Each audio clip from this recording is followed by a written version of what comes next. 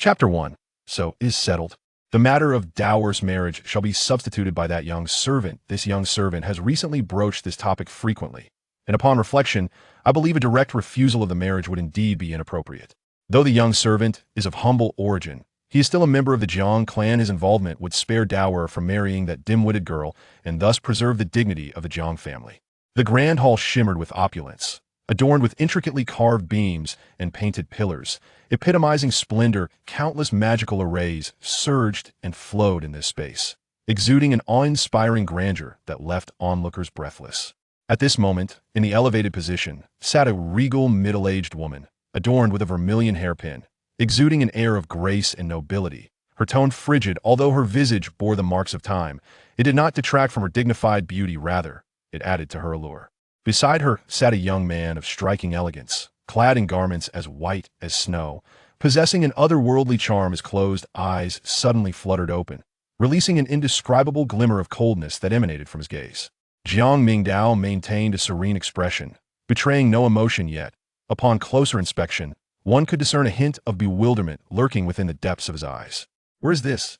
A torrent of memories swirled in his mind, and after a considerable time, Jiang Mingdao regained his composure. "Dower, are you well? You seem somewhat distracted," the graceful woman inquired with genuine concern, her refined features bearing a striking resemblance to Jiang Mingdao, her worry evident. Jiang Mingdao quelled the chaos in his mind and replied softly, "Thank you for your concern. Mother, I am quite well, is likely just fatigue from my recent training." Ji Bingyun spoke gently. "While cultivation is important, you must also attend to your health. I am aware of the immense pressure you bear as the pillar of the current Jiang clan, while striving not to fall behind. Your well-being must take precedence." Indeed, Jiang Mingdao inclined his head slightly. In those brief moments, he had integrated the memories within his mind and understood his current identity. "My name is Jiang Mingdao. I am the heir of the Changshan Xinzu, the Jiang clan, born into nobility and of high status. This is a world of profound martial arts and mysticism. Those of great power can scorch mountains and boil seas, wielding the sun and moon. His identity is extraordinary, hailing from one of the most formidable lineages in this realm. Changshan Xinzu, the Jiang clan. They inherit the ancient path of immortals, their lineage flourishing, a veritable imperial clan amidst the ancient heavens and earth. Jiang Mingdao is the divine child of the Jiang clan. On the day of his birth, the skies above the Jiang clan were filled with divine radiance, and 9 lotus blossoms bloomed beneath the heavens, heralding his arrival. A millennia-old ancient tree in the clan's sacred grounds burst forth with vitality, sprouting buds that coalesced into a Tao fruit, infusing pure primal energy into his being. In the ancient domain of the Jiang clan, celestial sounds resonated, echoing for 3 days, leaving countless individuals in awe.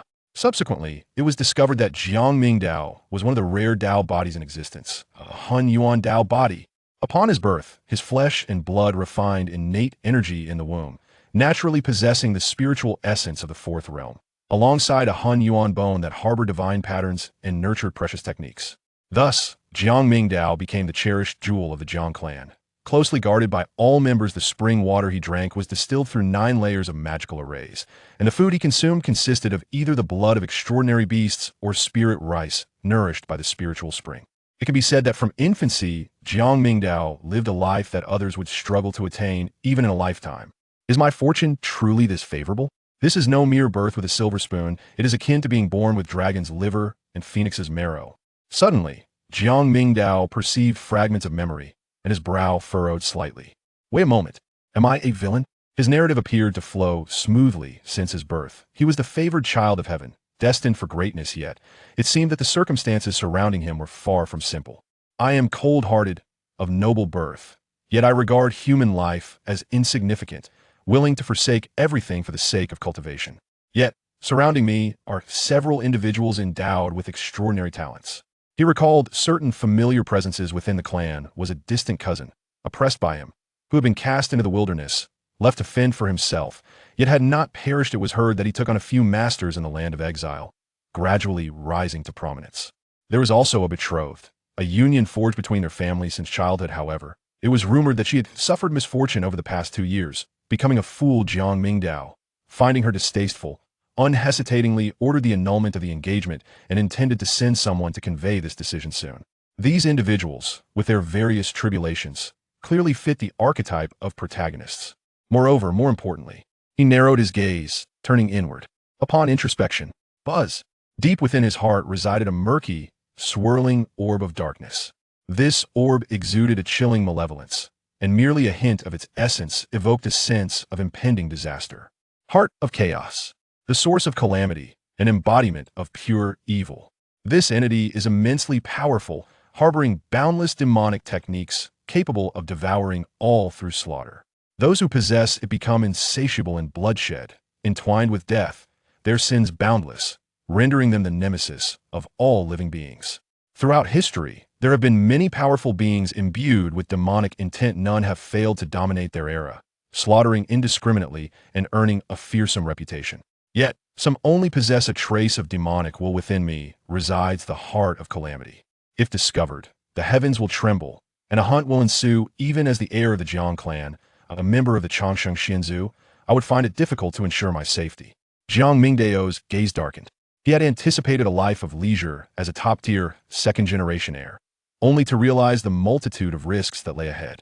Having been exposed to such narratives in his past life, he was acutely aware of the challenges that came with the identity of a villain. The incessant presence of protagonists posed a formidable dilemma. At that moment, footsteps echoed throughout the grand hall. A figure entered, head bowed. "Greetings, Lady Mother, you summoned me." The voice of the young man resonated. Jiang Mingdao's thoughts abruptly coalesced, and he directed his gaze downward. A glance revealed a resolute young man. Bowing respectfully, he possessed a handsome visage and an elegant demeanor, though his cultivation was exceedingly weak. This individual was a distant branch of the Jiang clan, of lowly status. Although he bore the Jiang bloodline, he was not of legitimate lineage. His father, a member of a collateral branch, had exploited the Jiang name to wreak havoc in the mortal realm, ultimately leading to his downfall at the hands of the Jiang clan. Jiang Han, being too young and orphaned at the time, was taken in by the Jiang clan. Though he was merely a mortal with poor aptitude, regarded as a laughingstock within the clan, and looked down upon by all. "Jiang Han, you have been summoned concerning the marriage with the Liu family. Since you are willing to substitute for dower, you shall fulfill the engagement." Ji Binjian's voice was cold and devoid of compassion. Jiang Mingdao's mind raced as he grasped the details of the day's events. The Liu family, also an ancient clan, had long since fallen from grace. A venerable ancestor of the Jiang clan had forged a close bond with the Liu family's patriarch before Jiang Mingdao's birth. A pact had been established between the two clans. Should a male offspring be born, they would be sworn brothers. If a female, they would be wed. As fate would have it, this generation produced one of each, Jiang Mingdao and the daughter of the Liu family's heir, now known as Liu Linghuang. At the time the engagement was formed, neither Jiang Mingdao nor Liu Linghuang had yet been born. While the Liu family had motives to ascend, the strong bond between the two ancestors had prevented any objections. However, the circumstances now diverged. First, Jiang Mingdao was born as a Dao body and had gradually revealed his remarkable talents, now recognized as a true divine child, an unparalleled genius. In contrast, Liu Linghuang appeared rather ordinary, devoid of any extraordinary traits or talents to compound matters. She had vanished 6 years prior, only to return last year as a mute, lost in a stupor. Such a union was wholly unacceptable to the Jiang clan. Hence, Ji Bingyun had initially intended to annul the engagement, yet Jiang Han had persistently appeared, proposing to take Jiang Mingdao's place in fulfilling the ancestral duty. After several encounters, Ji Bingyun had come to consider his suggestion. This choice was, without question, logical. One was a natural Dao body from the Jiang clan, destined for greatness. The other, a simpleton from the Liu family, whose disappearance remained shrouded in mystery, leaving doubts about her purity. How could they possibly be matched? In the moments prior to his awakening, Jiang Mingdao had already consented to allow someone to take his place. But now, Jiang Mingdao's gaze remained indifferent as he regarded the bowing figure below.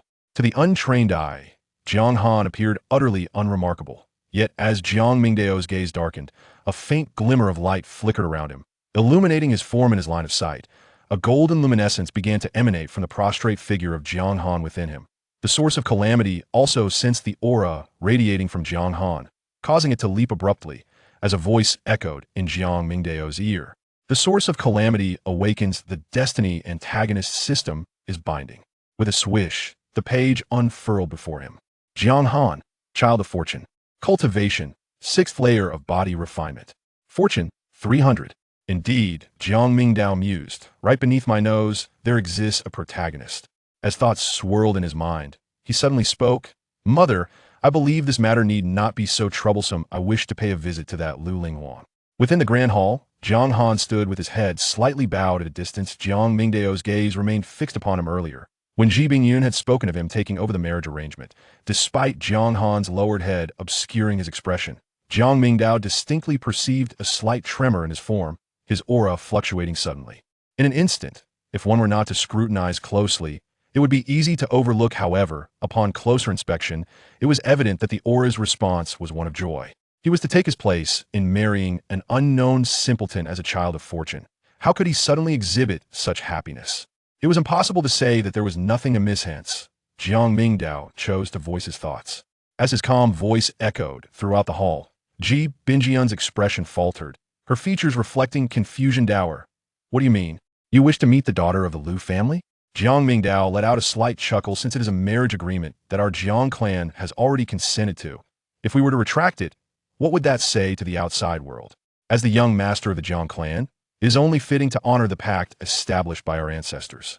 But Ji Bingyun was unwilling. Her son was exceptionally gifted, with the potential to become a great emperor. What sort of woman could he not find? Why must he marry such a girl? Jiang Mingdao's tone remained tranquil. Mother, allow me to handle this matter regardless.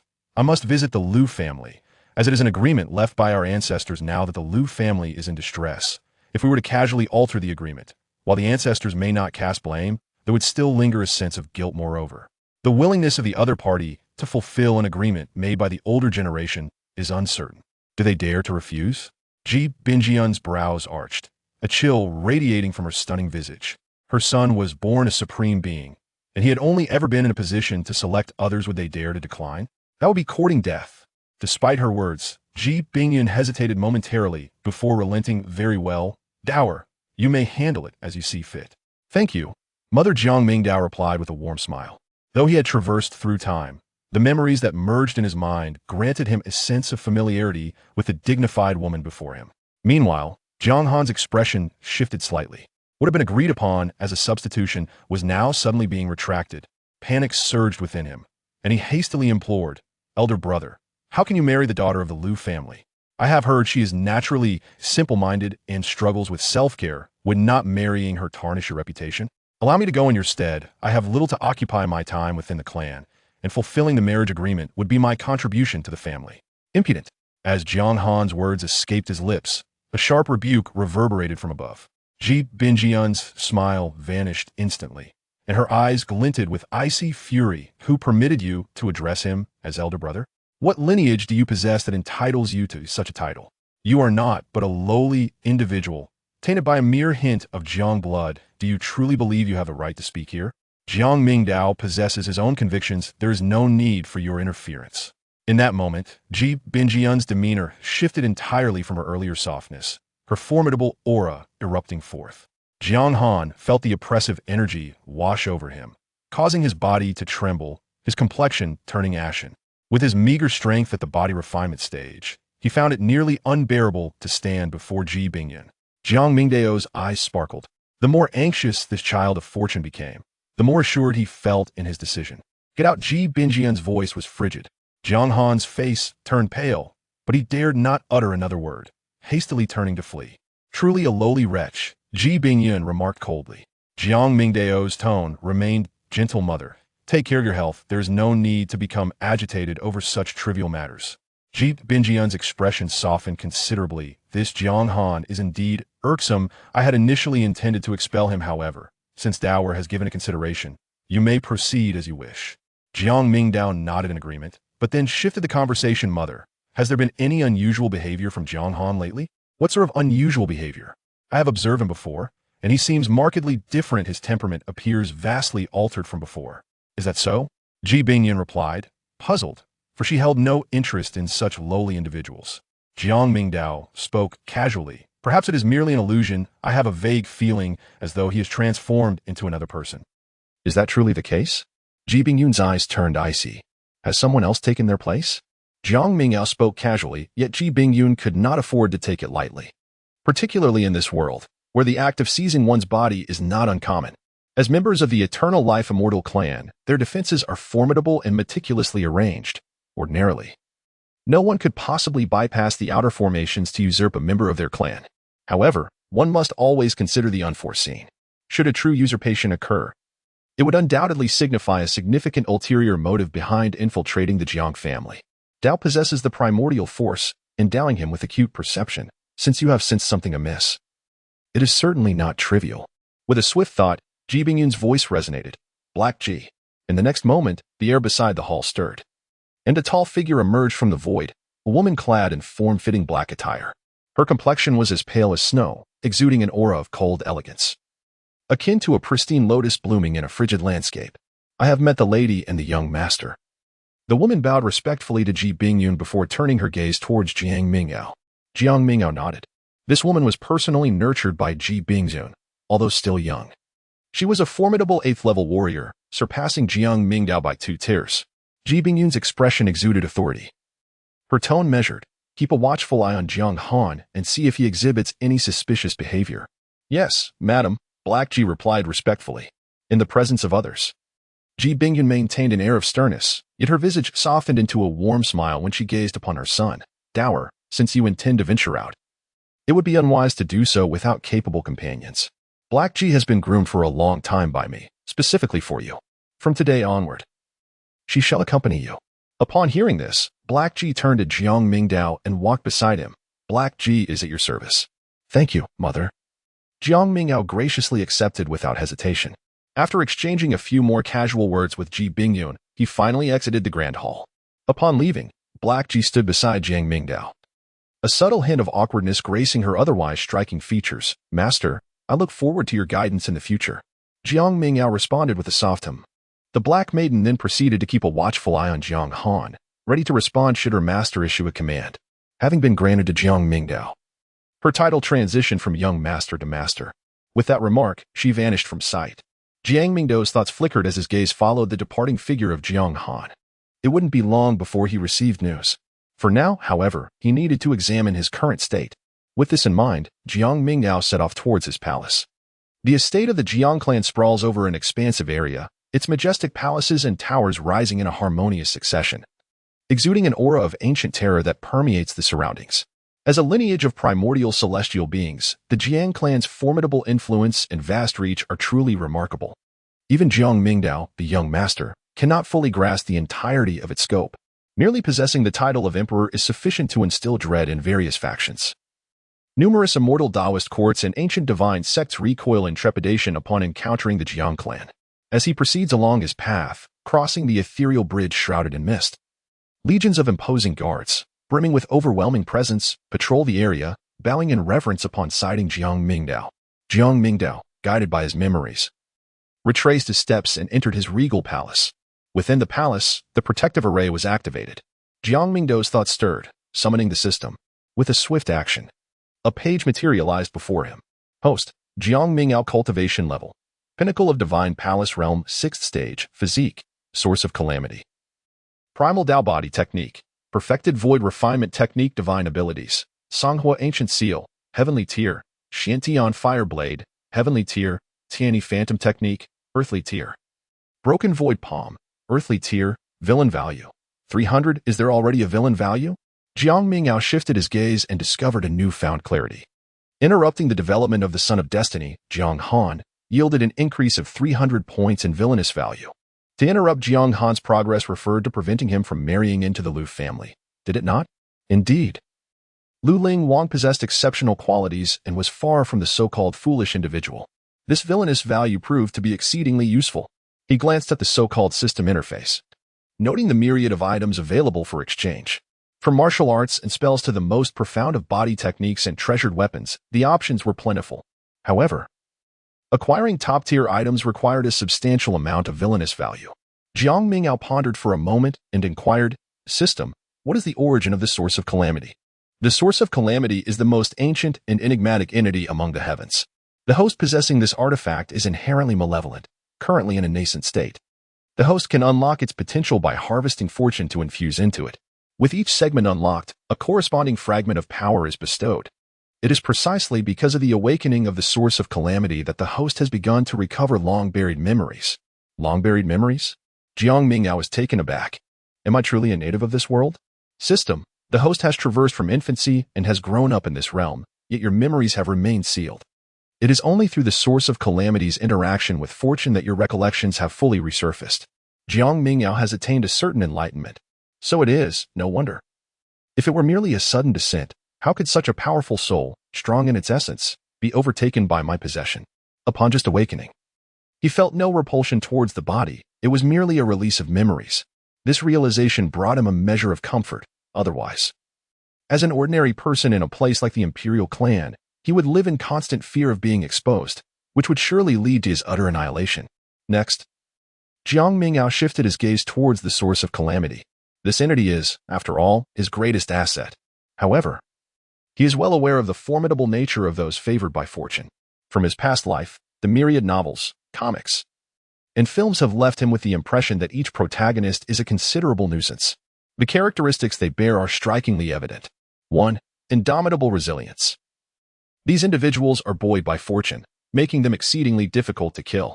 Their hidden tactics are numerous, and even with absolute certainty in delivering a fatal blow, there remains the risk that they may narrowly escape death, emerging even more formidable. 2. Unparalleled opportunities. A favored child of destiny can stumble upon ancient treasures merely by wandering through a market stall. While the narrative may seem cliché, it remains infallibly effective.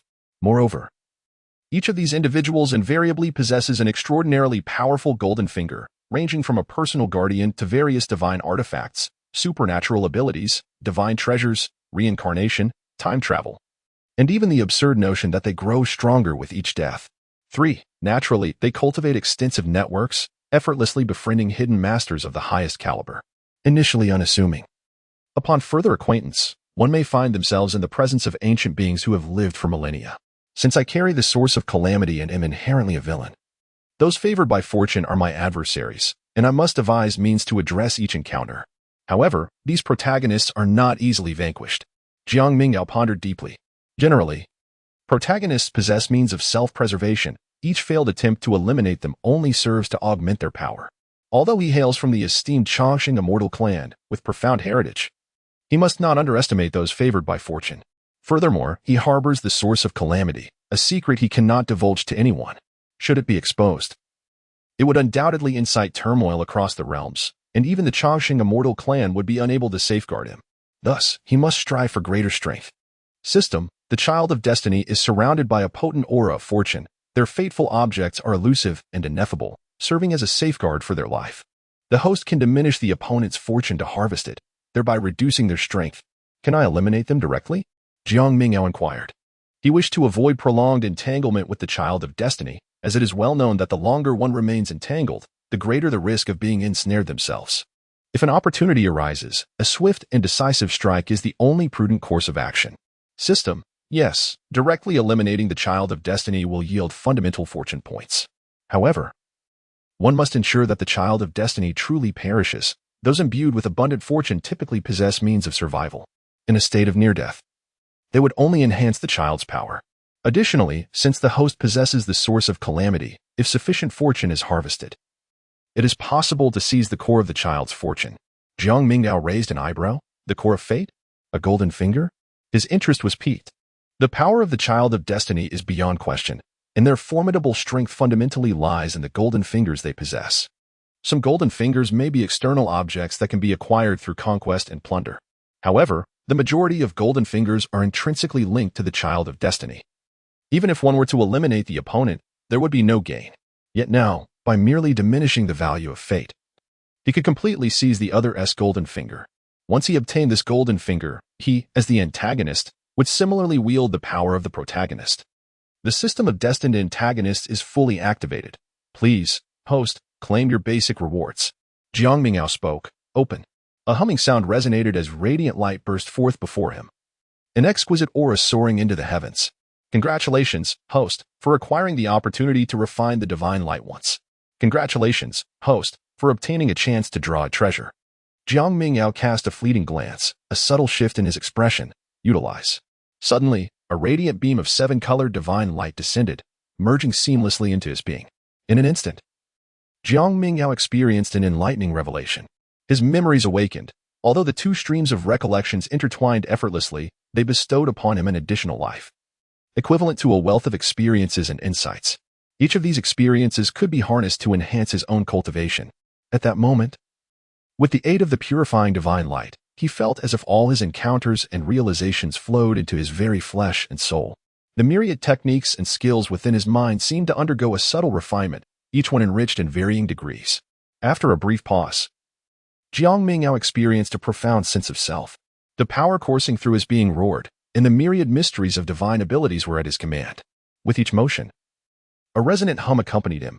His every breath seemed to inhale and exhale clouds and mist, as the surrounding spiritual essence quivered, rushing towards him and flooding into his body. In this moment, he felt the enhancement of his strength and the fortitude of his physique. Jiang Mingdao then turned to another direction. Are there still chances for a lottery? I wonder what splendid items could be obtained. He commenced the drawing. Before his eyes, a myriad of luminous colors whirled, white, blue, purple, and jade-like gold. Among these were ethereal images of ancient tomes and divine weapons, all varying in appearance. After a brief moment, the radiance gradually diminished, ultimately settling upon the ethereal image of an ancient scroll, its hue resembling that of jade.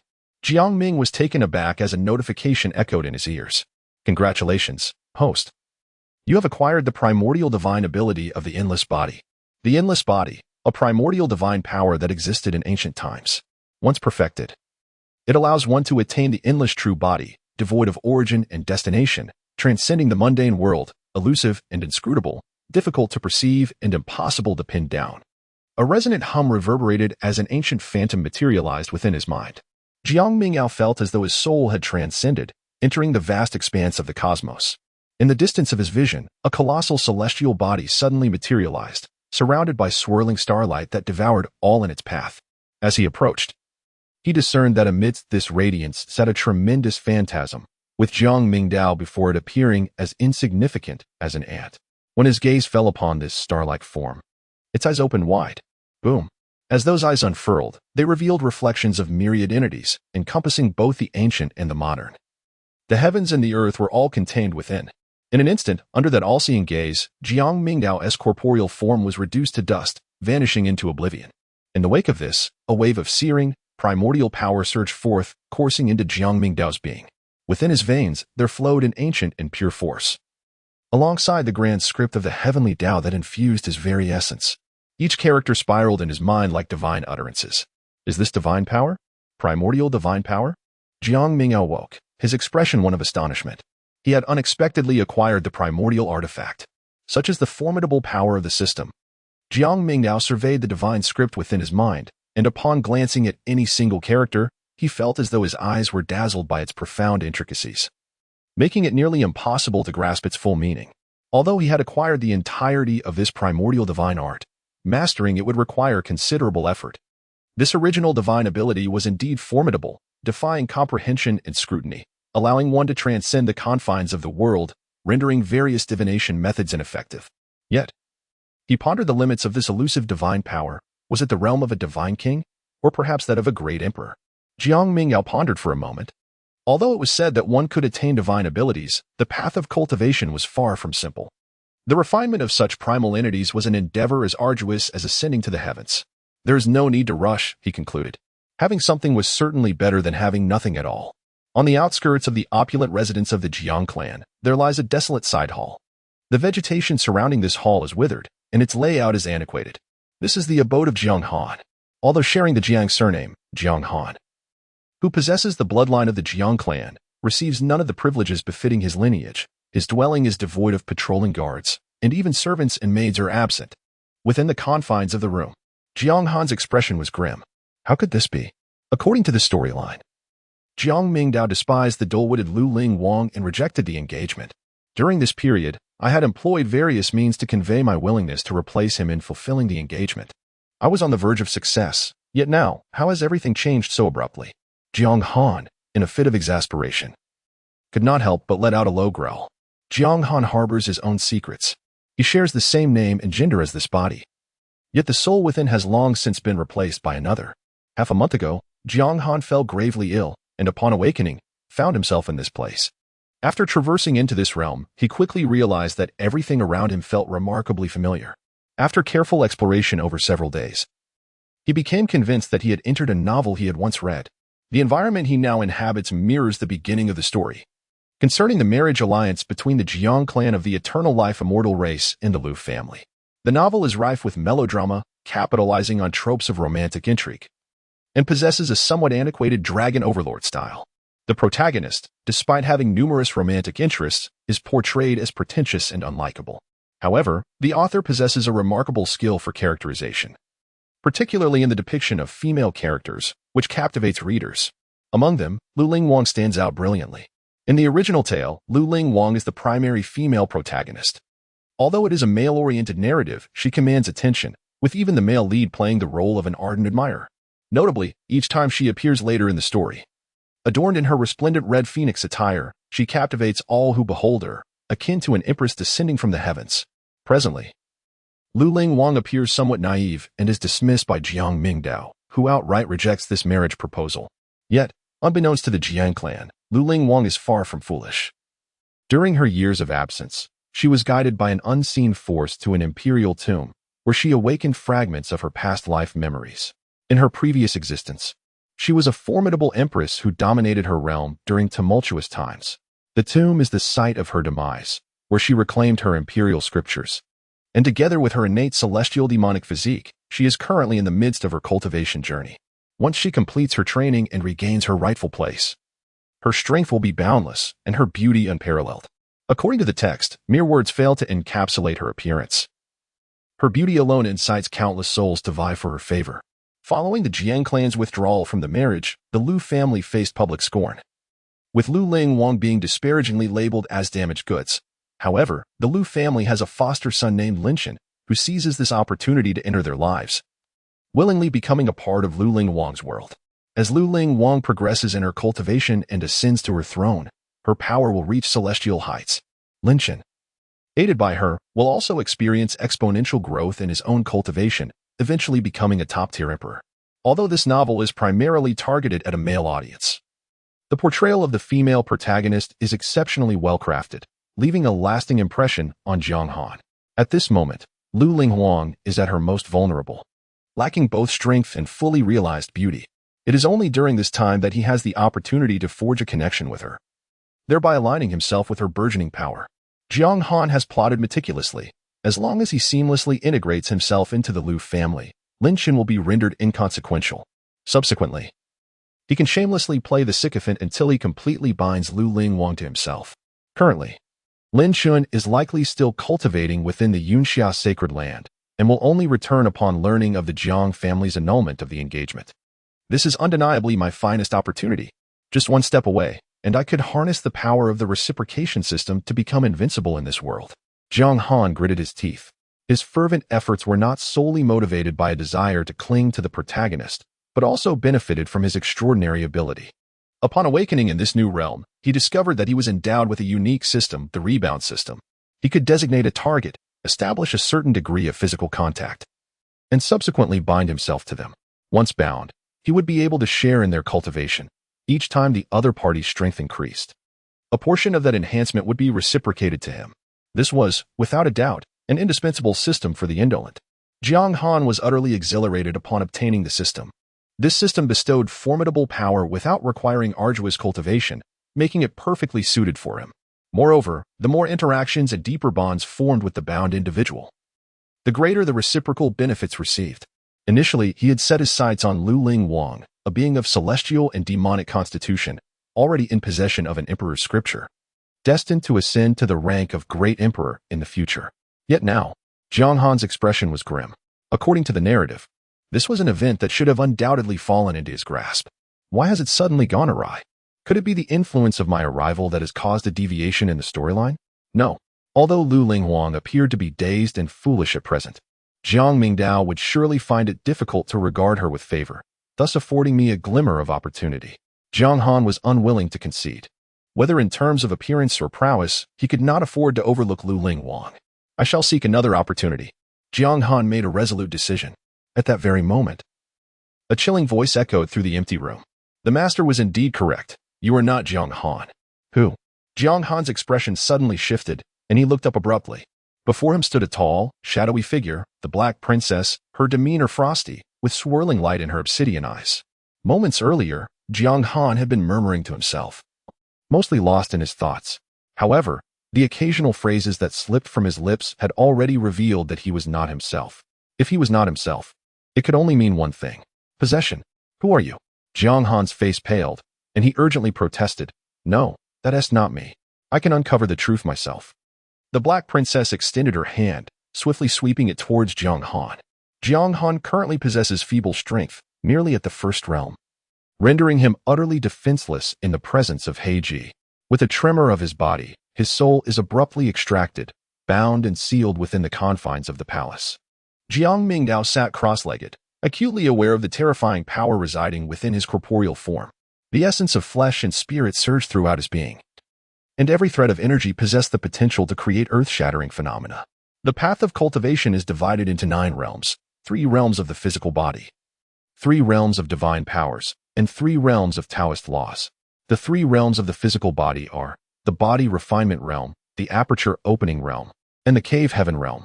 The 3 realms of divine essence are the spirit repository realm, the fire ignition realm, and the divine mansion realm. The 3 realms of Taoist laws are the Taoist patterns realm, the Taoist laws realm, and the Taoist body realm. Beyond these is the monarch realm. At present, I reside within the perfected divine mansion realm of the 3 realms of divine essence. The essence of the divine mansion realm lies in transforming oneself into a mansion, opening palaces and residences, and filling these abodes with spiritual essence, vital energy, and divine powers. My realm is already complete. The reason I have yet to break through is that I am deliberately suppressing my advancement to lay a solid foundation for the 3 realms of Taoist laws. His thoughts flowed like a river. Only by entering the realm of Taoist laws sooner could he cultivate the imperial classics of the Jiang clan, thus establishing a foundation for the path of the emperor. At this moment, Jiang Mingdao suddenly raised an eyebrow. He detected that the child of destiny, Jiang Han, had uncovered a secret due to the host's reminder, resulting in a soul confinement and a loss of 100 fortune points, while the host's villain points increased by 500. Just as this notification faded, a crisp and cold female voice echoed from outside the door. Master, he beckoned. Haika, come in. Jiang Mingdao lifted his gaze, as the radiant light on the jade floor beneath him shimmered, revealing the array that enveloped the area, dissolving like water. Haika had already entered the palace, slightly bowing in a gesture of respect, her ample bosom gently rising with the motion. Master, Jiang Han indeed has issues. He murmurs incoherently, uttering words that are incomprehensible to me. He must have been possessed by someone. Is that so? Jiang Mingdao's expression remained as calm as a tranquil lake. As he glanced toward her side, Haika held Jiang Han's physical form and cast it onto the jade floor, her delicate hand effortlessly opening to reveal a blurred essence of soul coalescing into form. Jiang Han's soul was translucent, his complexion pale. Brother, what are you going to do? As he opened his eyes, he beheld Jiang Mingdao, clad in garments as white as snow, standing before him. Jiang Mingdao possessed a striking visage, inherently extraordinary at this moment. His eyes reflected a subtle, indifferent expression as they rested upon him. Merely encountering that gaze sent a chill coursing down Jiang Han's spine, making him feel as though he were being scrutinized by a terrifying entity. In a flustered manner, he stammered, Brother, if you seek me, you could simply send someone to summon me. Why have you brought me here? Jiang Han's words faltered. Jiang Mingdao, standing resolutely ahead, appraised him with an air of detachment. You are not Jiang Han. Your soul has been replaced by another. Who exactly are you? At these words, Jiang Han's heart skipped a beat, and his scalp tingled with dread. Had he been discovered? It seemed impossible. Jiang Han's voice trembled with panic. Elder brother, what are you saying? I am indeed Jiang Han, and I have not been possessed. If you doubt me, you may employ a secret technique to ascertain the truth. My soul remains unchanged. His voice grew hoarse. Though he had traversed into this realm through possession, a system had mended his essence. Thus, even under scrutiny, there would be no discrepancies. Otherwise, in a place like the Jiang clan, teeming with formidable beings, a mere glance would reveal the flaws of a soul that had been seized. Jiang Mingdao's expression remained unchanged as he spoke in a calm tone. From the perspective of the divine soul, it is indeed challenging to discern any flaws. However, I do not wish to squander my time on you. Whether you have usurped another's body can be ascertained through a direct search of memories. With that, he extended his hand. A hum resonated as a brilliant vortex of golden light manifested behind him, countless intricate patterns emerging within it, exuding an overwhelming aura. What? You? Jiang Han's expression dramatically shifted. He intends to explore the depths of his own memory. He harbored a desire to resist, yet with his current strength, he possessed no chance whatsoever. Suddenly, he felt a large hand enveloping his head, and in an instant, an overwhelming pain surged forth. Jiang Han let out a piercing scream, his soul feeling as though it were being torn apart. The methods employed to probe his memories were exceedingly brutal. As a mere cultivator at the body refinement stage, his soul had yet to be tempered and was thus ill-equipped to withstand such torment. He felt as if his body were twisted into a pretzel, his head forcibly wrenched away, subjected to the whims of another. Jiang Mingdao sifted through his memories, his gaze shimmering with intensity. In a brief moment, he reached a conclusion. You are indeed not Jiang Han. What more is there to discuss? Jiang Mingdao's tone was frigid as he looked down upon him. Jiang Han's spirit has become exceedingly faint, and his already fragile soul struggles to withstand such a brutal incantation. No, I refuse to accept this. I am the protagonist. I cannot perish here. Jiang Han's face contorted in anguish. Even in such dire circumstances, he refused to await his fate. With a fierce display of aggression, he seemed poised to launch himself at Jiang Mingdao. Jiang Mingdao struck out casually, and his struggles abruptly ceased. His already fragile spirit shattered in an instant, dissipating into wisps of ethereal smoke in this very place. Even in death, his corporeal form remained bewildered, resentful, and furious. He had possessed boundless potential, and this world ought to have bowed before him. Yet now, before he had even begun, he met such a tragic end. Beside him, the enchanting visage of Heiji revealed a flicker of astonishment in her gaze. Such formidable strength possessed by her master? Though she had long been aware of his extraordinary nature, born with a Tao body. He was a prodigy seldom seen in the Jiang clan for millennia. She had not anticipated this given his relatively brief cultivation time. Heiji was a formidable being at the 8th realm of Tao law, surpassing Jiang Mingdao by 2 levels, and was expected to completely dominate him. However, merely sensing the aura emanating from Jiang Mingdao's earlier strike, she realized that he was indeed worthy of his innate Tao body. His profound foundation could not solely be delineated by realm. The refinement of divine light had heightened her perception and understanding, making the application of techniques feel distinctly different. Jiang Mingdao murmured softly, his eyes shimmering with light as the memories of Jiang Han flashed before him. So it is, a traveler from another realm, a narrative unfolding.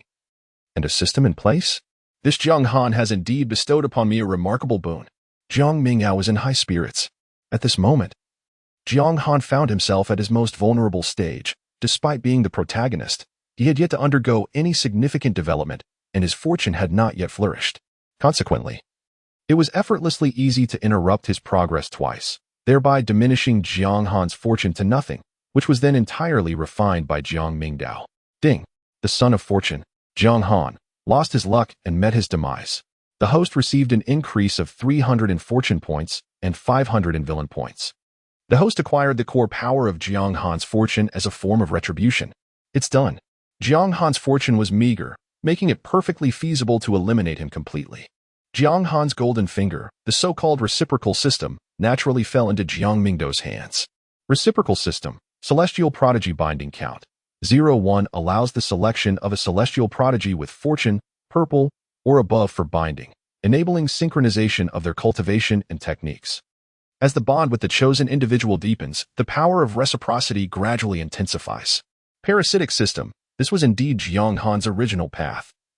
But he unfortunately did not have the opportunity to develop it.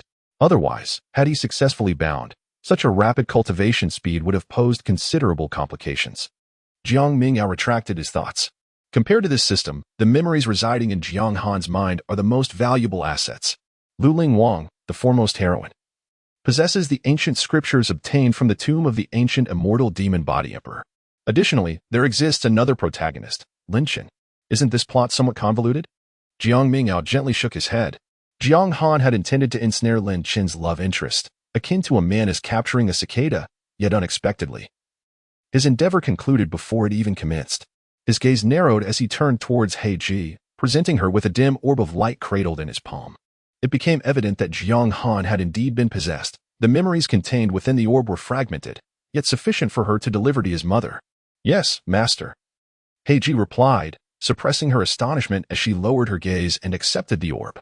Although Jiang Han was merely a being of lowly status, the blood of the Jiang clan still held significance, prompting Jiang Mingdao to provide an explanation to others.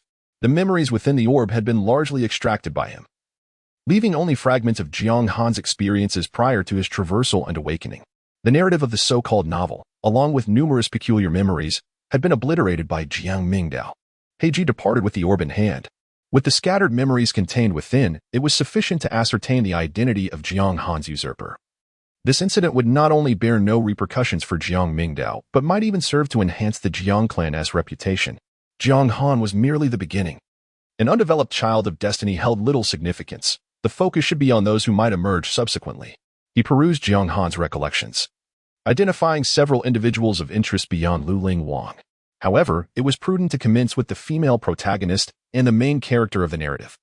The events surrounding Jiang Han swiftly circulated within the Jiang clan, though he was of a lesser branch of the Jiang bloodline. His demise and the circumstances of his possession ignited considerable discourse. The Jiang clan has remained vigilant for several consecutive days. The death of Jiang Han is of little consequence. However, the individual capable of seizing his body must harbor grand ambitions, prompting the Jiang clan's defenses to become increasingly formidable. Meanwhile, in the palace, Jiang Mingdao began to utilize the antagonist value. On the system interface, in addition to showcasing Jiang Mingdao's own prowess, there is a detailed elaboration.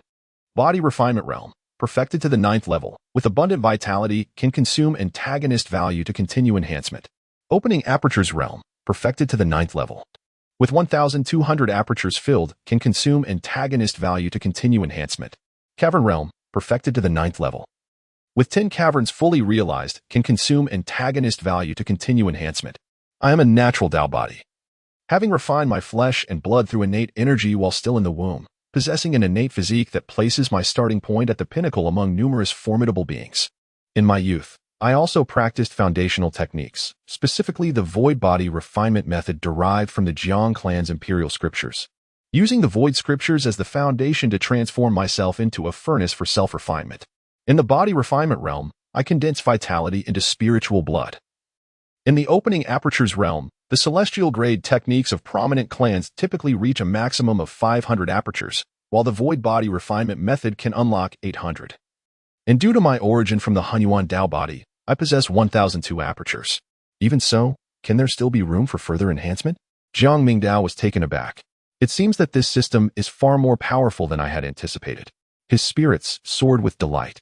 The ancestral scripture of the Jiang clan, known as the Void Sutra, is an unparalleled doctrine, a supreme imperial scripture that encompasses the 7 great paths. To comprehend even a fragment of it offers a chance to attain enlightenment and ascend to imperial status, igniting envy and desire among countless sections. However, despite its imperial nature, the scripture is not omnipotent. The Void Sutra is renowned for its Taoist techniques, and only after mastering the realm of Tao can one truly harness its profound powers. In terms of body refinement, it is, indeed, not the pinnacle. Now, with the assistance of the system at hand, it is indeed a fortuitous opportunity. Let me explore how to enhance my abilities. With a mere thought, he begins from the body refinement realm. The methods of enhancement, varying according to the consumption of antagonist points, are classified into 3 tiers. Fortunately, the initial tier requires a modest amount of antagonist points. Upon confirming his choice, Jiang Mingdao found himself depleting 1,000 points of villainous value. In that instant, a transformation swept over his body. As the villainous value diminished, he felt a sudden surge of searing energy coursing through his limbs and bones. Intricate images began to materialize in his mind, revealing a multitude of ancient scenes. The sound of blood and chi surged like a great river beside him, resonating with a deep, thunderous roar. Upon closer inspection, Jiang Mingdao's entire meridian system appeared almost translucent, with countless streams of blood coursing swiftly within. The crimson essence surged through the channels like a mighty river. It was uncertain how long this flow had persisted. Suddenly, a thunderous explosion resonated within the palace. Jiang Mingdao's internal vital energy surged to its zenith, becoming utterly uncontrollable. A surge of crimson, tinged with a subtle golden hue, erupted skyward. The array of magical formations surrounding his palace was shattered in an instant. Boom! Jiang Mingdao's body trembled violently, as he felt a blood vessel along his spine being unblocked. Simultaneously, the primordial Tao body radiated with brilliance, shimmering with flowing light, suggesting an imminent awakening. Within the unblocked blood vessel, his vital essence surged, manifesting as a resplendent golden radiance imbued with the essence of the primordial. A series of golden patterns emerged upon Jiang Mingdao's exterior, accompanied by an overwhelming aura of power surrounding him. Has the primordial vital essence ascended once more?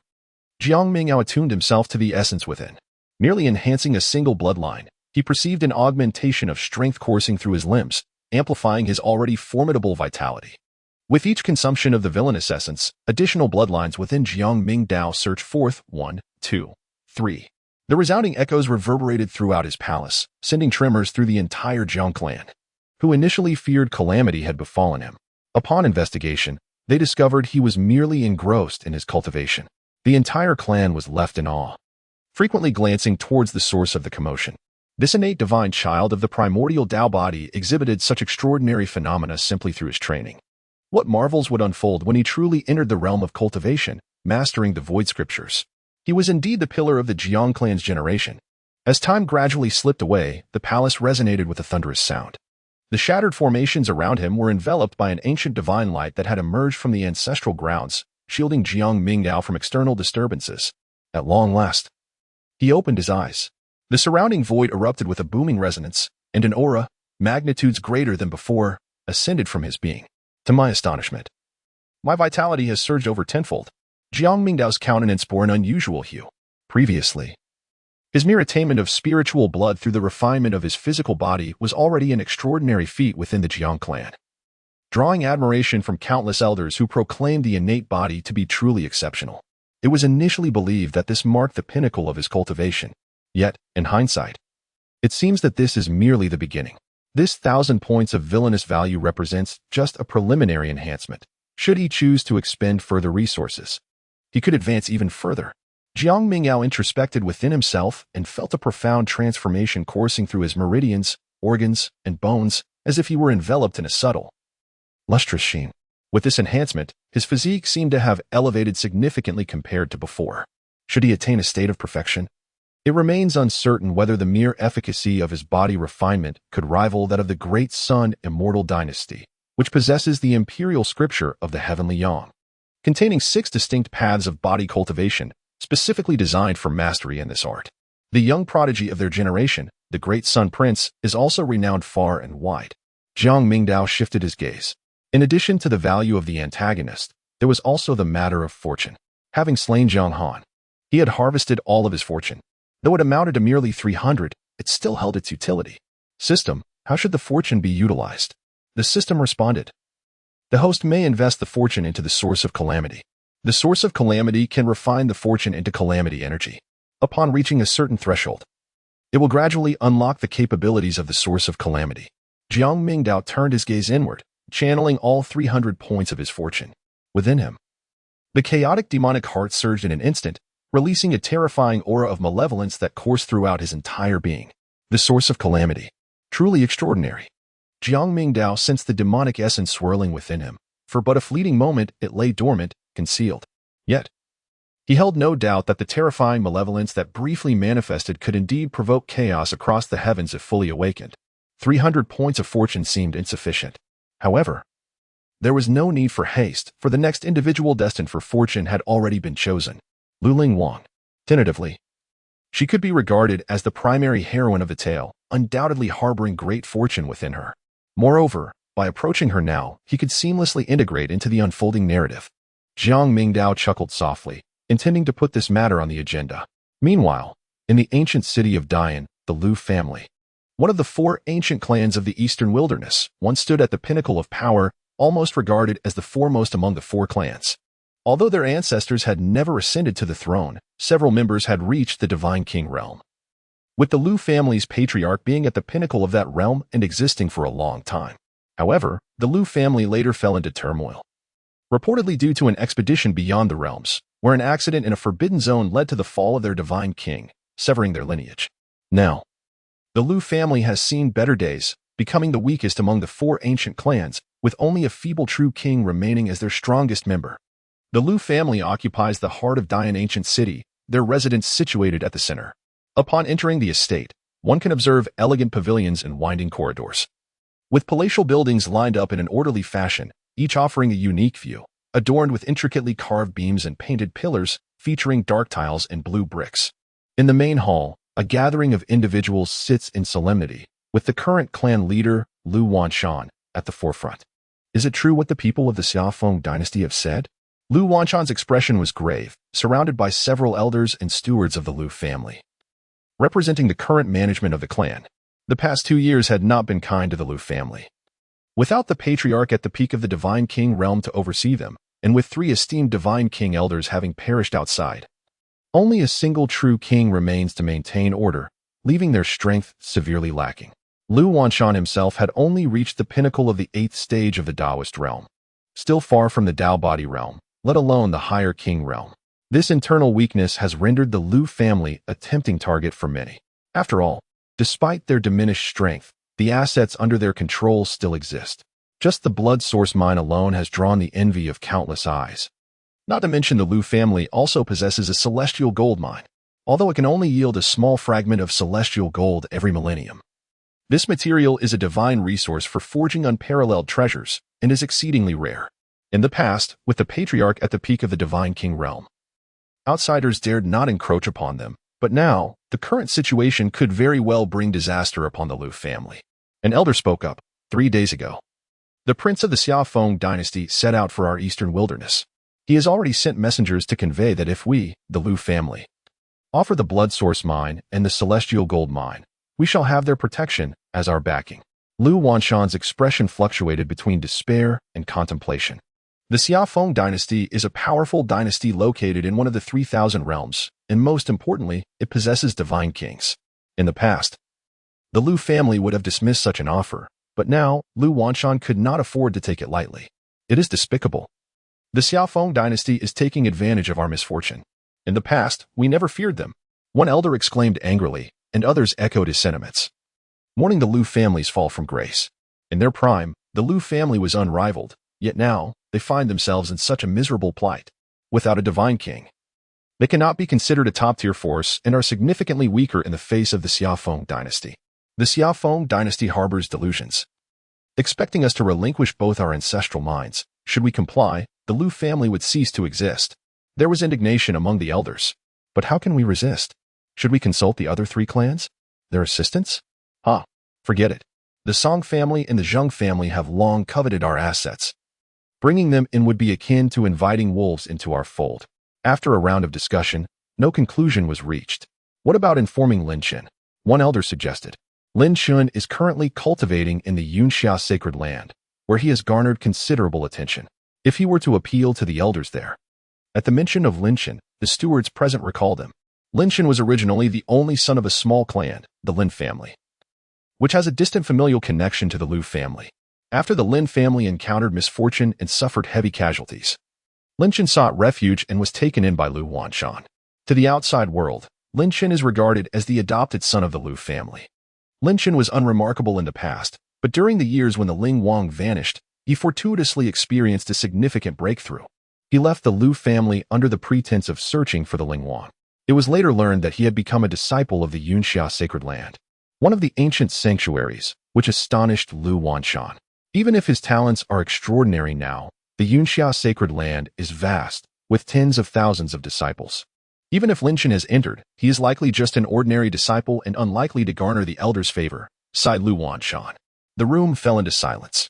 After much contemplation, it seemed there was no one who could provide protection for the current Lu family. At this moment, an elder hesitated before inquiring, what about asking the Jiang clan? Which Jiang clan? The others were initially taken aback, but then a realization struck, and their expressions changed. Are you referring to that one? The hall was instantly engulfed in a profound silence, with fear etched upon every face. The Chongqing celestial clan. Merely mentioning their name sent shivers through their hearts, making them hesitant to speak. The elder continued, in the past, our patriarch had a close relationship with an elder from the Jiang clan, and there was a marriage alliance between the 2 families. Perhaps they might recall old ties. The eyes of the gathered individuals flickered with uncertainty as they fell silent. Looking towards Lu Wanshan, this matter ultimately hinged on his decision, especially since the betrothed was his own daughter. The hall remained shrouded in silence, and Lu Wanshan's expression grew uneasy. He was well aware of the familial engagement, particularly as it concerned his only daughter. However, given the circumstances surrounding the Ling Wang, it was likely that the Jiang clan no longer acknowledged it. With a sigh, Lu Wanshan admitted, I considered this notion not long ago and sent someone to inquire with the Jiang clan. However, the result was that I did not even get to meet the Jiang clan's divine son. He felt a sense of embarrassment discussing the matter, as it seemed the Liu family was merely seeking to cling to a powerful ally, bordering on the semblance of offering up his daughter. What a pity, several elders lamented. Is there still no conclusion regarding the nature of the young lady's affliction? One elder asked. Lu Wanshan shook his head. The seventh elder has already examined her, but he only stated that her soul was injured and could not discern anything further. The seventh elder is the only remaining quasi-divine king within the Liu family. If even he could not ascertain the cause, then there seemed to be no remedy available. What a pity indeed. The crowd could only murmur a few words, not daring to speak further. The meeting in the grand hall continued until noon. At midday, the assembly dispersed. Lu Wanshan stepped out of the hall and made his way toward a small courtyard nearby, his expression grave. Despite hours of deliberation, no useful conclusions had been reached. After all, the current state of the Liu family was beyond resolution through mere discussion. He walked along the corridor and paused before a modest courtyard. Soft laughter drifted from within. Raising his gaze, Lu Wanshan took in the tranquil elegance of the scene, a wooden pavilion nestled beside a serene pond, its banks adorned with meticulously tended flowers and plants. At the water's edge sat a solitary figure. At first glance, the sight stole one's breath away. The shimmering lake reflected the light, its ripples clear and gentle. The young woman by the pond wore a crimson dress, her skin as pure as snow, her eyes deep as autumn waters, her raven hair cascading like a waterfall. Her slender form resembled an untainted lotus, ethereal and breathtaking. Yet her demeanor was cold and distant, her gaze fixed absently upon the water's surface as if lost in the undulating waves. Even in silence, her beauty was beyond description. Lu Wanshan's arrival caught the attention of two maidservants nearby. Greetings, master, they curtsied in unison. These attendants had grown up within the household, their loyalty unwavering, handpicked by Lu Wanshan himself to serve his daughter. Forcing a faint smile, he called softly from outside the courtyard, I came to see Ling Wang. How has your day been, Ling Wang? Yet his daughter remained unresponsive, her gaze still fixed upon the water, silent and unmoving. One of the maids stepped forward and whispered. The young mistress ate her meal and rested at noon. The weather was fine, so we brought her outside for some fresh air. Sunlight is good for her health. Lu Wanshan asked a few more questions, but when his daughter showed no inclination to even glance his way, he sighed deeply. After reminding the maids to take care of her, he turned and left. In the courtyard, the woman lifted her face slightly, her eyes as deep and unfathomable as still waters, gazing vacantly at the sky above without a word. The young mistress's marriage, it will surely be a headache. The clan hasn't been faring well lately, murmured one of the maids in hushed conversation. Hearing this, Ling Wang remained silent, though a faint glimmer of moisture flickered in her eyes. Marriage? Hers? A trace of confusion crossed her gaze. Had such a thing ever existed? Ling Wang had spent 5 years in the emperor's tomb, isolated and alone. After inheriting fragments of her past life's memories, her mind had gradually grown muddled, the merging of two identities leaving her thoughts tangled and inexpressible. And then, she had obtained the slaughtering immortal scripture from the tomb. With her cultivation, she had begun severing her emotions one by one, her passions and desires fading into indifference. Everyone she met now felt like a stranger. Occasionally, she still drifted into states of bewilderment, her entire being like a puppet on strings, utterly detached from the mortal world. Ling Wang had long grown accustomed to it. There had been talk of a betrothal, hadn't there? But it would never come to pass. She closed her eyes, letting the sunlight wash over her. No one would willingly marry her in her current state. This quiet solitude was for the best. Once her cultivation was complete, she would leave this place. The sunlight bathed her form as she leaned slightly to the side, resting her knee before her, exuding an air of cold solitude. Then, a deafening roar tore through the heavens. The clouds split apart, thunder shaking the skies. Amidst the dragon's cry, an immense white jade chariot shattered through the mountain of clouds. Pulling it were 9 azure dragons, each infused with true draconic blood, their colossal bodies stretching hundreds of feet. Their claws wreathed in emerald flames, their presence overwhelming. The sheer spectacle was enough to strike awe and terror into any who beheld it. Inside the chariot, Jiang Ming's expression remained serene. In Jiang Han's recollection, there were indeed some narrative developments. The first matter pertained to the tribulations faced by the Liu family, a prestigious ancient clan. After I severed the marital ties, they lost their final bastion, plunging into turmoil and internal strife, incurring considerable losses. However, This also provided an opportunity for Lin Shun to exploit the chaos, assisting the Liu family in stabilizing the situation, thereby seamlessly integrating himself into their ranks. While restoring order, he repeatedly vanquished external foes, all while concealing his identity, remaining unknown to others, thus embodying a subtle yet satisfying display of prowess. Liu Linghuang practiced an esoteric ancient scripture, one that renounced the 7 emotions and 6 desires. It is said that this scripture harbors 3 great paths, albeit limited in number, one of which is a celestial path. However, upon complete mastery, she herself would become as frigid as ice, devoid of any warmth of affection. Thus, Zhang Han felt an urgent need to establish his presence before her, serving as Lin Chen's stand-in until her cultivation reached completion. Only by leaving an indelible mark could he become the sole individual she might rely upon in her icy demeanor. This was the only means to restrain Liu Linghuang. Without it, anyone else would appear as mere dust in her eyes. Jiang Mingdao's thoughts flickered. Although Liu Linghuang was on the path to restoring the memories of an ancient emperor, her early recollections were shrouded in chaos, fraught with trials and tribulations. During this period, the Liu family was likely to face grave difficulties, leading to the disintegration of their clan.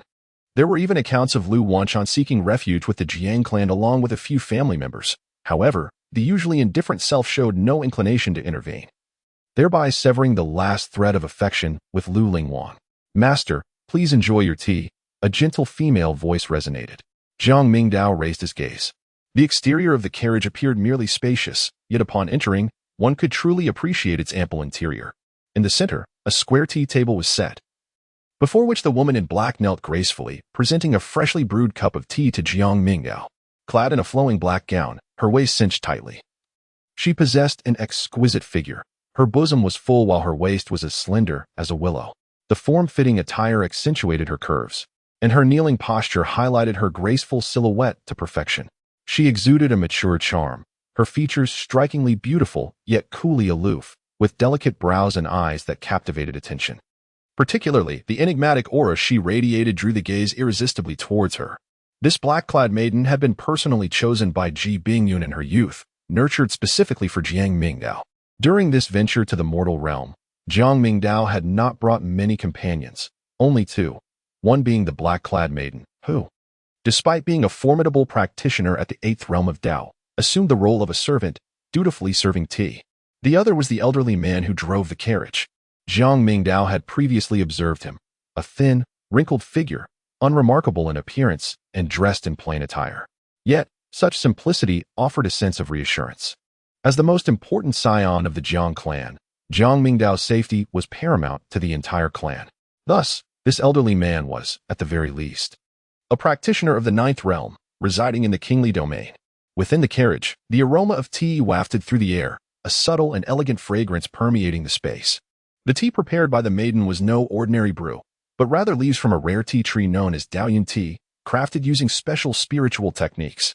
Within the entire Jiang clan, fewer than 10 individuals were privileged enough to partake in this tea. In the delicate celadon cup, the water shimmered, and faint traces of spiritual essence flowed within, evoking the ancient scenery of a meandering bamboo river, though it was but a fleeting vision. This tea carried an essence of Tao. Even a single sip would bestow immeasurable benefits to practitioners, especially for those at the 3rd realm of Tao. This stage marked their initial encounter with the essence of Tao. A single sip could not only lead to immediate enlightenment, but also accumulate Tao insights, proving invaluable for future cultivation. The black-clad maiden lowered her gaze slightly, sensing Jiang Mingdao's attention upon her. A hint of bashfulness colored her fair cheek, her hair slightly disheveled. Yet, she did not alter her posture, remaining obediently seated, graciously allowing Jiang Mingdao to observe her. Jiang Mingdao nodded slightly and took a sip. The fragrance of the tea spread across his palate, accompanied by a unique essence that flowed within him. It cleared his mind and refined his spirit, the profound charm of the Tao resonating deeply. This exquisite tea was indeed extraordinary. Jiang Mingdao suddenly inquired, "Heiji, how long have you been following your mother?" Heiji, kneeling before Jiang Mingdao, replied, "Since I was 4, I have been chosen by my mistress and have had the fortune to enter the Jiang clan, remaining by her side ever since." Jiang Mingdao was enlightened. The Jiang clan, known as the Immortal Lineage, governed one of the celestial domains, the Dongdian domain, and commanded countless beings and myriad tribes. There were indeed numerous clans that revered the Jiang clan, such as the Heiji. From where do you hail? From a small domain adjacent to the eastern wilderness, a lineage that has served the Jiang clan for generations. In this place? Jiang Mingdao raised an eyebrow. As fleeting memories danced in his mind, it seemed that there was a narrative entwined with Heiji. He inquired, "What was your original surname?" "My surname is Qin." "Qin He?" Upon hearing Jiang Mingdao's playful teasing, a hint of color blossomed on Heiji's otherwise composed face, her voice softening.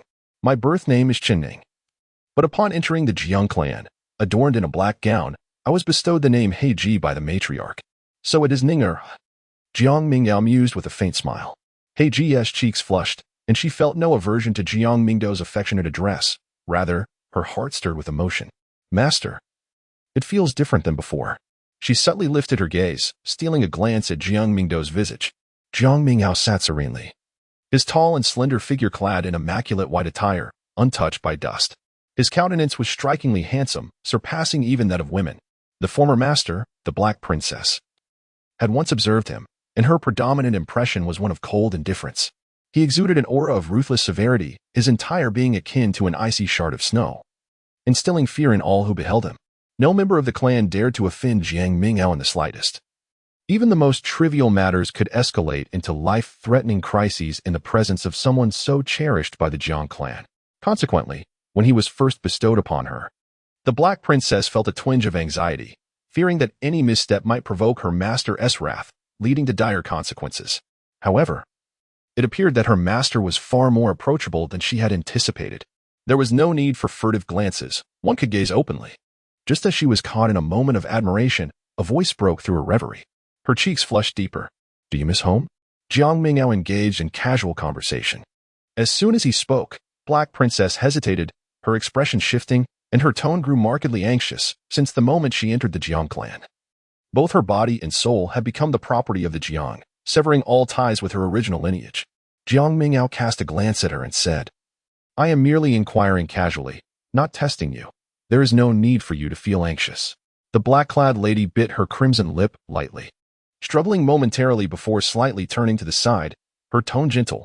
"Those who enter the Jiang clan have their souls branded with the mark of servitude, and any hint of treachery will lead to utter annihilation of both body and spirit." As she spoke, she delicately removed her black outer garment. Jiang Mingdao's gaze became fixed. Before him, a flash of pure white entered his view. The back of Black G was as smooth as jade, delicate and captivating, resembling a piece of exquisite gem. Yet upon this beautiful surface, a dark imprint unfurled. From the profile of Black G, one could perceive a wisp of misty radiance, her earlobes flushed with a gentle hue. As she softly spoke, "This is the mark of servitude, imprinted upon the soul, manifesting on the body in certain areas." Black G was fortunate, for the mark appeared on her back. Others bore it on their faces or arms, rendering it impossible to conceal. Although she was aware that her body was already bestowed upon Jiang Mingdao and belonged to him, the exposure of her unobserved back still filled Black G with a sense of shame, causing her voice to tremble slightly. Though she faced away, her posture was undeniably alluring, revealing the gentle curvature of her arms, slightly pressed together at the front. Jiang Mingdao's eyes gleamed with clarity as he suddenly extended his finger to touch her back, causing Heiji's delicate form to tremble once more. Yet, his expression bore no trace of desire. A luminous flow cascaded between his fingers, resonating with the slave mark upon her skin.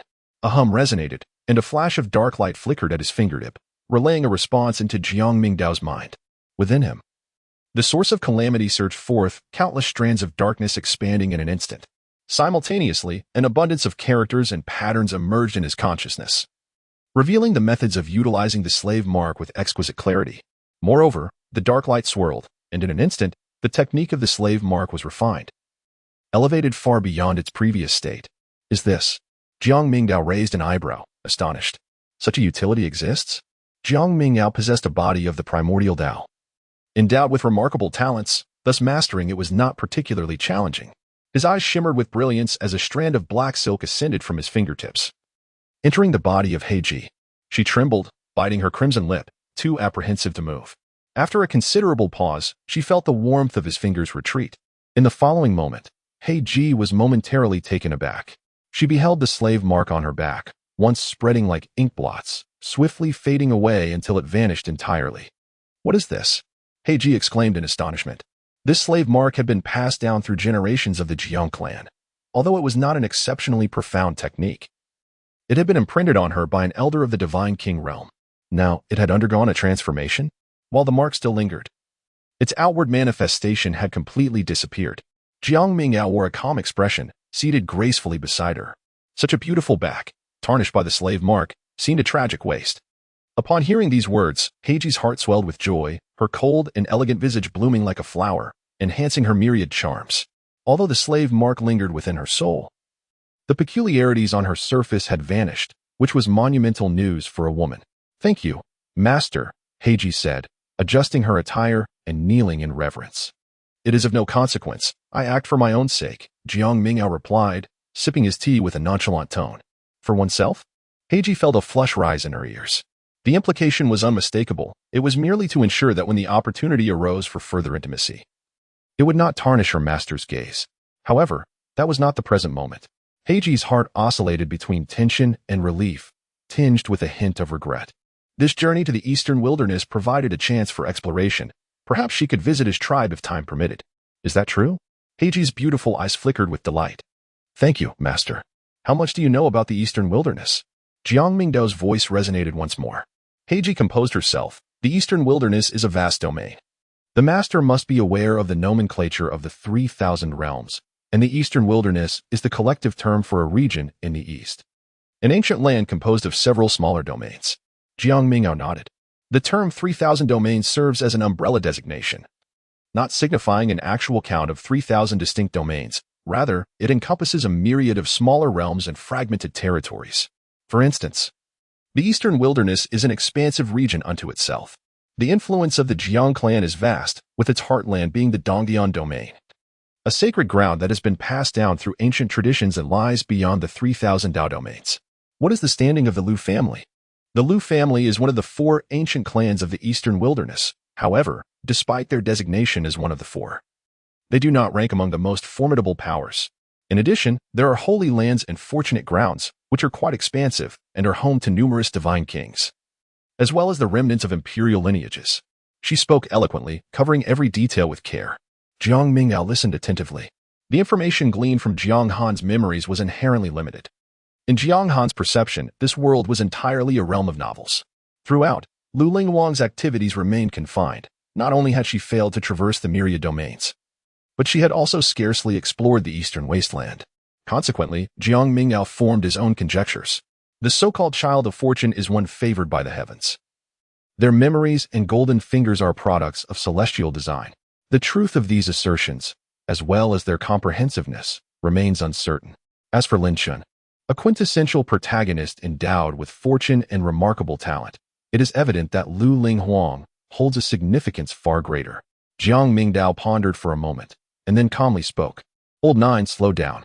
The elderly man, who had been driving the carriage with his eyes closed, opened them in surprise.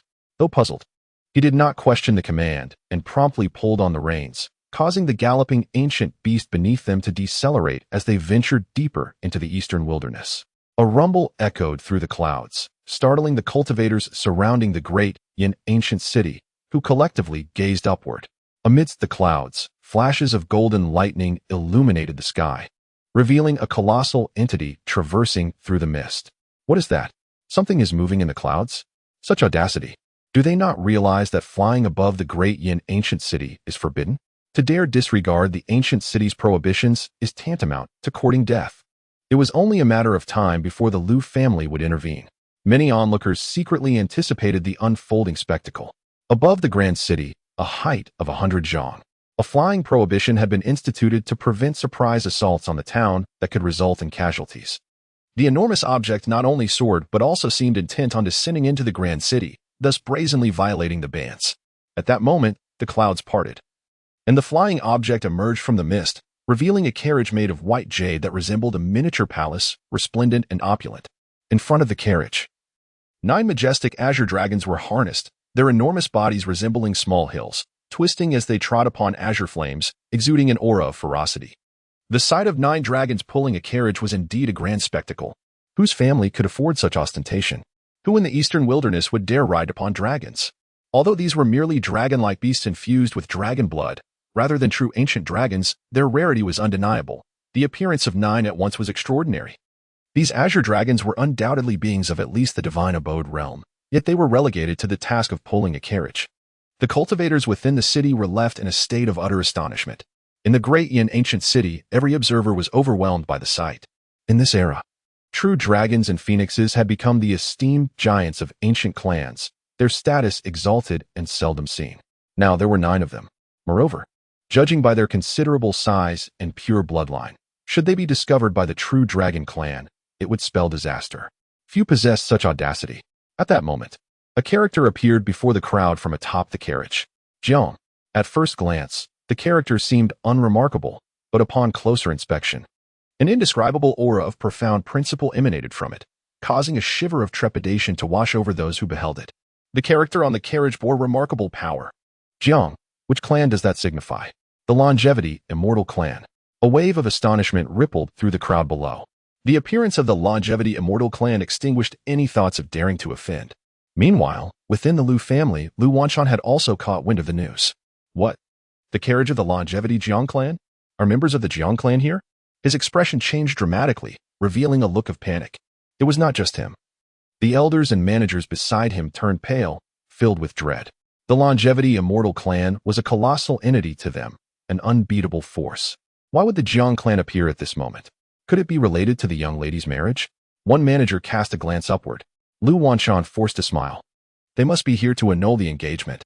He was acutely aware of Lu Lingwang's state. She was certainly unworthy of a member of the Jiang clan, especially one betrothed to a terrifying prodigy like the innate primordial Dao body. Alas, there is no escaping this. There was no way to defy the Jiang clan. He hastily ordered the gates of the estate to be opened and instructed, "Let us go forth to welcome them." Before long, the carriage drawn by the ancient beasts entered the Lu estate. The sight of the 9 formidable beasts, ablaze with ferocity, left the Lu family members feeling anxious. Shortly after, the carriage curtain lifted, and a figure clad in black emerged, a striking woman known as the Black Princess, her appearance stunning yet her demeanor cold, standing to the side. Despite her captivating beauty, the moment one sensed her profound mastery of Dao, it instilled a paralyzing fear within the Lu family, rendering them unable to gaze upon her.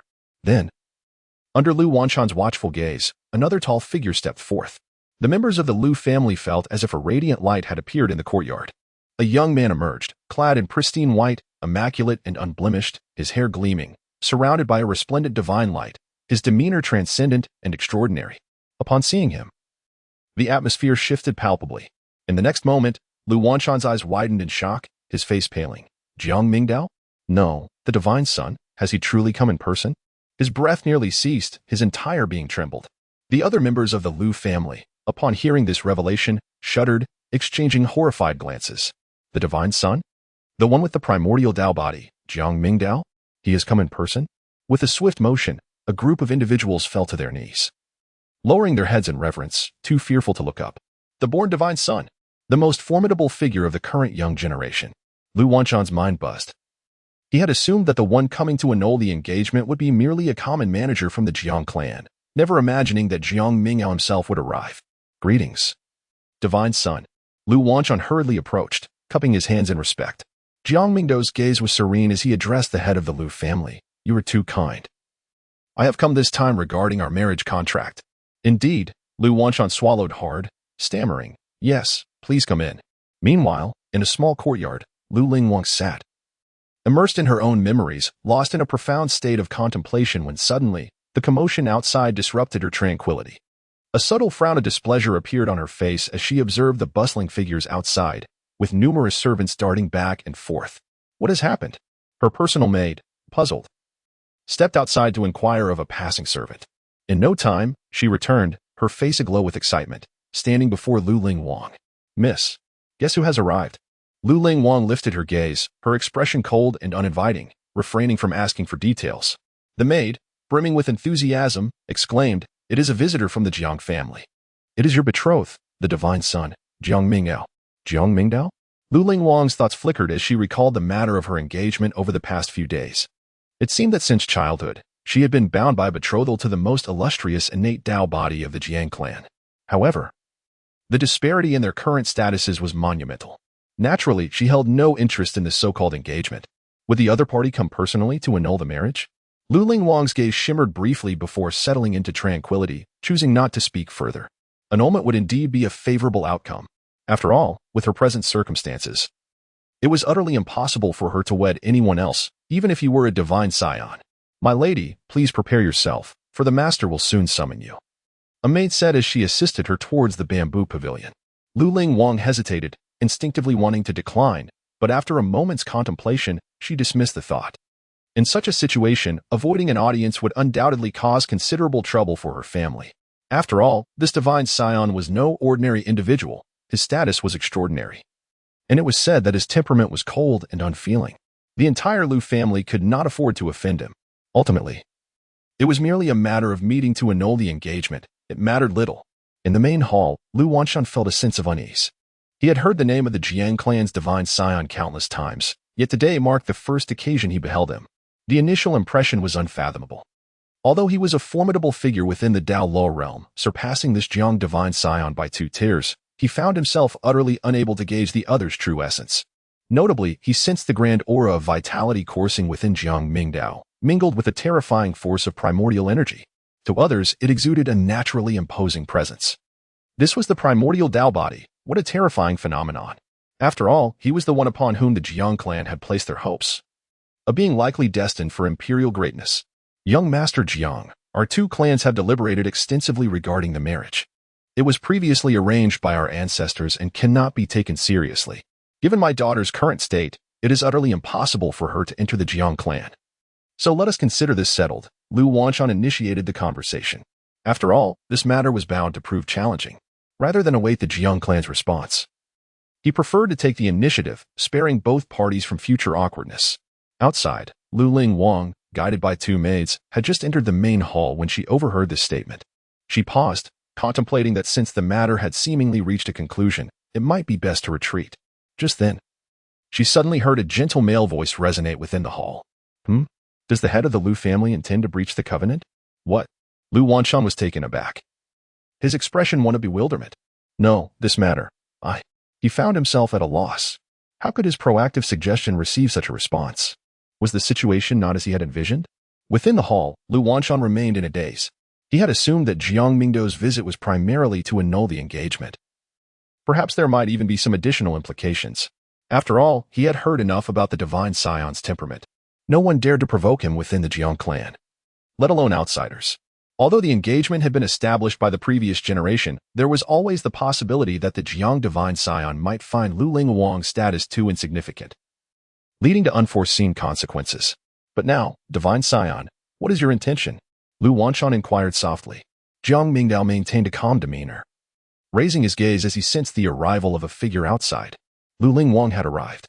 "I am here regarding the marriage contract. Not merely as a fulfillment of the agreement between our 2 clans, but for my own purposes as well.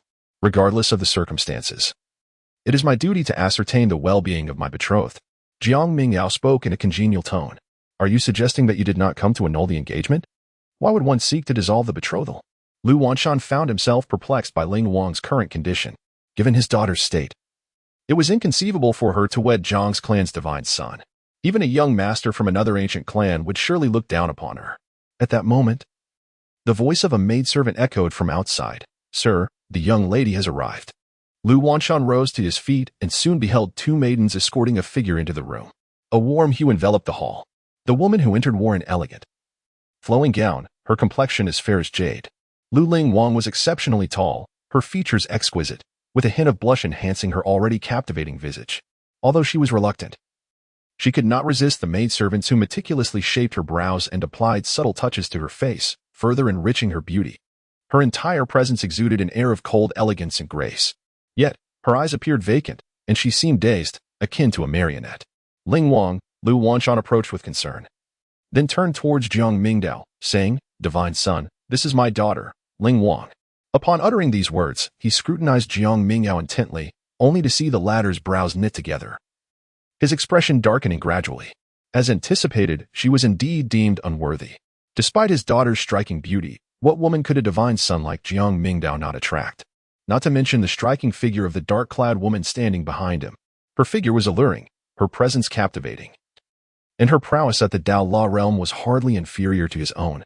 Such a character, and yet merely a maidservant. Lu Wanshan managed a forced smile. My daughter is indeed unworthy of the divine son, hence this engagement. Jiang Mingdao remained silent as new information appeared before him. Lu Ling Wang, daughter of fortune, strength, 4th level of the fire realm, fortune, 3100. Such a rich aura of fortune. Over 3000? This is 10 times that of Jiang Han.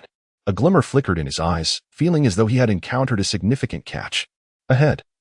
A trace of a mysterious hue flashed in Lu Ling Wang's gaze. Is this the Jiang clan's divine son? With a fragment of the memories of an emperor within her. She was not particularly impressed by the so-called divine sons. Yet, even so, when Lu Ling Wang first laid eyes on Jiang Mingdao, her gaze shimmered with intrigue. Jiang Mingdao's demeanor exuded warmth, and his appearance was strikingly clear, truly exceptional. Particularly notable was the primordial force within him, which radiated a sense of brilliance. Given time. As his Dao body fully integrated, every technique he employed would be enhanced by this primordial energy, rendering them far more formidable. However, the two were not of the same world. Such a person was destined to be a prodigy, proud and lofty. How could he possibly associate with someone deemed a waste? Having observed enough, she wished to take her leave. This was Ling Huang. After all, it was their first encounter. At that moment, Jiang Mingdao spoke. His countenance was gentle, accompanied by a faint smile. Lu Wanshan's expression momentarily froze. Was this different? Hearing of Ling Huang's predicament, I had long desired to visit, yet I had been in seclusion. Ensnared by obstacles until now, and finally found the time, albeit a tad delayed. He rose and approached Lu Ling Wang. As he drew near, her expression subtly shifted. They stood facing one another. Lu Ling Wang was already quite tall, not diminished among ordinary men, yet before Jiang Mingdao, she still appeared a head shorter. In this moment, as they stood opposite each other, side by side, they seemed remarkably well-matched, akin to a pair of celestial beings. Lu Ling Wang's face remained expressionless. Yet a flicker of doubt flickered in her deep-set eyes. What was he doing? Subsequently, Lu Ling Wang's form stiffened slightly. She lowered her gaze. Noticing her cool palm had found its way into Jiang Mingdao's grasp, a wave of warmth began to spread from his hand. Son of God? Lu Wanshan, standing nearby, was equally bewildered. How did this happen? Jiang Mingdao maintained a composed demeanor. The condition of Ling Wang should have been examined by the Lu family as well. Lu Wanshan promptly replied, Elder Qi has already assessed it and stated that it is a spiritual injury, making recovery difficult. Spiritual injury? Jiang Mingdao furrowed his brow slightly. As if confronted with a rather challenging situation, when it comes to the soul, it indeed presents considerable complications. However, it is not without solutions. He gently pulled Lu Ling Wang through the doorway, and although she initially wished to resist, she hesitated and ultimately refrained from moving, being forcibly seated. Subsequently, Jiang Mingdao placed his fingers upon her delicate wrist, and a radiant golden light enveloped him, illuminating the entire room in an exquisite glow. Lu Wanshan was taken aback, refraining from uttering a word, fully aware that this was an examination concerning his daughter. The others held their breath, captivated and wholly focused on the unfolding scene.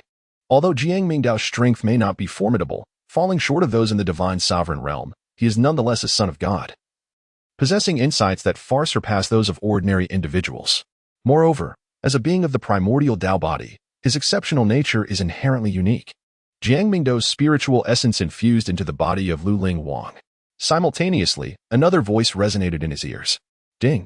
The power of reciprocity binds to the prodigy. The presence of the fortunate, gold, has been detected. Analyzing the opponent's techniques and constitution. Binding successful, a page materialized. Reciprocal system. Binding target. Lu Ling Wang name. Lu Ling Wang strength. 4th level of the flame realm constitution. Celestial demon physique. Ancient. Techniques. Slaying celestial demon scripture. Ancient. Starmoon nurturing furnace scripture. Heavenly rank. Magical arts. Sword shadow divine embryo. Heavenly rank. Moving heaven finger. Heavenly rank. Celestial one sword / heavenly rank. Current affection level. Indifferent. A new page opened, concurrently. Jiang Mingdao cast a fleeting glance at his destiny system, which was also experiencing a surge of fortune feedback. By binding with the child of fortune, his antagonist value increased by 500. As he continued to engage, the fortune value incremented by 1. The fortune value pulsated within him, albeit at a languid pace, taking a moment to rise, merging seamlessly into his being. It has begun, Jiang Mingdao thought. His expression as calm as a still pond, perceiving the ebb and flow of the other party's aura as it coursed into him. Concurrently, a corresponding power began to manifest. The system detected the host's binding with the character and initiated synchronization of the other's abilities. Beep. The relationship between the host and the other was categorized as indifferent, with a synchronization count of 1. A radiant beam flickered, and Jiang Mingdao felt an array of arcane patterns materializing in his mind. An abundance of words coalescing into divine power, swirling within his consciousness. The synchronization of the Star Moon Nurturing Furnace scripture was complete, alongside the emergence of the scripture's chapters. A myriad of cultivation insights surged into his mind in an instant. The celestial Star Moon, the nurturing furnace incarnate. All perceptions and realizations transformed into a torrent. By the time Jiang Mingdao withdrew his gaze, this ancient technique had fully integrated into the recesses of his mind. Jiang Mingdao cast a cursory glance, his expression tranquil. This so-called feedback system was, in his eyes, a superfluous entity. Unless he could obtain the imperial scriptures from Luling Wang, it would all be for naught. However, acquiring the imperial scriptures could not solely rely on his current level of favorability. What of the Son of Heaven? Lu Wanshan inquired hastily. Jiang Mingdao gently shook his head. Acknowledging the issues with the spirit, Lu Wanshan let out a sigh, harboring little disappointment. After all, the 7 lords of the true king realm had reached a consensus. The damage to the spirit was indeed challenging to mend. However, there remained a glimmer of hope. The once despairing Lu Wanshan, upon hearing this, suddenly wore a face filled with anticipation. Jiang Mingdao spoke. I am aware of a rare substance known as the Thousand Springs Golden Liquid, which possesses restorative properties for the soul. If one were to immerse themselves in it for an extended period, it may prove beneficial. The Thousand Springs Golden Liquid? Lu Wanshan's expression changed in astonishment. Was that not the divine essence nurtured within the ancient well, the celestial soul pool? He had heard of it. This was the most exquisite soul-nourishing substance, invaluable and exceedingly rare. Seldom circulating in the marketplace. Even at the zenith of the Lu family's prosperity, they had never possessed such a treasure. Though the Lu clan was an ancient lineage replete with various celestial artifacts, the Thousand Springs Golden Liquid was an antiquity. It would be no small feat to locate even a few drops throughout the entirety of the eastern wilderness, let alone the current diminished strength of the Lu family. Lu Wanshan smiled bitterly. Such a divine item is nearly impossible to find in the outside world. Whenever it does appear, it is swiftly contested. The prospect of prolonged immersion is akin to reaching the heavens, and I fear Ling Wang may never have such an opportunity.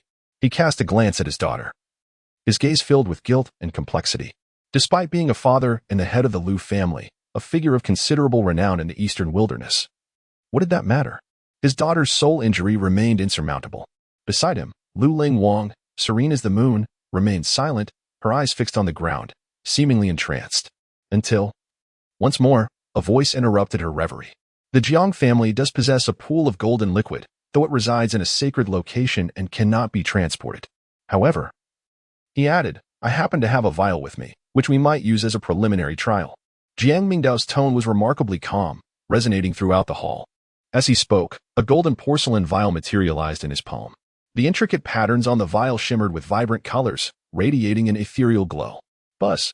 Even without the cork being removed, a faint fragrance emanated from within, enveloping everyone in the hall with a sudden, refreshing chill. As if their very souls were being doused with a mystical spring, invigorating their entire beings. What? This? Is this the Thousand Springs Golden Liquid? The numerous stewards and elders surrounding him were left utterly astonished, their gazes fixated on the vial. Among them were those who had attained the initial stages of enlightenment. Fully aware of the alluring potency contained within this vial, its effects were sufficient to aid in the recovery of those whose souls had been wounded. Beside them, Lu Ling Wang's dazed eyes seemed to flicker with a hint of unusual intrigue, yet she still refrained from directing her attention towards Jiang Mingdao. Lu Wanshan, startled, exclaimed, Is this truly possible?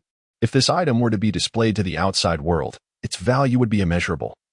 Even those of royal lineage would likely vie for it. Jiang Mingdao gently shook his head, stating, It is merely a vial of spiritual liquid, after all. Ling Wang is my betrothed. Even if she is reluctant to wed me, the Jiang clan shares a long-standing bond with the Lu family, rooted in the affection of our ancestors. As long as it proves useful, that is sufficient. Your Excellency. Hearing these words, Lu Wanshan felt a warmth enveloping his heart. Who claims that the Jiang clan scion is indifferent? If he were truly aloof, how could he display such magnanimity? Perhaps the profound heritage of the Jiang clan renders them unperturbed by a mere vial of golden spring essence. Yet, Jiang Mingdao personally presenting this gift signifies his regard for the Lu family and for Ling Wang. Thank you, Your Excellency. I, Lu Wanshan, shall never forget this kindness. Lu Wanshan clasped his fist in gratitude. Jiang Mingdao sighed. The head of the Lu family speaks too harshly. What truly matters now is whether this object is genuinely beneficial to the spirit phoenix. Indeed, Lu Wanshan replied with delight. I shall immediately instruct my people to make the necessary preparations for the spirit phoenix to undergo a trial. Jiang Mingdao cautioned that the Qianquan golden liquid should not be indiscriminately mixed. The Jiang clan possesses a unique prescription that can concoct the spirit water, specifically designed for the Qianquan golden liquid. Heiji, please relay the prescription to the head of the Lu family, so that he may arrange for its preparation, he instructed. Heiji, standing calmly behind him, slightly bowed her head in acknowledgement, understood. Lu Wanshan, now filled with hope, eagerly responded, of course. Please feel free to express any requirements you may have. However, another question arose. At that moment, Jiang Mingdao fell into contemplation. Observing the youthful and handsome countenance of Lu Wanshan, his brows slightly furrowing as if pondering something significant. Divine Son, what is the issue? Is there a need for any rare spiritual herbs? Lu Wanshan inquired hastily, his concern evident. Not at all. The Qianquan golden liquid does not necessitate any other precious items for its pairing. The ingredients for the spirit water are quite ordinary. Yet please do not hesitate to speak plainly, Lu Wanshan urged, growing increasingly anxious. Jiang Mingdao's expression reflected a sense of helplessness. The Qianquan golden liquid has specific temperature requirements. Temperature? The golden pool within the Jiang clan is inscribed with a magical array that can automatically regulate its warmth, thereby allowing the golden liquid to reach its full potential. However, this presents quite a dilemma here. Jiang Mingdao appeared to be contemplating a solution. It seems I have heard of such a concept before. The nearby elders nodded slightly. Although they had never personally experienced the Qianquan golden liquid, they were aware of its reputation as a premier spiritual essence, having heard various accounts about it. Which temperature should be maintained? I will have someone monitor it, Lu Wanshan inquired. This is difficult to define. It must be contingent upon the individual's current condition. Jiang Mingdao replied, then suddenly sighed softly. Perhaps it would be best to set this aside for now and wait for Ling Wang to visit the Jiang clan. And then try again in the golden pool. That cannot be. Lu Wanshan's expression changed slightly. The golden pool of the Jiang clan is considered a divine artifact. And even the clan members cannot partake in it. How could Ling Wang be worthy? This is not an issue. If I beseech my mother, it should be possible. Jiang Mingdao replied solemnly. Lu Wanshan was deeply moved. The identity of the son of the Jiang clan is exceedingly noble. Yet he willingly sacrifices so much for his foolish daughter. However, although the son is deeply loyal and affectionate, Lu Wanshan cannot be insatiable in his desires. Might the son be aware of the precise temperature required for the Qianquan golden liquid? Jiang Mingdao nodded. I am aware. Lu Wanshan responded decisively. Then I humbly request the Divine Son to assist in watching over my daughter. Upon hearing these words, those present were taken aback, all glancing over in unison. Even Lu Ling Wang, who had been lost in thought, suddenly narrowed her eyes, an unusual expression flickering across her icy visage, unable to restrain the urge to speak. Jiang Mingdao expressed his helplessness, remarking, this is certainly not ideal. What does it matter? We cannot shy away from our ailments. The Divine Son has come bearing the precious Thousand Springs golden liquid. The gratitude we owe the Lu family can never be repaid. Lu Wanshan, with righteous fervor, asserted. Even if we are to enter the Golden Springs, we must first ascertain its efficacy.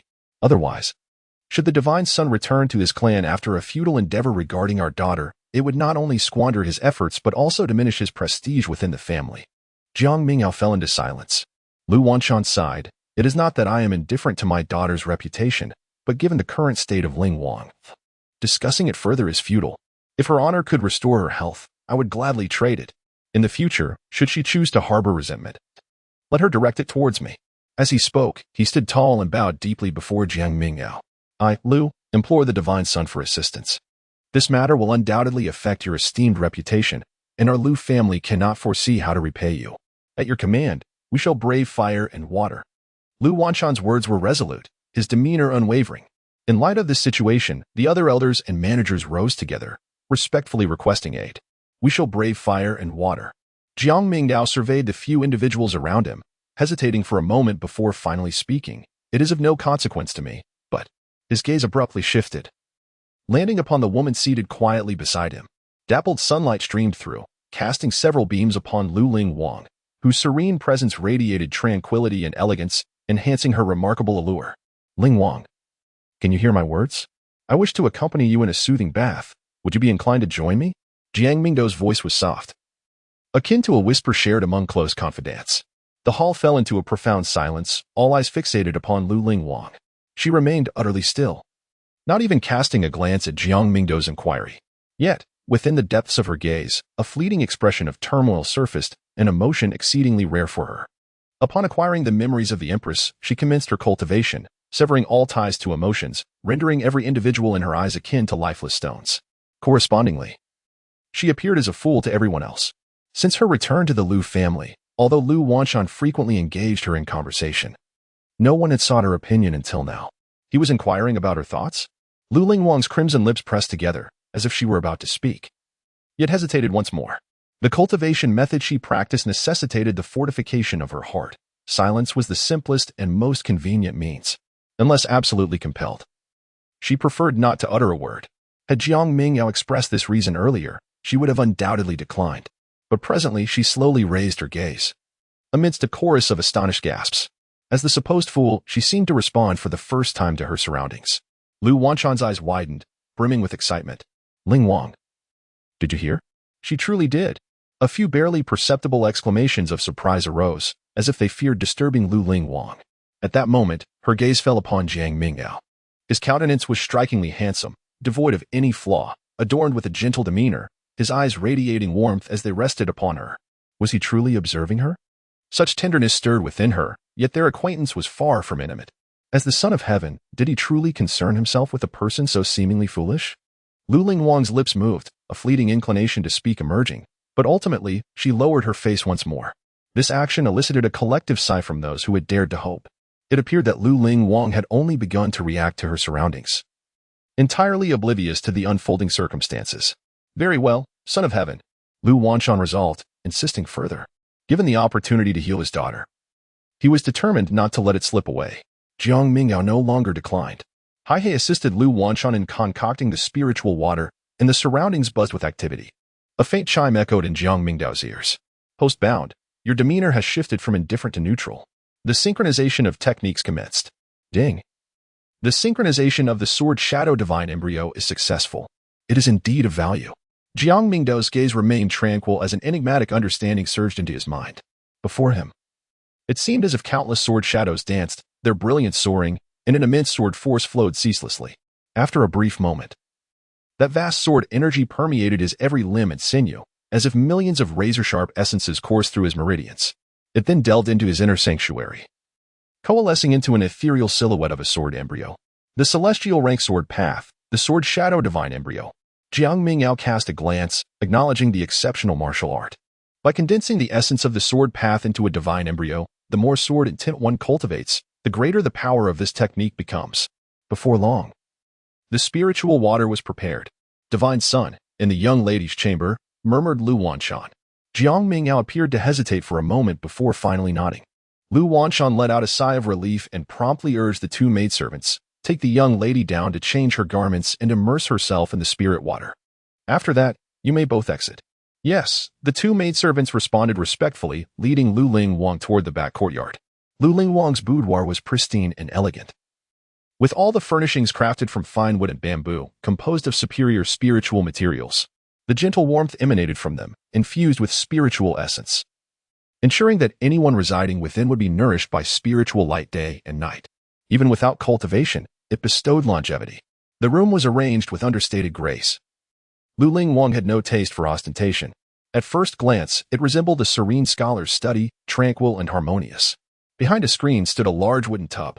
Through the play of light and shadow, one could see Lu Lingwang beginning to shed her garments under the attentive care of her maidservants. Their whispers filled the air. Miss, your skin is truly exquisite, so fair and flawless. I've never seen you partake in any beauty treatments. Pa, Our Lady is a natural beauty. She needs no such adornments. Hiki, when the Divine Son first laid eyes upon her, I noticed he lingered a moment longer. It seems even someone of such high stature in the upper realms can be captivated by her beauty. The Divine Son is indeed handsome. I've never encountered a man so striking. You little minx, are you perhaps smitten? Pa, what about you? The two giggled, their hands never ceasing as Lu Lingwang's flowing spiritual robe slipped away, revealing her delicate skin akin to the finest mutton fat. Lu Lingwang allowed them to assist her, her eyes occasionally flickering with emotion. Today, her heart stirred more than usual. She had always strictly prohibited such feelings, yet now she found herself grappling with an inexplicable sentiment. As she stepped into the wooden tub, a warm mist began to rise. "Miss, please wait here. The divine sun will be coming in shortly. If you feel any discomfort, do call for us. We will be right outside," one maidservant whispered, glancing at Lu Lingwang's expression, uncertain if she had absorbed the words, and could only sigh as she departed. The room fell into silence. Lu Lingwang lowered her gaze, observing her own body embraced by the water below. The rippling waves concealed her modesty, yet large swathes of her skin remained exposed. Is it beautiful? Merely a vessel, after all. Once one reaches a higher level of cultivation, anyone can alter their form and appearance. What novelty could that bring? Nonetheless, she was not yet the Empress, merely a fragment of memories integrated within her. And her mindset had yet to settle completely. At that moment, her fingertips shimmered with a gentle glow, causing the mist in the tub to thicken and envelop her alabaster form within the boudoir. Creak. Just then, the door swung open, and footsteps echoed within. It was not the familiar stride of her maidservants, it was unmistakably someone else. In that instant, Lu Lingwang felt a tightening in her chest, an unsettling discomfort washing over her. To be candid in her presence before a man, combined with the memories of the Empress, was a scenario she had never encountered. From behind the screen, a figure stepped into view. Jiang Ming's robe shimmered with star-like patterns, revealing subtle hues that accentuated his ethereal presence. As he approached, he came to stand beside the wooden tub. Was it the mist of water? Jiang Mingdao gazed at the surrounding mist, which was evidently denser than before, and a smile graced his lips. It seemed that the Empress in red had not yet fully attained a tranquil state of mind. She had not reached the level of severing her emotions, nor was she free from the disturbances of worldly affairs. "Ling Huang, you need only immerse yourself in the water. I shall now add the essence of 1,000 springs. Should the temperature alter, I will ensure your protection." He retrieved a golden porcelain vial, uncorked it, and poured its contents into the wooden tub. A stream of radiant golden liquid cascaded down, and as it mingled with the spiritual water, a gentle golden light instantaneously diffused throughout the space. A low hum resonated. In that moment, a refreshing aura of divine power enveloped the entire chamber. The essence of 1,000 springs, the pinnacle of soul-nurturing water, its efficacy was beyond question. Though merely a single vial, for any soul with peculiarities, it was nothing short of a divine elixir. Jiang Mingdao sat directly beside the water barrel, as he beheld the golden liquid from Qianquan merging with the spiritual water. It spread outwards, streams of golden essence flowing into Lu Lingwang's being. Indeed, Lu Lingwang faced issues with her soul, yet it was not due to injury. Rather, it stemmed from the influx of the Empress's memories, which caused her soul to be in turmoil. During the process of memory integration, the fluctuations of her soul were incessant, creating the illusion of injury. This golden liquid from Qianquan proved beneficial for various anomalies of the soul, thus it held promise for Lu Lingwang as well. She sat serenely amidst the spiritual water, feeling the golden essence integrate into her soul, soothing it, granting her an unparalleled sense of clarity. This substance was truly remarkable. Should she be able to immerse herself in it for an extended period, it would expedite the cleansing of her soul, facilitate the integration of memories, and accelerate her cultivation. Lu Lingwang lifted her gaze, unable to resist stealing another glance at the gentle figure seated beside her. Jiang Mingdao's visage appeared vaguely within the mist, rendering him indistinct even to her, thereby ensuring that he could not discern the form of Jiang Canling beneath the water. This realization provided Lu Lingwang with a modicum of reassurance. As if sensing her gaze, the seated Jiang Mingdao suddenly raised his eyes to meet hers.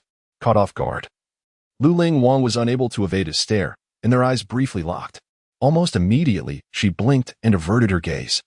A subtle smile graced the corners of Jiang Mingdao's lips as he addressed her, Lingwang, within the confines of the chamber. Jiang Mingdao's gaze fell upon Lu Lingwang, who sat amidst the swirling mist. Her exquisite figure was entirely enveloped in the vapor, revealing only her alabaster neck and the delicate features of her face above the collarbone. Her striking countenance, enhanced by the moisture in the air, glimmered with an added luster upon her fair skin. A cascade of ebony hair was fashioned into a bun, adorned with a jade hairpin. A few stray strands clung to her face, rendering her even more captivating. Indeed, she was the crimson-clad Empress.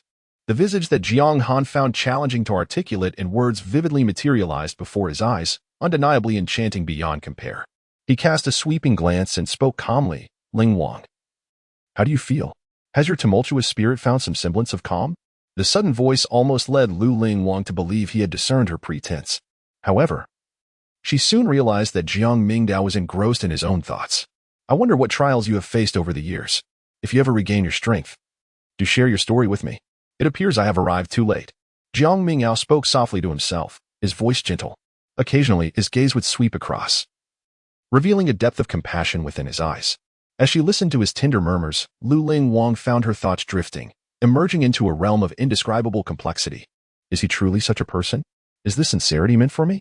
Lu Ling Wang felt a sense of confusion and hesitation, yet deep within her heart. An emotion surfaced that she struggled to comprehend. Though it could hardly be termed as infatuation, there undeniably lingered a hint of unwarranted intimacy. Within the small room, the sound of water rippled softly as Lu Ling Wang occasionally shifted, sending gentle waves across the surface. Apart from that, only Jiang Mingdao's voice echoed. As he recounted tales from his childhood, the scenery of the Jiang clan, and the minutiae of his life with meticulous detail. Immersed in the essence of the thousand springs' golden liquid, the nourishing spirit water infused her being, enveloping her in a warm sensation. Accompanied by Jiang Mingdao's soothing voice, she suddenly felt a wave of drowsiness wash over her, and she gently closed her eyes, allowing the whispers and the sound of water to resonate around her. His voice is truly delightful. Jiang Mingdao sat to one side when, suddenly, a prompt echoed in his ears. Binding host, your attitude has shifted from ordinary to gentle. Ability synchronization in progress. With the sound, Jiang Mingdao felt an overwhelming force surge into his body. The light before his eyes flickered and shifted, the scenery shattering as ancient visions abruptly unfolded. Surrounding him was desolation, and the cold wind howled. Amidst the fractured earth and sky, an ancient presence seemed to stand before him. Jiang Mingdao transcended into a realm of celestial and demonic essence, seated amidst the cosmos. In each hand, celestial bodies revolved, one radiating a golden brilliance akin to the sun, the other as dark and swirling as a black hole. This transformation occurred in the blink of an eye, swiftly returning to normalcy. Yet, Jiang Mingdao could distinctly perceive the metamorphosis of his being. His physique underwent a transformation, his vitality surged, and his sensitivity to the world around him intensified. The celestial demonic body had synchronously manifested within him. This ancient essence, a blend of celestial and demonic attributes, surpassed even his already formidable primordial Dao body. However, it remained merely a corporeal existence of the present, overshadowed by many ancient physiques that, like fleeting blossoms in the vast river of history, had once dominated epochs and transcended the ages. Now, I find myself endowed with one such extraordinary essence. Jiang Mingdao's eyes sparkled with brilliance. Even as the young master of the Eternal Life clan, well-versed in the world, he could hardly conceal his delight at this moment. This journey had already proven immensely profitable. Meanwhile, outside the Great Flame ancient city, a resounding rumble echoed along the road. 5 miles from the city, a grand procession advanced with a billowing cloud of dust. At first glance, one could see a battalion of armored warriors, their formation strict and their demeanor striking. At the center stood an ancient beast, towering over a yard high, wreathed in flames and resembling a lion, upon which sat a tall figure.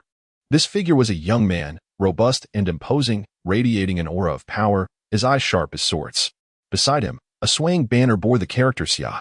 This was the Xiafeng dynasty, a prominent force within the Xiafeng domain. The figure upon the fiery lion was none other than the 6th prince, Xia Huafeng. Although he ranked 6th in the Xiafeng dynasty, he was considered the pillar of this generation. At a young age, Xia Huafeng had already reached the 6th realm and mastered one of the 6 divine fire seeds of the Xiafeng dynasty, the Flame of Heaven, making him a figure of great renown in the eastern wilderness. Your Highness, we are nearing the Great Flame ancient city, said the captain of the guards, who approached him. Dressed in golden robes, Xia Huangfeng's expression remained aloof. He cast a glance toward the distant city and inquired, has the Lu family sent word yet? No, came the reply. Well then, this works to our advantage. If they were to directly hand over the 2 mines, it would only complicate matters. Xia Huafeng smirked faintly, pondering how he would assist his friend Lin Shen if he capitulated. Lin Shen, referred to as Lin Laodi, was a close ally of Xia Huafeng. Though born into the Xiafeng dynasty, both had trained in the sacred land, where Xia Huafeng had earned the title of chief disciple among the peaks. Their relationship had evolved from initial disdain to brotherly camaraderie after Lin Shen had once rescued Xia Huafeng from peril during an expedition. Lin Shen was undoubtedly gifted and destined for greatness. Xia Huafeng once hoped to marry his sister to Lin Shen, only to discover that Lin Shen had long admired Lu Ling Wang of the Lu family. It was truly disheartening that the Lu family failed to recognize Lin Shen's extraordinary talents. Indeed, young Master Lin is exceptional, a dragon among men, even rivaling the princes, remarked the captain of the guards with a smile. Xia Huanfeng shot him a sidelong glance. Nonsense, Lin Laodi far surpasses me. The captain fell silent. Xia Huanfeng, reveling in his pride, declared, I have already sent a message to Lin Laodi. This time, I will exert pressure on the Lu family. When Lin Laodi makes his entrance, I shall gracefully withdraw, allowing the Lu family to recognize his greatness and understand who their true ally is. Your Highness is indeed noble-hearted, the captain noted. But young Master Lin will undoubtedly have something to say about this. It matters not. We are brothers, let him voice his opinions. For it is the sentiment that counts. With a sense of elation, Xia Huanfeng urged the procession onward into the great flame ancient city. Within the ancient city, the bluestone roads had been cleared, and numerous onlookers peered curiously at the impressive procession entering the city, their astonishment palpable. The grandeur of the march was such that each step seemed to resonate through the city. At the Lu family estate, Lu Wanshan, accompanied by several others, stood at the entrance. When he learned of Xiao Huangfeng's arrival, he felt a profound sense of vexation. Of all times, it had to be now. He had been outside, anxiously awaiting news of his daughter. Yet, with the Xiaofeng dynasty arriving, he had no choice but to welcome them, grumbling inwardly as he led his entourage forward. Master Lu, it has been a long time, Xia Huanfeng called out as his guards spread out, forming a line before the estate. The massive fire lion halted before the gates, and Xia Huanfeng, perched atop it, looked down from his lofty position, a clear act of provocation. At that moment, the expressions of Lu Wanshan and his kin darkened with indignation. Lu Wanshan maintained a composed demeanor, masking his anger. Your Highness, the last time we met was at the Eastern Wilderness Gathering, when you were but a child. Xia Huanfeng scoffed, Master Lu. Are you reminding me that I am your junior? He dismounted the fiery lion, standing tall and proud. However, as cultivators, lineage matters little. Xia Huanfeng had come to assert his dominance, creating an opportunity for Lin Qin. The more arrogant he appeared, the more it would highlight Lin Qin's abilities, leaving no room for pleasantries. The once mighty Lu family was on the verge of being overshadowed. Still, the Xiaofeng dynasty and the Lu family share some ties. Why does Master Lu not invite me in for a visit? Lu Wanshan, feeling impatient, was preoccupied with thoughts of his daughter and the divine child, wishing to avoid idle conversation with Xia Huanfeng. Yet, he could not dismiss him outright and stepped aside, allowing Xia Huanfeng to enter. With a few trusted companions, Xia Huanfeng strode boldly into the Lu estate. The Lu residence was rather fine indeed, comparable to his own palace, while it lacked the same brilliance. Its modest charm was appealing. With some renovations, it could serve as a pleasant retreat. As Xia Huanfeng walked through the Lu estate, he surveyed his surroundings, his words seemingly complimentary yet subtly belittling the Lu family. What a grand family! None of their residences could rival a single palace in the Xiaofeng capital. Lu Wanshan, wishing to avoid further discourse, led the way forward. Along the path, Xia Huanfeng sensed numerous gazes upon him, intent on establishing his authority. He projected an imposing aura, his spiritual energy palpable, intending to intimidate the Lu family. Listening closely, he could indeed catch snippets of whispers. Is this truly the prince of the Xiaofeng dynasty? He seems quite formidable. The Divine King dynasty is powerful, yet is this all there is? Please, it's just a minor Divine King dynasty. With such a retinue, they seem to overestimate their significance. They're no match for young Master Jiang. Indeed, young Master Jiang is admirable, humble, and courteous, though he arrived with only 2 attendants. Naturally, young Master Jiang intentionally keeps a low profile. What a pity he left his carriage in the rear courtyard. Otherwise, countless words drifted on the wind. Yet Xia Huanfeng paid them little heed. However, there was an unsettling sense that things were not as he had envisioned. Furrowing his brow, he pondered the significance of young Master Jiang. In the main hall, Lu Wanshan had already escorted Xia Huanfeng to a seat. As soon as he settled down, Xia Huanfeng spoke plainly, I have made my intentions clear today. Hand over the 2 mines belonging to your clan to our Xiaofeng dynasty, and from this day forth, your Lu family shall enjoy our protection. Upon hearing his words, the expressions of the Lu family members soured. Xia Huangfeng's demands were overly assertive. He had arrived without even exchanging pleasantries, directly laying claim to ancient mines. Lu Wanshan maintained a calm demeanor, replying, Thank you for your kind offer, Prince Xia. But the Lu family's long-standing legacy cannot be jeopardized in my hands. While our ancestors may have passed, we are not to be easily manipulated. Xia Huafeng appeared nonchalant. It seems the head of the Lu family is resolute in this matter. But I wonder, where does that leave the other members of the Lu family? Do not concern yourself, we have our own plans. Lu Wanshan had made up his mind. Xia Huanfeng scoffed, very well, if gentle persuasion fails. Do not blame me for what follows." As he spoke, a ripple coursed through the air, causing the very void to tremble. Suddenly, an elderly man clad in brocade materialized. Surrounded by a radiant aura of 5 colors, exuding an overwhelming and terrifying presence. His mere appearance sent shockwaves throughout the hall. With his arrival, a formidable force enveloped the entire chamber, causing everyone present to feel a sudden weight pressing down upon them. Lu Wanchan's expression shifted dramatically as he realized the gravity of the situation. This was undoubtedly an entity of at least true king status and existence beyond the mortal realm. To enter this realm, one must first overcome tribulations, and even the most exceptional among them have a mere 1 in 10 chance of success. While the 9 realms of cultivation bear substantial differences, they remain within the scope of mortal capabilities. Transitioning into the realm of kings signifies a transcendence beyond humanity. Within this realm, each step presents a significant challenge. With every tribulation overcome, one's power multiplies. The initial 3 tribulations of the king, true king, and divine king must all be traversed to ascend to the rank of emperor. In the myriad domains of existence, those of the king realm are universally feared. Xia Huafeng, it seemed, had brought forth such a formidable ally. The Xiafeng dynasty had dispatched a royal from the king realm, evidently determined to subjugate the Lu family.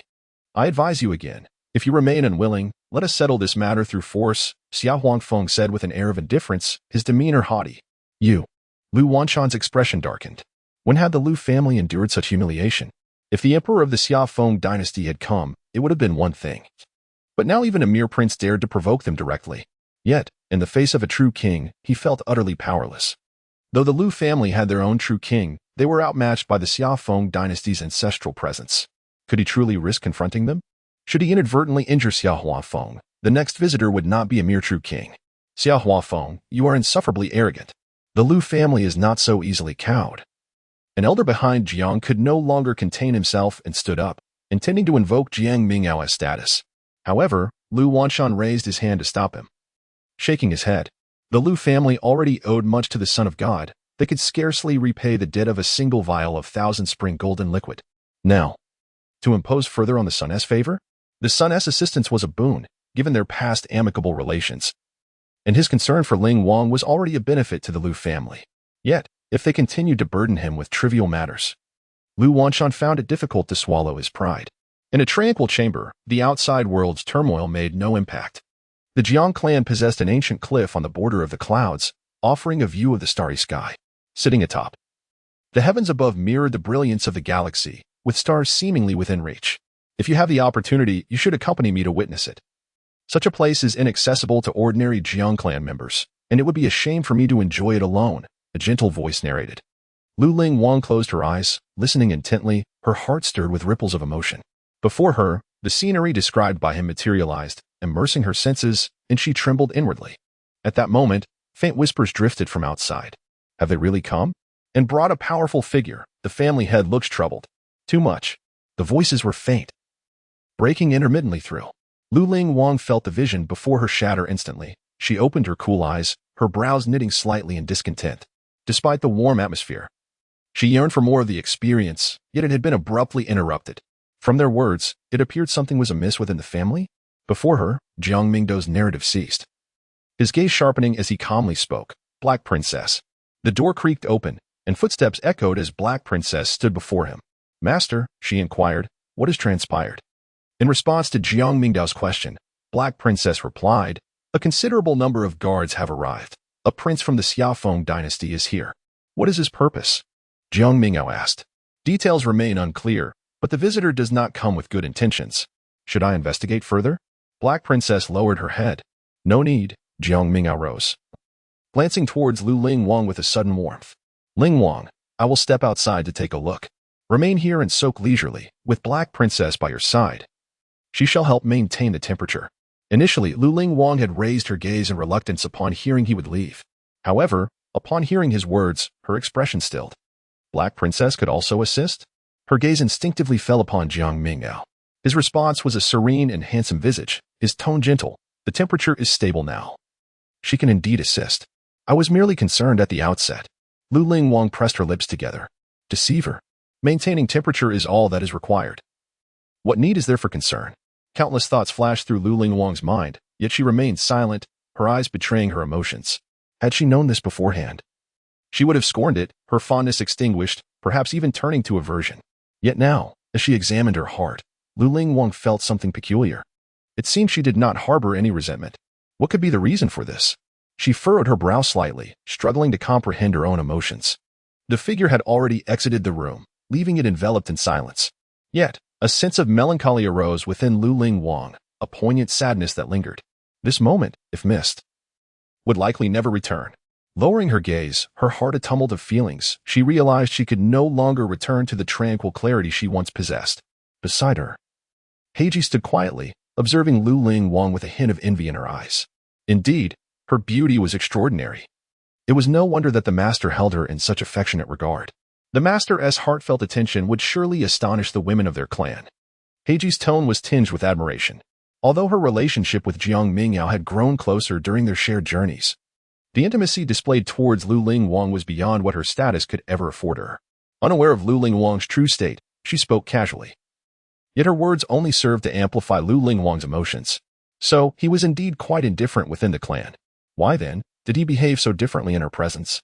Finding the host, his demeanor transitioned from gentle to intimate. Synchronization of abilities and progress.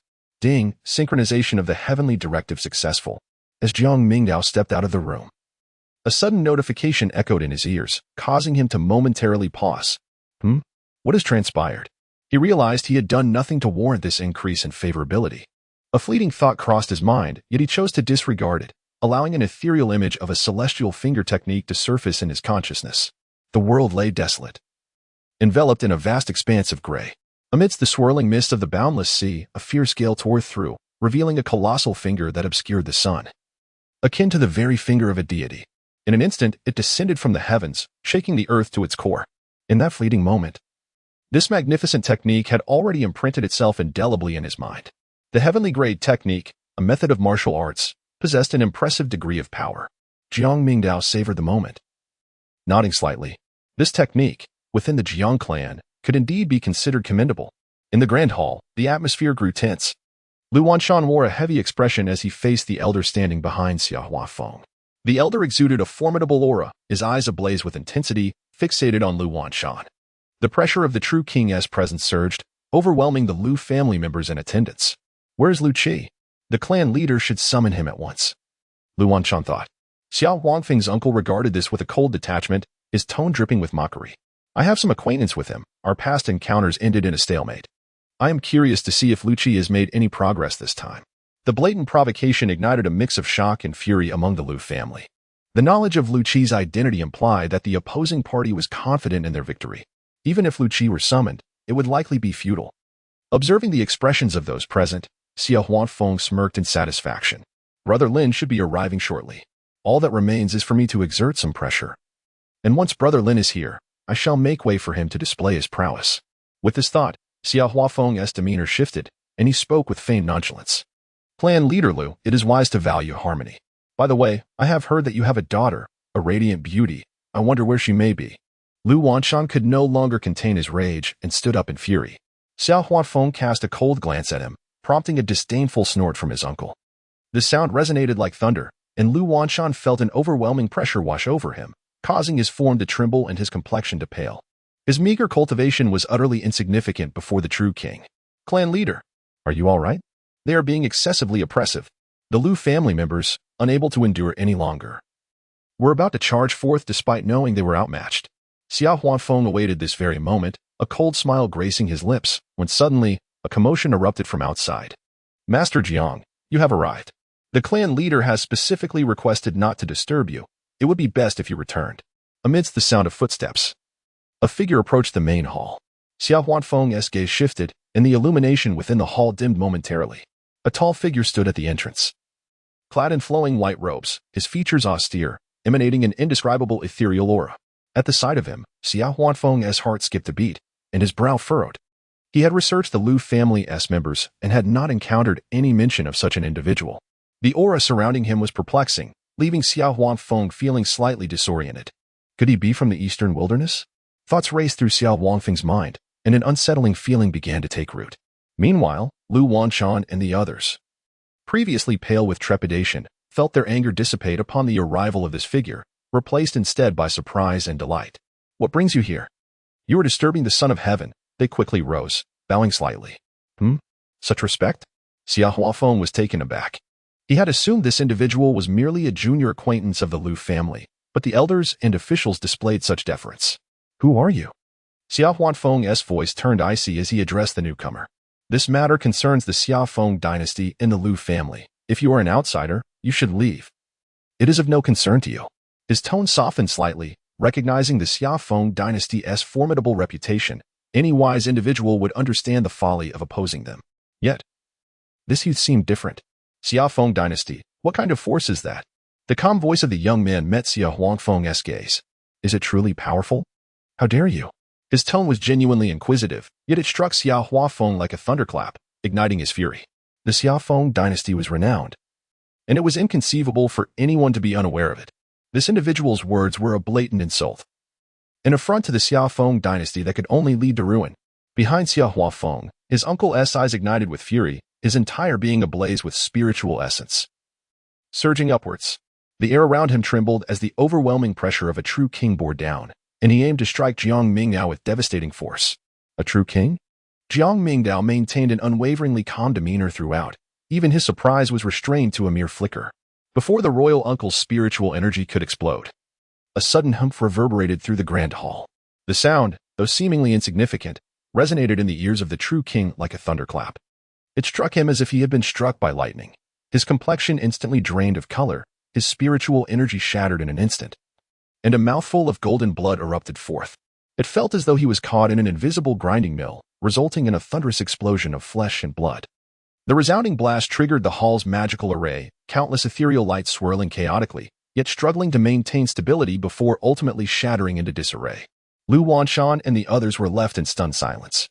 The events unfolded with such rapidity that from the moment the royal uncle harbored intentions of aggression to the explosion of blood mist, not even a breath had passed. The magical array within the Lu family estate had originally been left by their divine ancestor, designed to withstand the might of a divine king. How could it be so easily breached by a mere sound? Xia Huangfen's expression, still laced with cold severity, had not yet waned as he anticipated witnessing his uncle's display of power. However, the scene before him now revealed that his uncle's physical form had been annihilated. The true king's body lay shattered, yet his soul remained, staring blankly at something behind Jiang Mingdao. His face turned ashen as he frantically lifted his gaze, only to behold a stooped elder standing behind Jiang Mingdao. The old man appeared unremarkable, akin to an ordinary villager. However, a closer inspection revealed that the space around him was stagnant, impenetrable, as if he existed in his own realm. With just a glance, the royal uncle's voice turned shrill, his eyes wide with terror, as if he had encountered an unspeakable horror.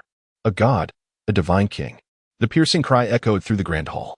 It was only then that Xia Huafeng regained his senses, glancing at his uncle and then at the elder, his complexion paling.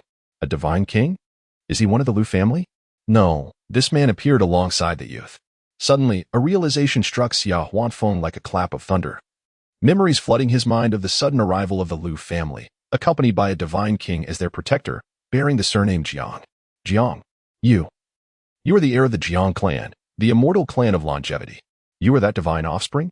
Xia Huafeng felt an overwhelming terror threatening to engulf him.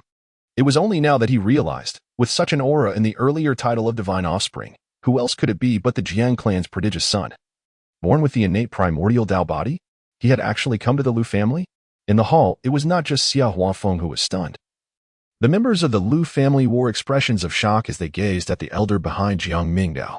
While they understood that anyone accompanying the divine offspring must be a formidable protector, they never anticipated that he would be a being of the divine king realm. Was this the profound heritage of the Jiang clan? Even the protector was among the most elite existences across their combined clans. The divine king realm. Such a powerful being was more than capable of safeguarding Jiang Mingdao as he roamed freely throughout the eastern wilderness. The hall was enveloped in a heavy silence. The severely wounded true king, his physical form shattered, left only a lingering spirit behind. Even for a being of the kingly realm, having one's body destroyed was a grievous blow to vitality. Yet at this moment, Xia Fenchao's royal uncle dared not display the slightest hint of anger. Instead, he appeared pale, trembling in fear. A divine king. Before the divine king, he felt as insignificant as a mayfly, although they both belonged to the kingly realm. The chasm between the two levels was vast. Most individuals, even if they could attain the kingly realm, would spend their lives at the true king level. Did the divine offspring intend to obliterate him? The frail voice of the old man echoed, "Not yet." A voice, reminiscent of the arrival of a formidable adversary, echoed in Jiang Mingdao's ears, prompting him to raise an eyebrow and direct his gaze towards Xiao Huanfeng. The latter, devoid of color, trembled as though caught in a tempest. The name of the Chaoxing Xianzu, the Jiang clan, held a weight that far surpassed anything the Xiaofeng dynasty could withstand. Although the Xiaofeng dynasty governed a modest territory and could exert its influence within the Dongwang, in the eyes of the Jiang clan, they were scarcely more significant than mere insects. Uncertain whether it was the arrival of a divine progeny, Xiao Huafeng, in his ignorance, had offended this celestial being. A transgression deserving of the gravest consequences. Fear was unmistakably etched in his eyes as he could no longer maintain his composure and fell to his knees. Jiang Mingdao's expression remained tranquil as he sat in the high seat. "Xiao Fengchao, what brings you here on this occasion?" I, Xiao Huafeng, opened my mouth, unsure of how to articulate my thoughts. That figure naturally occupied the upper position, exerting an overwhelming presence that stifled any inclination to resist. Xiao Huangfeng's voice was dry as he confessed, "Yes, I have been bewitched by my own ambitions, seeking to acquire the two ancestral minds of the Lu family. Which is why I have come to this place." "Is that all?" Jiang Mingdao inquired in a nonchalant tone. "Yes, that is the matter," Xiao Huafeng admitted, filled with profound regret. The engagement between the Jiang clan and the Lu family was something he had heard of. However, did not Lin have already stated that the Jiang clan looked down upon Lu Lingwang, making the annulment a foregone conclusion? If they truly held such disdain, would Jiang Mingdao, the embodiment of the primordial Tao, come personally? Very well, Jiang Mingdao nodded slightly. "Old 9. You shall venture to the Summer Phoenix dynasty and inquire of the royal family there who bestowed them the audacity to cause a disturbance at the Lu family." "What?" Upon hearing this, Xiao Huangfeng's expression changed drastically. "What do you mean by venturing there? This is a divine king. Should he proceed, our Summer Phoenix dynasty would face imminent disaster. Even though there are divine kings within our ranks, how could an aged divine king possibly compare to the ancient celestial clan? Your Highness, this matter does not involve my father. It is my own reckless decision. I implore you to exercise mercy." Xiao Huangfeng's face was a picture of panic. Jiang Mingdao's demeanor was one of indifference, clad in garments as white as snow. Yet, his gaze swept across the room, imbued with a sense of superiority that sent shivers down Xiao Huangfeng's spine. "Indeed," the ninth elder replied, slightly bowing his head before turning to leave. The emperor's uncle from the Xia dynasty, a true king, grew anxious. "Your Highness, do not drive Xiao Fengchao to the brink of despair." Xiao Huangfeng's expression turned frantic as he witnessed the impending departure, and he urgently exclaimed, "Divine One, this matter was, in fact, orchestrated by me. My relationship with Lin Chen of the Lu family is exceptionally good. I do not truly seek the wealth of this place." Realizing he could no longer conceal the truth, he hastily invoked Lin Chen's name. "Lin Chen?" Upon hearing this name, Lu Wanshan and the others were taken aback. "What connection does he have with Qiner? Do you know Lin Chen?" Several scrutinizing gazes fell upon him, each face adorned with skepticism. In Jiang Mingdao's gaze, a hint of amusement flickered as he assimilated Jiang Han's memories, fully aware of the purpose behind the other's arrival. Maintaining a facade of tranquility, he inquired, "Who is Lin Chen?" Lu Wanshan hastily provided a whispered explanation, then turned his attention to Xiao Huafeng, asking, "Did Lin Chen send you?" Xiao Huangfeng's lips quivered. Knowing concealment was futile. "I share a profound bond with Lin Chen," referring to each other as brothers. "I came here because I heard Lin Chen has taken a fancy to the daughter of the Lu family. I intended to establish his authority first and summon Lin Chen to mediate this matter, thereby altering the Lu family patriarch's impression of him, and ultimately enabling my brother Lin to win the heart of his beloved." But his voice dwindled to a whisper, panic etched on his face, rendering him unable to continue. Lu Wanshan's expression darkened. "What nonsense is this?" he thought. "How can Lin Chen be the cause of this? Although it seems to have little to do with him, it is Xiao Huangfeng's stubbornness that led to this predicament. Yet, the root of the issue lies in Lin Chen's desire for the spirit phoenix. This scoundrel." Lu Wanshan seethed with rage. He believed he had treated Lin Chen with utmost care, never once reproaching him. Though not by blood, he had raised him as his own. Now, it seemed that one man's actions had brought such calamity upon the Lu family. Had the Son of Heaven not been present, what would the outcome have been? Would it not have been Xiao Huafeng imposing his will upon the Lu family, subjecting them to humiliation? Were Lin Chen to return and resolve this matter, Lu Wanshan might find himself genuinely grateful. Moreover, he dared to covet the spirit phoenix. Lu Wanshan's fury ignited. He felt as if he had sincerely extended his hand only to be met with betrayal. The other stewards and elders shared a similar sentiment. Although Lin Chen was not the architect of this situation, it undeniably stemmed from him. Their grand efforts to confront Xiao Fengzhao had led to their humiliation. All because of their own kin. How absurd that seemed. Ding. The Lu family's perception of Lin Chen suffered a significant decline, affecting his development and resulting in a fortune value deduction of -200. A notification echoed in his ears. Jiang Mingdao wore an expression of recent discovery. Where is Lin Chen? Xiao Huanfeng stammered. I have already informed him. He should return shortly. Jiang Mingdao shifted his gaze. Lord Lu, it appears that this matter pertains solely to the Lu family. I apologize for the amusement it has caused the Divine Son. Lu Wanchan's expression turned awkward as he struggled to suppress his anger. It is of little consequence.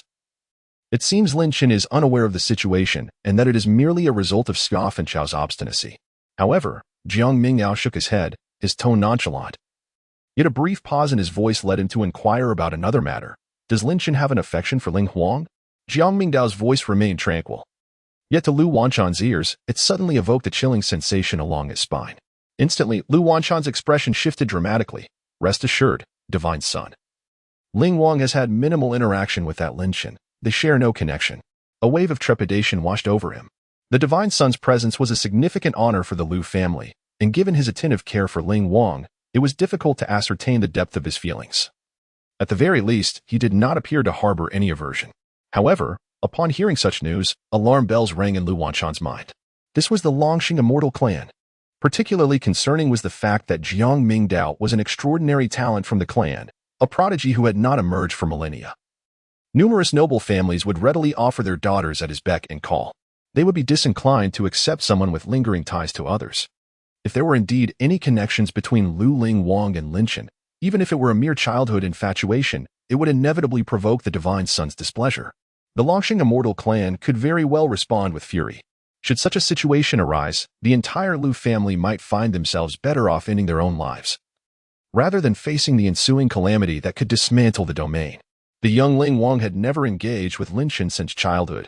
Her demeanor was aloof, and she had little fondness for outsiders, having met only a handful of them. This was all the result of Lin Chen's own ambitions. Lu Wanchan gritted his teeth. Upon his return, I shall provide the Divine Son with an explanation. That would be for the best, Jiang Mingdao replied in a neutral tone, devoid of any discernible emotion, which only heightened Lu Wanchan's anxiety. After delivering this statement, Jiang Mingdao rose to his full height and turned to leave.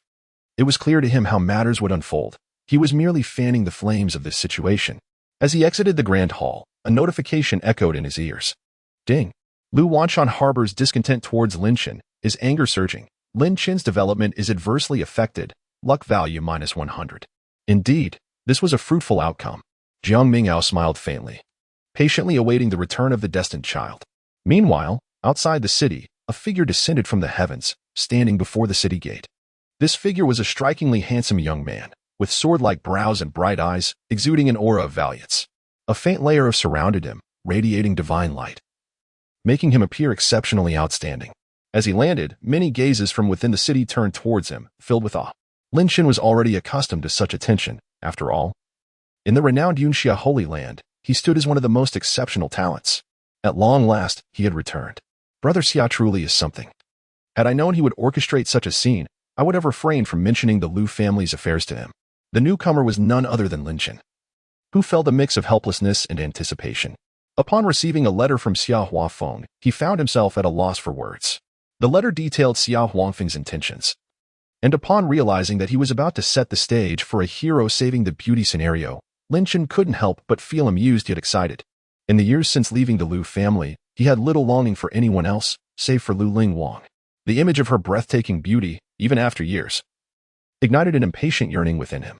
Without delay, he quickened his steps, entering the ancient city of Dian, making his way to the Lu residence.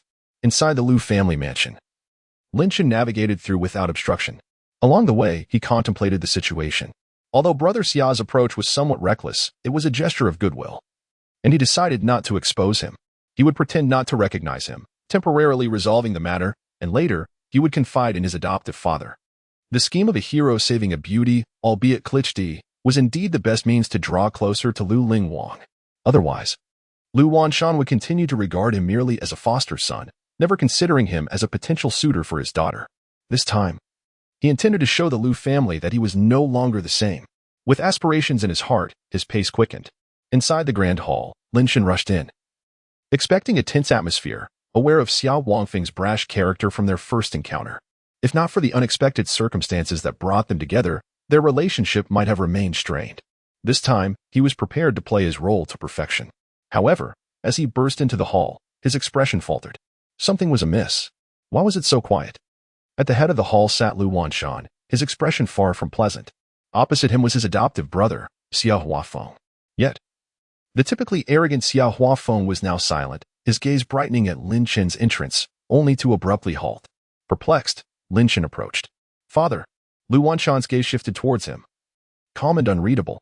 "Shen'er, why have you returned?" Lin Shen, unsuspecting, replied. "I have made great progress in my cultivation at the Holy Land and have come down the mountain to gain experience. I also heard that there have been some developments at home, so I returned today." He looked confusedly at Xiao Huafeng. Lu Wanshan's expression grew colder. "You do not recognize this person?" Lin Shen was taken aback. What did he mean by that? He had anticipated a situation where he would need to rescue the family. But it had not materialized, leaving him in a quandary. Yet, he dared not admit the truth. "I do not recognize him." "Truly do not recognize him?" Lu Wanshan reiterated. A sense of unease crept over Lin Shen, yet his demeanor remained unchanged. "Upon entering the city, I heard that Xia Fengchao was pressuring the Liu family. So I hurried here. Is this not the person from Xia Fengchao?" Gritting his teeth, he pushed the narrative forward, his gaze swiftly landing on Xiao Huafeng. "You are the prince sent by Xia Fengchao? The affairs of the Liu family are my concern. If you truly intend to take action against the Liu family, then come forth." As he spoke, a surge of energy erupted from Lin Shen. His vitality soared, and spiritual essence enveloped him. A powerful aura reverberated throughout the hall, causing everyone present to react with shock. The fifth realm, the burning fire realm. Lin Shen had achieved such a level? The burning fire realm was the intermediate stage of the divine essence, requiring one to refine their soul and ignite the divine fire within. With the divine fire ignited, one could manipulate their spiritual essence freely, signifying entry into the ranks of intermediate cultivators. When Lin Shen had left his family, he had merely crossed into the body refinement realm, struggling in his cultivation. How had he advanced to the fifth realm in just 6 or 7 years? This level of mastery was typically reached by elders of the Liu family only in their 40s or 50s. Furthermore, the refinement of his aura indicated that his divine fire was complete, and his spiritual essence was profound, poised to transcend the burning fire realm and enter the sixth realm, the divine mansion realm. An extraordinary talent. Many members of the Liu family gazed at him in astonishment. Lin Shen sought to display his strength, eliciting their admiration. As his aura swept through the hall, he instinctively glanced at Lu Wanshan, hoping to catch a glimpse of surprise in his eyes. However, to his dismay, he found the expression more complex than ever. This Lin Shen spoke. "Father need not worry. I have now joined the Yunxia Holy Land as a disciple of the Three Mountains Elders. Even if Xia Fengchao's influence is vast, they would not dare to recklessly challenge the Yunxia Holy Land." He spoke with righteous fervor, directing his gaze at Xiao Huafeng. "Xiao Huafeng, if you intend to act against the Liu family, then come forth and face me." As he spoke, he subtly gestured for Xiao Huafeng to take action. Yet, when he looked over, he found his adoptive brother's expression rigid, his eyes betraying a hint of fear as he furtively glanced aside. What was happening? Lin Shen's brow furrowed in concern. Just then, a faint sound of footsteps echoed from outside. Though not loud, the moment the footsteps began, Lin Shen noticed that everyone in the hall held their breath, afraid to even exhale, as if they feared disturbing something. Finally, the footsteps reached the threshold, and he turned to look. In an instant, Lin Shen was struck by a blinding light, feeling as if the entire hall had brightened. A man clad in white entered from outside, tall and upright, exuding a serene demeanor, his form surrounded by a luminous aura. His hair shimmered, setting him apart from his surroundings. At the mere sight of him, Lin Shen's heart raced with an indescribable sense of dread. It felt as if his heart had been gripped, and he instinctively forgot to breathe. What was happening? Just a glance was enough to instill such pressure? Lin Shen's face paled. The chosen one. Lu Wanshan rose to his feet, slightly bowing as he once again paid his respects. In the next moment, a look of joy illuminated his face. Behind Jiang Mingdao, another graceful and slender figure entered the hall. Lu Lingwang had just finished her bath. Appearing like a lotus emerging from water, her cheeks delicate and fair, adorned with a subtle hue. Her hair was elegantly styled high, and she donned a form-fitting red gown. For a brief moment, the entire hall fell into a hushed silence, as many gazes were captivated by the enchanting sight. The pair of them, a man and a woman, seemed to have stepped out of a painting, resembling celestial beings of exquisite beauty. Jiang Mingdao donned a pristine white robe, untouched by dust. Luling Wang in resplendent red attire. Bore no traces of cosmetic enhancement, yet her beauty was exquisite, albeit her features appeared somewhat cold and devoid of color, still embodying a rare charm of mortal beauty. Ling Wang. Lu Wanshan exclaimed with joy, "Divine Son, what has become of Ling Wang?" It has had some effect. Jiang Mingdao's gaze fell upon Lu Ling Wang. It was evident that the previously listless and vacant expression in her eyes seemed to regain a flicker of clarity when she looked towards others. The pervasive silence began to dissipate. Upon hearing Lu Wanshan's inquiry, Lu Ling Wang slightly lifted her gaze and glanced over. This single gesture filled Lu Wanshan with elation. It truly works. In the past, no matter how fervently he called out, Lu Ling Wang had remained indifferent, but today, there was a response. Overcome with emotion. Lu Wanshan was nearly moved to tears. This was his only daughter, whom he had cherished since childhood, and after enduring such a monumental change, he, as the head of the Lu family, had exhausted every method to no avail. His heart had grown desolate, yet unexpectedly, a glimmer of hope emerged. Lu Ling Wang merely cast a fleeting glance before lowering her eyes once more. What significance did it hold? She was not the so-called fool, rather, due to the imperial scripture. Her emotions had been severed, leading her to disregard others. However, the earlier stirrings of her heart had disrupted her tranquility. Regardless of the presence of the Thousand Springs golden liquid, she found it increasingly difficult to remain unmoved. Ling Wang. At that moment, Lin Chen also regained his composure. His face alight with surprise as he hurried over. Do you remember me? I am Brother Chen." His gaze lingered on Lu Ling Wang. Especially captivated by her current visage, momentarily entranced. The woman he had longed for appeared before him once more, leaving Lin Chen entranced. Lu Ling Wang's brows knitted slightly. Sensing the intensity of Lin Chen's gaze, she felt a flicker of displeasure within. Indeed, fragments of memory regarding Lin Chen lingered in her mind, albeit faintly. She had merged with the memories of her past life as an empress, which were convoluted, and although Lin Chen had known her since childhood, they had always maintained a certain distance, never truly close. Lu Ling Wang did not become cold due to her memories, rather. Her inherent nature was one of aloofness that had only intensified following her recollections and the influence of the imperial scripture. Moreover, Lin Chen's address, Brother Chen, struck her as odd. When had she ever referred to him in such a manner? A chill flickered in her eyes as she cast a sidelong glance at Lin Chen before turning her head slightly away. In the past, even if she had found Lin Chen's calls irksome, she would not have cared much. Yet now, she felt a twinge of concern regarding the thoughts of those around her. She looked up to find Jiang Mingdao's expression tranquil. His features shrouded in a faint white glow, making it difficult to discern his emotions. Suddenly, an indescribable sentiment stirred within Lu Ling Wang, her heart filled with a subtle melancholy. In that moment, she felt an ineffable longing. Jiang Mingdao's gaze fell upon Lin Chen. Before him, a panel materialized. Lin Chen, child of destiny, cultivation, peak of the fire realm, fortune, 7,900. Such a rich fortune value, far surpassing even that of Lu Ling Wang. This is the epitome of a true child of destiny. He has already made significant progress and growth. In contrast, Jiang Han at that time was akin to a newly hatched chick. Jiang Mingdao's gaze was tinged with intrigue as he extended his hand. Clasping the delicate fingers of Lu Ling Wang, she offered no resistance. Instead, a flicker of unusual emotion danced within her previously subdued eyes. This scene, unnoticed by Lu Wanshan and his companions, struck Lin Chen with a profound shock, rendering him momentarily speechless. His eyes widened in disbelief.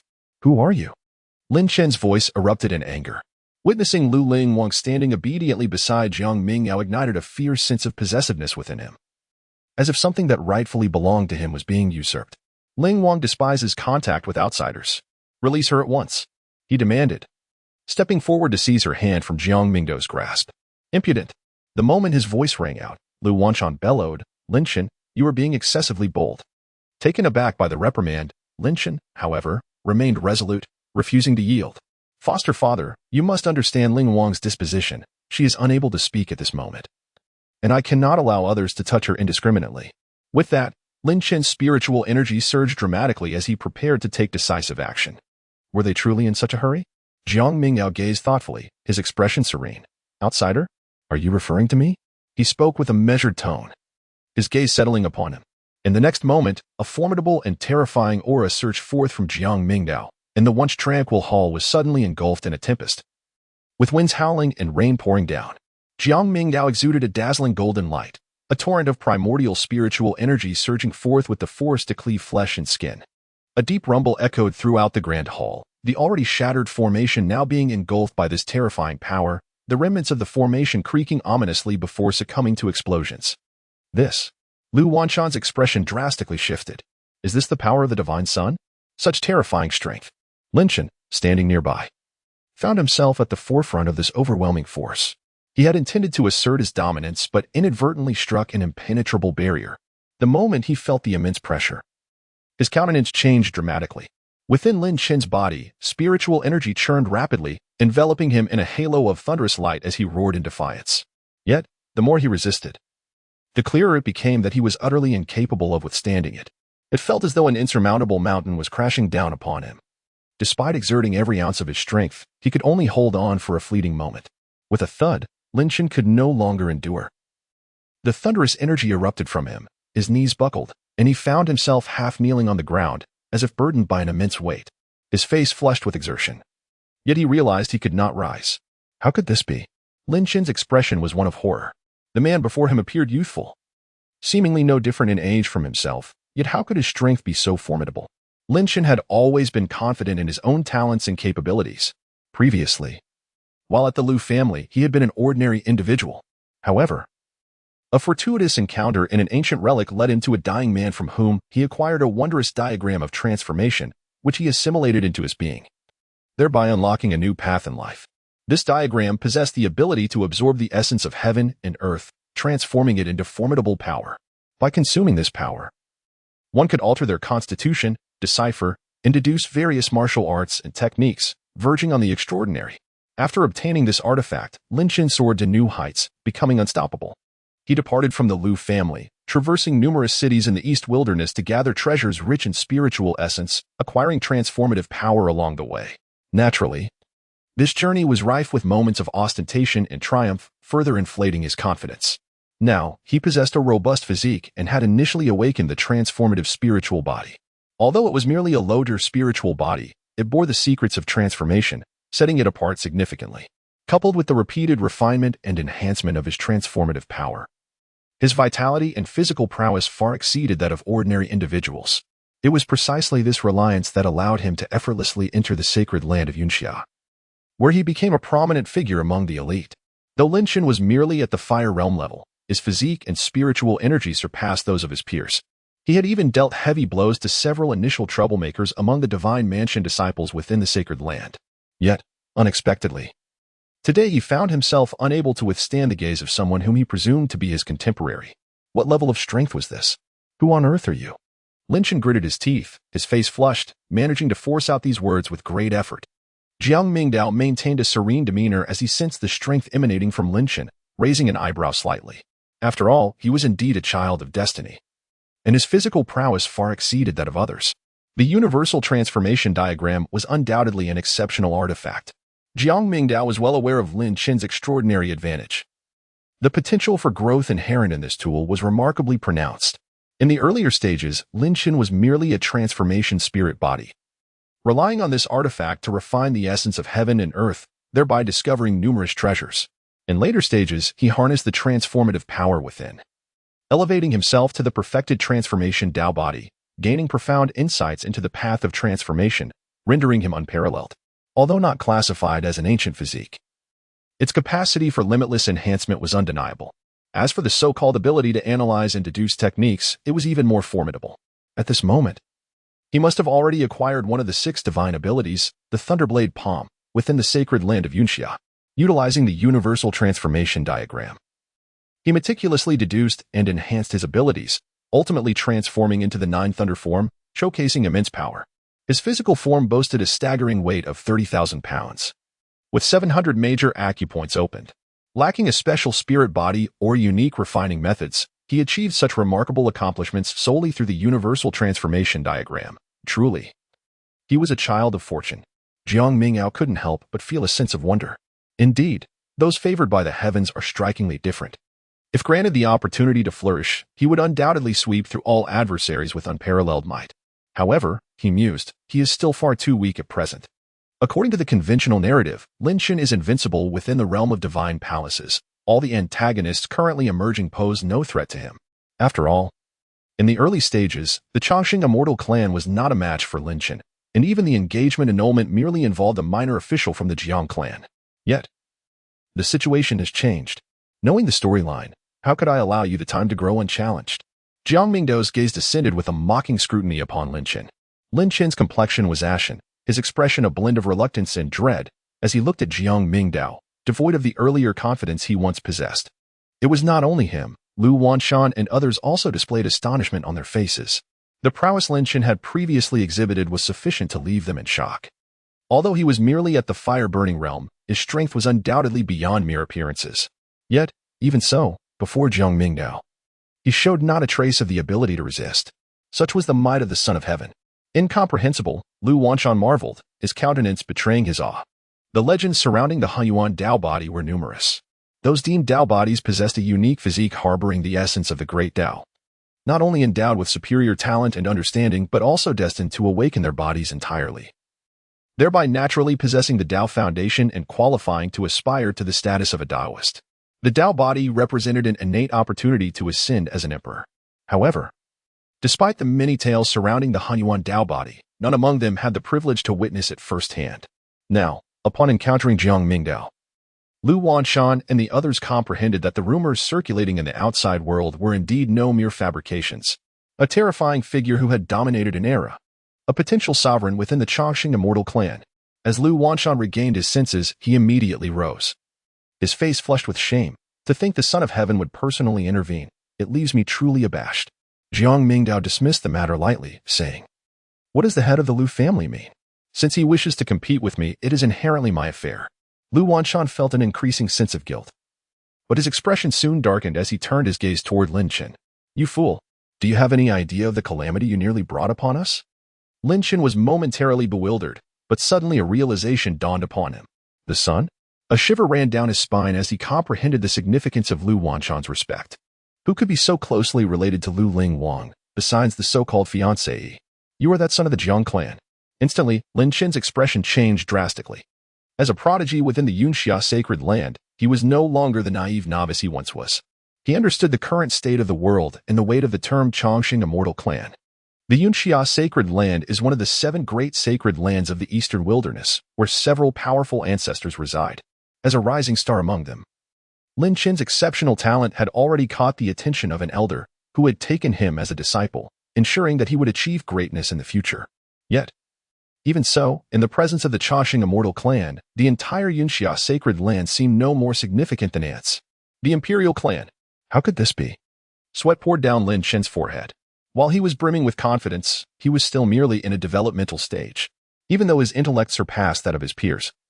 Suddenly facing a colossal entity, especially under the oppressive gaze of the other party, made it difficult for him to maintain his resolve. An indescribable fear welled up within him. He had actually taken the initiative to act. It was tantamount to courting death. Not only was it the Chongqing Immortal Clan, but it was also that son, Jiang Mingdao. Why had he suddenly appeared here? Wasn't he meant to be dissolving his engagement with Ling Wang? Looking at the current situation, there seemed to be no intention of dissolving any engagement at all. Jiang Mingdao naturally took Lu Ling Wang's hand, his gaze calmly resting upon him. "You are Lin Chen?" A gentle and serene voice resonated. Jiang Mingdao gestured towards the individual beside him, Xiao Huafeng, and inquired, "Are you not acquainted with this person?" Lin Chen, appearing somewhat dazed, glanced at Xiao Huafeng and then at Lu Ling Wang and replied, "I do not know him." Jiang Mingdao nodded slightly. In that case, it proves he was lying before. "Execute him." His tone was as calm as a gentle breeze. As his words fell, a tempest surged within the grand hall. A colossal hand suddenly descended from the side, shattering layers of spiritual essence. It was the earlier arrival of the 9th Elder, who directly pressed down upon Xiao Huafeng. No. Xiao Huafeng's countenance shifted drastically. The terror of the Divine King realm could only be truly perceived by those who faced it directly. He owned a struggle. Yet the spiritual essence within him had not even begun to rise before it crumbled instantaneously. In this moment of peril, a gem on Xiao Huafeng's chest radiated light, transforming into a crimson barrier enveloping him. "Dao artifact?" An ancient voice reverberated. The 9th Elder, emerging from an unknown direction, cast a murky glance at Xiao Huafeng, sneering. "You actually dare to expend a Dao artifact to forge a life-preserving item, It seems Emperor Shiyun holds great expectations for you, his great-grandson. Xiao Huanfeng coughed blood from his mouth and nose, his meridians shattered. Even with the Dao artifact's protection, it was evident that the barrier was cracking under the immense pressure. Unable to withstand an attack from a true divine king, should the Dao artifact shatter, he would undoubtedly be reduced to ashes. Spare me, O divine son. I was wrong. My blindness led me to offend the Lu family. I truly did not intend it. I am willing to compensate with anything. Ancient source or... I am willing to offer ancient source or his recompense. Xiao Huanfeng braced himself, his face devoid of color, repeatedly bowing in supplication. Linshan, save me. He cried out for help for a long while, witnessing no effect, his eyes turning red as he gazed at Linshan, who stood frozen in shock. His mind buzzed, and his entire body trembled. The Divine King Realm. Beside the scion of the Jiang clan stood a protector of the Divine Realm. He cast a fearful glance at Jiang Mingdao, only to be met with a series of vehement shouts from Xiao Huanfeng, which jolted him into awareness. Lin Chen's complexion turned ashen, his teeth clenched tightly, before he finally spoke. No. I know him. He is my sworn brother. He has come for me. Not to covet the possessions of the Lu family. Lu Wanshan remained silent, his gaze fixated on Jiang Mingdao, although this was the Lu residence. The decisions at hand were no longer within Lu Wanshan's purview. Jiang Mingdao found it peculiar. So now you are acquainted? Does that imply that everything you previously claimed was indeed true? You brought your foster brother here to the Lu family to flaunt your power for the sake of Ling Wang. I have heard that you are a foster son of the Lu family. Did they treat you harshly, scolding and belittling you since childhood? His words were delivered with an unsettling calmness, yet to the ears of the surrounding members of the Lu family, they were akin to adding fuel to the fire. Particularly for Lu Wanshan, who wore a grave expression, his fury intertwined with a hint of disappointment. A myriad of memories flooded his mind. Lu Wanshan reflected on the fact that he had never been unkind to Lin Chen throughout his upbringing, although Lin Chen bore the surname Lin. Lu Wanshan had cherished the bond with the Lin family, diligently guiding him since childhood, even personally overseeing his initiation into the path of cultivation. He could vividly recall Lin Chen's timid demeanor upon his first arrival at the Lu residence. This was truly a child he had watched grow. And though not of his blood, he had cared for him deeply. The more he pondered, the more Lu Wanshan's anger and hatred towards Lin Chen, who had instigated this turmoil within the Lu family, intensified. Such a thankless wretch. Lin Chen's face flushed with embarrassment as he sensed the shift in the gazes around him. Hastily interjecting, "It is not as you think.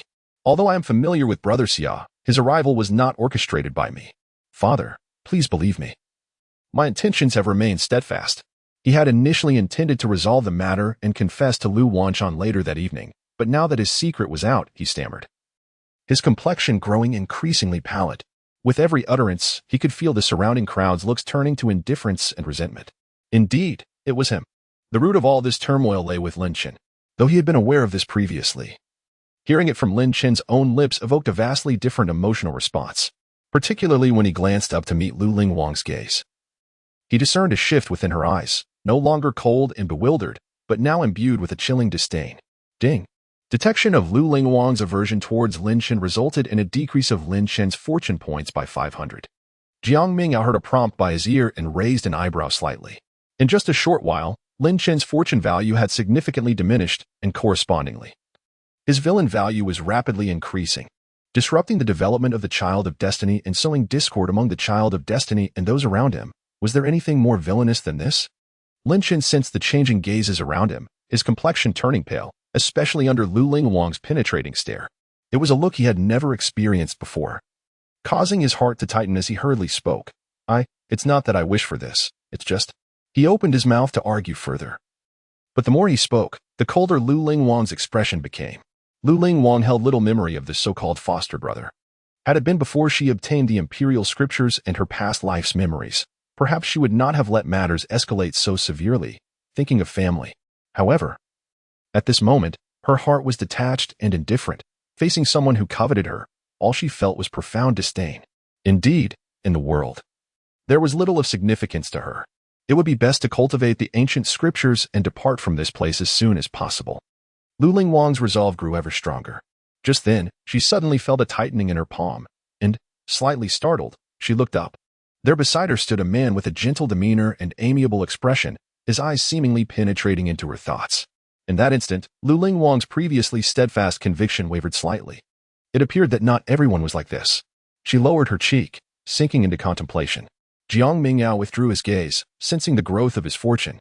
According to Jiang Han's memories, it was after the upheaval in the Lu family that Lin Qin and Lu Ling Wang became acquainted.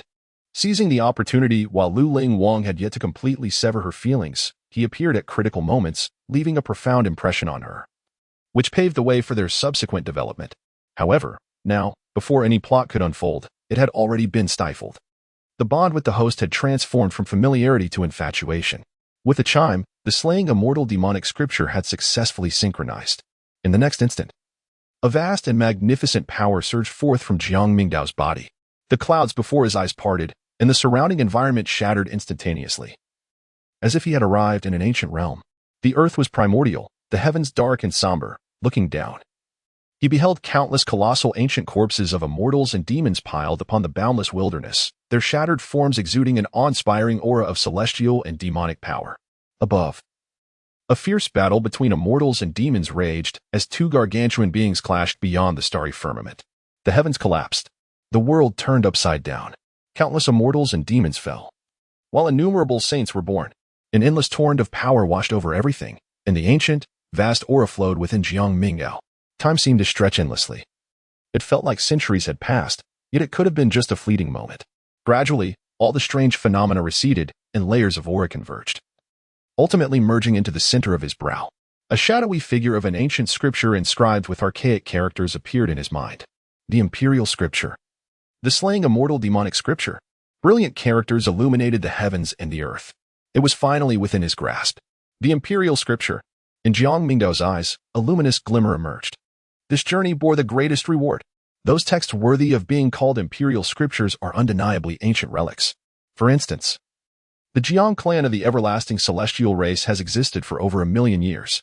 Yet, within the clan, there exists only one complete imperial scripture, the Void Sutra.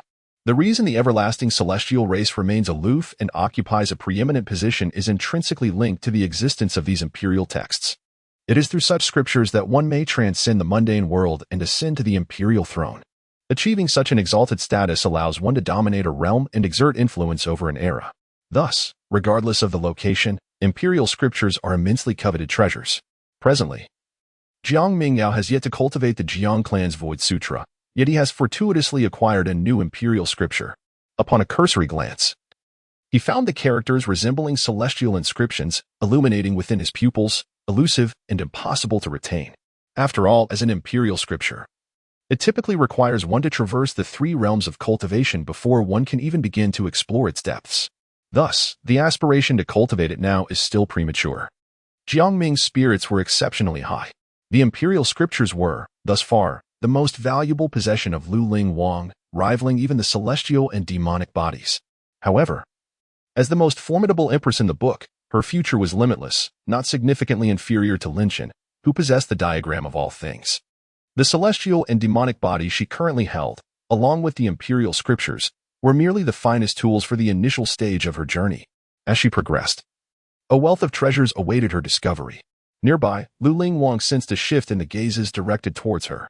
It seemed they felt a newfound closeness. Bewildered yet uncurious, she silently embraced the warmth of their affectionate glances, finding tranquility within. At that moment, ahead of them, as Lin Qin acknowledged the matter, the aura of the 9 elders immediately receded. Xia Huafeng, disheveled and in a state of utter disarray, expressed his relief at surviving. "Thank you, son of God, for sparing my life," he murmured, kneeling on the ground, his figure trembling.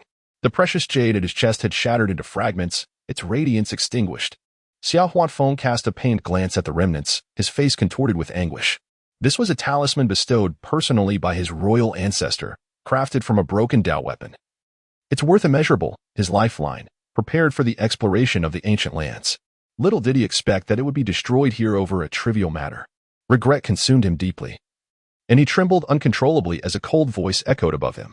"You have spared your life, but the incident involving the Lu family remains unresolved.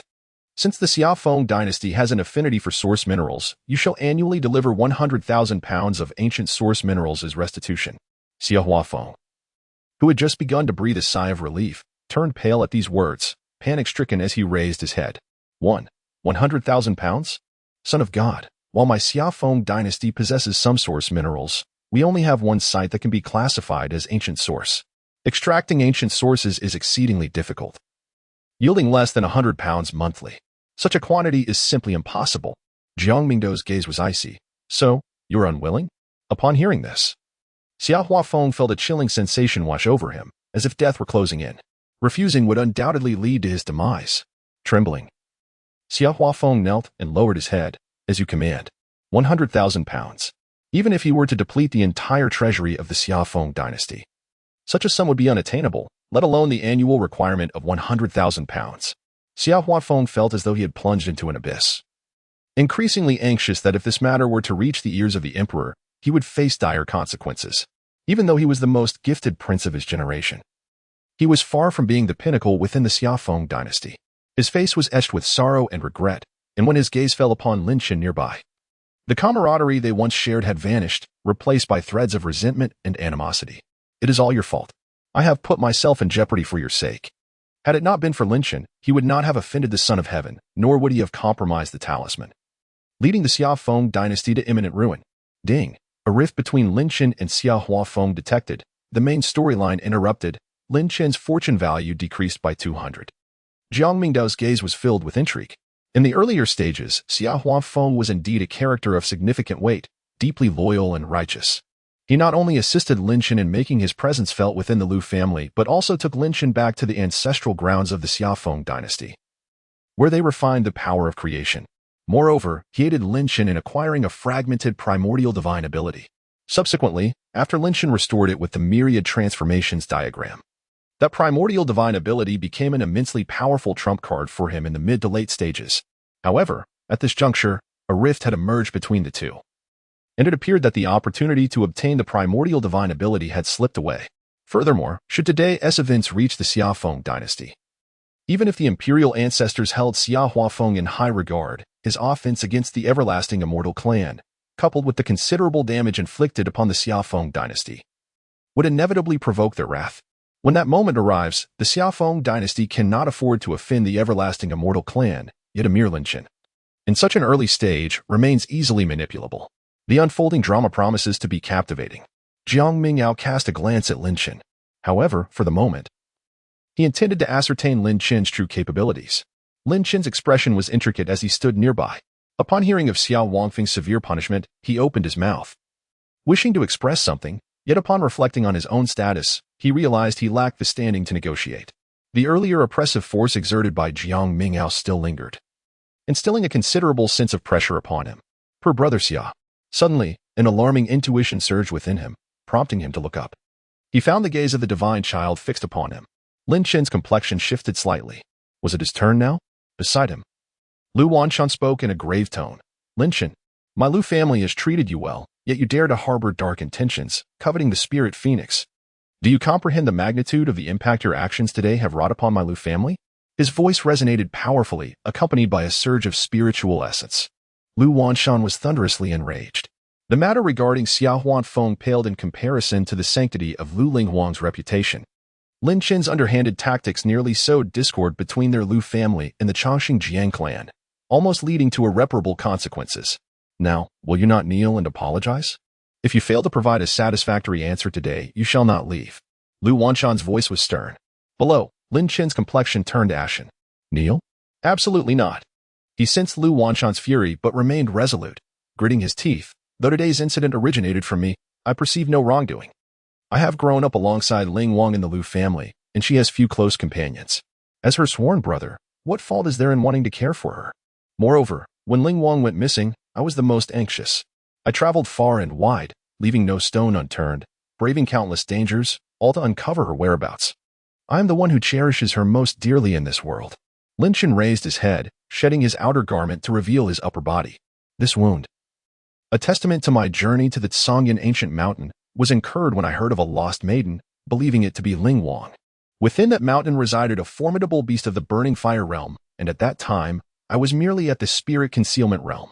And this, the ring wound on my right arm was sustained while I sought to gather soul herbs to heal Ling Wang's injuries. My entire right arm was severed, fortunately. I received timely treatment, or even if reattached, full recovery would have been improbable. And these are the injuries I bore for the Lu residents. Lin Xin bared his heart, revealing numerous scars upon his body, which were indeed strikingly severe. reflecting on the past since leaving the Liu family. His sole aim had been to seek out Lu Ling Wang. On several occasions, he had received leads, even venturing into ancient ruins, confronting life and death. It could be said that without the singular pursuit of Lu Ling Wang, Lin Xin would not exist as he was now. His voice rang out, echoing through the grand hall. Observing his injuries and listening to his words, the surroundings fell into a thick silence. Lu Wanshan's expression turned complex, mirrored by the others of the Liu family, whose faces displayed a hint of empathy, their earlier anger dissipating considerably. These wounds appeared grievously severe, some even seemingly life-threatening. Lin Xin, indeed, valued loyalty and affection. Just as this thought flickered in everyone's minds, a voice of confusion broke through. You have said so much, but what exactly have you done? Jiang Mingdao's gaze bore an air of curiosity as he inquired, have you located the spirit phoenix? Lin Xin was momentarily taken aback. I have heard that the spirit phoenix returns of its own accord. I am quite intrigued. What is it that you are truly seeking? You have endured numerous trials, facing life and death on several occasions. Is all of this not in vain, merely a self-indulgent endeavor? Jiang Mingdao shook his head and remarked, you have crafted a persona of an infatuated individual, yet it serves no practical purpose. Your quest for the spirit phoenix is solely born from your own desires. It is neither a demand from the Liu family nor a requirement of the spirit phoenix. Therefore, no matter how much you have done, do you now wish to evoke profound gratitude from the Liu family? His voice resonated clearly throughout the grand hall. Initially, Lin Xin's heartfelt sincerity had caused Lu Wanshan to waver, questioning whether he had been overly harsh, considering that this adopted son had indeed faced numerous perils. However, upon hearing these words, his expression faltered. Indeed, that was a choice made solely by Lin Xin, with no one compelling him to do so. In fact, despite his extensive efforts, he had not aided the spirit phoenix in the slightest. Instead, he had brought calamity upon the Liu family. Just because it was deemed as good intentions, does that absolve one from the consequences? In contrast, the divine son had merely arrived for the first time. Yet not only did he offer the invaluable Qianquan golden liquid, but he also resolved the crisis that Lin Xin had inflicted upon the Liu family. The comparison between the two was stark and unequivocal. Lin Xin's expression froze, his previously soaring confidence abruptly halted. He opened his mouth, intending to retort, but his face flushed with embarrassment, leaving him momentarily at a loss for words. Jiang Mingdao shook his head. The protagonist, being excessively juvenile, was indeed too feeble, lacking even the ability to engage in verbal sparring. His voice resounded once more. Moreover, there is another matter, who bestowed upon you the audacity to directly address the spirit phoenix. What is your status that you believe yourself worthy of such a title? Jiang Mingdao's voice transformed into an echo of eternal ice as he rose to his full height, his spirit energy erupting in a resounding surge surrounding him. I initially intended to show respect to the head of the Liu family and avoid conflict with you. However, your manner of address has begun to irritate me. As he spoke, Jiang Mingdao's hand shot forth suddenly, reaching towards Lin Xin with a radiant palm that shimmered with golden brilliance, crashing down with immense force. This power was overwhelmingly tyrannical, akin to a dragon soaring through the skies. At the moment he struck, the onlookers were left in shock. You. Lin Xin's face blanched in horror. His expression shifted dramatically as he sensed Jiang Mingdao's wrath. Feeling utterly incapable of underestimating the situation, he shouted in defiance, I am not someone you can easily manipulate. Come forth, lightning. With a thunderous roar, he summoned a bolt of lightning from the heavens. As it descended, it merged with Lin Xin's being, enveloping him in a tempest of silver light that swirled around him. This was the heavenly grade divine ability, Nine Thunder Body. As the divine power manifested, lightning surged around Lin Xin, transforming his surroundings into a realm of thunder, granting him boundless lightning energy. This formidable heavenly grade ability, inherently fierce, belonged to the realm of thunder. Initially, it was merely a thunder blade palm within the sacred land of cloud and mist, limited to earth-grade power, capable of channeling thunderous spirit energy to convert his palm into a blade of lightning. Yet, with the assistance of the Myriad phenomena creation diagram, it underwent a metamorphosis, enabling the lightning to envelop his entire being. Empowered by the thunder, he became invulnerable. This divine ability was Lin Xin's ultimate trump card, and with it, he felt invincible within the third realm of divine essence. But in the next instant, as he prepared to display his prowess, the colossal hand above him came crashing down, propelling Lin Xin out of the grand hall. Poof! Lin Xin felt as though he had collided with an ancient mountain. The lightning within him was dispersed, and blood erupted from his mouth and nose, leaving him in a pitiful state. With a resounding crash, he was hurled from the grand hall, landing in the training grounds of the Liu residence, where the ground caved beneath him. The surrounding crowd gasped in astonishment. Had he truly been sent flying with a single slap? Earlier, Lin Chen's summoning of lightning had evoked awe, with many regarding his divine ability as terrifying. Yet, it proved utterly ineffective against that single strike. Jiang Mingdao, clad in garments as white as snow, bore an indifferent expression as he stepped out of the grand hall. At this moment, the entire Lu residence and even the ancient city of Dian were stirred, for the resounding commotion was too loud to ignore. And many gazes turned toward the scene. In the training grounds, Lin Chen appeared utterly disheveled, staggering to his feet, his face flushed with embarrassment. Cursed be it. Since acquiring the diagram of all-embracing transformation, he had never found himself in such a predicament. Rising from the ground in a state of fury, Lin Chen felt a profound humiliation, especially as the astonished eyes of countless Lu residence members were fixed upon him, witnessing his disgrace. How could he be so humiliated? He was a prodigy of the heavens and should be invincible. The power of transformation. Activate! Lin Chen roared. In an instant, the diagram of all-embracing transformation within him unfolded. Its light and shadows intertwining, a celestial grandeur manifesting as boundless transformative power surged forth.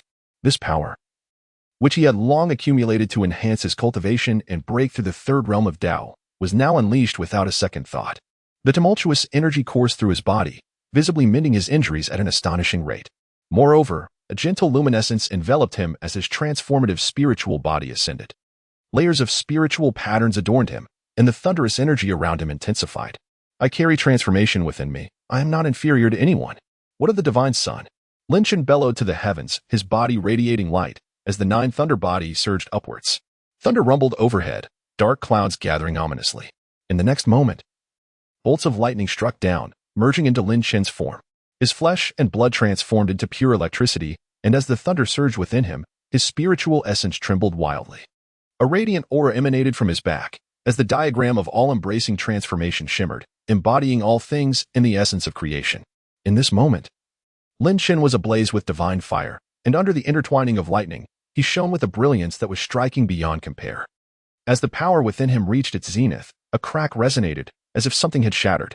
Immediately, a bolt of lightning coursed through him, his meridians roaring like dragons. And his aura surged exponentially.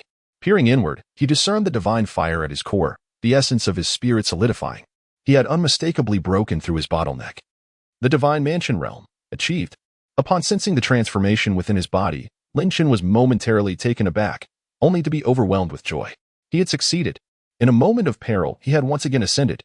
Indeed, he was a child of destiny, just when he thought he was at his last breath. Such a fortuitous turn of events had unfolded. Had he truly breached into the divine mansion realm? How could he be so young? Shocked voices echoed around him.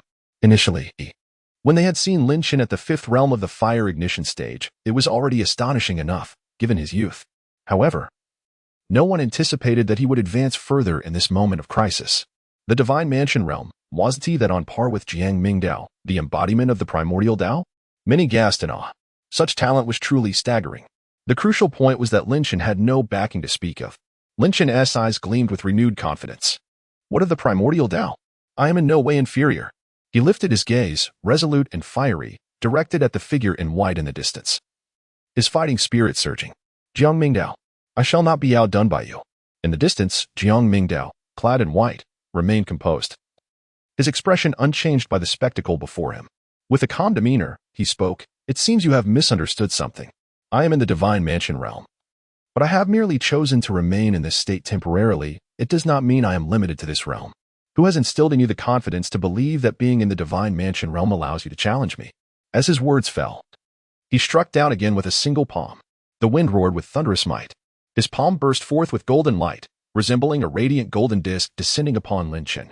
Yet Lin Chen, undeterred, stood firm, his spirit resolute and overflowing with self-assurance. He too was in the divine mansion realm and possessed the heavenly grade divine ability, the 9 thunder body, which granted him the strength to engage in battle. With this thought, he launched his counterattack, summoning the thunderous energy to empower his arm. Colliding with the golden disk, their strikes met, but the very next instant, a muffled groan escaped Lin Chen, accompanied by the sickening sound of bones shattering. Blood spewed from Lin Chen's mouth and nose. He was instantly overwhelmed. He had believed himself to be a worthy adversary against Jiang Mingdao. Yet in that fleeting moment of contact, he felt half of his body crushed by the overwhelming force, crashing into the ground with a resounding thud. In the deep crater, He stared wide-eyed as the diagram of transformation worked to mend his injuries, his expression one of utter confusion. How could this be? He was of the same realm. He bore the diagram of transformation. How was it that he could not withstand even a single strike from Jiang Mingdao, who had not even unleashed his divine abilities? A faint smirk appeared at the corner of Jiang Mingdao's mouth. The Son of Heaven, you have arrived before me far too early. With a wave of his right hand, an ethereal azure flame coalesced around him, transforming into an ancient seal that descended in an instant. The azure flame ancient seal. A celestial divine ability. Lin Chen's expression turned to one of horror as he felt an intense heat rush towards him, threatening to pierce through the void. He attempted to evade, but found himself ensnared by the divine fire, which swiftly engulfed him. This azure flame ancient seal was forged from a divine fire seed cultivated within the Jiang clan by Jiang Mingdao. Once activated, it solidified into a seal that scorched the spirit and essence, leaving no avenue for escape. A heart-wrenching scream echoed through the air. Flames consumed Lin Chen, his essence boiling, his soul twisting, as if this fiery seal would devour him whole. In a moment of peril, the diagram of creation on his body released a hazy radiance, instantly swallowing the encasing flames, allowing Lin Chen to preserve his life. Despite this, Lin Chen's flesh charred, revealing exposed bones, presenting a ghastly visage. Run! Run! Lin Chen's eyes were filled with terror, devoid of any desire to continue fighting. Jiang Mingdao was far too formidable. He activated the inner palace within himself, spitting out a mouthful of essence blood, as the diagram of creation surged with luminous energy, enveloping his form and vanishing from sight. When Lu Wanshan and the others emerged in pursuit, they could only witness the moment of his disappearance. He fled? What kind of divine ability was that? The group was astounded. They had just witnessed Lin Chen being engulfed by the azure flame ancient seal, seemingly destined for a tragic end, only to be shocked in the next moment by his escape. Even Lu Wanshan, a practitioner of the Eighth Realm, scanned the surroundings, yet found not a single trace. After all, he was indeed a child of destiny, truly difficult to vanquish. Jiang Mingdao shook his head. He had initially intended to test whether he could directly vanquish the child of destiny, but it now appeared that he was premature in his ambitions. After all, this individual possessed a significant advantage, particularly with the formidable Wanxiang creation diagram, which had already reached a commendable level of mastery, far beyond the rudimentary stages of a mere golden finger. If it were indeed so effortless to eliminate him, Lin Chen would not have accumulated over 7,000 units of fortune. However, it must be noted that there were still gains to be had. Jiang Mingdao lifted his gaze and, within his line of sight, faintly sensed the presence of a black dot 1,000 miles away. Previously, a wisp of calamity had merged into his Tsanghua ancient seal, albeit in a form so faint that it would elude the perception of an ordinary person. However, possessing the source of disaster, Jiang Mingdao found it exceedingly pronounced. I had initially intended to scorch my divine soul and attach it to his in pursuit, but to my astonishment, it was absorbed by the Myriad phenomena creation diagram, rendering escape all the more arduous. Jiang Mingdao averted his gaze, his expression serene.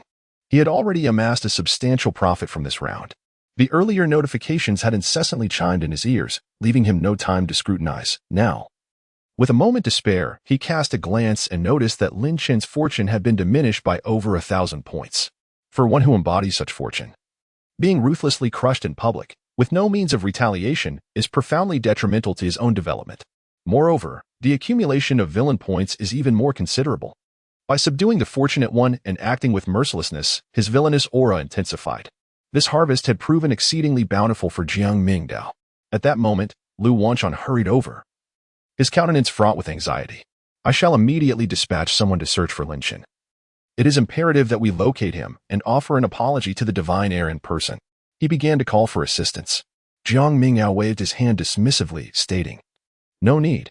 It was merely a moment of anger on my part. The head of the Lu family should not hold me accountable for injuring your adopted son." Lu Wanshan bowed respectfully, replying, "Not at all. It was that Lin Chen, driven by ambition, who first provoked the matter." After the events that had transpired, Lu Wanshan had completely lost faith in this adopted son. It was not only the audacity of Lin Chen to offend the esteemed Jiang Mingdao of the Chongqing immortal clan that troubled him. Even without this incident, he would still demand an explanation from Lin Chen. Initially, Lu Wanshan had thought that a simple apology from Lin Chen, kneeling before Jiang Mingdao, would suffice to settle the matter. After all, despite his disappointment in Lin Chen, he had watched him grow up since childhood. To his astonishment, Lin Chen had so defiantly refused, even daring to confront the divine son. Lu Wanshan's thoughts were in disarray. Although the divine son claimed the matter was trivial, He could not remain indifferent. He hastily sought out Linshan, intending to bring him to apologize to the Divine Son. If only the Divine Son would quell his anger. It should not lead to any serious repercussions, nor would he lay too much blame upon him. The situation regarding Linshan had come to a temporary close. Xiao Huafeng also departed in a state of disarray, leaving behind a stipulation: if the 10,000 pounds of ancient source ore were not produced within 3 months, the Jiang clan would undoubtedly send someone to express their grievances. Upon hearing these words, Xiao Huafeng appeared utterly despondent, his spirit seemingly extinguished. Even as he left, he was lost in thought, clearly despondent and disheartened. As night fell, Jiang Mingdao chose not to depart. Does the head of the Lu family have a realm for cultivation? I have gained some insights today and require a place for seclusion, Jiang Mingdao spoke. Naturally, Lu Wanshan readily agreed. After all, despite the decline of the Lu family, once one of the 4 ancient clans of the East Wilderness, their ancestral home was still well-equipped. Without delay, Lu Wanshan opened the entrance to the realm and invited Jiang Mingdao to enter. Jiang Mingdao gazed at the poised figure of the Dark Maiden. Her silhouette clad in an elegant black gown, reminiscent of a plump black carp, her waist slender and her form gracefully curvaceous. Yet, an aura of icy aloofness enveloped her, deterring anyone from daring to glance her way. You may guard this place, but there is no need for you to enter, nor should you allow others to disturb me. Understood, the Dark Maiden replied, her countenance serene and obedient. Jiang Mingdao reached out and gently pinched her cheek, chuckling softly. There is no need to be so vigilant. Nothing will go amiss in the Lu residence. The Black Princess was clearly taken aback by Jiang Mingdao's affectionate gesture. Her originally poised and charming countenance blushed like a delicate ink wash, further enhancing her captivating allure. Jiang Mingdao entered the cave's celestial realm. Within this enchanted space, a unique domain unfolded. Upon stepping inside, he could sense the profound spiritual essence enveloping the surroundings. Not too shabby, he mused. This place must be home to tens of thousands of pounds of source minerals. Although it may not rival my own cultivation grounds, it is certainly usable. Jiang Mingdao sat cross-legged and summoned the system. Host, Jiang Mingdao cultivation level. Pinnacle of the Divine Mansion Realm, 6th stage, physique, source of calamity, primordial Dao body. Immortal demon body techniques, void body refinement method, perfected, immortal demon slaying scripture, star moon nurturing furnace classic divine abilities, Songhua ancient seal, heavenly tier, Xiantian fire blade, heavenly tier. Tianyi phantom technique, earth tier, void breaking palm, earth tier, sword shadow divine embryo, heavenly tier, moving skyfinger, heavenly tier, villain value, 11, 500 a bountiful harvest indeed. Jiang Mingdao gazed at the noticeably expanded panel before him, his brows arching in intrigue. Each of the techniques and divine abilities was a pinnacle treasure acquired from Luling Wang, and the reciprocation of power allowed him to synchronize with her insights. Aside from the ancient slaying immortals demonic scripture, he had begun to delve into the 3 heavenly tier techniques and divine abilities. Each of these 3 paths was of considerable merit.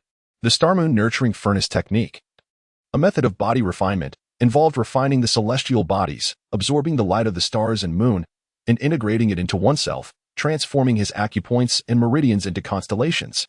Once the celestial map was unlocked, he could harness the power of the stars and moon to bolster his own strength.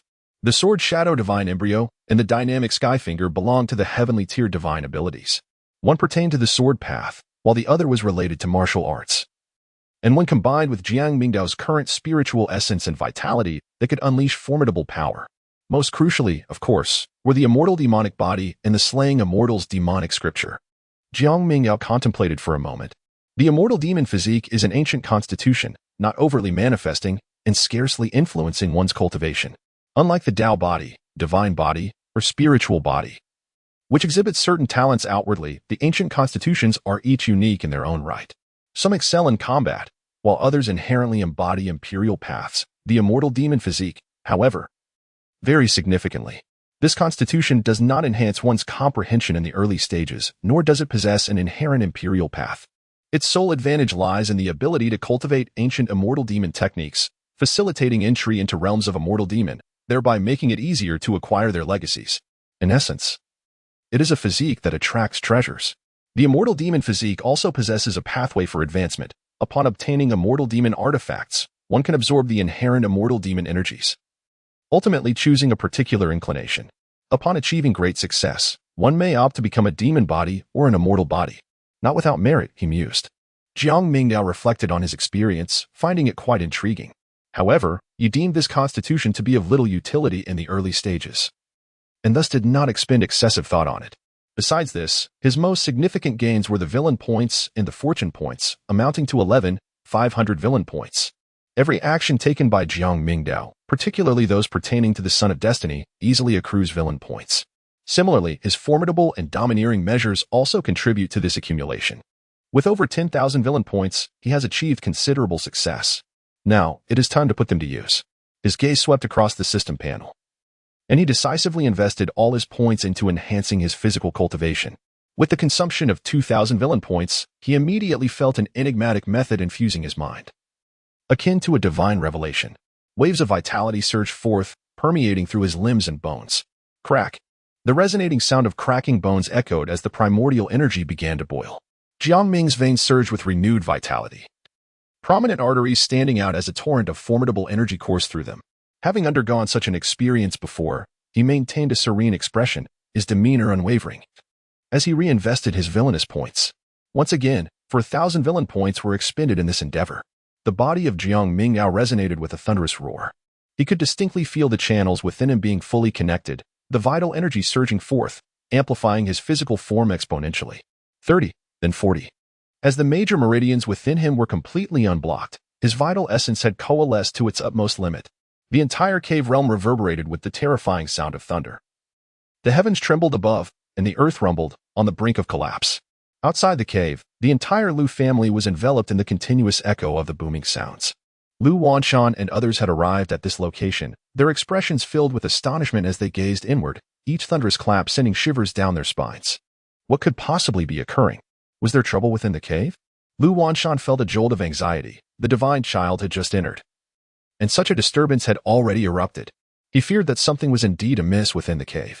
Should the divine child sustain even the slightest injury, the Lu family would find themselves irreparably doomed. He yearned to venture inside to investigate, yet was halted by the presence of Heiji. With an impassive demeanor, Heiji stated, "The master has instructed that, regardless of what transpires, we must not disturb him." But the divine child, Lu Wanshan, attempted to protest. Yet, Heiji remained steadfast, blocking his path. Lu Wanshan dared not utter another word, but stayed outside the cave, anxious to be on hand should any unforeseen calamity arise. Time passed, though its measure was uncertain. Within the cave, the cacophony of booming sounds finally subsided. As the last major meridian connected, Jiang Mingdao radiated brilliance, his physique resembling jade.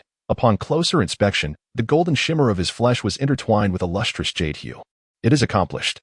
The refinement of his body had reached its zenith. Jiang Mingdao felt a profound surge of vitality within himself, akin to an ocean of blood and energy. With the slightest movement, a pure force erupted from his core. He raised his palm, savoring the essence of flesh and blood that coursed through it. My strength has multiplied exponentially compared to the past. Even relying solely on my physical prowess, I could effortlessly subdue anyone beneath the third realm of cultivation. Indeed, even those at the initial stage of the seventh realm may struggle to withstand my might. With a single punch, I could effortlessly reduce someone to mere mist, even without employing any mystical techniques. However, this so-called enhancement of limits is merely a reflection of my current physical condition. Should my physique strengthen further in the future, or if I were to practice the Tianong Sutra or similar imperial techniques of body refinement, attaining the path of physical cultivation, my potential would rise even higher. Boundless and infinite. Jiang Mingdao comprehended this truth, and although his primordial Tao body offered little assistance to his physical form, he still attained a level beyond the ordinary capabilities of those adept in physical cultivation, reaching a realm unattainable by typical divine bodies. Pausing for a moment, Jiang Mingdao observed the remaining 4,000 villain points and promptly invested them, ascending beyond the realm of enlightenment. Outside the cave, the atmosphere had quieted. Has the divine son concluded his training? Several members of the Lu family exchanged concerned glances, peering into the cave. The earlier cacophony had indeed been unsettling. Many elders present were practitioners of the third realm and had never instigated such turbulence in their own training, leaving them quite tense. Now, witnessing the cessation of commotion, they collectively sighed in relief. Lu Wanshan was no exception. He marveled inwardly at the divine son's cultivation technique, pondering how it could produce such a tremendous disturbance. The cave was isolated, a realm unto itself, yet it had generated this kind of upheaval. What if he were training outside? Could it be that he was practicing the Void Sutra? No. The divine son had not yet entered the realm of cultivation and should not have encountered the Void Sutra prematurely. Regardless, as long as nothing amiss occurred, all was well. Seeing the crowd gathering, Lu Wanshan feared that the divine son might perceive this as an unfavorable influence and was about to urge everyone to disperse when suddenly the cave behind him shuddered violently. Immediately thereafter, a resonating hum filled the air. Lu Wanshan turned to witness a dramatic change in the sky above. A massive vortex appeared seemingly out of nowhere, initially small, but expanding rapidly within mere breaths, stretching for thousands of miles. The entire Great Yin ancient city was stirred, with people gazing up in shock. Was this spiritual essence? Such an abundance of spiritual essence? Was it emanating from the cave? Everyone was left in stunned disbelief. Below the manifestation, directly aligned with the Lu family's cave, it trembled as divine light burst forth, an infinite amount of spiritual essence being voraciously consumed. Lu Wanshan merely cast a fleeting glance and felt his heart race. The spiritual essence within the cave was being rapidly refined. How could this be possible? Within the cave lay 1,000 gene of blood source, or in tens of thousands of gene of ordinary source, or the spiritual essence should be boundless. Yet, as a formidable practitioner of the Tao Law realm, he keenly sensed that the originally abundant spiritual essence within the cave was depleting swiftly. Could it be that something had gone awry within the cave? Lu Wanshan began to feel trepidation again. There was no need for fear. Someone within was absorbing the spiritual essence. At that moment, an elderly man clad in gray appeared from the sky and descended among them. Seventh Patriarch. Greetings, Seventh Patriarch. Lu Wanshan and the others hurriedly bowed in respect. This gray-clad elder was the steadfast anchor of the Lu family, the true king, Lu Qi. With an ancient yet humble visage, he was surrounded by swirling colors, exuding an aura of Tao. A practitioner of the king realm transcended ordinary levels, embodying a sense of invincibility in every gesture. At this moment, Lu Qi gazed into the cave, unable to conceal his astonishment. Who is within? It is Jiang Clan's divine son, Jiang Mingdao, replied Lu Wanshan. What? It is he. The primordial Tao body. Lu Qi's expression shifted in shock. The prodigy of the Jiang clan, who had not emerged for millennia, was indeed the source of such terrifying phenomena. Previously, he had only heard rumors of the Tao body's dreadfulness, but witnessing it firsthand made him realize how conservative his prior conjectures had been. Lu Qi's eyes turned towards the source of spiritual essence, astonishment evident in their depths. Lu Wanshan remained somewhat anxious. Is it truly just cultivation? Yet, even so, how could it provoke such an anomaly? There is no cause for concern. I can sense the presence of a Daoic figure within, in a stable state. Lu Qi assured with a nod. But how could so much spiritual essence be refined with only the divine son present? Lu Qi smiled wryly, unaware of the singularity of the situation. Indeed, there was only one individual inside. As for the spiritual essence, the cave of the Lu family was an ancient relic, its source ores having accumulated over countless generations, supposedly everlasting. Yet, within this brief moment, 1/5 of the essence had already diminished. Lu Qi's expression turned complex. One can only surmise that it is the divine son of the eternal life celestial clan. By the way, did something happen in the manor earlier? I sensed fluctuations of energy and was about to emerge, but the aura vanished instantaneously, not perceiving any large-scale disturbances within the manor. I remained inside. Now it appears that the formations have been utterly destroyed. Why is the divine son here? Lu Qi inquired, his gaze shifting. Though he was a true king, he was in the twilight of his years, having been secluded in the ancestral grounds for a long time. He rarely emerged unless facing a life-or-death crisis. This time, he had sensed the anomaly in the cave and could not resist investigating. Lu Wanshan sighed. So much has transpired today. Allow me to recount the events to you slowly. Jiang Mingdao sat firmly in a place enveloped by boundless spiritual essence. Surrounded by a hazy silver glow, he swiftly consumed the abundant spiritual energy, akin to a great whale drawing in water. The ancient sources that once carpeted the area visibly began to dim in patches, as their essence was refined and absorbed into his being amidst the radiant white light. Jiang Mingdao's great apertures were unlocked, totaling 1,200, representing the pinnacle of his cultivation. At this moment, with the utilization of villain points, a transformation occurred within his body, expanding the number of apertures. Each aperture brimmed with spiritual essence, the surrounding dense energy akin to liquid, being refined by Jiang Mingdao's physique. His entire corporeal form awakened, and the primordial energy began to radiate. As the new apertures opened and his physique rejuvenated, an endless flow of primordial power commenced its circulation around him. Time became indistinct.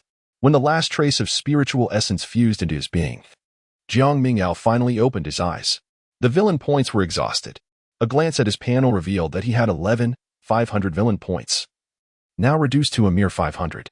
Correspondingly, the consumed villain points had been wholly transformed into his current strength. His body refinement reached its zenith. And in the stage of aperture opening, the number of apertures increased to 1,005. Regarding strength, he pondered, feeling the terrifying quantity of spiritual essence within him, bolstered to a vast oceanic expanse.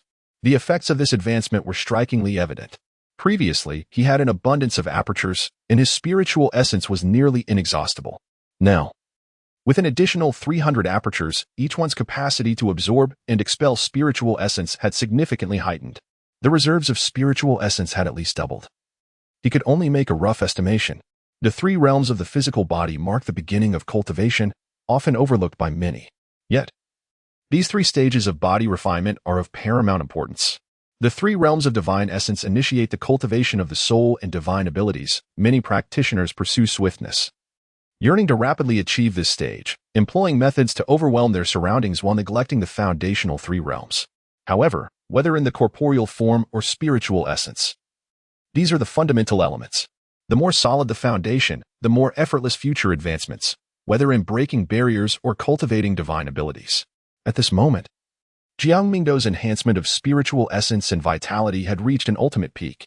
With the villain points fully expended, his gaze shifted towards the source of calamity. The infusion of fortune value commenced. He had harvested a windfall from Linshan, amassing over 1,000 fortune points, all now channeled into the source of calamity. As the golden fortune value flowed within, a resounding thump echoed, reverberating like the beating of a drum throughout the cavern. Jiang Mingdao's heart raced violently, as within it, the source of disaster shrouded in a black mist suddenly radiated an unprecedented brilliance.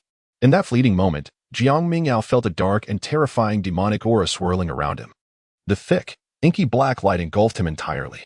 His originally resplendent primordial body, which shimmered with golden light, was now completely suppressed under the weight of the demonic intent, replaced by a different essence. Jiang Ming's entire being was enveloped in a swirling darkness, a profound and shadowy luminescence that resembled the essence of night itself. At this moment, although his appearance remained unchanged, there emanated an unmistakable aura of malevolence and sorcery surrounding him.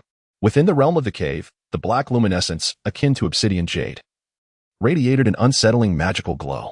This sanctum was once illuminated by the ever-bright pearl, ensuring that the area basked in perpetual daylight. However, now, with the eruption of dark energy, all light was consumed by an infinite abyss of blackness, casting an eerie twilight over the surroundings. The source of this transformation stood at the center, a figure clad in pure white. Jiang Mingdao's gaze flickered with uncertainty. Is this the true power of the source of calamity? He examined himself. His body showed no signs of change. Only the once pure essence of chaos had transformed into an ethereal void, shrouded in ominous, surging demonic energy. Raising his palm, a nebulous mass of dark mist swirled incessantly. This mist was imbued with the essence of destruction and desolation. This, indeed, was the very aura of catastrophe itself.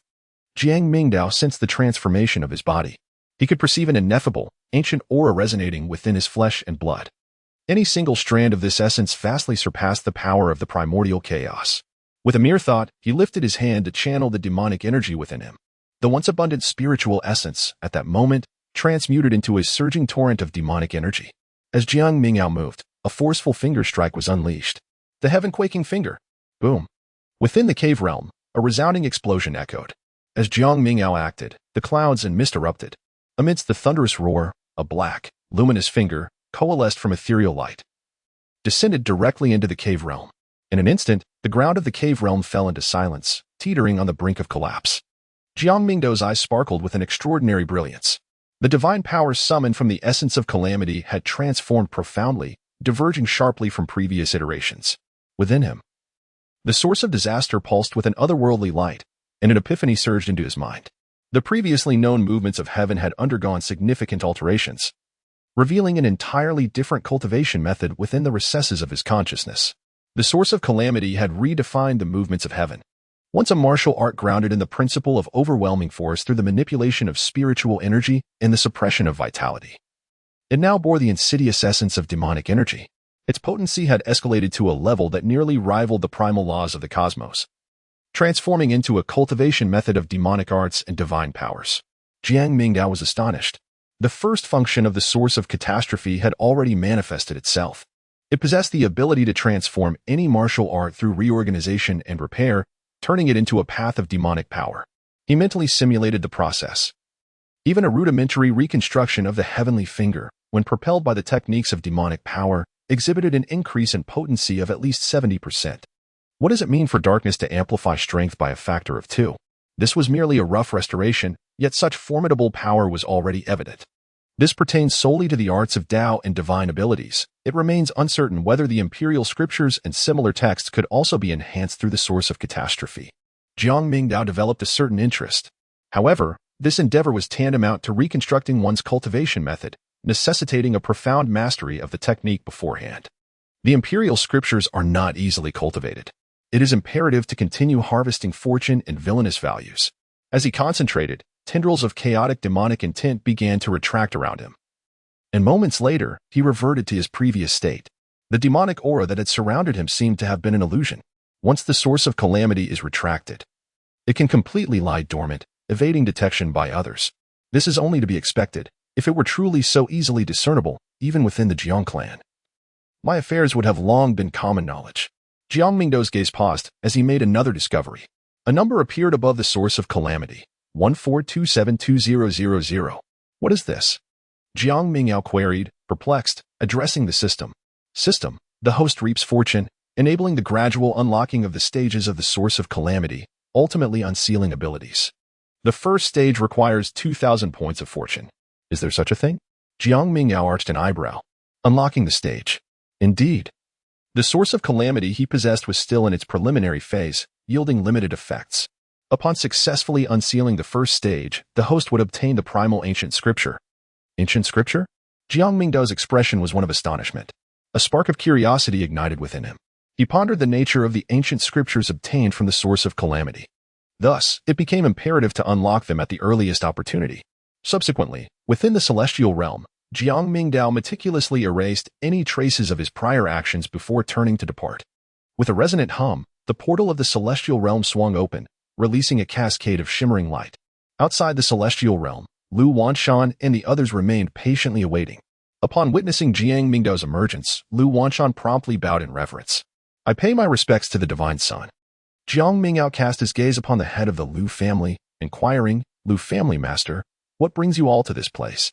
Is there something you wish to discuss with me?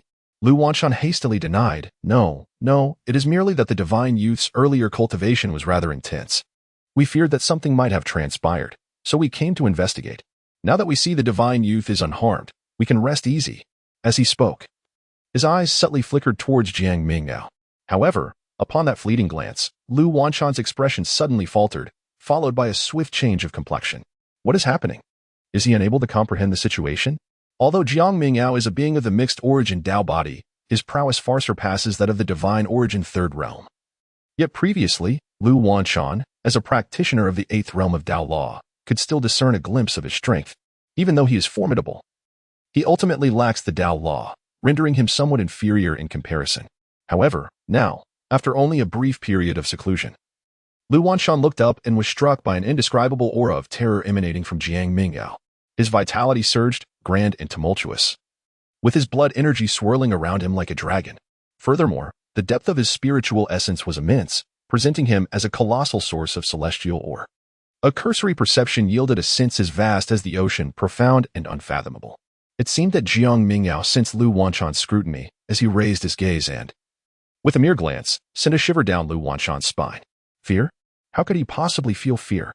The divine offspring had previously stated he had gained insights and would cultivate diligently, which Lu Wanshan had taken to mean that the divine son was simply industrious, practicing without respite each day. Yet, it is now evident that he has indeed grasped something, and what he has comprehended is astonishingly terrifying. Divine son, I have prepared the palace for you. Please, rest, divine son, Lu Wanshan uttered, increasingly astounded as he lowered his head in respectful submission. Jiang Mingdao nodded slightly in agreement.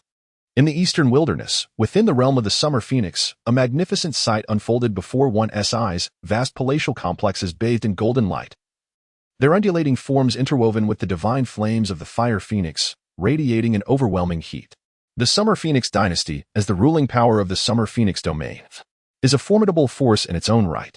Though the Summer Phoenix domain is merely a small territory housing over 1 million beings, the Summer Phoenix dynasty commands respect due to its existence as a power of the divine king realm. not to be underestimated by any means. On this day, a thunderous roar erupted from within the imperial palace. Wretched spawn. Fiery clouds surged, the scorching heat enveloping the entire court, inducing terror and unease among all outside. In the central hall, a white-haired elder appeared furious, his aura vast and potent, his eyes nearly ablaze with fury. Who gave you the audacity to offend the Chongqing Jiang clan? The Summer Cloud Emperor's wrath was palpable as he glared downwards. Summer Huafeng, pale and trembling, knelt in supplication. Stammering, "Grandfather, I did not know he was the scion of the Jiang clan." So a heavy slap descended upon him, sending him crashing to the ground, blood spewing forth. The Summer Cloud Emperor's expression darkened, mingled with profound fear. Only those at his level could comprehend the terrifying weight of the title Chongqing. It belonged to a clan that governed one of the heavenly domains, a truly formidable family. Among the 3,000 realms, there were indeed some ancient and immortal powers, some of which bore the legacy of emperors, yet none could be compared to the Jiang clan, which presided over the heavenly domain. Now, they had offended the Chongqing Jiang clan. If it were merely an ordinary Jiang clan member, it could be dismissed. But they had incurred the wrath of the divine scion of the primordial Tao body. The Summer Cloud Emperor felt a surge of murderous intent toward his great-grandson. He had once held high hopes for Summer Huafeng, aspiring for another king-level figure to emerge from the Summer Phoenix dynasty. Yet now, he had unwittingly invited a formidable enemy. The primordial Tao body was personally designated by the Jiang clan's ancestors, heralded by auspicious omens at its birth. The emperor had even intended to offer his congratulations, yet had never had the chance to approach it closely. "You have truly committed a grave sin." The emperor's expression oscillated between rage and despair. The thought of losing 100,000 pounds of heavenly source or made his face twitch. It felt like a brutal dismemberment of the Summer Phoenix dynasty. Though the dynasty possessed some heritage, it governed only a small domain, and now, losing such an immense quantity of heavenly ore each year would be akin to having their flesh flayed and their blood drawn. The worst part was that they had no choice but to accept this fate. Summer Huafeng, his face ashen, lamented, "What are we to do? I did this for Linshin. You once saw him and praised his potential." "Nonsense," the Summer Cloud Emperor retorted. "Linshin may possess some talent, but offending the Chongqing Jiang clan only leads to one inevitable outcome, death." The Emperor recalled how he had once regarded Linshin with favor, mocking the Lu family for their lack of discernment in allowing such talent to enter the Yunxia sacred land, even contemplating a marriage alliance between Linshin and a junior of the Summer clan. Now, he wished he could slap himself for his earlier thoughts. Offending a member of the Chongqing immortal clan, regardless of talent, spelled certain doom. Suddenly, a thought struck the Summer Cloud Emperor. Linshin had already become an enemy of the Jiang clan's divine scion. Perhaps he could use this to mend relations. He immediately issued a decree, convey the order to gather the ore and send it to the Lu family. Simultaneously, announced to the outside world that this action was incited by Linshin, and the Summer Phoenix dynasty was unaware of the engagement. In addition to the 100,000 pounds of heavenly source ore, we, the Summer Phoenix dynasty, are willing to offer 3 heavenly tier cultivation techniques to atone for our sins towards the divine scion. Grandfather? Summer Huafeng was taken aback. How could one willingly offer their own flesh after being bled dry? Heavenly tier techniques. Even after thousands of years, the Summer Phoenix dynasty's reserves were limited. Fool. If we do not offer something substantial, how can we demonstrate our sincerity to the divine scion? The Summer Cloud Emperor's gaze turned cold, a mocking smile gracing his lips. Yunxia sacred land. I have heard that Linshin has caught the attention of the elder there, who intends to grant him the title of chief disciple. I shall pay a visit to the Yunxia sacred land, and if the Summer Phoenix dynasty must bleed, then they shall not find peace either. The news of the appearance of the Jiang clan's divine offspring in Tiansong City quickly spread, sending ripples through the surrounding ancient cities. The scene of the 9 dragons pulling a chariot that day was vividly recounted, not to mention the confrontation with the Lu family, the longevity immortal clan, the primordial Tao body. Each of these concepts felt exceedingly distant from their lives. Little did they expect that such a being would descend from the celestial realm and traverse the eastern wilderness. Soon, more specific details emerged, leaving many astonished. The divine offspring had come for a marriage contract? Hiss. The Lu family of the eastern wilderness. They had thought the family had faded into obscurity. Yet they were found to have such ties with the Jiang clan. Could it be that they were on the verge of soaring to new heights once again? Is this true, or is it merely the Lu family attempting to bolster their own reputation? Nonsense. Would the Lu family dare to act under the banner of the longevity Jiang clan? If so, they would face annihilation within a few days. It is indeed true. Even Prince Xia Huangfeng of the Xiafeng dynasty was involved. He coveted the Lu family's ancestral mine, only to find himself nearly meeting his demise there, losing a significant portion of the Xiaofeng dynasty's treasury in the process. The Xiaofeng dynasty is now hastily acquiring Tianyuan, or a punishment imposed by the divine offspring. 100,000 pounds of Tianyuan, or 100,000 pounds. How can they possibly procure such an amount? Cannot procure it? Then they might as well await their demise.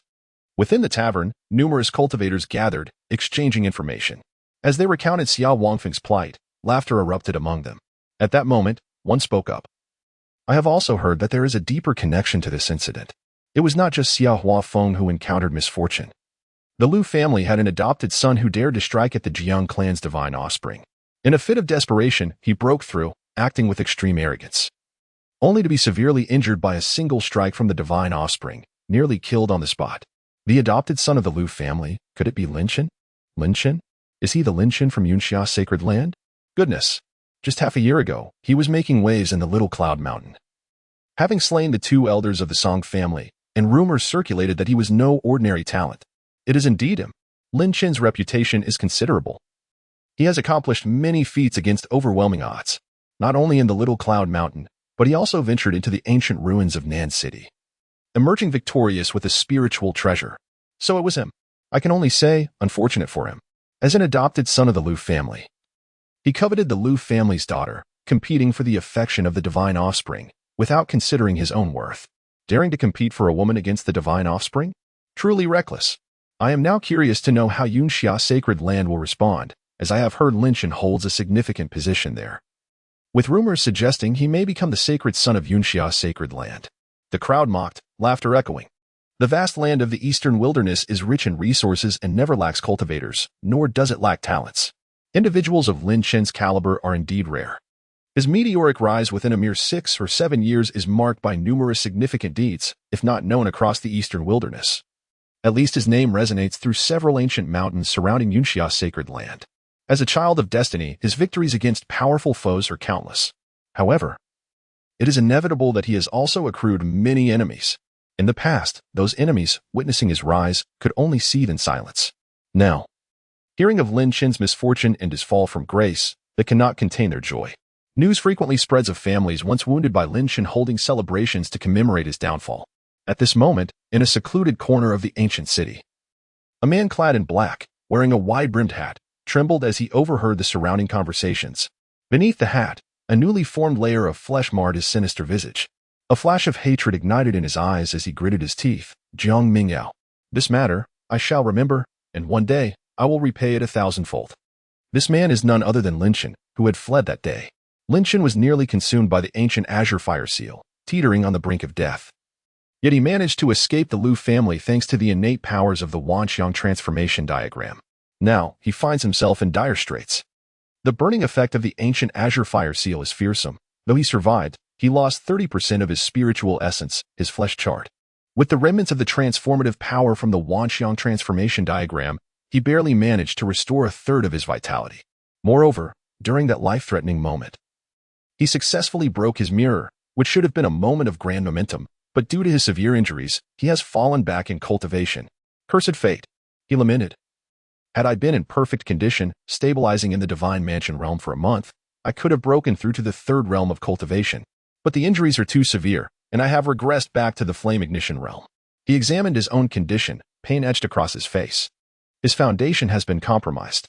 The transformative power he had accumulated over a year has been entirely expended. He had hoped to break through to the Divine Mansion realm, reaping great rewards, yet not only did he fail to maintain his realm, but he also lost all that he had painstakingly gathered. The materials capable of generating transformative power are worth their weight in gold, and he had searched long to find them. This time, he has sustained significant injuries. He requires at least 3 months to recover. Impossible, he declared resolutely. With the Wanxiang transformation diagram in my possession, I only need to obtain some transformative power to expedite my recovery. Lin Chen gritted his teeth, his gaze fierce. With his fortuitous encounters in the favor of destiny, his pace of growth rivals that of anyone. The primordial Tao body, what of it? The next time we meet, I shall ensure you regret your actions. Lin Chen spoke fiercely, tightening his hat before turning to leave. The immediate priority is to seek out individuals to gather divine items and replenish his transformative power. 3 days swiftly passed. Outside the Lu family estate, With the news of Jiang Mingdao's arrival spreading, many prominent figures from various regions flocked to Dian ancient city. Within the city, one could see numerous remarkable prodigies and venerable elders with immense auras. These individuals, who were once seldom glimpsed by the masses, now willingly mingled within this modest city, making their presence known. Is that the heavenly origin Saint Lord? Hiss. It truly is him. Hasn't he been in seclusion for a millennium? And there is that one. Is he not the ancestor of the Song family, one of the four great families? It is said he is a powerful figure in the Wang realm, and he has come as well.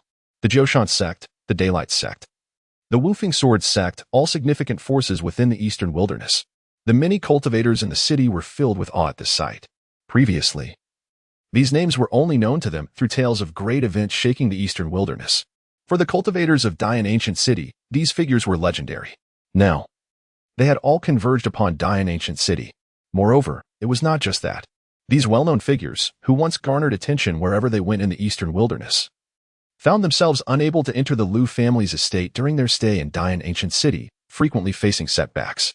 Even so, no one dared to voice a single complaint, patiently waiting outside. Even Lu Wanshan has been restless these days, as many forces present are of no lesser standing than the Lu family. At the entrance of the estate, Lu Wanshan stepped out, his gaze sweeping over the crowd, fixing upon two individuals. Among these forces, the two most ancient ones are the ancestor of the Song family and the heavenly origin Saint Lord. He approached them, cupping his hands respectfully, and spoke in a humble tone. The divine offspring is unwilling to meet guests today. Perhaps it would be best for you all to disperse. Upon hearing this, the two individuals remained unperturbed. The Lord of the heavenly origin sect maintained his composure, stating, "There is no need for the head of the Lu family to worry. Our heavenly origin sect has no pressing matters to attend to. These few days shall serve as an opportunity for my old bones to stretch a bit." The elder of the Song family chimed in with a smile. "Indeed, the divine son is occupied with myriad affairs. Our presence here is merely a gesture of goodwill. We shall await his availability." With the endorsement of these two esteemed figures, the representatives of other factions were even less inclined to depart, echoing their agreement. Lu Wanshan could not help but marvel. This was the terrifying power of the Longevity Celestial clan. Merely the mention of their name was sufficient to render previously arrogant forces so subservient. Aware that persuading the crowd to leave was futile, he resigned himself to accompany them. Meanwhile, within the estate, Jiang Mingdao, clad in a flowing robe of moonlit white, radiated a delicate brilliance. His countenance bore a serene expression as he casually perused an ancient tome. This venerable book, with each page turned, revealed characters imbued with profound Taoist essence, unmistakably reflecting a superior mastery of arcane arts. He was well aware of the arrival of numerous leaders from various factions outside. However, he did not intend to adopt an air of superiority. To him, these individuals held little significance. Moreover, the advantages of being a villain became increasingly apparent. Merely by keeping this assembly at bay, he received system notifications indicating his cold and domineering demeanor aligned with the essence of a true antagonist, resulting in the accumulation of nearly 1,000 points of villainy over the past 3 days. Jiang Mingdao set down the ancient book in his hands and inquired of Heiji, "Has Xia Fengqiao gone to the Yunxia sacred land?" "Indeed," Heiji replied, standing gracefully with her hands clasped behind her back. The Emperor Xiaoyun personally intervened, engaging in combat with an esteemed ancestor of the Yunxia sacred land. He breached 3 layers of the protective formations and shattered 6 ancient mountains, causing considerable destruction to several of the sacred land's landscapes. Jiang Mingdao raised an eyebrow. His initial intention in letting Xia Huafeng go was to provoke a conflict with Lin Shen, thereby reaping some fortune points. It seems that the reaction of the Summer Cloud Emperor is far greater than he had anticipated. A glance at the panel revealed a slight decrease in Lin Shen's fortune points due to this matter. The Summer Cloud Emperor also conveyed that the preparation for 100,000 pounds of heavenly source ore is underway and is being transported to this location. To atone to his master, he has sent 3 volumes of heavenly tier cultivation techniques, which have been delivered today. Heiji added. Outsiders are not qualified to meet Jiang Mingdao. Heiji has become his spokesperson in the external world, relaying all matters through her. Jiang Mingdao responded, his interest waning. He currently lacks nothing in terms of heavenly tier techniques. Even without the system by his side, the Mountain Sea Pavilion within the Jiang clan offers an abundance of them. Suddenly, a thought struck him. Inform those of Xia Fengqiao that there exists a fragmented ancient pearl deep within the ancient land. Have it sent to me. Though Heiji was puzzled, she did not inquire further and simply acquiesced. The memories of Jiang Mingdao surged forth. The ancient orb was a relic of antiquity. Although its spiritual essence was not immediately apparent, it contained a primordial divine ability imbued with the profound principles of an ancient era. Originally, this object was acquired by Lin Chen, who utilized the diagram of all things to mend it, thereby forging a formidable primordial power. Alas, he no longer possessed the opportunity to claim it. As half a month elapsed, a day arrived when a ripple of energy manifested in the courtyard of the Liu family estate, causing the very void to tremble. Subsequently, an elderly man clad in resplendent robes descended from the heavens, enveloped in a radiant array of multicolored divine light. His presence exuding an overwhelming and terrifying aura that induced waves of tremors upon his arrival. Upon witnessing this individual, the heavenly origin Saint Lord, the venerable ancestor of the Song family, and others present all changed their expressions in unison. Emperor Xia Yun.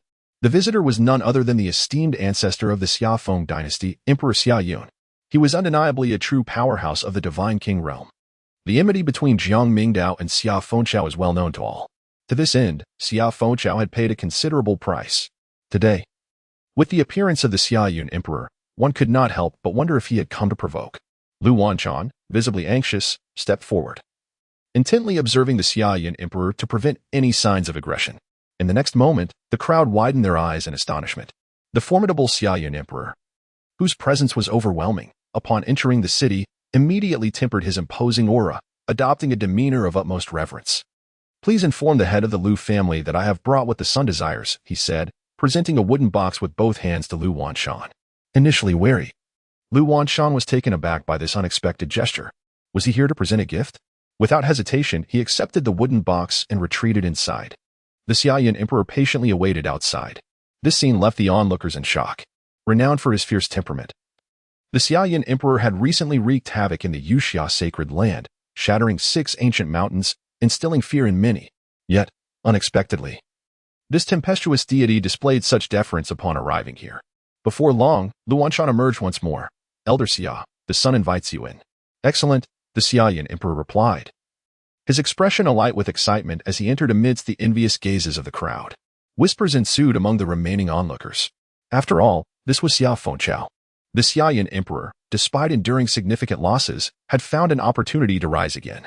Xia Fengqiao was seeking to align himself with the illustrious Jiang clan. Within the grand main hall, the Xia Yun emperor confidently stood to the side, awaiting the arrival of the sun.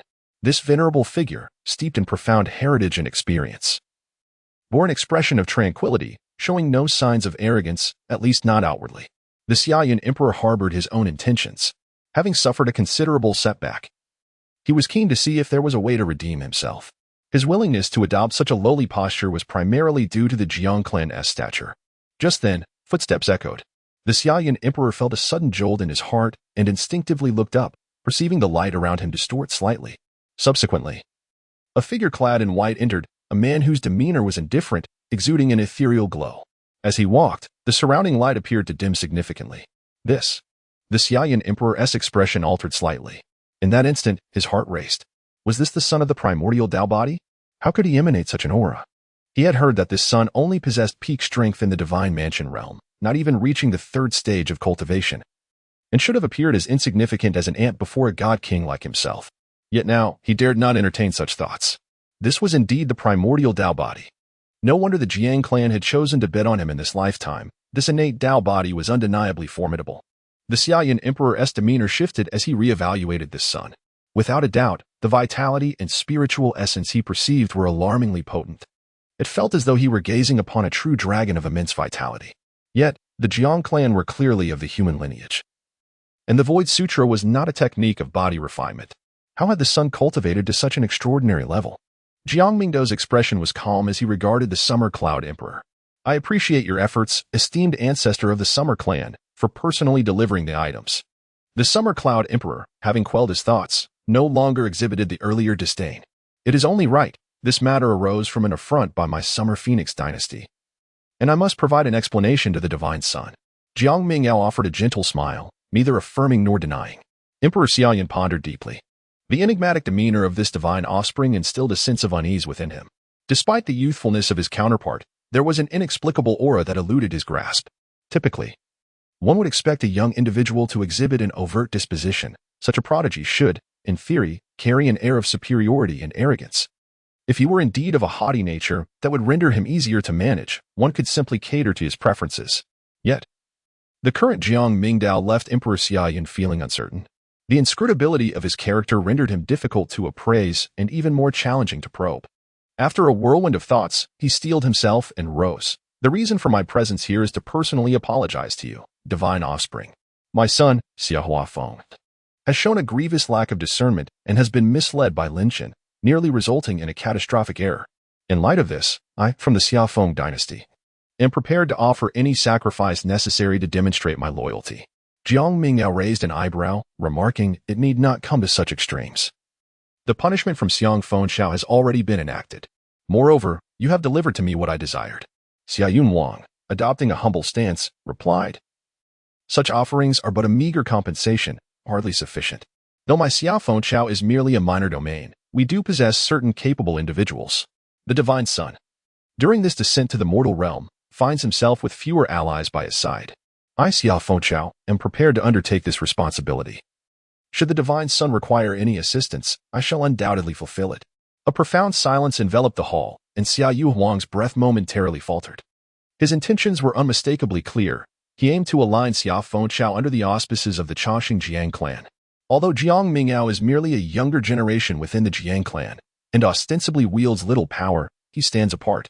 He is the embodiment of the primordial Tao, designated as the Divine Son by the clan's venerable ancestors. With a single utterance, he can bring forth clarity to numerous matters, determining life and death with his words. This exemplifies the profound heritage of the Chongqing immortal clan. After a considerable pause, Jiang Mingdao's voice finally resonated. Since the Summer Phoenix dynasty is earnest, there are indeed certain tasks that require a capable hand. Upon hearing this, Emperor Summeryun was elated. Please, Divine Son, command us. Jiang Mingdao spoke. There are certain entities in the eastern wilderness that have yet to manifest, but their presence is already palpable. I implore you to fetch them for me. He referred to the treasures gleaned from Jiang Han's memories. In the earlier narrative, numerous treasures made their appearance, naturally considered as enhancements on the path of the Child of Destiny's growth. At each stage, Lin Chen's abilities would align perfectly with these treasures, propelling his cultivation and combat prowess to unprecedented heights. As for the present, the majority of these items remain shrouded in obscurity. The so-called treasures do not particularly concern him. However, as a villain, one cannot idly observe Lin Chen's ascendance. With Jiang Mingdao articulating various matters, Emperor Xiaoyun joyfully accepted the task.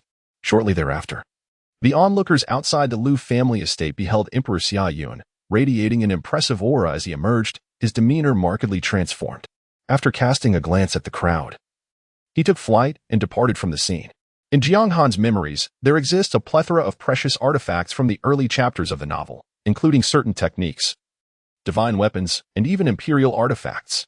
Nonetheless, the most pivotal items lie buried within ancient ruins, destined to gradually reveal themselves over time, corresponding to Lin Chen's trajectory of growth. Thus, despite my knowledge of what treasures may surface within these relics, I am presently unable to procure them. According to the storyline, one of the most significant items in the early stages is a top-tier divine weapon. Jiang Mingdao meticulously organized the unfolding narrative in his mind, contemplating the subsequent events.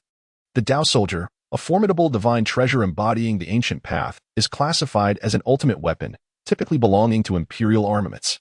According to the timeline depicted in the novel, the Tao Soldier known as Wushan Bell manifested shortly after the Jiang clan's annulment of marriage, its emergence occurring within the Grand Tomb of Yunhai in the southern province. The Wushan Bell is an artifact left behind by a quasi-emperor. At that juncture, Lin Chen had already begun to establish his prowess, having ascended to the pinnacle of the divine mansion realm, acquiring primordial divine abilities that rendered him nearly invincible. The advent of this Tao Soldier incited a fierce melee among various factions, with Lin Chen wreaking havoc and astonishing all, standing resolute among numerous prodigies. Subsequently, he confronted many adversaries, breaking through in the midst of battle, and ascended to the Tao realm, successfully obtaining the Wushan Bell from the depths of the ruins. However, this acquisition provoked the ire of numerous prodigies, and upon exiting the ruins, he drew the wrath of several tribes' guardians. Powerful figures of the 8th and 9th realms sought to suppress him. Yet, with the Wushan Bell in his possession, Lin Chen remained undaunted, invoking this supreme divine weapon with a drop of his blood. Thereafter, the heavens and earth quaked, reducing all to ashes, particularly impacting the souls of living beings. The casualties among the 8th and Ninth Realm experts were grievous, and Lin Chen's name resounded throughout the eastern wilderness. This incident marked a significant climax in the early narrative. Following this event, Lin Chen became an unstoppable force, emerging as the most sought-after prodigy in the eastern wilderness. The Wuxian Bell became his most potent secret weapon. With it, he navigated countless challenges during his mid-stage journey, even compelling several affluent clans to hesitate in their pursuit. This exemplifies the conventional strategies employed by the fated children of destiny. Possessing a treasured artifact naturally instills a sense of caution in others, deterring them from unwarranted provocation. Without such a safeguard, the child of destiny would not have managed to evade perilous situations despite offending numerous ancient clans. The Wuxian Bell holds profound significance for him. Without this artifact, many future developments would be rendered impossible. Thus, securing the Wuxian Bell is crucial, as it markedly enhances Lin Chen's fortune. Jiang Mingdao's gaze remained tranquil. Having acquired this crucial information, it was inconceivable for him to relinquish this significant weapon of the extreme path to Lin Chen. However, there was no rush. At present, it was essential to gather a greater share of fortune value. Jiang Mingdao smiled faintly and rose to walk towards the backyard, in the courtyard of the Lu residence. The gentle breeze caressed the air, and the sun shone brightly. A figure, steadfast through the years, sat beside the pond. Lu Lingwang, adorned in a flowing red gown, possessed a tall and curvaceous silhouette. Today, she had elegantly styled her hair into a bun, her skin as smooth as fine jade, embodying the essence of ethereal beauty. This was a unique sight within the small courtyard. Yet, in the past, she often found herself alone. Despite the company of her maidservants, the solitude remained palpable. However, these past few days had brought a change. From the entrance, one could see that beside the solitary figure in red, there now stood a radiant figure clad in white, akin to a celestial being. A few maidservants lingered at the doorway, their expressions brimming with genuine delight. It was indeed a splendid pairing. Yes, indeed. The young lady and the divine son truly complemented each other. Their chattering voices echoed with joy.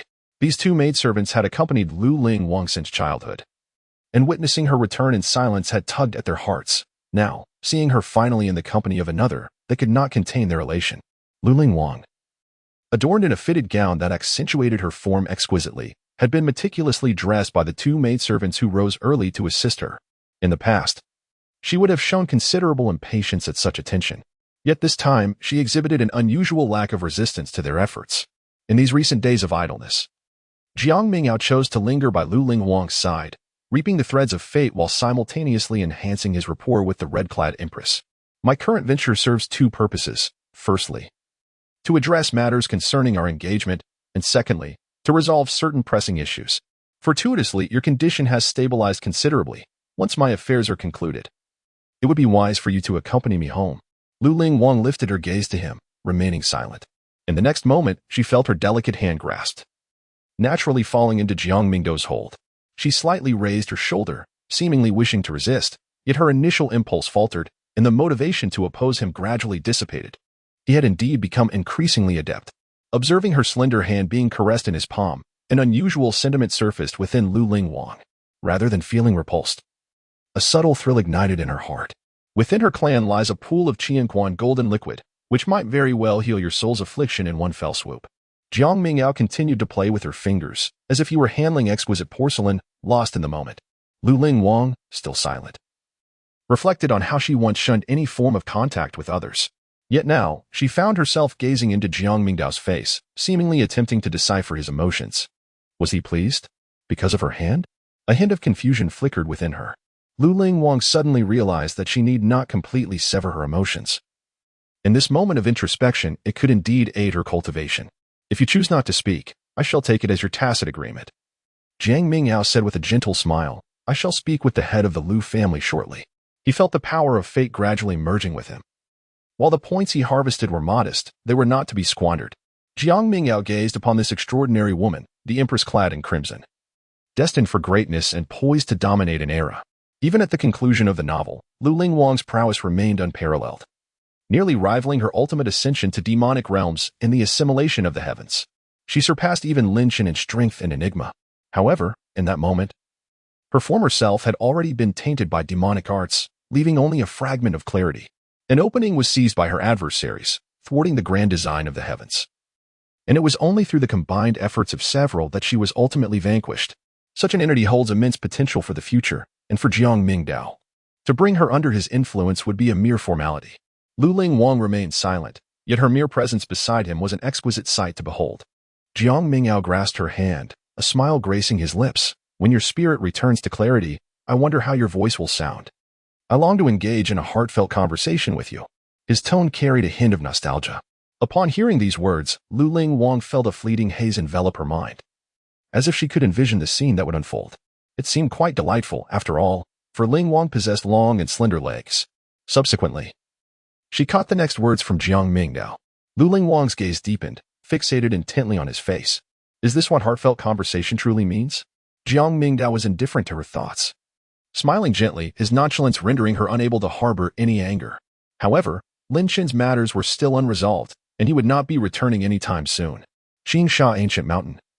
A range located on the fringes of a shattered Dao domain is a perilous place rarely trodden by human feet.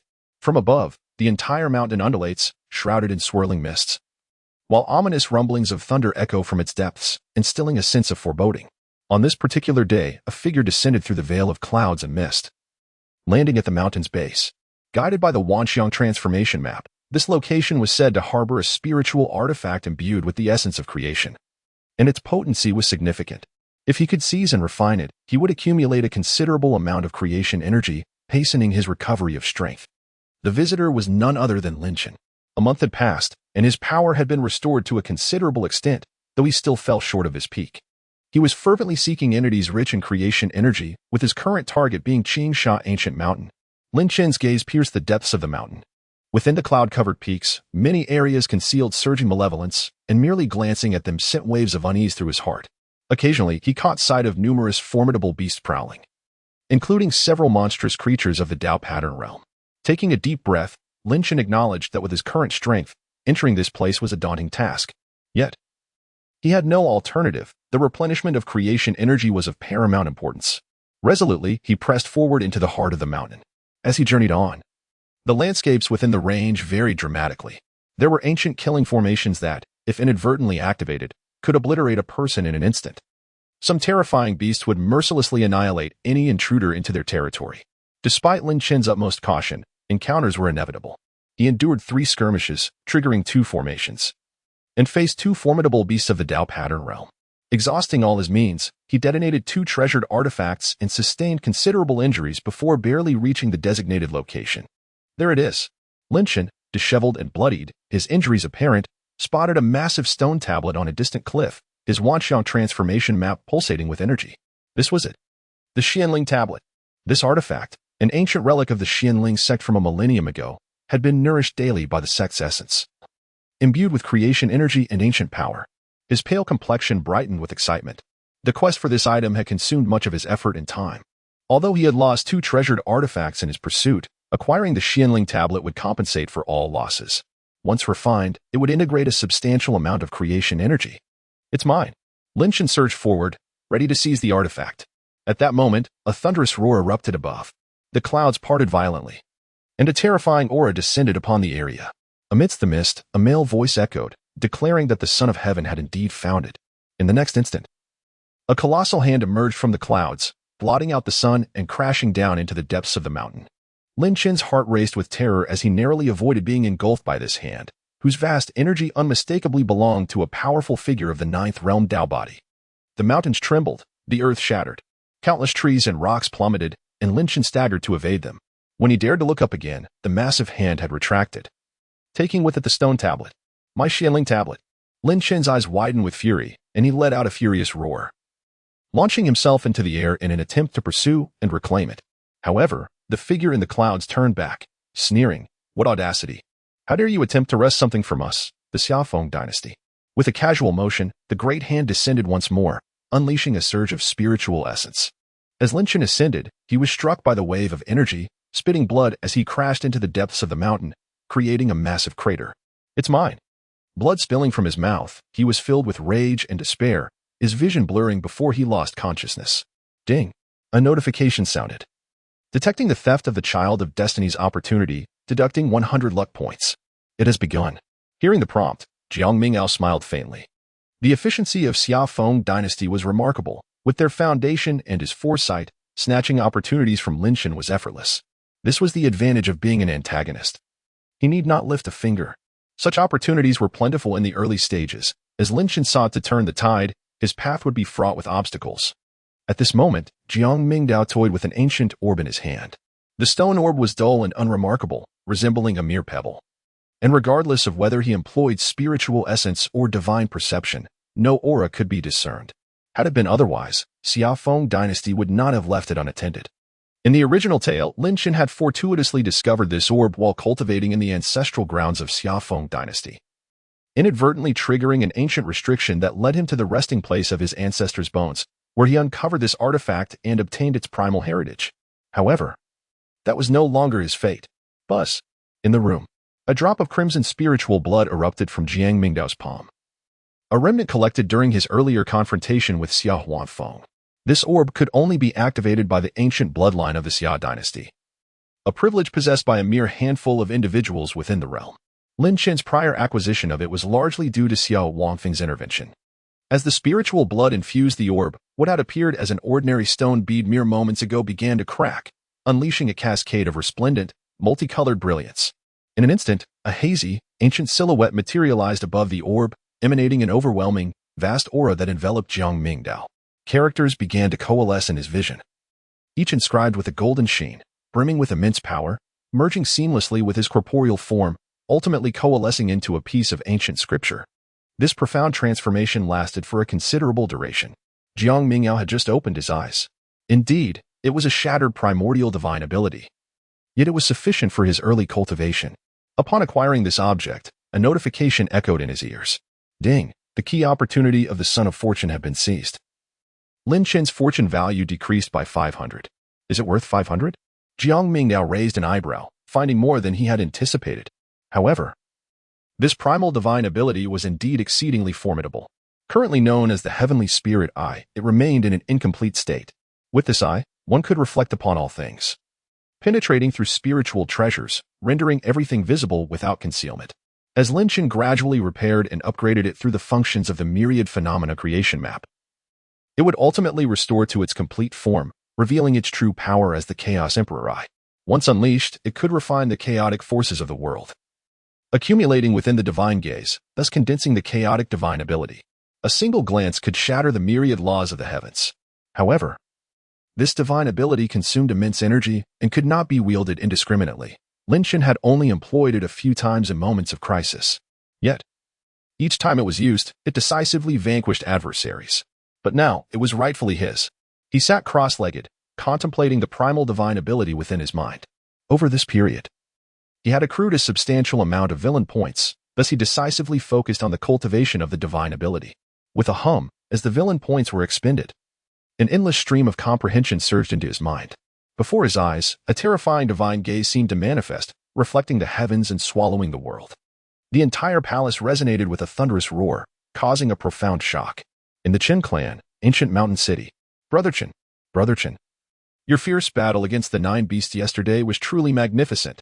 Brother Qin, I have a question regarding my cultivation. Do you have time this evening? May I visit your chamber? Qin Xian walked along the path of the clan, greeted by countless admirers, each displaying expressions of reverence. The bolder women even gazed at him fervently, almost revealing their affections. A minor achievement was nothing to boast about. Qin Xian chuckled lightly, reveling in the admiration of the crowd. As he strolled through the courtyard, whispers followed him. Who could have imagined that just a month ago, Brother Qin was merely at the 6th level of the Enlightenment realm, and now he had surged to the pinnacle of the Cave Heaven realm? What is genius? This is genius. On the surface, Qin Xian remained composed, yet deep within his gaze flickered with pride. Upon returning to his chamber, he activated a barrier formation. Subsequently, he retrieved an ancient-looking ordinary stone talisman from his robe. Master, I have reached the pinnacle of the Cave Heaven realm. I feel that the spirit concealment realm is not far off. As he spoke, a luminous shadow emerged from the talisman, coalescing into the form of an elderly man. Though the elder's aura was subtle and his figure bent, his gaze shimmered with an ancient wisdom. Indeed, while the reason lies in the techniques I have imparted, your own diligence has also enabled you to break through to the 3rd realm of the divine source in just a month. Hearing this, a smile graced Qin Xian's lips, filled with a sense of accomplishment. A month prior, he was an unremarkable orphan within the Qin clan. By chance, he discovered this talisman, realizing it housed the spirit of an ancient being. The being, referred to as Song Lao, hailed from a mighty power in the eastern wilderness over 30,000 years ago but met with misfortune, resulting in the obliteration of his physical form, leaving only his spirit within this ancestral talisman, which had slumbered for millennia. After acquiring this item, Qin Xian inadvertently awakened him with spiritual essence and began to cultivate with the elder's guidance, making remarkable progress. In just a month, he had ascended to the pinnacle of the cave heaven realm. With a complete physical foundation in the three realms, he could refine spiritual essence, stepping into the spirit concealment realm and becoming a mid-tier cultivator. Song Lao spoke gently. This ancestral talisman was originally damaged and scattered into 6 fragments across the land. You have successfully refined a portion, granting you such power. Next, you must seek out the remaining fragments. The more complete the talisman, the greater your strength will become. When you gather all the fragments, you will eventually restore the glory of the ancestral divine hall. Upon hearing this, Qin Xian's eyes sparkled with excitement. The ancestral talisman. It was precisely through this item that he could experience such rapid growth and strength. The object in his hand was a treasured heirloom of the ancestral divine hall, inscribed with 6 ancient celestial runes, each possessing unfathomable power. Alas, it remained in a fragmented state, yet even having refined 1/6 of it, Qin Xian had reaped immense benefits.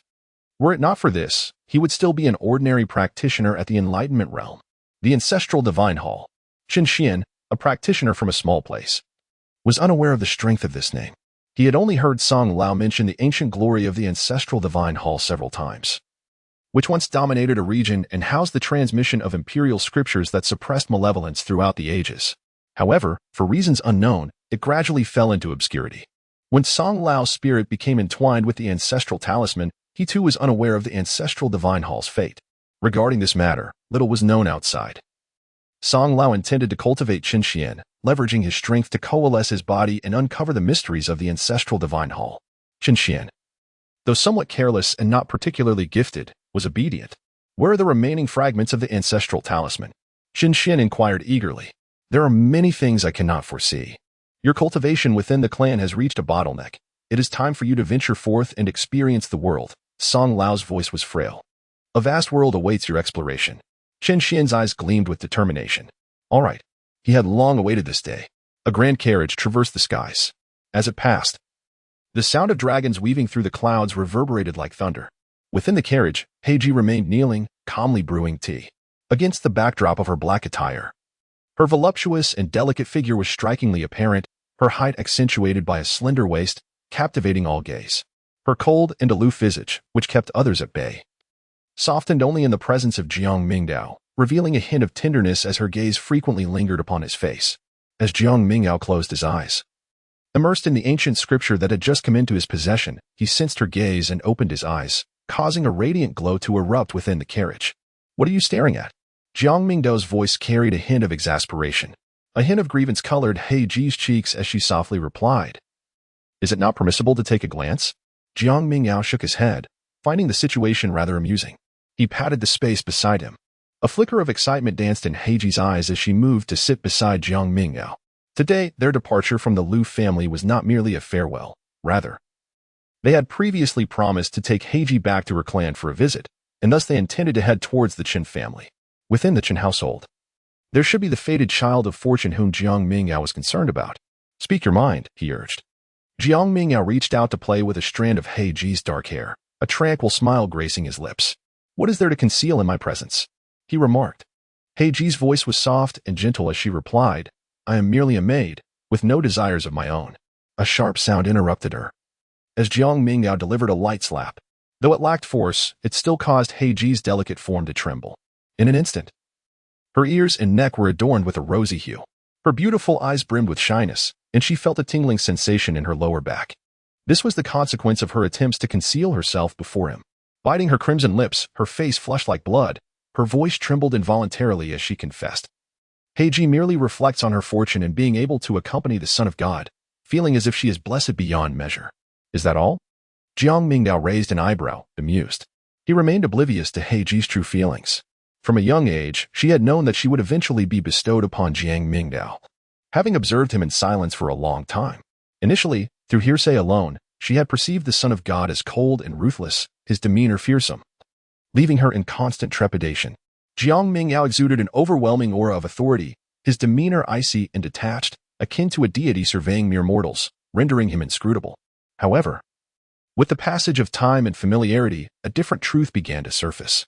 Though the divine son appeared cold and domineering, such an impression was primarily reserved for outsiders. And she felt an immense sense of relief in this realization. Heiji gently bit her crimson lip, a subtle conflict flickering across her alluring visage.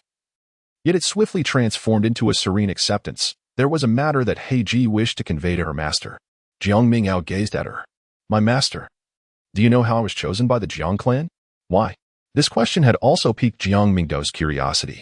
According to her account, she had been selected by the Jiang clan at the tender age of 4 and brought into the clan, logically speaking, at such a young age. Unless one possessed an exceptionally rare constitution, it would be difficult for any innate talents to manifest. Moreover, it was quite unusual for the Jiang clan to go to such lengths, personally traveling to a remote place to retrieve someone. The Black Princess's cheeks flushed with a hint of crimson.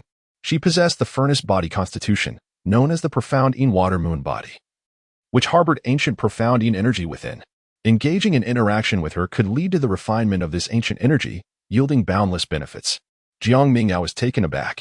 The Xian Inshui physique, he had indeed heard of it, and it was undoubtedly a premier furnace body. The so-called furnace body may seem unremarkable during solitary cultivation. Yet when engaging in dual cultivation with another, it reveals its extraordinary utility. A typical furnace body can assist in refining spiritual essence and accelerate the pace of Tao power accumulation. However, the most exceptional among them are the naturally gifted treasure bodies. Endowed with unique effects, the Xian Inshui physique stands as one of the finest. During dual cultivation, it can draw a strand of ancient Xian energy from the partner's body. This is truly primordial energy, imbued with authentic resonance. With sufficient fortune, one might even acquire an ancient Xian pathway, a path of antiquity far superior to ordinary ones, even if such a pathway remains elusive. The mere act of dual cultivation, nourished day and night by the ancient Xian energy, can lead to remarkable advancements in cultivation. Now it makes sense why Heiji entered the Jiang clan at the tender age of 4 and remained by her mother's side. It seems the Qin clan discovered this matter and hastily informed the Jiang clan, prompting them to usher her into the Dongdian domain. Heiji softly remarked. Heiji was indeed prepared for the master. Her expression bore a hint of melancholy, although she had largely resigned herself to her fate. No one wishes to be born solely for the benefit of another, and thus there lingered a certain psychological burden. Jiang Mingdao chuckled softly. Your body belongs solely to you. If you are unwilling to do anything while being by my side, feel free to express it. No one can compel you. The black-haired maiden, Heiji, felt a stir of emotion. Had others known of her unique constitution, their eyes would surely blaze with greed, eager to harness the ancient mysterious energy within her. After all, possessing even a single strand of this ancient energy greatly enhances both cultivation and combat prowess. When wielded, it amplifies one's abilities with an additional threefold of its formidable essence, rendering it exceedingly potent. Yet, the divine son exhibited little reaction, as if it were a matter of little significance. Heiji lifted her obsidian gaze, her heart touched by the moment. A person like Jiang Mingdao, who casually wields the power of life and death, expressing such words to a mere maid, is astonishing enough. Regardless of whether his intentions are genuine or feigned, Heiji pressed her crimson lips together, resolute in her decision. Having confided in her master, she had already chosen to entrust him with her fate. As long as her master was willing, the unspoken words lingered in the air, her eyes glistening with unspoken emotions, conveying everything that needed to be said. Jiang Mingdao chuckled lightly. This matter was previously unknown to him. In the original text, all narrative perspectives were focused on Lin Chen, and the portrayal of Jiang Mingdao, the antagonist, was largely relegated to background embellishment. He only vaguely knew that there was indeed a storyline involving Heiji. It now seemed that this treatment was also characteristic of the daughter of fortune. His thoughts wandered, and he made a mental note of Heiji's situation. With a rumble, the carriage soared towards the Qin family's residence.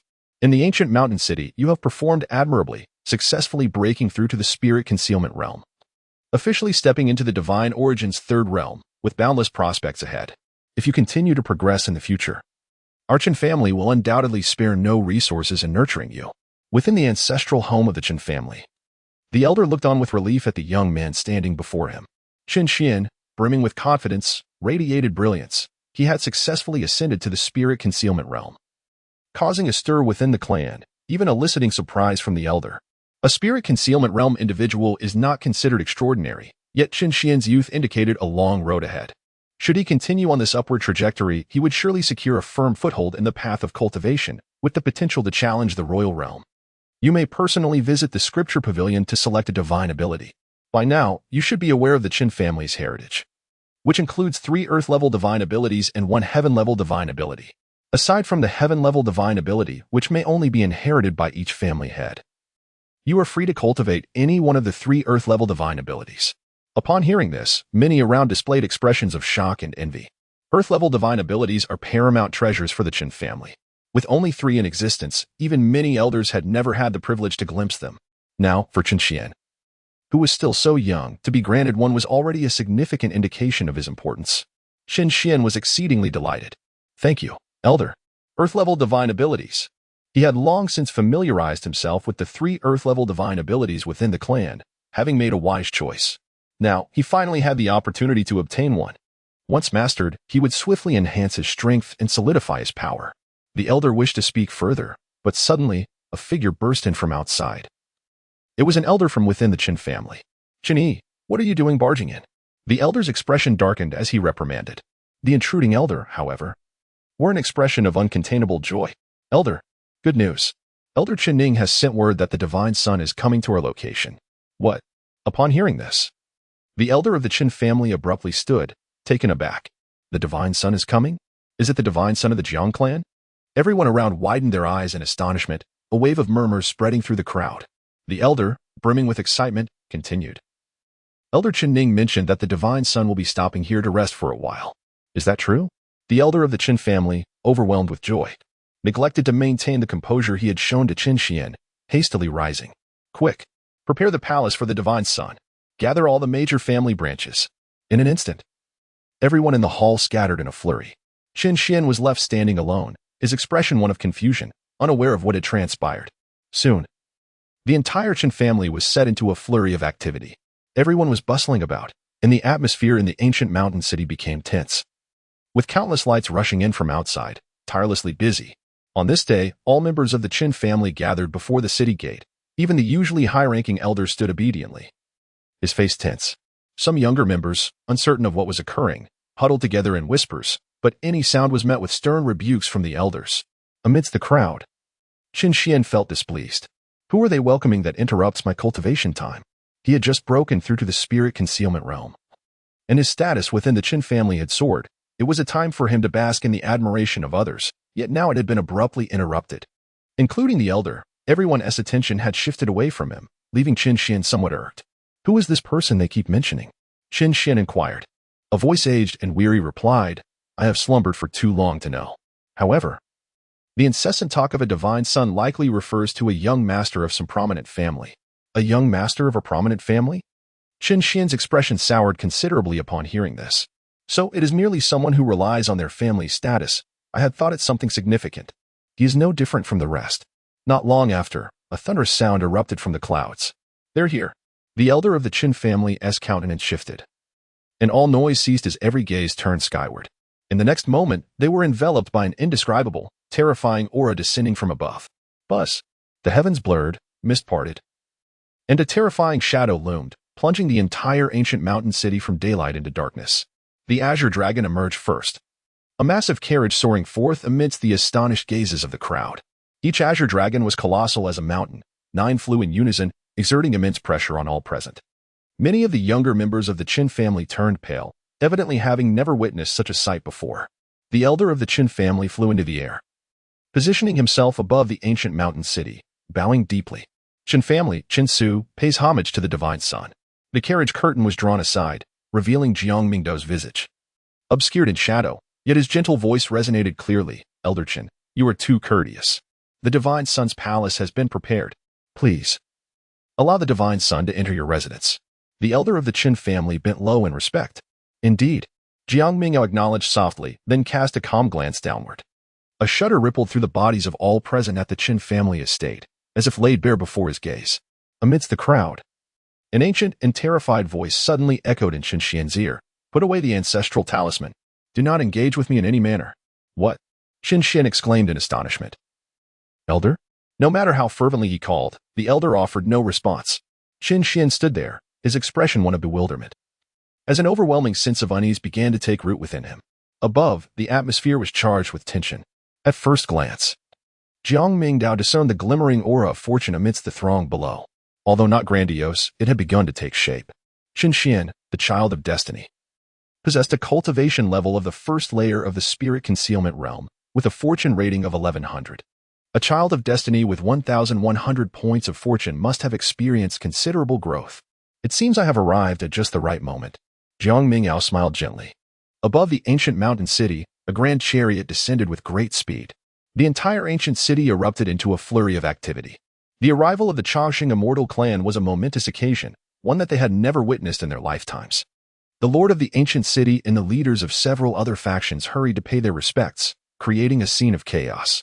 Within the estate, the elders of the Qin family wore expressions of astonishment, dutifully standing guard behind the divine heir, while the younger generation had been strictly ordered to retreat to the inner quarters. The Qin family was not particularly large. Their ancestral figure barely reached the 9th realm and had never produced a king-level individual. Nevertheless, the family's circumstances were quite comfortable. As a subordinate clan under the Chaoxing immortal clan, no one dared to provoke them. At this moment, the elders of the Qin family appeared anxious, their gazes occasionally darting towards two figures ahead, betraying their unease. Heiji, her demeanor filled with excitement, attended to Jiang Mingdao, guiding him while softly reminiscing. I once resided in that courtyard. My father was a son-in-law of the Qin family, while my mother bore the Qin surname.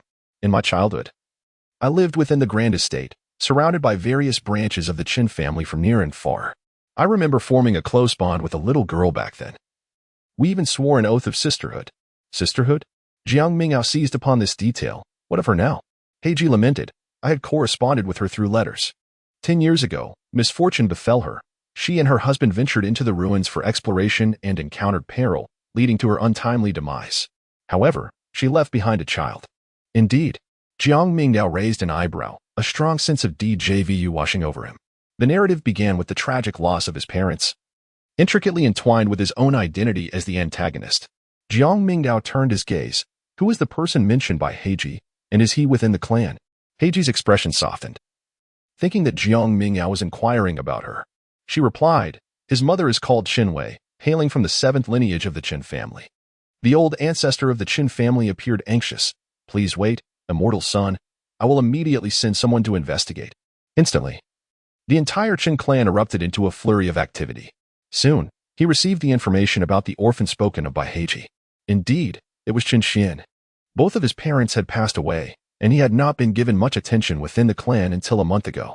It seemed that Qin Xian had experienced a breakthrough, advancing rapidly in strength, and had successfully reached the spirit storage realm.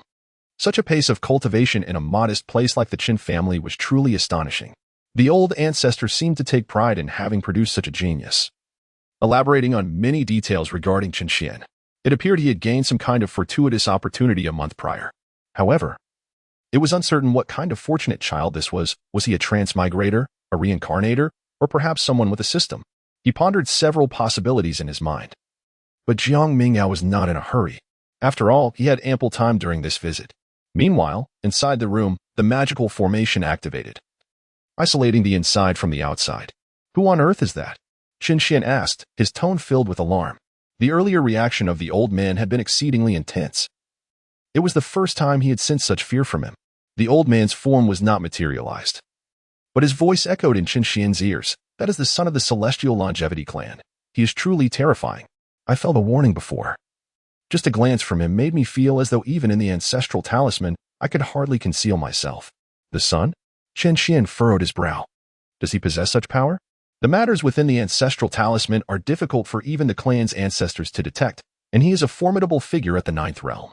This suggested that the son was not an ordinary person. Moreover, it was likely that there were even more terrifying individuals accompanying him. In the coming days, you must exercise caution and minimize contact with me. If we are discovered, I will undoubtedly find it difficult to escape. The old man's voice trembled with lingering fear. Qin Xian was momentarily taken aback, his mouth agape, as a sense of inexplicable hostility surged within him. After all, he was merely relying on his powerful family background. With the aid of the ancestral talisman, his future accomplishments would certainly not pale in comparison to any son. He clenched his fist tightly. The Qin family had been bustling with activity these past few days. As soon as Qin Xian stepped out of the main hall, he heard bursts of laughter and chatter coming from the front yard. The people who had previously gathered around him had all vanished. Several young women from both the direct and collateral lines of the Qin family were engaged in lively conversation. "Where? Did you really see that, son?" The girls inquired excitedly of one among them. The girl in the center, possessing a radiant beauty, although not breathtakingly stunning, was still a remarkable presence. Qin Yu's small face exhibited a hint of pride. "Of course. Under the orders of the ancestor, I went to serve tea to the sun and stole a glance.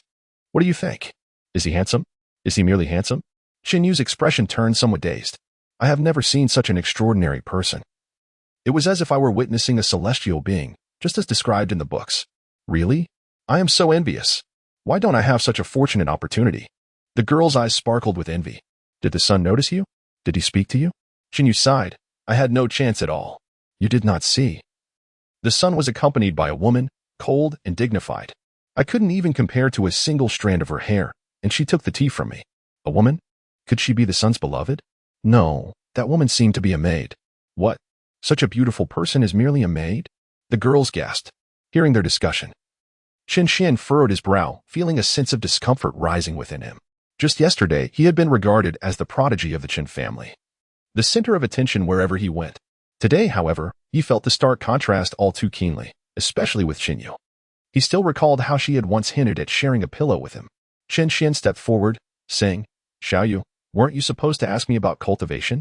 I have some time today, come find me tonight." "Qin Xian, big brother." The girls halted their chatter upon seeing Qin Xian.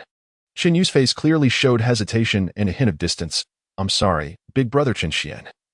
But I've promised the ancestor to stay by the main hall in case the sun requires anything, so I can prepare immediately." Qin Xian frowned. "You are also a direct descendant of the Qin family. How can you be treated like a maid? What is the ancestor thinking?" "I will go speak to him on your behalf. The Qin family is not without maids." His expression was one of righteous indignation, seemingly considering her well-being. And he intended to turn and seek out the ancestor. However, upon hearing this, Qin Yu's expression changed, and she hurriedly intervened. "No, I think it's fine this way. After all, I can help the family with some tasks, so there's no need for you to speak on my behalf, big brother Qin. Is this truly what you want?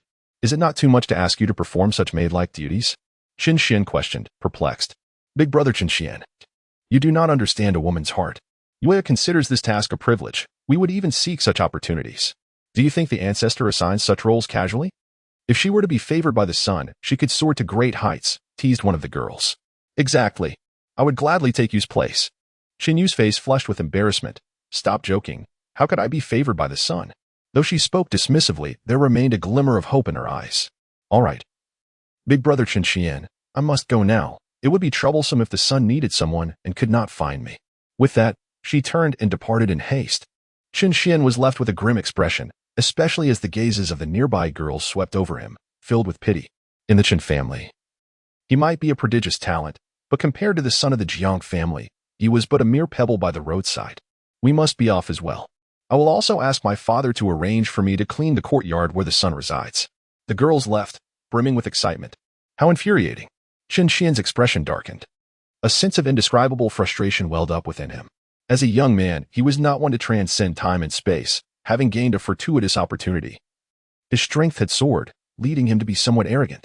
Just as he was basking in the admiration of others, someone suddenly appeared and overshadowed him entirely. Which was indeed vexing. "Old man, what is the strength of that son? It is difficult to gauge. He appears not to have entered the path of cultivation." The old man hesitated.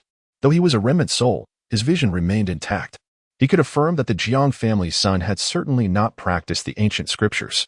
Yet, the vitality and spiritual essence emanating from him were so formidable that it instilled a sense of invincibility. Not entered the path of cultivation? Qin Xian's countenance brightened. Does that mean he is at a similar level to me? I had thought he was of a much higher realm.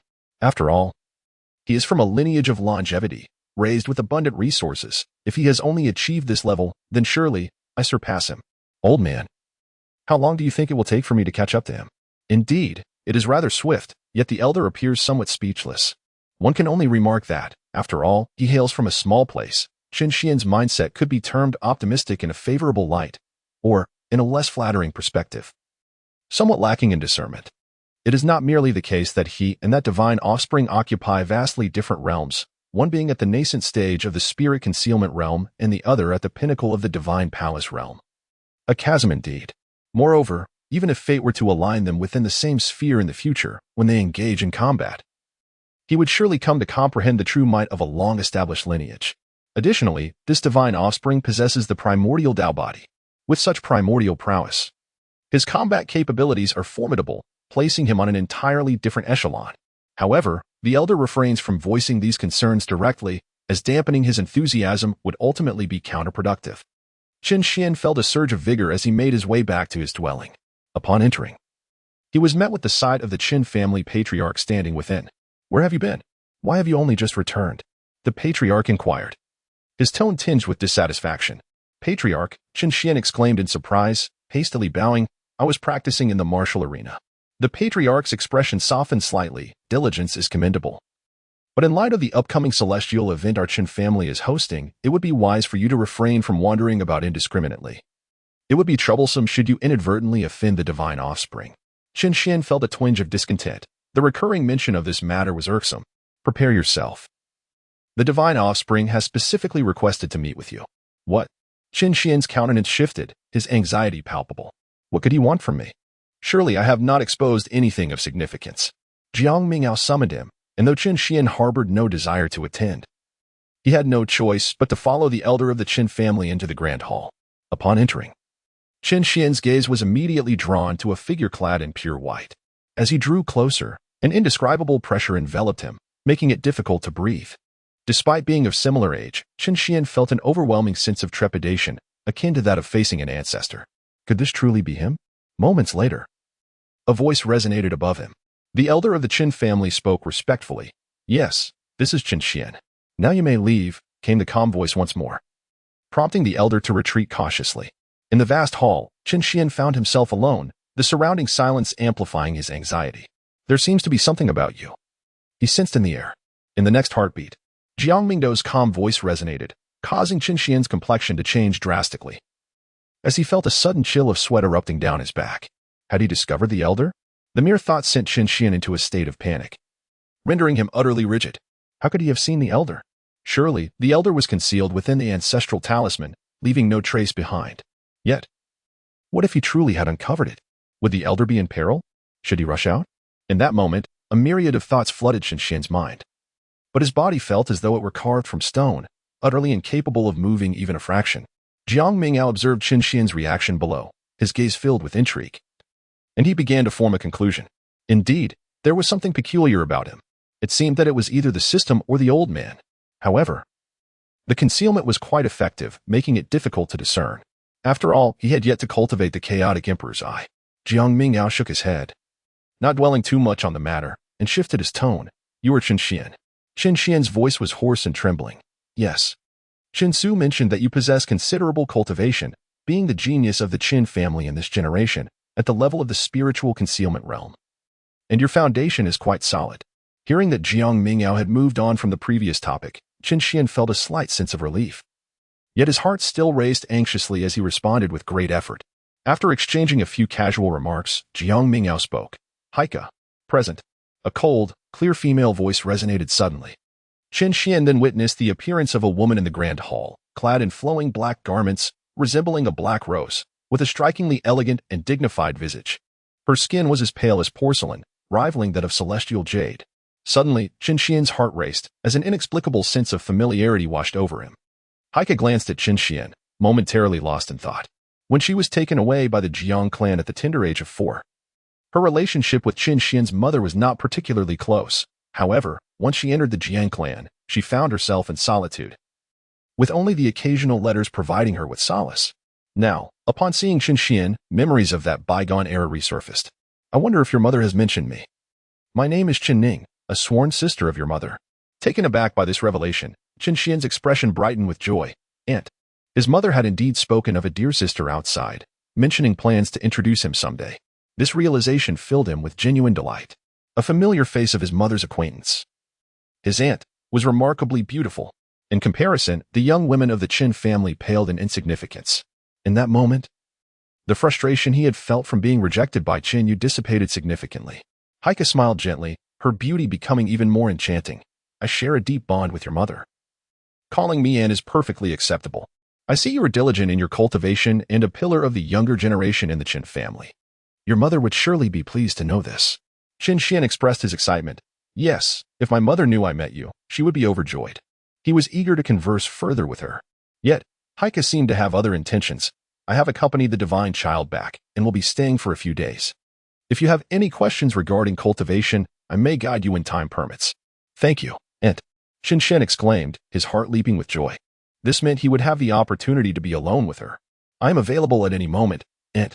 You can guide me now. However, upon hearing his impatient tone, Heike slightly furrowed her brows, sensing his excessive eagerness. She shook her head. My time does not belong to me. I am merely the servant of the divine child. I will only have leisure when he is unoccupied. What? Qin Xian was taken aback. He looked at the stunning Heike before him. Her aura exuding a dangerous and terrifying presence, clearly a formidable figure in the realm of cultivation. Initially, Qin Xian had assumed that Heike was merely Jiang Mingdao's protector. Now, hearing her claim to be just a servant, a wave of indignation and jealousy surged within him, emotions he felt he could not disclose to others. He sensed an imbalance within himself, struggling to stabilize his thoughts as he engaged in an internal battle. No. How could his aunt serve another?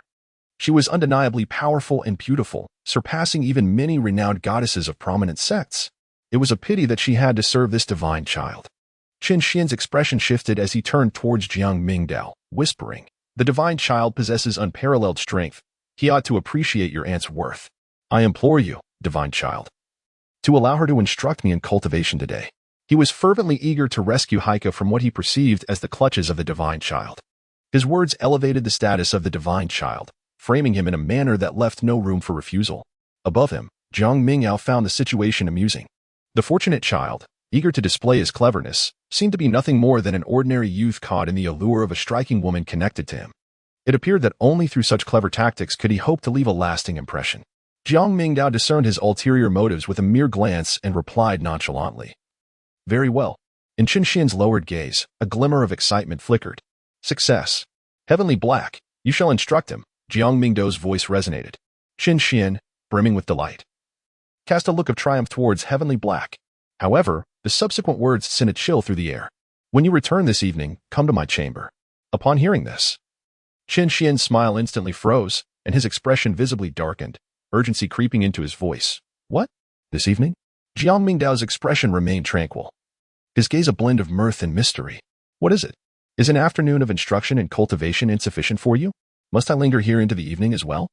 No, it's not that, Qin Xian stammered, his mind momentarily clouded, unsure of how to articulate his thoughts. Beside him, Heiji's cheeks bore a subtle flush as she softly replied, Yes, master. Upon hearing the term master, Qin Xian felt as though struck by lightning. His face a portrait of disbelief. Ding. An imbalance in the heart of the child of fortune has been detected. Qin Xian's fortune value has decreased by 100. A whisper of notification reached Jiang Mingdao's ear, and his expression remained calm. The child of fate was exceedingly weak. Qin Xian was oblivious to how he exited the grand hall. It wasn't until he arrived at the martial arena with Heiji that he barely regained his senses. His teeth gritting in frustration. That divine son! How could he treat his aunt in such a manner? Heiji, unaware of his thoughts and displaying little emotional fluctuation, spoke plainly. If there are aspects of your current cultivation that you find perplexing, feel free to inquire. Qin Xian, consumed by urgency, hastily asked, Aunt, what exactly is your relationship with that divine son? Heiji furrowed her delicate brows and glanced at him. I have already stated that I am the divine son maid. But why do you refer to him as your master? What else should I call him? Heiji's countenance grew colder, sensing that his inquiries were excessive. Qin Xian clenched his teeth. That divine son is utterly outrageous. How could someone as unparalleled as you, Aunt, possibly be a mere maid? You should leave the Jiang clan. My cultivation is advancing rapidly. One day, I shall transcend the heavens. At that time, I shall fear no one. He desperately sought to curry favor, speaking fervently. If the previous narrative held, Heiji would have been by Jiang Mingdao's side, overlooked and coldly reprimanded by the indifferent Jiang Mingdao, perhaps feeling a twinge of emotion. But now, the narrative had changed entirely. To his dismay, the expected display of emotion from Qin Xian did not materialize. Heiji's expression was as frigid as frost. What nonsense are you uttering?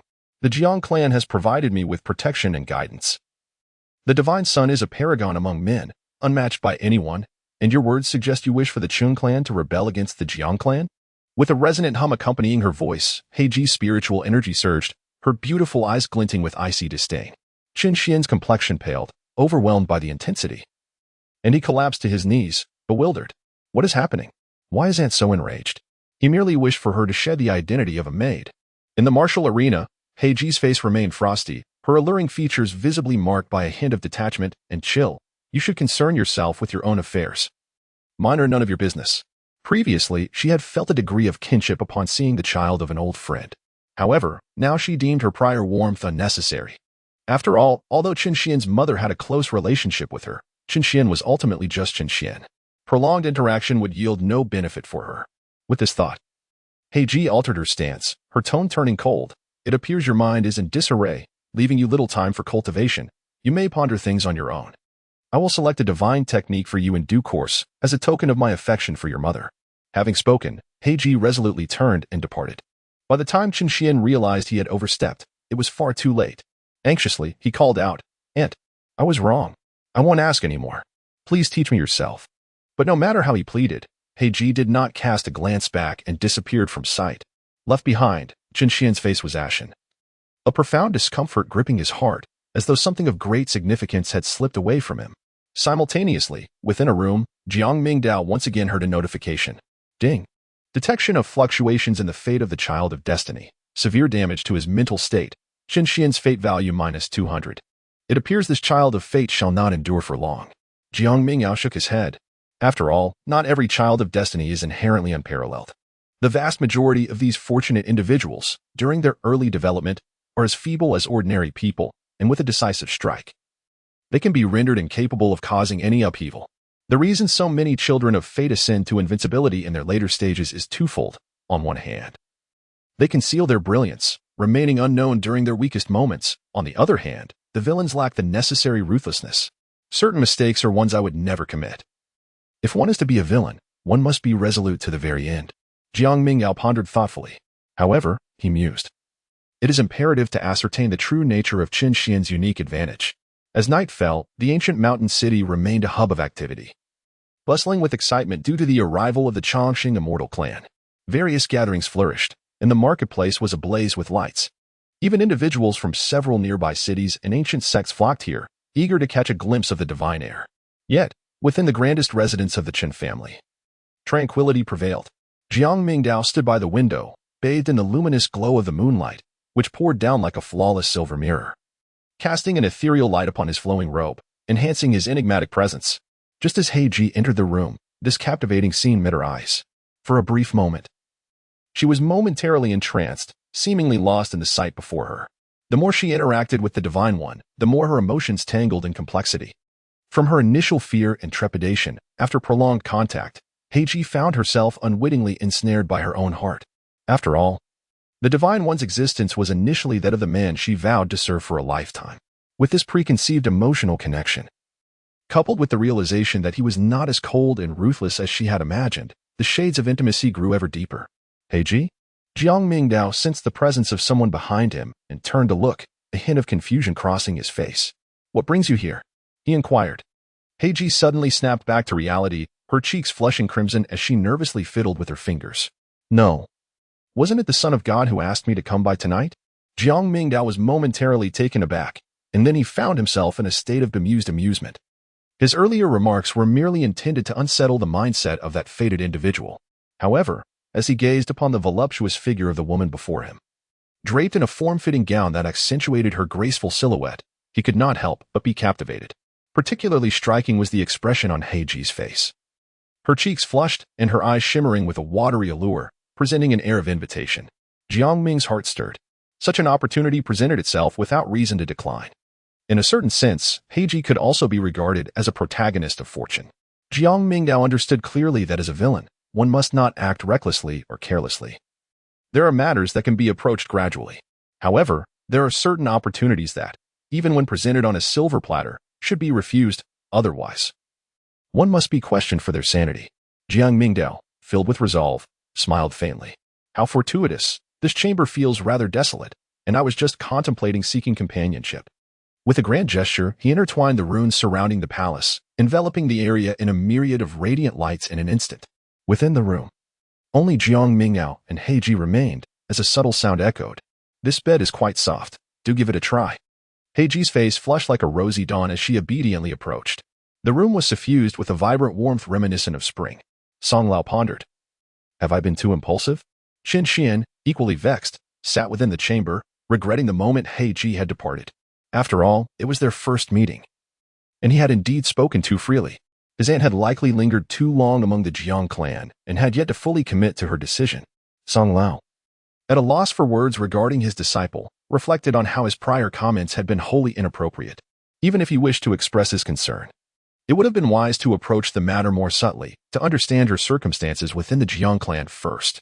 Instead, he had bluntly urged her to leave, conveying an impression of severing ties with the Jiang family.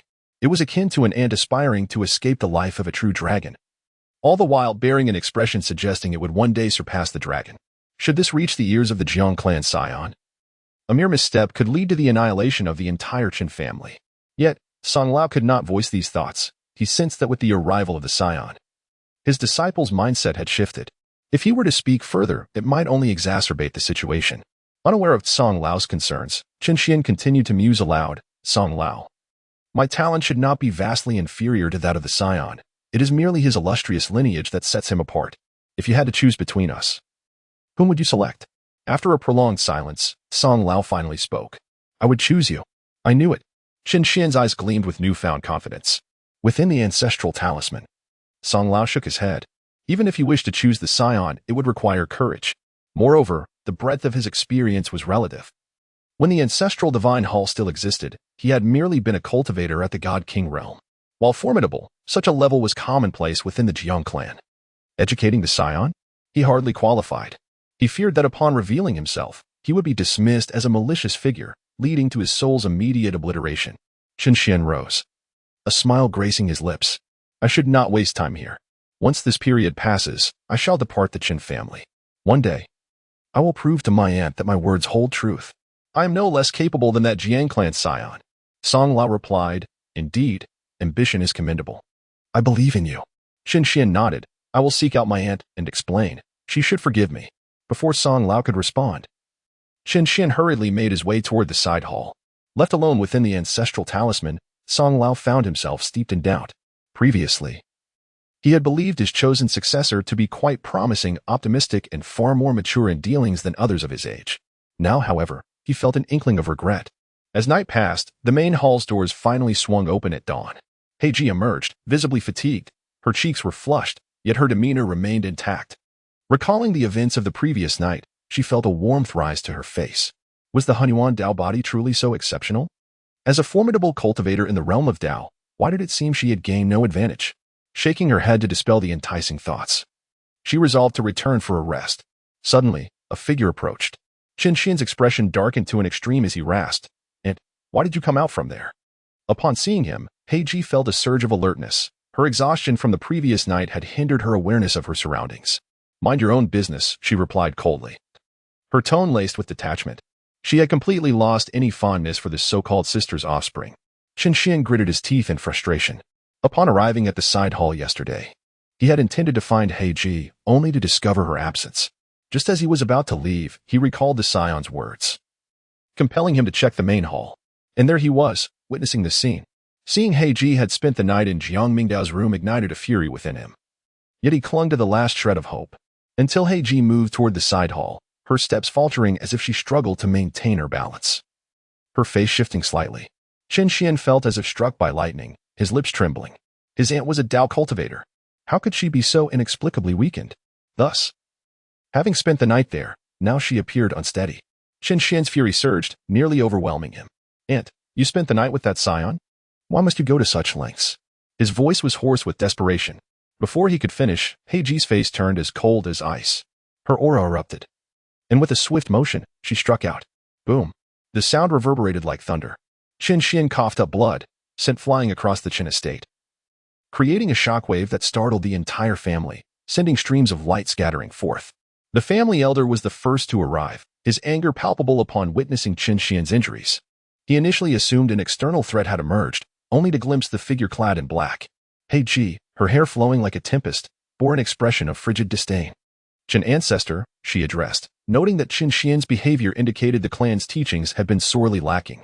His repeated inquiries about the scion and reckless words suggested that the Qin family had harbored treasonous thoughts. What? Qin Su's face blanched. Such an accusation could cost many lives within the Qin family. There is no such thing. Please, scion, discern the truth. He stammered in panic. His eyes ablaze with fury as he turned to Qin Xian. What on earth are you saying? Do you think you can freely trespass upon the scion's sanctuary? Seize him and confine him. Understood. Several elders surged forth, apprehending the bewildered Qin Xian, binding him with chains. Throughout the ordeal, Qin Xian's mind buzzed.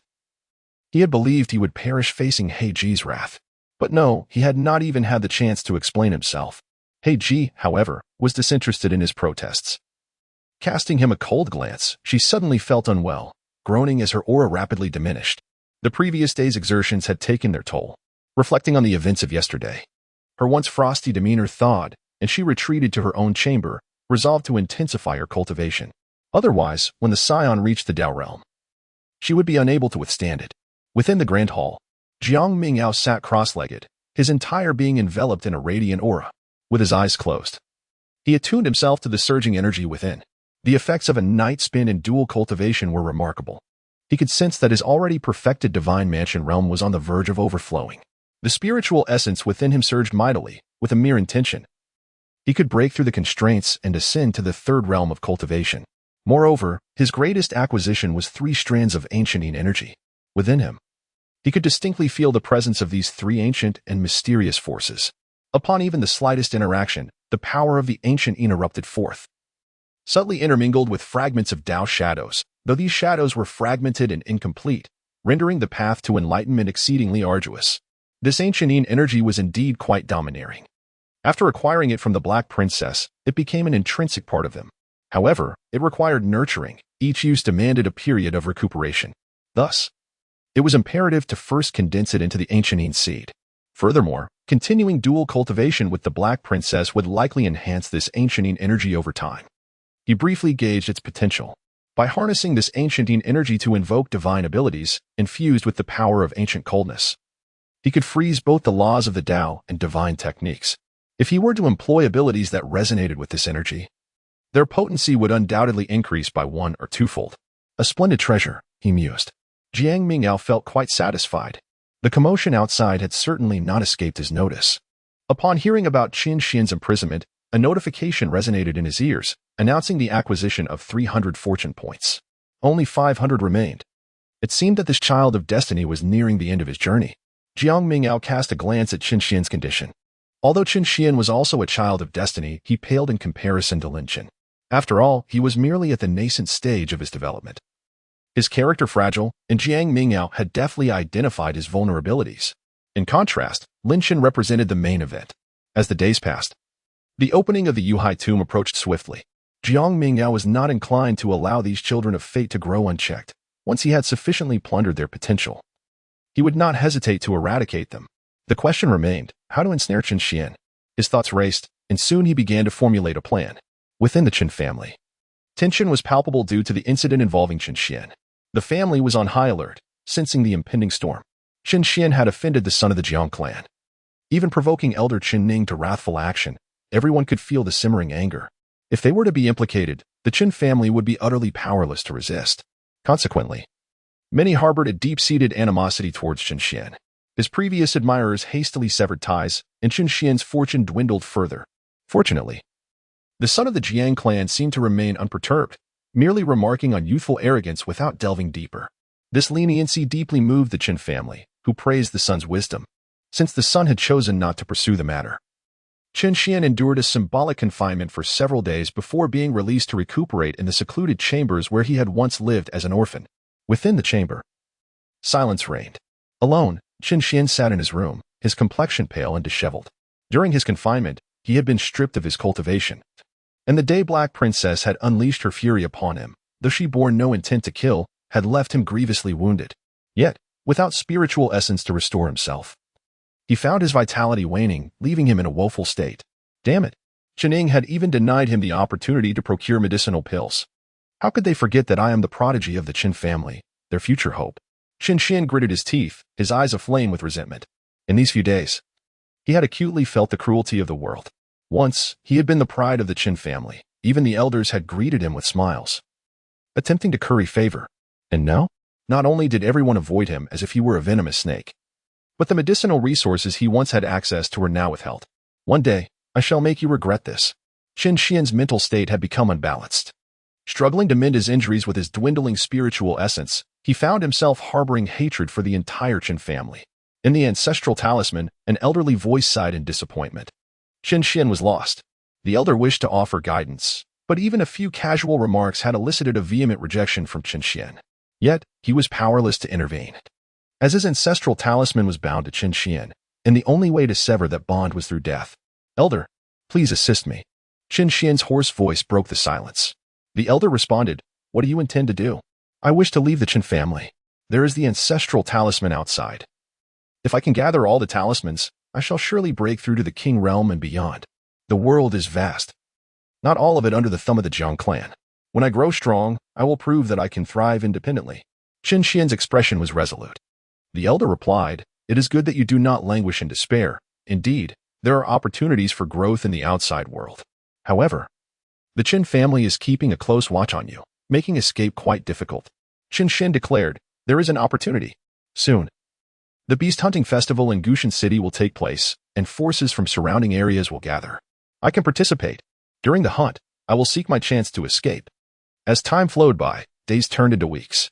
During this period, Jiang Mingdao seldom ventured outside, spending most of his time in the grand hall, engrossed in seclusion and cultivation. Within the hall, the array pulsed with energy, and the air was suffused with vitality. Jiang Mingdao sat upright within the confines of the magical formation, refining the ancient mysterious energy within his body. Behind him, on the opulent bed of gold and jade, Heiji also sat cross-legged, her already mature and alluring visage now imbued with an even greater charm. Her hair fell in disarray, exuding a unique aesthetic appeal. In recent days, Heiji had become like a long-awaited rain after a drought. Initially unable to withstand it, she gradually came to savor it deeply, growing ever more attuned to the experience. Jiang Mingdao specifically exchanged for a dual cultivation technique within the system, enabling a transformation of spiritual essence that proved mutually beneficial for both parties. However, in a mere span of 10 days, despite the considerable exertion, Heiji's aura underwent a noticeable change. Having been stagnated in the Dao Law realm for 3 to 4 years with little progress, she sensed a subtle breakthrough in the barriers she had faced. The realization of this development brought her immense joy. Upon reaching the 3rd stage of cultivation, every subsequent step becomes exceedingly arduous. While entering the Dao pattern realm may come with relative ease, advancing beyond that threshold presents challenges akin to climbing a mountain. Many might spend their entire lives without achieving success. Yet, in just a few days, such significant changes led Heiji to reaffirm her decision, and she increasingly aligned herself with the process. If this momentum continues, it is likely that within a month, she shall be on the verge of reaching the Dao body realm. Nevertheless, the thought of enduring such tribulations for an entire month did make her feel somewhat apprehensive. Although her cultivation yielded substantial results, she still felt distant from Jiang Mingdao's level. After refining the gains from a night of dual cultivation, she opened her eyes and was taken aback upon seeing the white figure seated at the center of the formation. The Son of Heaven had experienced yet another elevation. Seated within the formation, Jiang Mingdao emanated a vibrant flow of spiritual essence, with golden patterns reflecting upon his skin in continuous waves, exuding a magnificent aura. The ancient energy of the Xian had been entirely refined by him, intertwining with his surrounding spiritual essence. Each cycle of his energy emitted an archaic presence that stirred the heart. Even though he was 2 realms above her in the Dao Law realm, Heiji felt an unsettling premonition within her heart. Should a confrontation arise, she feared that victory would not be assured. Jiang Mingdao introspects within himself. A primordial seed, condensed from the essence of profounding energy, resides in his inner sanctum, continuously emanating an inexhaustible stream of ancient profound energy. As this energy accumulates, the previously nebulous principles within become increasingly lucid. Thus, it is merely a matter of time before he comprehends the ancient path of profounding. Moreover, the primordial Dao body begins to awaken. Within him lies a resplendent golden bone, situated upon his left arm, shimmering brilliantly. Faint patterns subtly emerge upon its surface. This is the primordial bone, a treasure born alongside the primordial Dao body, which had long remained dormant. Now, as Jiang Mingdao's strength escalates, the primordial bone also draws upon this newfound power. This extraordinary bone harbors innate treasure techniques. Once awakened, it grants the understanding of unique techniques, singularly belonging to him.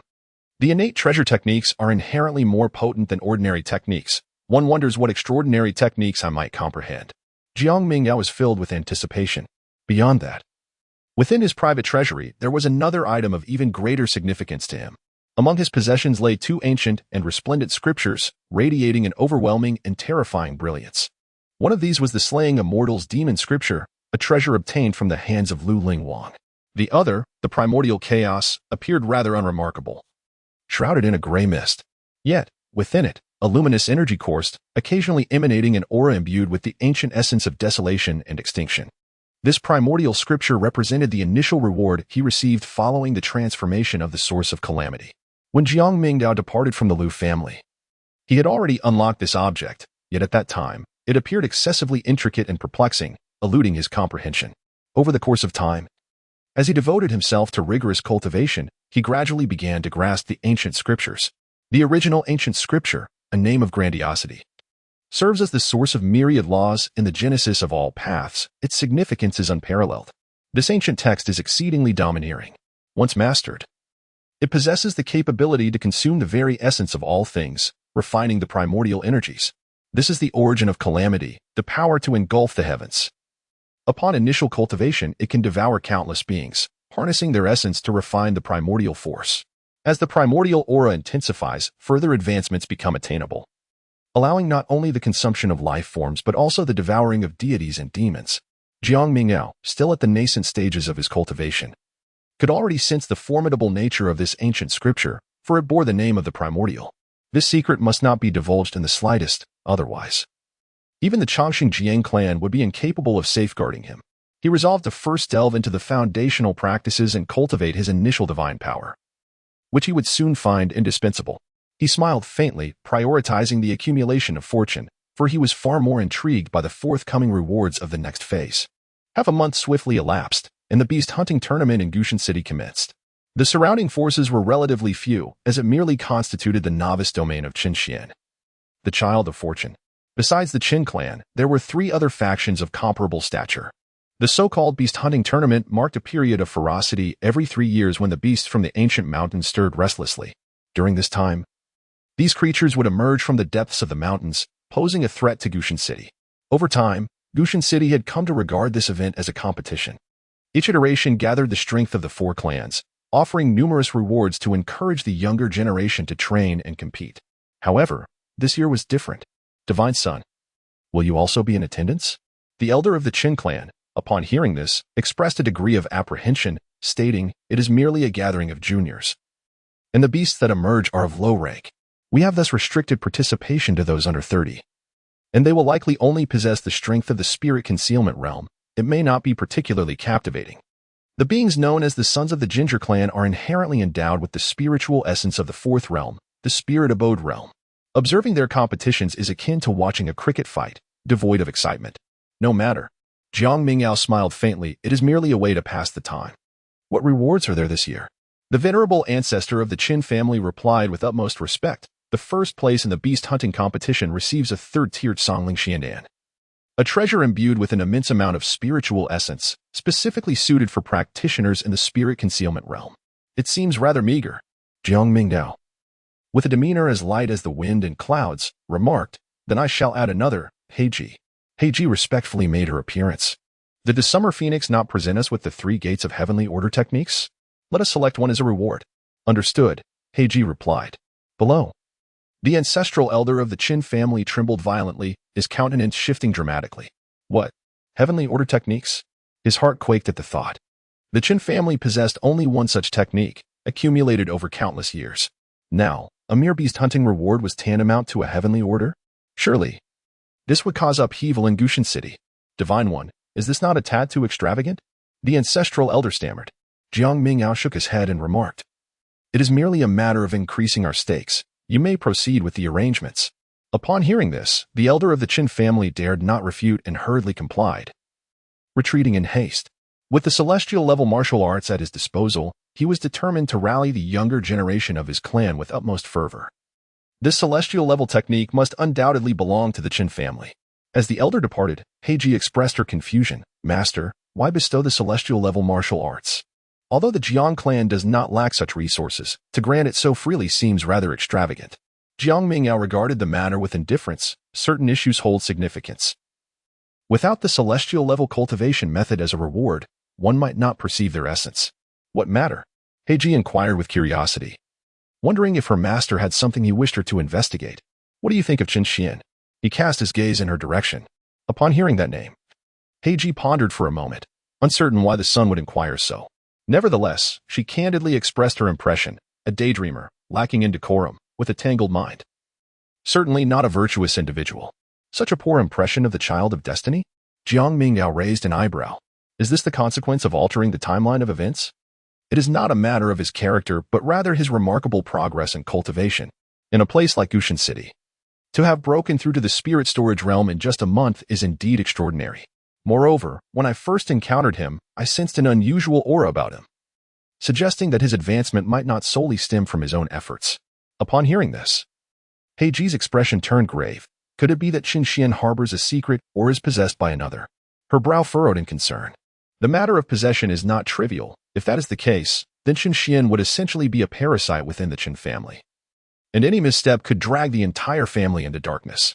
It is not possession, Jiang Mingdao replied, shaking his head. As for the specifics, I am uncertain. However, with the upcoming beast hunting festival, we shall have an opportunity to investigate. There are matters you should prepare for in advance. He conveyed the subsequent plans to Heiji, who then took her leave promptly. Inside the room, Qin Xian had been alone during this period.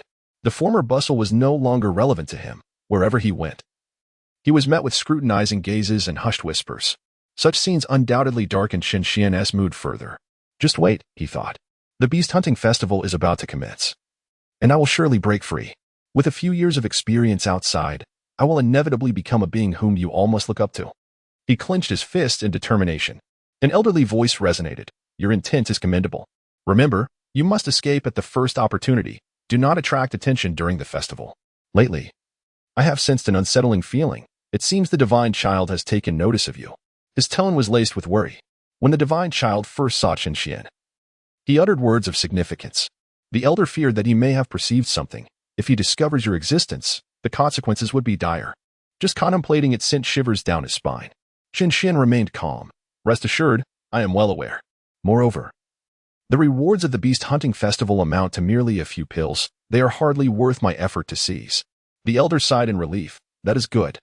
No sooner had he spoken than a raucous cheer erupted from outside the courtyard. What could they be celebrating? Qin Xian frowned and stepped out of his room. As he approached the courtyard, he overheard several voices brimming with excitement. Heavens, a celestial level technique? Truly, the ancestor himself declared it. How could it be false? It is called the fire spirit true canon, capable of refining spiritual essence and harnessing fiery energy. This celestial level technique is a reward bestowed by the divine child. Recognizing the difficulties we face in our cultivation, only those who secure first place in the beast hunting festival will receive it. Gasped. A celestial level technique. Do we, the Qin family, possess such a thing? No. Within the entire realm of Gushan City, only the celestial level powers are known. The methods of celestial cultivation have never been seen. Could the fire spirit true canon be a path of fire? The fire spirit essence is of the utmost yang. If one could cultivate this method, their combat prowess would soar. The Qin family members were ecstatic. A first-place reward of a celestial level technique? Qin Xian was taken aback. This is an extraordinarily generous offer. His heart raced, and his eyes sparkled with ambition. The elder's voice grew urgent. Do not alter our plans. Leave immediately. Yet Qin Xian was not inclined to heed this advice, his expression shifting. Among the various factions in Gushan City, there is no one among the younger generation who can rival me. Should I participate? Acquiring the celestial level technique would be effortless. It is an opportunity not to be missed. This is essentially a gift being presented to him. A celestial level technique, unheard of in such a small locale, held immense allure for Qin Xian.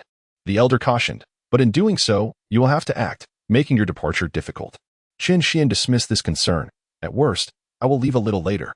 The divine child cannot remain in Gushan City forever, but this celestial level technique will be lost if I let it slip away.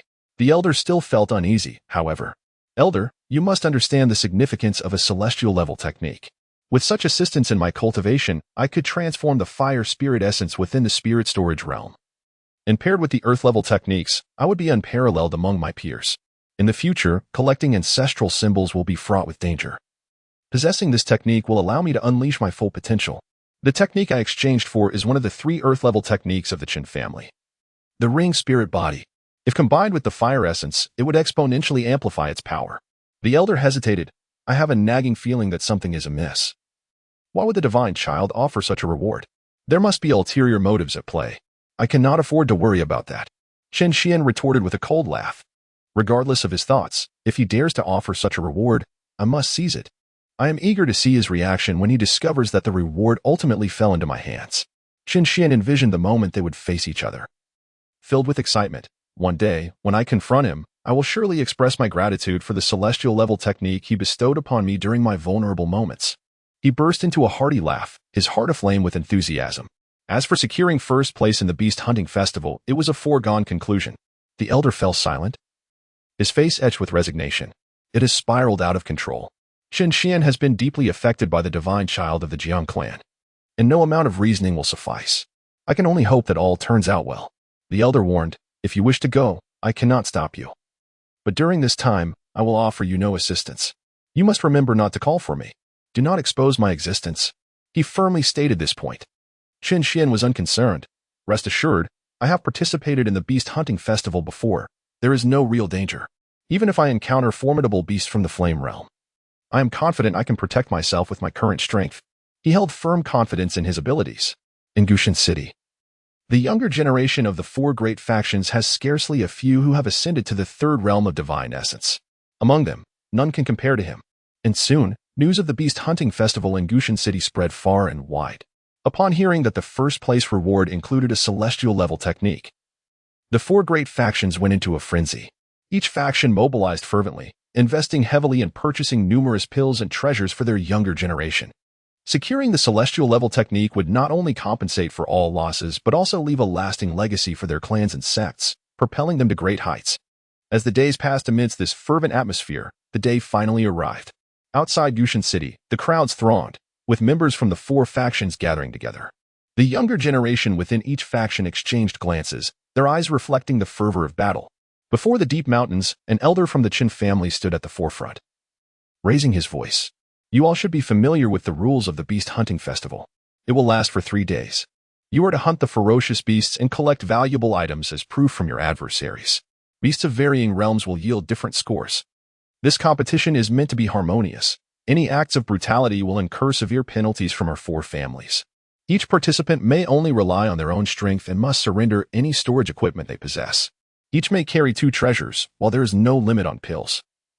Any violations will nullify your results. Now, he declared, and with the sound of his voice, the eager individuals transformed into streams of light in an instant.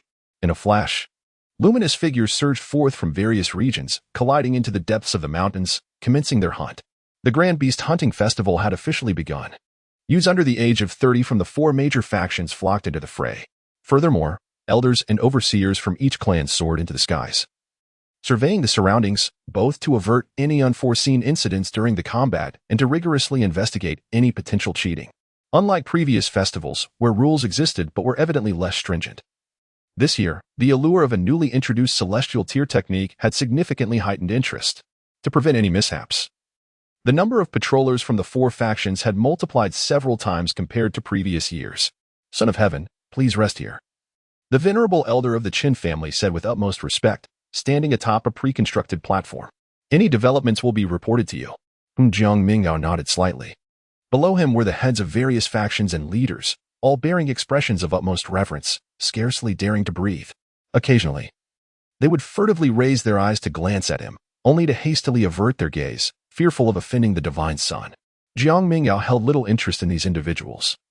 Seated in his elevated position, his gaze shimmering with brilliance as it penetrated the depths of the mountains, his heavenly spirit eye had reached a stage of great mastery.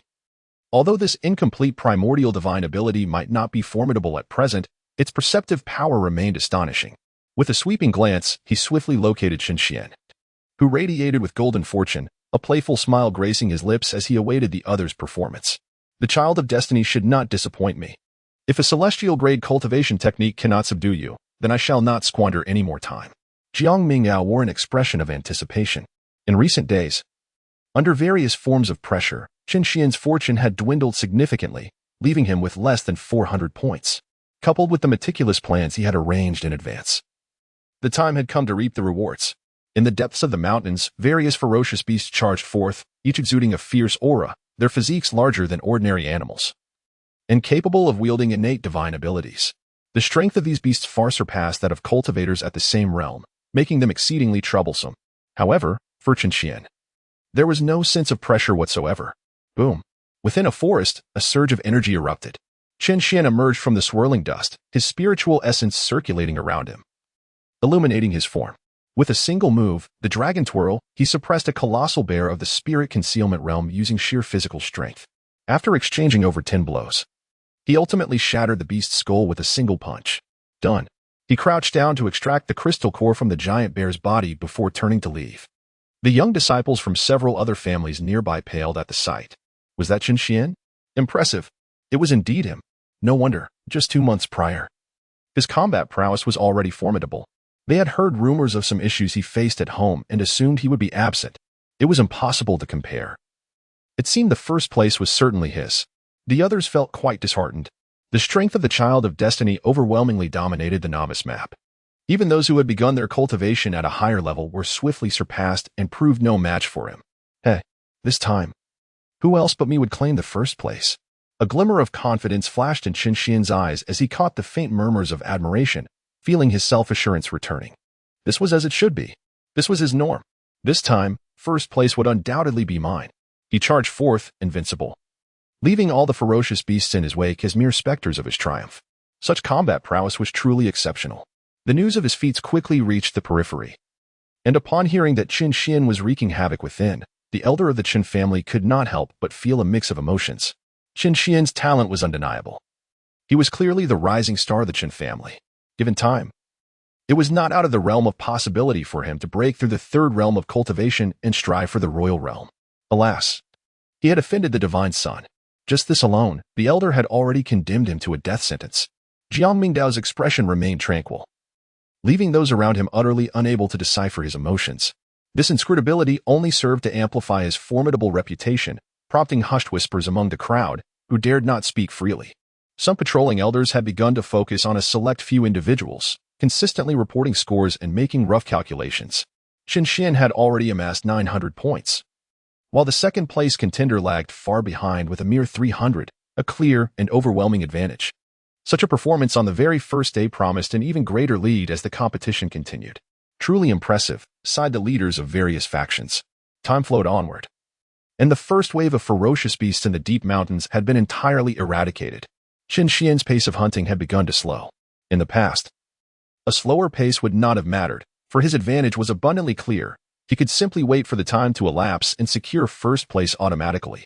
Yet today, he felt a pent-up energy yearning for release, which he could no longer contain. Furthermore, a driving thought propelled him forward. I must prove my potential to my aunt. Thus, he lifted his gaze toward the depths of the mountains. There, swirling mist signaled the emergence of ferocious beasts, a region fraught with danger that one would typically avoid. However, today, Qin Xian's restless spirit propelled him into that treacherous realm. It was still insufficient. He believed he had slain far too few beasts. He needed to maintain an overwhelming lead. If he could hunt a beast at the fire realm level while remaining on the mountain's periphery, he would exit the competition entirely. Though anxious, he retained his composure. As long as he stayed near the mountain's edge, any unforeseen circumstances would allow him to escape and call for aid. Once engulfed in the mist, Qin Xian distinctly sensed the presence of numerous beasts surrounding him. After only a few steps, he encountered a large ape at the spirit concealment level, towering over him and capable of manipulating earth and stone. Qin Xian's face lit up with excitement as he decisively struck. Given his strength, he easily overwhelmed the same-level beast. Within half a day, he had already hunted 3 spirit concealment beasts. This should suffice, he mused. With the points from these 3 beasts, no one could challenge my first place. A glimmer of satisfaction flickered in his eyes. Jiang Mingdao, I am eager to see your expression when you bestow upon me the heavenly grade technique. Impatiently, he prepared to depart from the area. Just then, as he moved, a sudden shadow loomed overhead, and an ominous presence descended upon him. His expression shifted dramatically as he looked up. Above him, a colossal feathered beast charged down, its massive form resembling that of a giant bird, enveloped in a menacing aura. With a single flap of its wings, it seemed to cast a shadow over a 10-mile radius. Upon closer inspection, he noticed the beast was clutching the corpse of a giant bear in its beak, unmistakably a creature of the fire realm. A beast that feasted on fire realm creatures? The aura emanating from it unmistakably marked it as a beast of the 7th realm, the Dao pattern realm. What? Qin Xin exclaimed in disbelief. How could there be a Dao pattern realm beast here? Just a glance sent a chill down his spine, and his face paled. Beasts of such caliber should never venture into this domain. Those in the cultivation realm possess a strong territorial instinct and typically remain deep within the cloud-covered mountains. In all his previous encounters, he had never even laid eyes on beasts of the divine mansion realm, let alone those of the Dao pattern realm. Flee. Qin Xian's eyes widened in terror, and he turned to escape, his feet crackling with lightning as he propelled himself forward at an incredible speed.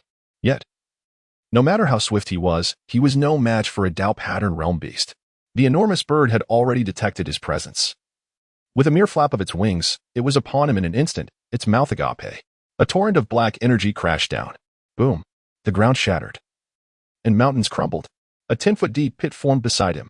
Qin Xian felt a surge of dread. A mere brush from that attack would spell his doom. No. He could not perish here. His time had only just begun. With the heavenly-grade technique in his grasp, he could soar to new heights. And no one would ever be able to suppress him again. I must survive, he roared, desperate to escape.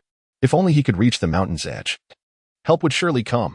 Yet, the distance that had seemed so close now felt insurmountable. The Dao pattern realm beast's aura locked onto him, rendering escape impossible. Boom. Another wave of black energy descended. Qin Xian's face turned pale as he released his spiritual energy, activating the blood pattern secret technique, a method he had acquired from the Elder, which allowed for a temporary surge in power. But even with this, escape remained elusive. The misty depths of the mountains loomed just 10 steps away. Yet each step he took required all his strength. 9 steps, 8 steps, 5 steps, 3 steps. The exit appeared tantalizingly close. At that moment, a shadow loomed overhead. And with a resounding crash, the feathered beast landed before him, blocking his path of retreat. Qin Xian's complexion drained of color as he gazed up at the enormous Dao pattern realm beast, its fierce eyes locking onto him, the black energy within its mouth coalescing. The palpable fear of death enveloped him. No, I cannot die. Song, save me. Under the looming threat of death. Qin Xian forgot his earlier promises and shouted in desperation. Simultaneously, he retrieved the ancestral talisman from his pocket, channeling his spiritual energy into it, hoping to summon Song. The Elder's furious voice echoed. You fool. I told you not to call for me. His rage was palpable. This revelation rendered any further concealment impossible. At that moment, a soft voice emerged. It was the old man, flowing in like a gentle breeze. In the next instant, Qin Xian felt an overwhelming chill engulf the area. Space and time seemed to freeze, and an indescribable terror spread through the air. The very fabric of reality trembled before him, and a vortex materialized from thin air. Within that luminous flow, a figure clad in pure white emerged. Jiang Mingdao was enveloped in spiritual essence, materializing in this location as his gaze descended upon Qin Xian. With Qin Xian's call and the elderly man's response, Jiang Mingdao finally sensed the presence of the other. Within the dilapidated stone talisman lay a remnant soul. The old man's son, the harbinger of fortune, was someone Jiang Mingdao was all too familiar with. Jiang Mingdao, how did you come to be here? Qin Xian exclaimed, his face a portrait of shock and disbelief. How could he possibly be here? Above them, a fierce beast from the realm of patterns let out a furious roar. As a cascade of black luminescence came crashing down, Jiang Mingdao did not even shift his gaze as he confronted a fearsome beast that towered over him by an entire realm. With a single palm strike, a resplendent silver-white hand emerged from the void, descending with overwhelming force. The very fabric of space collapsed at its point of contact, condensing ancient power into a singularity. The void-shattering palm. A thunderous roar erupted, unleashing a terrifying force that resonated like a clap of thunder. Immediately following, a chilling scream accompanied the sound of shattering bones. The beast of the Dao pattern realm above him emitted no cry. It simply disintegrated into a shower of blood. Witnessing this scene, Qin Xian felt his mind buzz and his expression falter. Was this divine progeny not merely at the divine palace realm? With a single strike, he had annihilated a beast of the Dao pattern realm. An overwhelming dread threatened to consume him. And it was only at this moment that Qin Xian grasped the true nature of the entity he was compelled to face. Jiang Mingdao no longer wished to squander time. Glancing at Qin Xian, he extended his right hand and grasped the air. Buzz. In an instant, Qin Xian's right arm twisted like a corkscrew, causing him to weep and wail in agony. The ancestral talisman slipped from his grasp and soared into Jiang Mingdao's hand. Jiang Mingdao toyed with the stone talisman in his hand, speaking with a calm demeanor. Will you emerge on your own, or shall I drag you out? A sigh reverberated through the air. The talisman shimmered with light as an aged figure gradually took form, his face etched with bitterness, casting a gaze filled with profound disappointment and frustration towards Qin Xian. He had sensed that today's beast hunting festival bore an unusual atmosphere and had warned Qin Xian against engaging with him. Yet, it appeared he had chosen a foolish companion. The ancestral temple of the ancestral deity had once been visited by the Son of God. At that moment, the mist surrounding the nearby mountains began to dissipate. Qin Xian, who had been crying out in agony, raised his face only to discover that numerous cultivators had gathered outside the mist, their expressions a mixture of shock and complexity. Leading the assembly was Heiji, who appeared dazed, finally realizing the gravity of the situation. Even though they had ventured deep into the mountains, the commotion could not have gone unnoticed by anyone. Had everything been a meticulously crafted scheme? Was the ferocious beast at the Dao pattern level also orchestrated by them? Jiang Mingdao, you treacherous scoundrel! Qin Xian seethed with fury, his eyes blazing red. Bold. The elder of the Qin family roared in anger, striking with a palm that sent Qin Xian hurtling like a cannonball, crashing through the rocks and spewing blood, his spiritual essence violently escaping. The elder, filled with rage and disappointment, exclaimed, You harbor a remnant soul within you. How could it be? Qin Xian, I once thought you were a prodigy of the Qin family, but it turns out you relied on such external forces.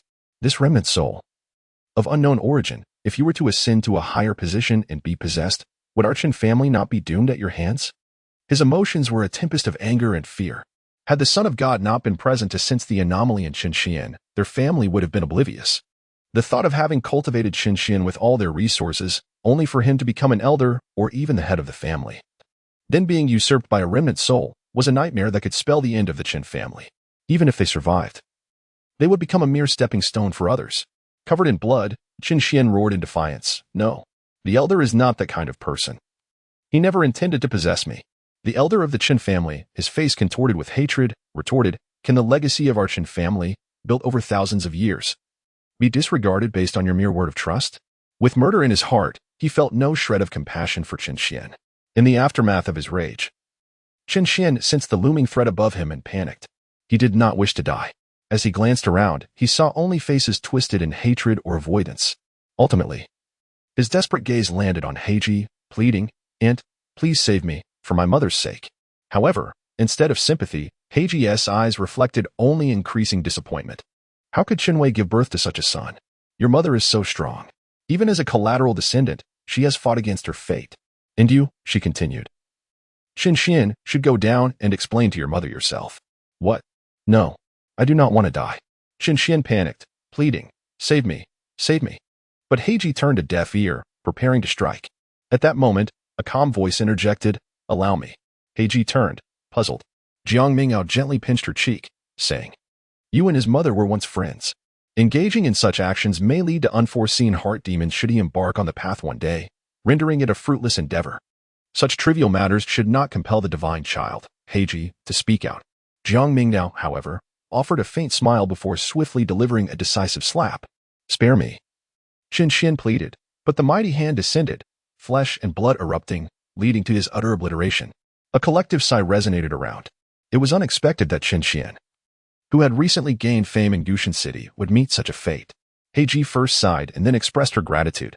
Thank you, master. She was indeed capable of taking action, but as Jiang Mingdao had previously remarked, she was likely burdened by guilt, which could greatly affect her cultivation. At this moment, a notification echoed in Jiang Mingdao's ear. Ding! The child of fortune, Qin Xian, has lost his fortune and perished completely, triggering a total drop. The host has obtained the core ancestral talisman of Qin Xian's fortune. The host has acquired 10,000 villain points. The host has slain a high fortune target, detecting that the opponent's fortune has reached 0, resulting in the drop of a Calamity treasure chest. As the series of notifications rang out, Jiang Mingdao raised an eyebrow. A treasure chest? Such a thing exists? With no time to dwell on it, he stowed away the ancestral talisman and addressed the ancestors of the Qin family, stating, Continue the beast hunt. Without further delay, Jiang Mingdao turned and soared towards the Qin family's estate. despite the unexpected incident involving Qian. The promise of a celestial-level technique as a reward invigorated the others, who once again sprang into action to hunt.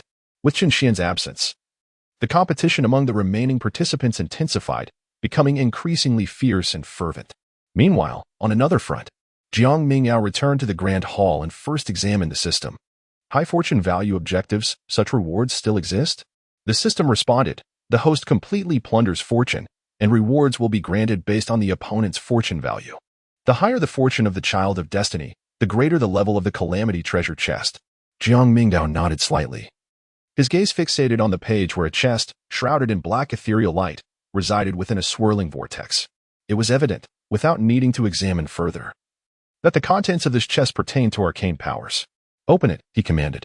With a resonant hum, radiant light enveloped him, and an array of flickering images emerged from the chest, ultimately coalescing around a particular divine technique. A chime resonated, proclaiming, "Congratulations, host. You have acquired the demonic seed of the Tao heart." In the next instant, a surge of knowledge flooded into Jiang Mingdao's mind, revealing countless black runes in succession. After a brief moment, he opened his eyes, a glimmer of brilliance shining within them. Quite intriguing, he mused. This demonic technique had the capability to condense calamity-infused energy into a demonic seed, implanting it within another's Tao heart, thus enabling control over their psyche and siphoning their essence. It was indeed formidable. However, there were limitations based on the cultivator's respective levels, should the target's cultivation exceed that of the practitioner by a significant margin. The technique would prove ineffective. His expression shifted slightly. The potential of this technique was not insignificant. If utilized wisely, it could offer substantial assistance. Moreover, he needed to investigate the core ancestral talisman of Qian and discern its nature. He casually retrieved the talisman, infusing it with spiritual essence, and once again, the visage of the elder, fraught with tension, materialized before him. Inside the grand hall, the elder's face was etched with terror, his body trembling as he beheld the ethereal white figure above. A visceral fear gripped him, akin to that of a mouse confronting a predator. How could this be? After all, he was a formidable being at the God-King level, albeit diminished in power in his current spectral state. Yet, despite the potential for a brief resurgence of his cultivation, he found himself engulfed in such dread. This fear emanated from the very depths of his being, a sensation he could scarcely contain. The voice of Jiang Mingdao resonated. Speak of your matters. The information you provide determines your worth to me. Therefore, should you withhold anything, you should be aware of the consequences. Upon hearing these words, the elder's face was etched with bitterness. How could he dare to conceal anything? In the presence of Qian, he was an enigmatic and ancient being, capable of occupying a high position and manipulating circumstances at will. Yet, when confronted by such a divine offspring of an ancient clan, any attempt to withhold information would undoubtedly jeopardize his existence. The elder bowed deeply and spoke. I am called Wei Songxing, an elder of the ancestral temple from 30,000 years ago. In that era, the ancestral temple was a considerable power, though its demise remains a mystery. He recounted his tale, revealing all that he knew about the ancestral temple. Jiang Mingdao had little recollection of it, but it was easy to investigate. He would simply return to the Jiang clan and inquire, "Is this the ancestral talisman?" He toyed with the broken stone talisman in his hand. As his consciousness probed into it, a hum resonated. The talisman reacted, revealing a dazzling array of golden patterns. The hall was awash with shimmering light, and these so-called celestial patterns were exceedingly intricate and complex, resembling an inscrutable script at first glance. The elder explained, within the ancestral talisman lie 6 celestial patterns, of which this is one, known as the body celestial pattern. By consuming spiritual essence, one can activate it, thereby nurturing oneself and enhancing physical strength. If utilized correctly, it can not only eradicate hidden ailments instantaneously but, with prolonged use, even forge a physique that rivals that of an innate spiritual body. Jiang Mingdao raised an eyebrow.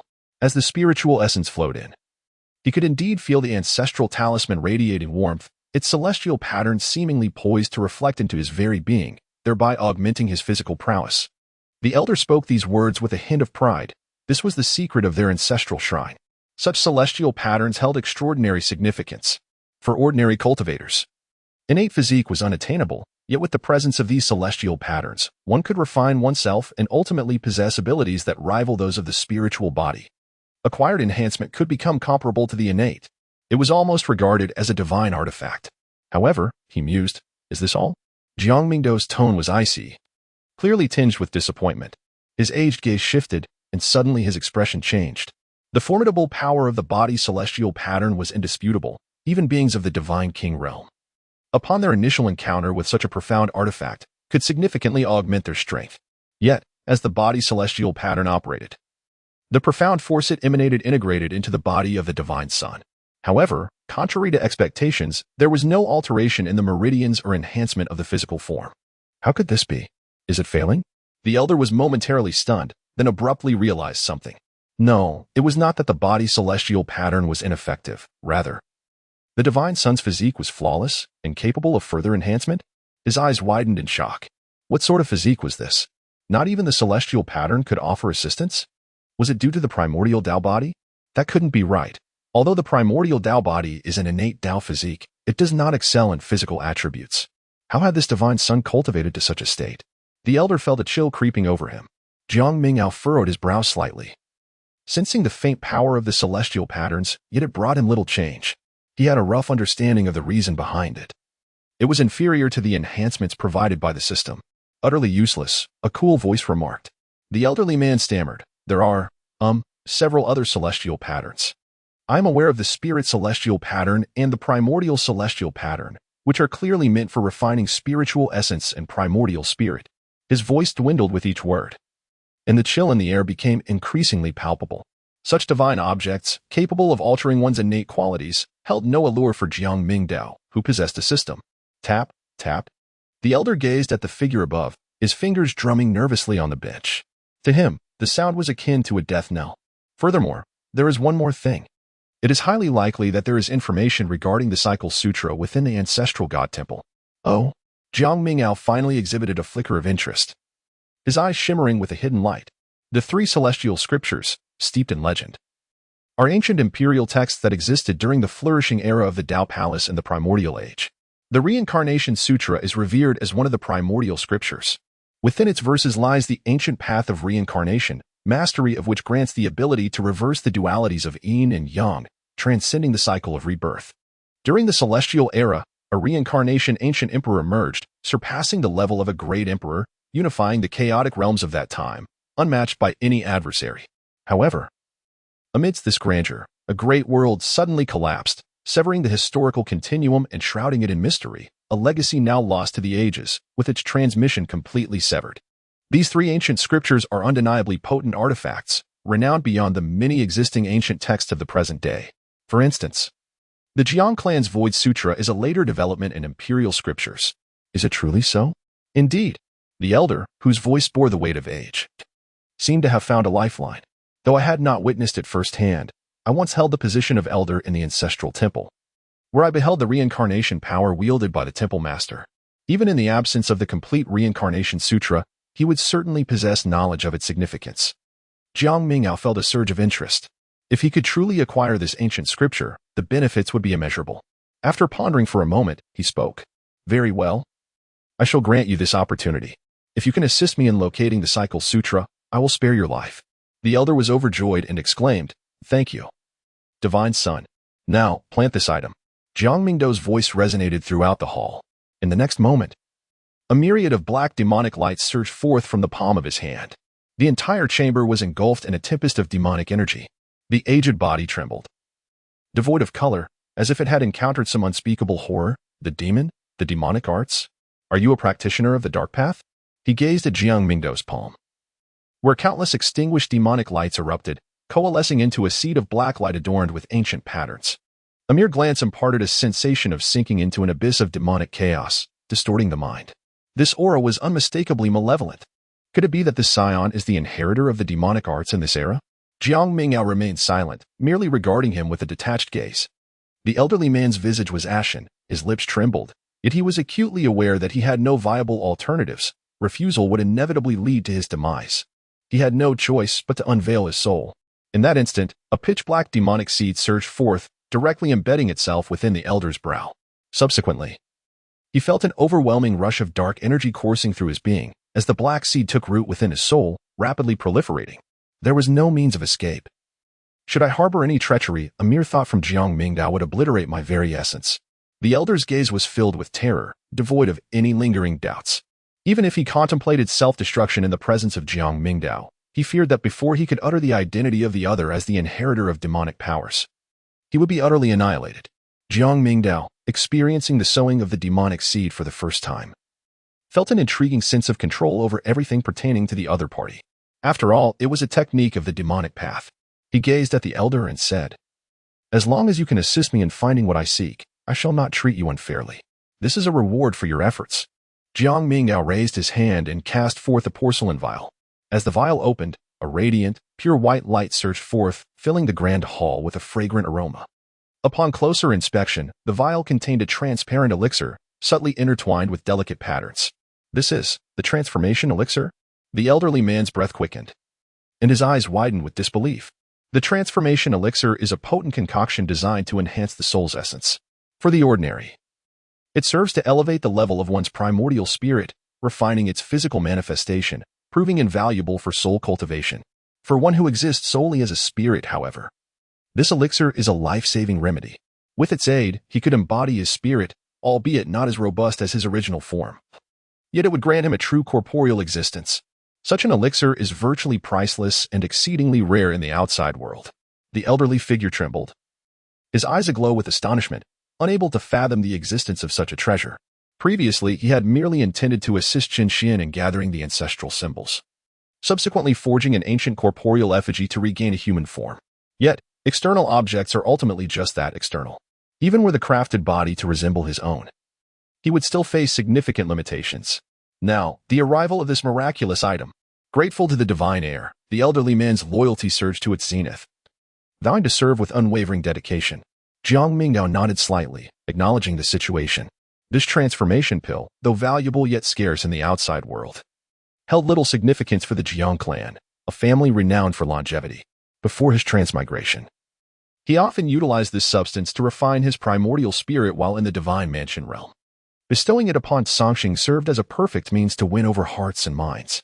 A soul at the level of a divine king, even after undergoing transformation, would have experienced some diminishment in power. Nonetheless, it would still possess the caliber of a true king of the third tribulation. Such a standard would be ideal for employing as a loyal warrior, effectively compensating for his earlier lack of capable allies. Once the affairs in the eastern wilderness are resolved, it seems imperative to establish a solid foundation and seek out a few worthy talents. Jiang Mingdao pondered in silence. With the demise of Qin Xian, he had finally achieved the complete annihilation of a son of destiny for the first time. The rewards were, undoubtedly, immensely bountiful. The ancestral talisman, though of little significance to Jiang Mingdao himself, held extraordinary value for others, capable of bridging the gap between the gifted and the ordinary. Once revealed, it would undoubtedly provoke a tumult across the 3,000 Dao domains. While he would certainly refrain from disclosing it, cultivating a few suitable subordinates remained a viable option. Furthermore, the information regarding the Reincarnation Sutra could yield valuable leads. Should he uncover any traces, he could follow the clues to locate this ancient scripture.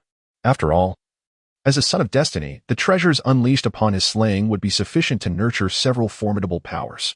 In addition, the villain points had accumulated to over 21,000, while the fortune points were entirely invested in the source of Calamity. With a significant accumulation of villain points, it was time to seek further enhancement. My previous advancement had fully completed the Enlightenment realm. Next, I would aim for the realms of Cave Heaven, Spirit Repository, Fire Ignition, and Divine Mansion. Mastering these 4 realms would permit my ascension to the path of cultivation. Jiang Mingdao glanced at his panel. Host, Jiang Mingdao Cultivation Level, Peak of the Divine Mansion Realm, 6th Stage, Physique, Source of Calamity, Primordial Dao Body, Celestial Demon Body Techniques, Void Body Refinement Technique, Perfected. Primordial Ancient Scripture, Demon Slaying Magic Scripture, Starmoon Nurturing Furnace Scripture Abilities, Dao Heart Demon Seed, Ancient, Primordial Body, Original, Songhua Ancient Seal, Heavenly Tier, Xiantian Fireblade, Heavenly Tier. Heavenly One Phantom Technique, Earth Tier, Void Breaking Palm, Earth Tier, Sword Shadow Divine Embryo, Heavenly Tier, Moving Heaven Finger, Heavenly Tier, Heavenly Spirit Eye, Heavenly Tier. Incomplete. Villain points, 38, 100. In addition to the matter concerning Qin Xian, there were also the plundering of Lin Qin's opportunities and the recent bestowal of Heavenly Tier techniques, all of which contributed to the accumulation of a considerable amount of villain points. It seems that wealth and arrogance are indeed the hallmarks of a villain. Jiang Mingdao smiled gently. For him, this was indeed a fortuitous event. The The more easily he could accumulate villainous points, the more swiftly he could enhance his own prowess. Now, it was time to advance. He activated the grand formation of the ancient hall and sat cross-legged. System, promote. In the center of the ancient palace, divine light surged, and countless shimmering shadows spread throughout. Jiang Ming's entire being was suffused with surging spiritual essence, coalescing into numerous golden vortices. His surroundings transformed into a celestial realm. An extraordinary spectacle unfolding. As he wielded the power of the antagonist, he could distinctly perceive an immense force manifesting within him, emanating brilliance through his limbs and bones. His skeleton quivered, resonating with divine light. Simultaneously, myriad insights converged within his mind, echoing with thunderous intensity. Jiang Mingdao felt the reverberation of divine power around him. And from his closed eyes, a faint golden light emanated. The ancient forces of countless eras imbued him, causing his cultivation to surge. He traversed the realms of Dongtian, Lingsong, Ranhua, and Shenfu. All spiritual essence and vital energy were refined and enhanced, and his innate Tao body provided him with a starting point far beyond that of ordinary individuals. Yet at this moment, under the influence of the antagonist value, his foundation grew even more profound. The 3,000 major orifices around him were activated, and the brilliance of his primordial spirit coalesced above his head. A thunderous roar echoed throughout the Qin family estate, illuminating the entire residence in resplendent light, leaving its inhabitants in a state of agitation. The ancestral figure of the Qin family observed the dazzling hall from afar, beads of sweat forming on his brow. This was indeed a fearsome display of the Son of God during his cultivation. As he sensed the terrifying aura emanating from the scene, he commanded that no one approach the Sun's palace. Any transgression would be met with immediate execution. That night, all the formidable experts of the Qin family took to the skies, safeguarding their estate. The elders of other factions in the ancient mountain city, sensing the overwhelming pressure, came to investigate, only to be ruthlessly repelled. In the position of the Songlong chariot, the Elder Nine, who usually accompanied the Songlong in rest, opened his eyes. His murky gaze fell upon the location of the palace, revealing a profound shock within his aged expression. The Son of God, had he returned from the lower realm with significant insights? Yet he had never heard of the Hunyuan Dao body being capable of secondary development. Surely, it could not mean the birth of another Dao body? Elder Nine murmured to himself. As a protector of the Dao, he held a respectable status within the Jiang clan. However, in the presence of the Son of God, designated as the heir of the Jiang clan, he maintained absolute reverence. Whatever Jiang Mingdao chose to do was beyond his inquiry. Nevertheless, given the pace of this cultivation, it was essential to report to the elder.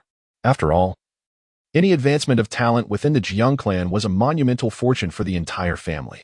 Originally, among the 10 true sons of the Jiang clan, a few had expressed dissatisfaction with Mingdao's designation as the Son of God. However, upon his return, should anyone dare to provoke him, they would serve as an ideal example to establish his authority. Elder Nine voiced his thoughts, somewhat anticipating such a scenario.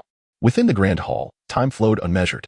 When the antagonist value was nearly exhausted, Jiang Mingdao's accumulated power erupted forth. All the refined ancient strength coursed through him, shattering the shackles within his body. A faint layer of white light patterns surfaced upon his skin, and an indescribable sense of profundity emerged in his heart. In that moment, he felt as though he had ascended into a new realm. Within the world once filled with spiritual essence, a subtle yet distinct aura of Tao power began to manifest. 3 realms of cultivation, he mused, as he attained the Tao patterns. Jiang Mingdao opened his eyes, and a fleeting glimpse of an ancient golden Tao pattern shimmered within his gaze. He sensed himself, feeling an endless flow of Tao power surging into his being. The markings on his primordial bones became increasingly distinct, hinting at profound enlightenment. This is the realm of cultivation. Upon entering this state, one may begin to practice the imperial scriptures and embark on the path of the Tao. This sensation, Jiang Mingdao raised an eyebrow upon acquiring the Tao power. He felt a profound clarity and enlightenment. The previously chaotic vital energy and spiritual essence experienced a transformative metamorphosis under the influence of the Tao power. Everything was now in readiness. He smiled faintly, awaiting the emergence of the Tao soldiers. In the heart of the eastern wilderness, amidst a range of undulating mountains, lies a secluded and verdant ancient forest. This remote locale is seldom trodden by human feet. Within one of the hewn caverns, a figure sat cross-legged, enveloped in the damp and darkness of the cave. Yet, around this figure radiated a resplendent golden light, with countless intricate runes coalescing upon him, illuminating the surroundings. The aura of Tao permeated the air, hinting at an ascent to the heavens. As the runes manifested, numerous Tao lights imprinted upon him. Time seemed to stretch indefinitely. Consolidate.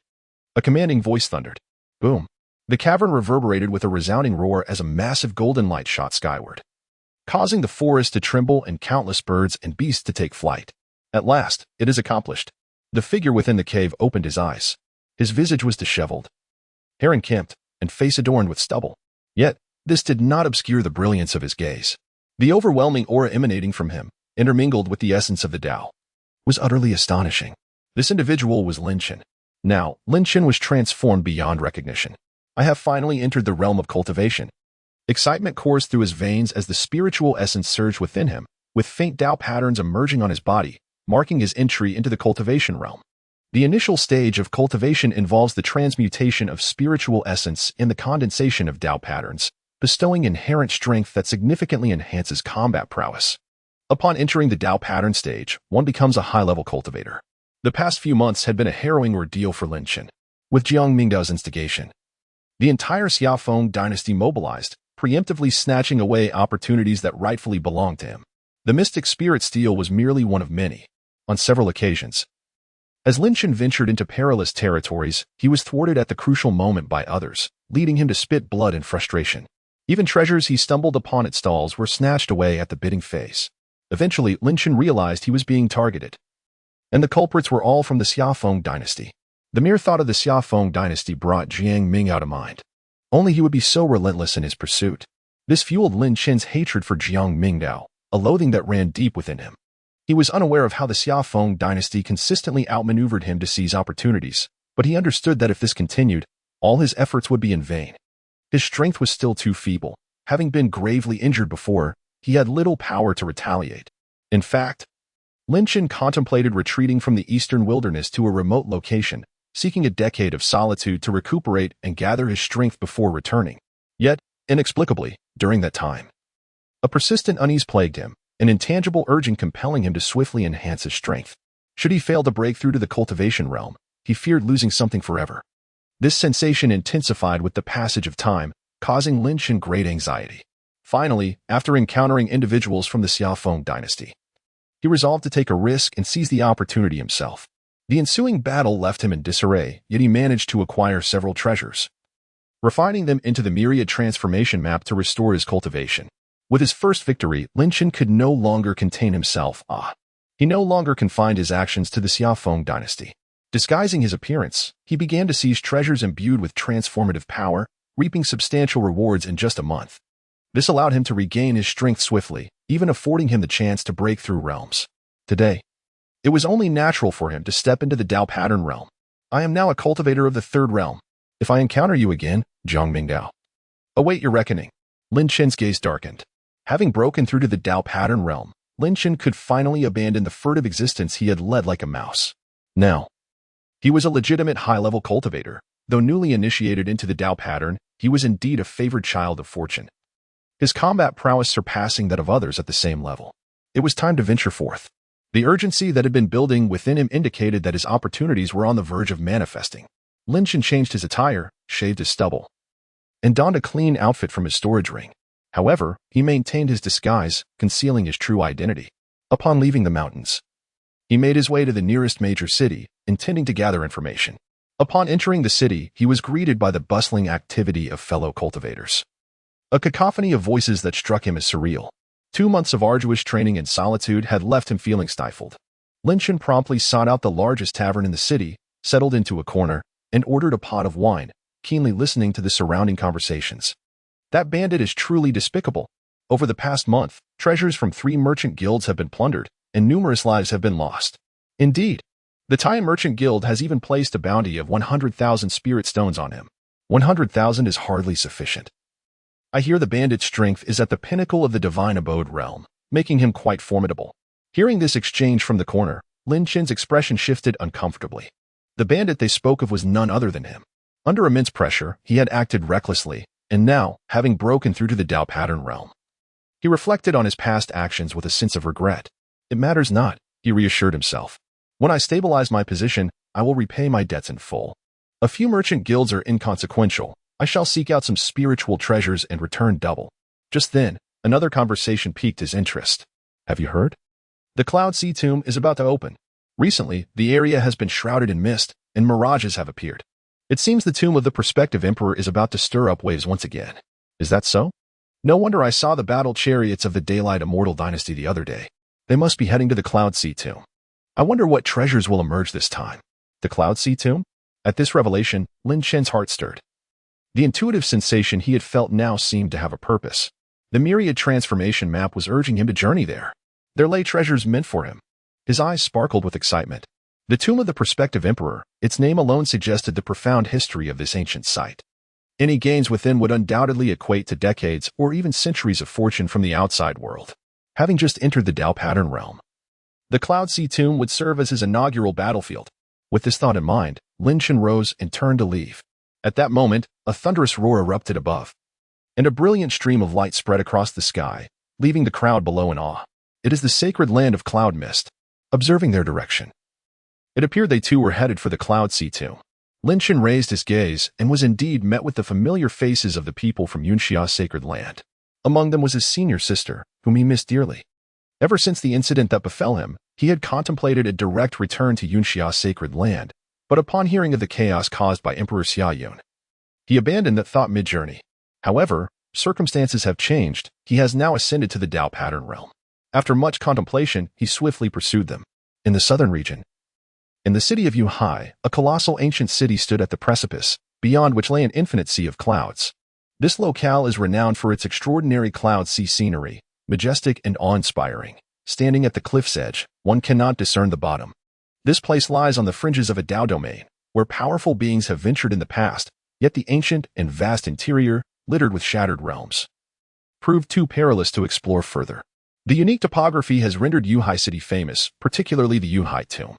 In recent days, the air between the cliffs and the sea of clouds has been filled with roaring sounds, occasionally intermingled with swirling energies.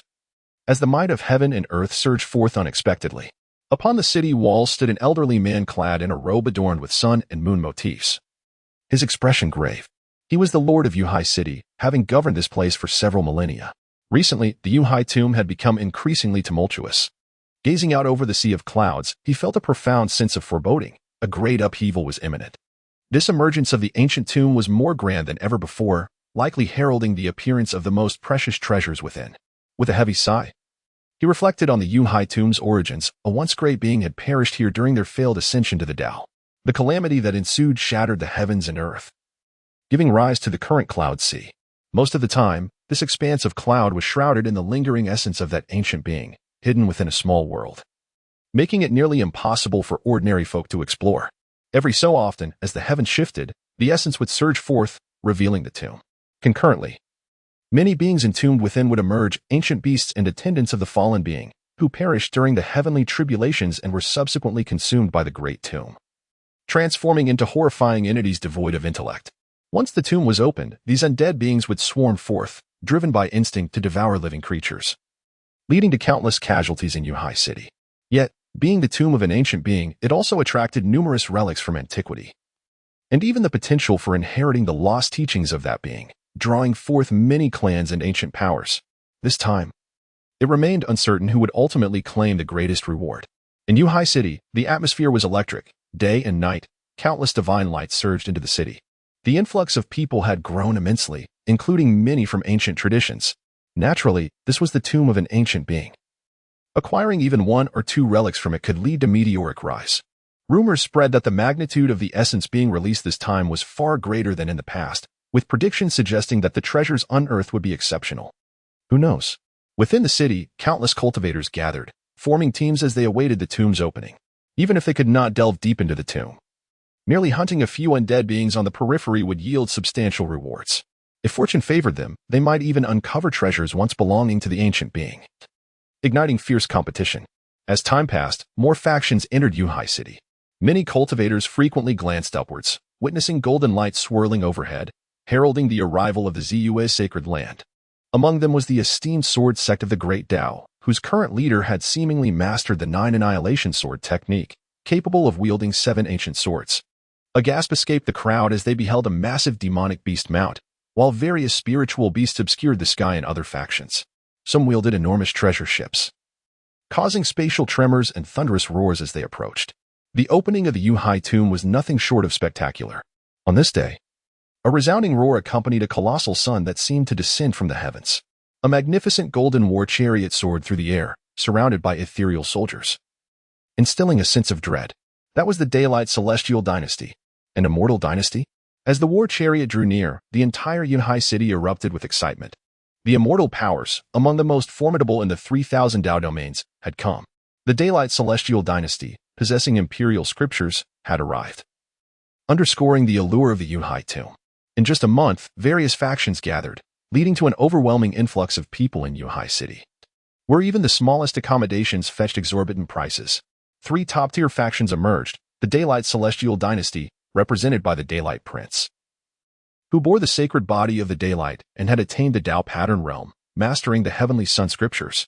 Another formidable presence was the ancient Qin clan, whose exact members were unknown, yet the sight of 3 flaming birds soaring like true phoenixes, raining down fire, was unforgettable. Notably, members of the Jiang family also graced this place with their presence. Jiang Zhenchuan, one of the 10 esteemed lineages of the Jiang clan. The so-called lineage refers to the younger generation among the esteemed immortal families, ranked according to their innate talents and strengths. There are a total of 10 individuals, all of whom are the future pillars of their respective clans, with the potential to aspire to the realm of emperors. The Jiang clan is a lineage of longevity, naturally boasts remarkable individuals, among whom Jiang Zhenchuan ranks 4th, placing him in the upper echelon of the hierarchy. Despite having practiced for fewer than 100 years, he has attained the 6th level of the Tao pattern realm and has begun his initial foray into one of the 6 great avenues through the Void Sutra. In a lavish mansion in Yunhai City, the Sun Prince, radiating golden light akin to the blazing sun, sits majestically. His aura is vast, particularly the vigorous energy coursing through his body, manifesting as a sun emblem on his skin. Waves of Tao energy circulate around him. The Tianyang Sutra is a body-refining scripture that enables one to cultivate the true body of the great sun and the fiery sun law body within the Tao body realm, yielding formidable combat prowess. Especially when battling under the blazing sun, his spiritual essence and vitality surge endlessly, rendering him nearly invincible, a sight to behold. This generation's Sun Prince, Zhou Hao, possesses extraordinary talent and exceptional strength. It would indeed be dull if only Jiang Zhenchuan from the Jiang clan were present. Zhou Hao's demeanor remains tranquil as he muses. Within the Jiang clan, the only individual who piques my interest is Jiang Mingdao. Alas, I have heard he is yet to commence his training in the Void Sutra.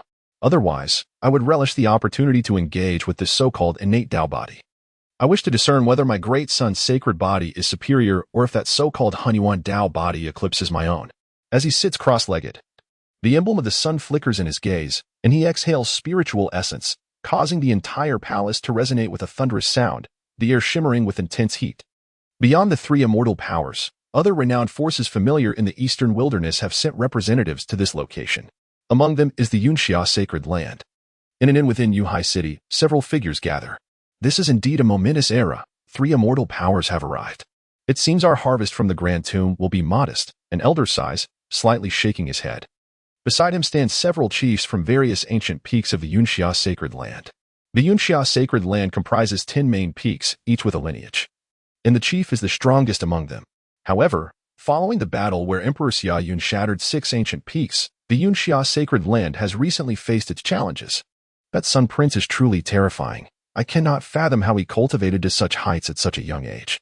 I merely glanced at his war chariot, and he seemed to sense my presence, casting a distant glance my way. It felt as if the sun itself scorched my insides, nearly incinerating me.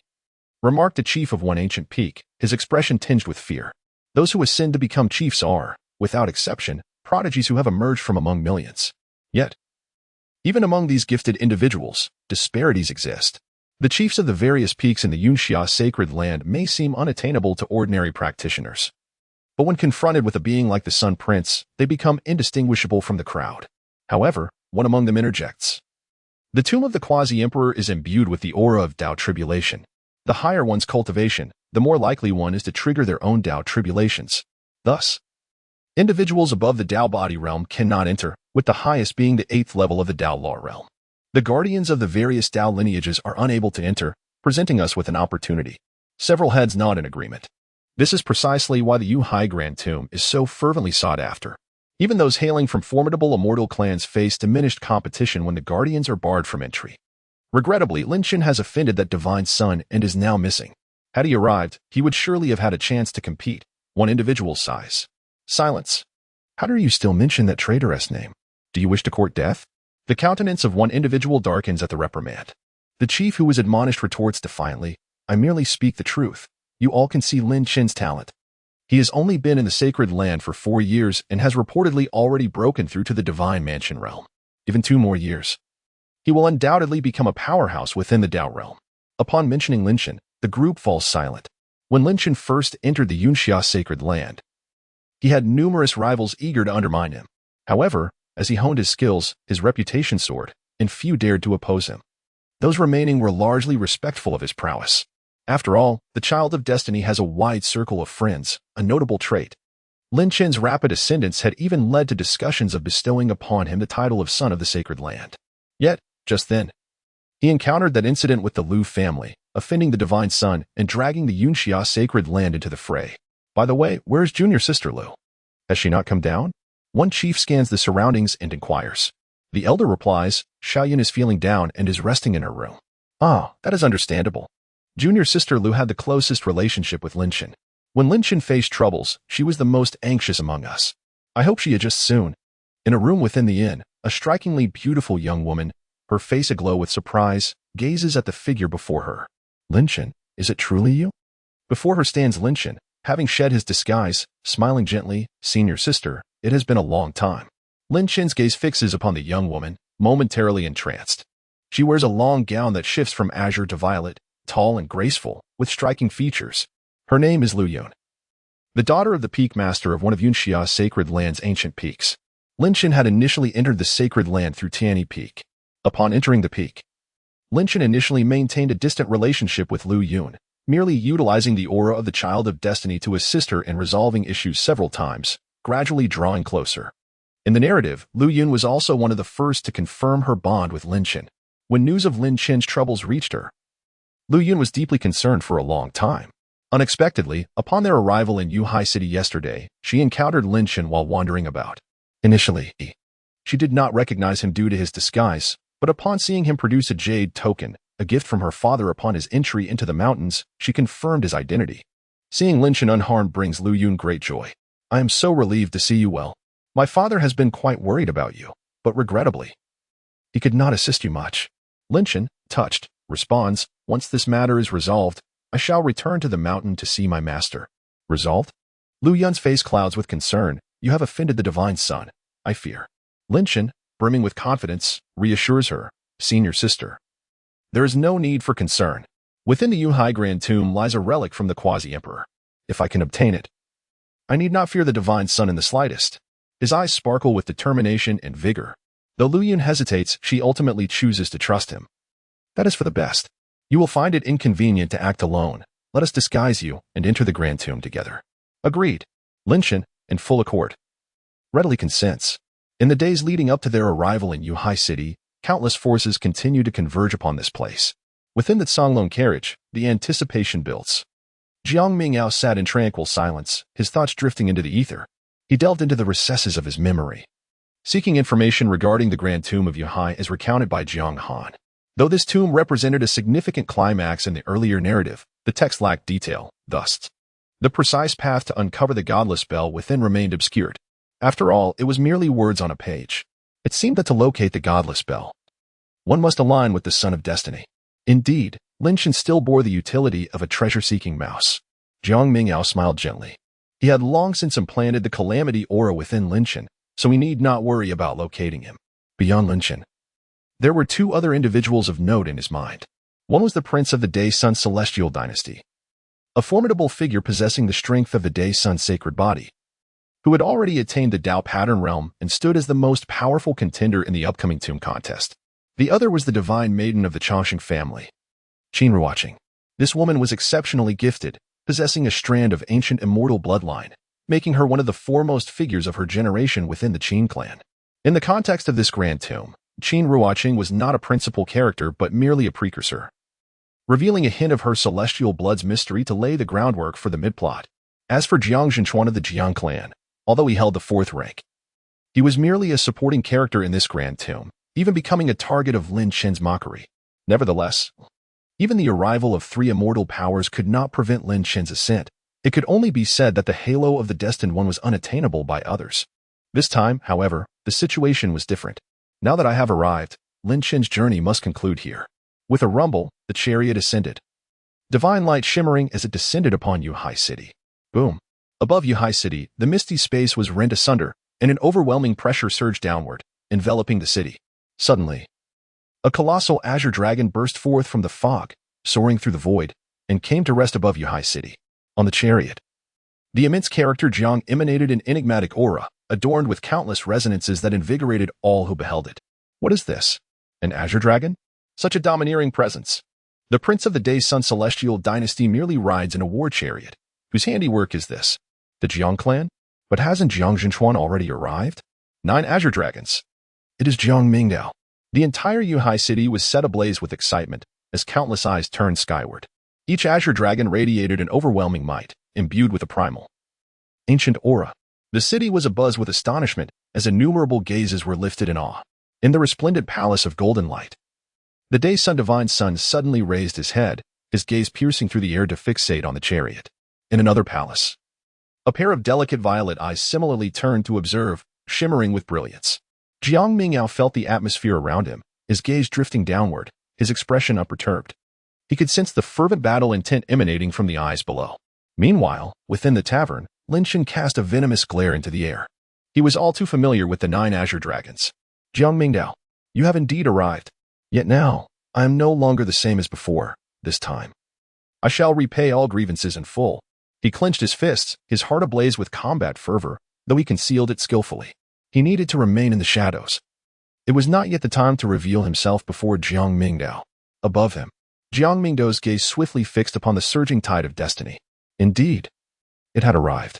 However, this child of fortune appeared to be in a rather dire state lately. In his eyes, Lin Chen's aura of luck had dwindled to a mere 3,000 or so. Moreover, the once resplendent fortune now faintly mingled with a tinge of gray, losing its former purity. Had the fortune undergone a transformation? Jiang Mingdao felt a sense of curiosity, pondering what the child of destiny had been up to recently. Moreover, his prowess had reached the realm of Dao patterns. Jiang Mingdao mused inwardly, reflecting on the fact that he was indeed a child of destiny. Despite the immense pressure surrounding him, he still managed to grow, a privilege that was truly beyond the reach of others. The grand dragon carriage rumbled as it descended into the city of Yuhai. Within the royal palace, the question arose, has the divine sun arrived? Jiang Zhenchuan received the news and hurriedly gathered people to greet them. As the carriage descended, Jiang Mingdao's figure became visible. Jiang Zhenchuan was struck by a wave of magnificent aura, causing his expression to change dramatically. It was his first encounter with Jiang Mingdao. At a glance, the latter, clad in resplendent white, seemed to exude an ineffable essence of the Tao with every gesture and movement. Jiang Mingdao stood there, enveloped in an aura of chaos, as if he were merging with the surrounding heavens and earth. He was utterly inscrutable. Jiang Zhenchuan grew increasingly alarmed, his demeanor respectful. I pay my respects to the divine sun. Within this palace, the attendees were all members of the various branches of the Jiang clan, and upon sighting Jiang Mingdao, they knelt in unison. Jiang Mingdao's gaze fell upon Jiang Zhenchuan. Jiang Zhenchuan, tall and imposing, is subtly enveloped by 3 divine auras, exuding an overwhelming and majestic presence. His innate talents are exceptionally remarkable. Endowed with a luminous physique from birth, he harbors within him a seed of profound radiance, capable of unleashing a divine light that enhances his being, enabling him to engage in battles beyond his rank. Within the clan of Jiang, there exist 10 notable sequences, though he has only a scant recollection of them, being aware that factions do exist among them. However, Jiang Zhenchuan proves to be quite astute, harboring no objections regarding Jiang Mingdao's position as the son of God. No need for excessive formalities. Recently, has anything of significance transpired in the eastern wilderness? As Jiang Mingdao strolled into the palace, he casually inquired. He felt a twinge of curiosity about Lin Chen and how he managed to transform his fortune into a shade of gray. Jiang Zhenchuan respectfully inquired. I am uncertain about the matter to which the divine sun refers. Has there been any unrest in the past month? He blinked, and his steward recalled something. There is indeed a matter. Over the past few months, a rogue cultivator known as the Robber God has been wreaking havoc in the eastern wilderness, seizing numerous items and prompting several merchant guilds to offer bounties for his capture. Oh? Upon hearing this, Jiang Mingdao's interest was piqued. Please elaborate. The steward, invigorated by the opportunity to impress the divine sun, recounted in detail from the initial theft during the Summer Phoenix Festival to the subsequent incidents involving various merchant guilds. The robber god was known to lurk within the surrounding Dao domains, his strength rising at an alarming rate. He had initially been at the Fire Realm but had swiftly ascended to the Divine Mansion realm within days, within half a month. Even peak Divine Mansion cultivators hired by the Great Flag Merchant Guild found themselves outmatched. Upon hearing this, Jiang Mingdao felt certain. It must be Lin Shen. No wonder the aura surrounding Lin Shen had undergone a transformation. The child of fortune had turned to thievery.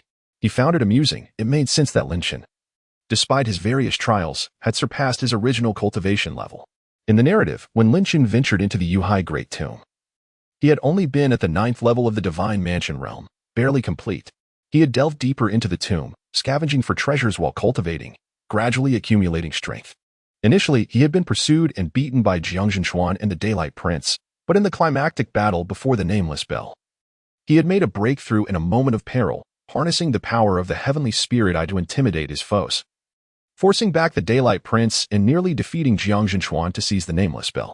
Was this the intervention of the Celestial Order? Presently, Lin Shen lacked the foundational divine powers, thus requiring a higher cultivation level to have a chance at obtaining the Nameless Bell. Contemplating this, Jiang Mingdao smiled faintly. However, the path would not be so straightforward. Having grasped the situation, Jiang Mingdao's thoughts turned towards the steward. There are certain tasks that require your attention.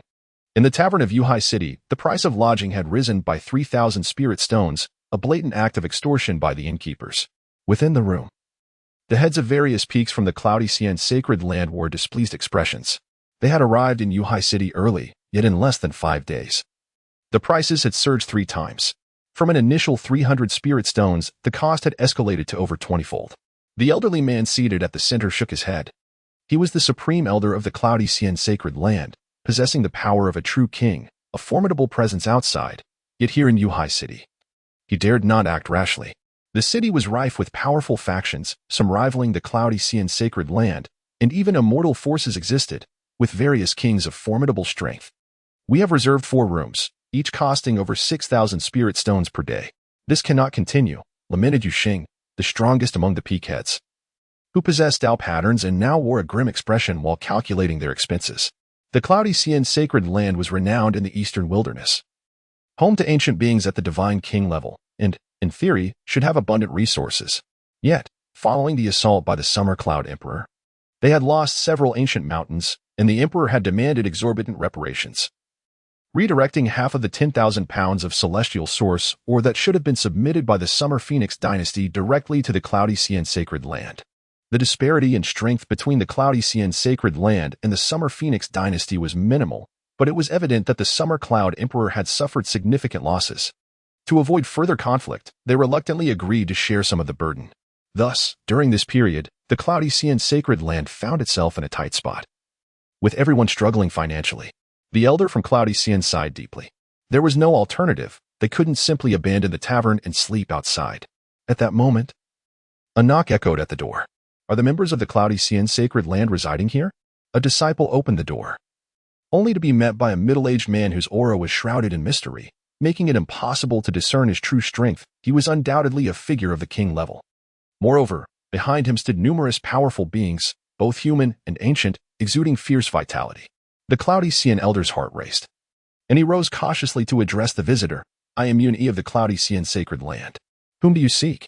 The middle-aged man's gaze swept across the room, his presence commanding respect as he spoke. The Divine Sun requests the presence of all members of the Cloudy Scion sacred land. The Divine Sun? At the mention of this title, the faces of those present paled. In Yuhai City, only one individual was accorded such a designation. The group exchanged anxious glances, fear evident in their eyes. That esteemed figure harbored grievances against the Cloudy Scion sacred land. If he truly intended to hold them accountable, their apprehension was justified. Please follow me. The steward of the Jiang clan maintained a calm demeanor. The Divine Sun has requested all of you to accompany him. Surely, none of you have pressing matters to attend to? He emphasized the phrase all of you. Understanding that refusing was not an option, the Cloudy Scion elders sighed. Very well. Let us go. The members of the Cloudy Scion sacred land, without further ado, complied obediently. Meanwhile, Lin Shen, also residing in the tavern, caught wind of the news. What? Jiang Mingdao is seeking my senior sister and the others. He sprang to his feet, a momentary panic crossing his face. What is happening? Does he intend to settle scores with the cloudy scion sacred land? He yearned to assist, but given his current strength, he had no means to intervene. Surely, nothing grave would transpire.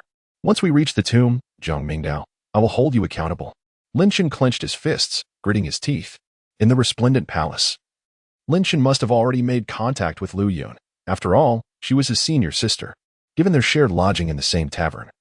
It was only natural for them to have some clandestine interactions. He wondered if anyone besides Lu Yun was aware of this development. Jiang Mingdao raised an eyebrow. Lin Shen's fortune value still stood at 3,000, though it had been reduced by more than half compared to its initial state. Yet, to secure the final domain, he was willing to expend a little more energy. The unseen bell was a crucial artifact of Lin Shen's fortune. Should this object be seized, Lin Shen's fortune would undoubtedly reach its end. Without it, the inadequately powerful child of fortune would struggle to keep pace with many plot developments. Before long, a respectful voice from the steward echoed from outside. Holy Son, the members of Yunxia sacred land have arrived. Allow them to enter. Jiang Mingdao replied with an air of composure. Shortly thereafter, 7 individuals, led by Yun Yi, stepped into the hall. Each wore an expression of apprehension, casting furtive glances around. Their caution heightened. This palace was one of the grandest in Yunhai City, adorned with green jade, its structures resembling a majestic cluster, each palace resplendent in gold and brilliance. Within the palace, an array of prohibitions filled the air, and a mere sense of the surroundings sent shivers through many of them, overwhelmed by an ominous aura. Even the leading elder of Yunxia bore a slightly pale visage, his spirit trembling. As they finally entered the main hall, the group was at last granted an audience with the Holy Son. Jiang Mingdao sat at the head of the table, clad in a snow-white robe adorned with intricate patterns that seemed to merge the celestial stars and the vast heavens into his attire. His gaze, lofty and commanding, looked down upon those gathered. I have met the Divine Son. Yun Yi and the others hastily bowed in reverence. The other leaders from various peaks wore expressions of trepidation, for it was only in the presence of this scion of the eternal life celestial clan that they could truly grasp the indescribable, overwhelming aura of power. Merely being subjected to his scrutinizing gaze was enough to leave them breathless. There is no need for anxiety. Jiang Mingdao spoke with a clear voice. I have come to inquire about a few matters. Has Lin Shen returned to the cloud? Upon hearing this, the individuals below felt a tightening in their hearts. And Yun Yi hurriedly lowered his head, responding, No, Lin Shen has been out of contact ever since he departed from the Lu family. He has not communicated with anyone. And we have been searching for his whereabouts. Oh, is it that none of you are aware? As he spoke, an overwhelming gaze swept across the assembly, causing each person to feel their breath quicken and their form stiffen. Among them, Lu Yun appeared the most anxious. She lowered her face, her eyes reflecting a hint of fear. After all, Lin Shen had already met with her. Jiang Mingdao's gaze fixed upon a woman amidst the crowd. Lu Yun, adorned in a flowing purple gown, possessed a fair and exquisite countenance. Her eyes shimmered like water, and her hair cascaded like clouds. Her beauty was undeniably graceful, for she was indeed Lin Shen's confidant. Now, in response to his inquiry, Lu Yun visibly tensed, indicating that she had indeed been affected by their interaction. Jiang Mingdao smiled gently, his tone tranquil. After all, Lin Shen hails from the Lu family. Out of respect for the head of the Lu family, I shall not act against him. The purpose of summoning you today is simply to inform you that should Lin Shen encounter you, you are free to warmly welcome him back. My matters with him are not as complicated as they may seem, and there is no need for suspicion. Upon hearing this, the others exchanged glances, somewhat astonished. This divine offspring appeared to be far from the cold and ruthless figure depicted by rumors. He seemed rather approachable. As for the possibility of deceit in his words, they did not believe that a mere sacred land of Yunxia warranted such disingenuousness from a being of his stature. Thank you, Divine One. Yun Yi breathed a sigh of relief, feeling a surge of excitement. The divine offspring's generosity was evident, and should Lin Shen return, the sacred land of Yunxia would certainly impose due consequences upon him, ensuring he recognized his own transgressions. Jiang Mingdao nodded in acquiescence. Suddenly, he shifted the topic. Have you heard about the recent robberies by the bandits? Bandits? The crowd present was taken aback. Among them, Yuxing spoke up. I have heard of them. These bandits have been wreaking havoc in the eastern wilderness, plundering the 3 major merchant guilds and committing numerous atrocities, though their true identity remains unknown. He expressed his indignation. It is a pity that they are well hidden. If we were to encounter them, we would undoubtedly eliminate these bandits and rid the people of this menace. Jiang Mingdao smiled lightly, remarking on the righteous spirit of the cloudy mist sacred land. How fortuitous, he continued, upon hearing of this matter. I contacted individuals from the Great Yuan Merchants Association who have previously engaged with the robber cultivators and obtained their blood.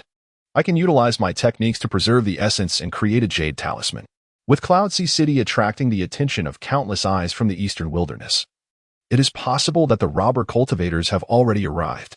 Given the earnestness of the Cloudy Mist Sacred Land, should the opportunity arise, you may assist the Merchants Association in the hunt.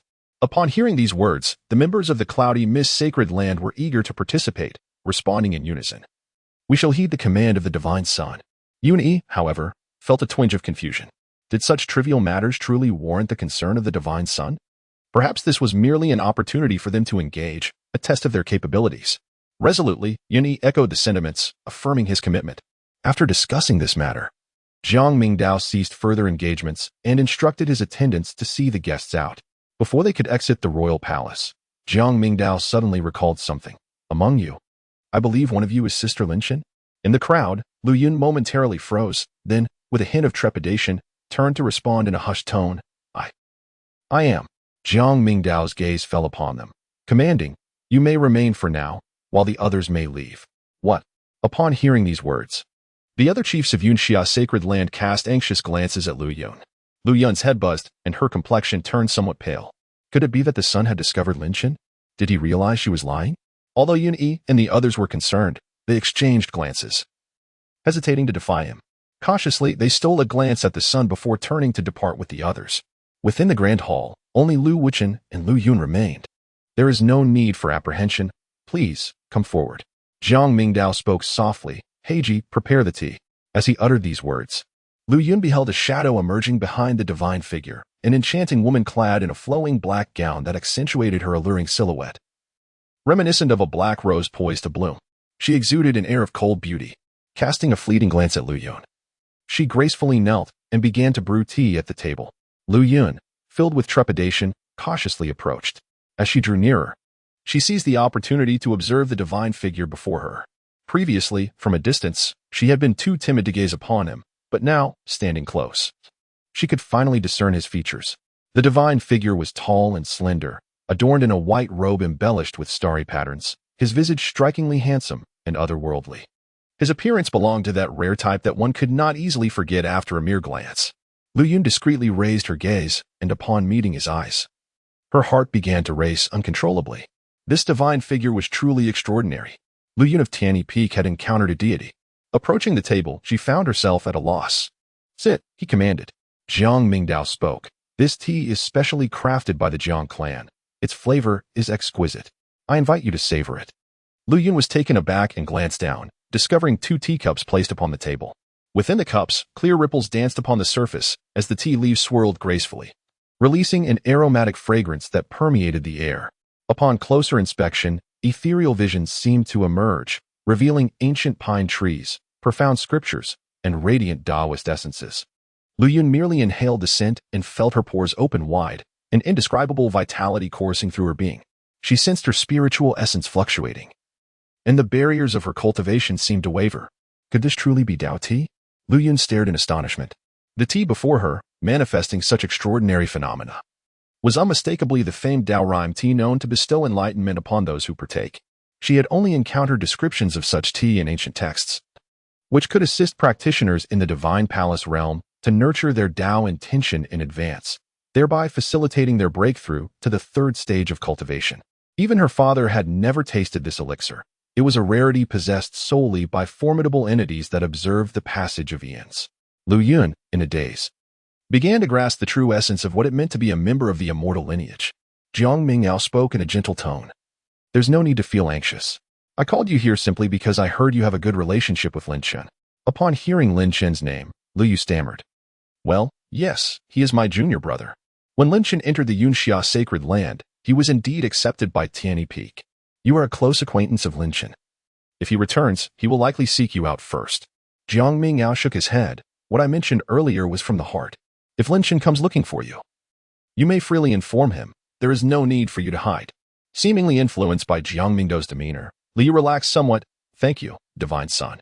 Linshan can sometimes act like a child who has yet to mature. His emotions can cloud his judgment. I will find a way to counsel him. That is good to hear. Jiang Mingdao smiled. Have tea. This is Dao tea, and I, Lu Yun, felt somewhat apprehensive. It is merely a cup of tea. Jiang Mingdao shook his head. If we were to lack even tea, it would reflect poorly on my Jiang clan's hospitality. Lu Yun, captivated by his smile, felt her cheeks flush. The divine son is truly handsome. As she spoke, her reserve dissipated, having never possessed the qualifications to partake in such Dao tea. The opportunity now presented itself, stirring her excitement. She carefully lifted the teacup and took a sip, as the Dao rime tea slid down her throat. Lu Yun felt a tremor course through her delicate frame, an intense aroma enveloping her senses. Warmth spread throughout her entire being, an indescribable essence of the Dao pulsating within her. In the next moment, a resonant hum echoed within her, her spiritual essence surging forth like a vast ocean, beginning to swell. By the way, Jiang Mingdao seemed to realize belatedly, this Dao rime tea is a special concoction of the Jiang clan, infused with a considerable amount of Dao power. Since you have yet to enter the Dao realm, consuming it recklessly may require you to spend a significant amount of time refining it. Upon hearing these words, it was already too late for Lu Yun. Her cheeks burned crimson, and sweat poured down her body. It felt as though she was engulfed in flames. Every ounce of her spiritual essence was in turmoil.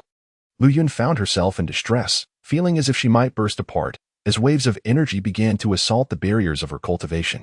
Panic set in as she called out, "Divine Son." Jiang Mingdao cast a glance at her, feeling a sense of helplessness. It matters not. You simply need to cultivate your techniques and refine the spiritual essence. Take your time to comprehend it fully. There is no need for haste. Upon hearing these words, Lu Yun seemed to relax slightly. She settled into a meditative posture, allowing the abundant spiritual essence within her to find an outlet as she engaged in her practice. Jiang Mingdao instructed, "Heiji, take her to the Lingyuan chamber to rest." He then turned to her and said, "Focus on your cultivation in the Lingyuan chamber. You need not worry about being disturbed." Heiji stepped out, casting a glance at Lu Yun, whose face was flushed and drenched in sweat, her expression peculiar. Nevertheless, she seized Lu Yun and turned to leave. As he watched the two depart, the gentle smile that had graced Jiang Mingdao's face vanished. This should be enough to leave Lin Shen feeling anxious. At the entrance of the tavern, ever since the individuals from the Yunxia Holy Land were summoned away, Lin Shen had been restless, maintaining his disguise at the door. Fortunately, it was not long before he spotted the return of the Yunxia Holy Land members. Yun Yi and his companions wore expressions of elation, their tones infused with excitement, seemingly unaffected by any reprimand. It appeared that Jiang Mingdao had not taken any action, which relieved Lin Shen. However, his brow suddenly furrowed. Where is my senior sister? A quick scan revealed that Lu Yun was conspicuously absent among the returning group. Lin Shen felt a pang of anxiety, but since the others from Yunxia Holy Land were still unaware of his identity, he could not expose himself. Instead, he moved closer to eavesdrop on their conversation. Who would have thought the son would be so understanding? It's completely different from what I imagined. Indeed, not only did he refrain from punishing us, but he also helped us resolve our issues. Lin Shidi was indeed too excessive before. One individual chimed in. Do you think Lu Shimi was kept behind because the son has taken a liking to her? Impossible, another responded. Regardless, if we could truly advance our standing with the son, our Yunxia Holy Land would surely soar to new heights. Upon hearing this, Lin Chen's expression shifted, his heart tightening. Senior sister, has she been left behind by Jiang Mingdao?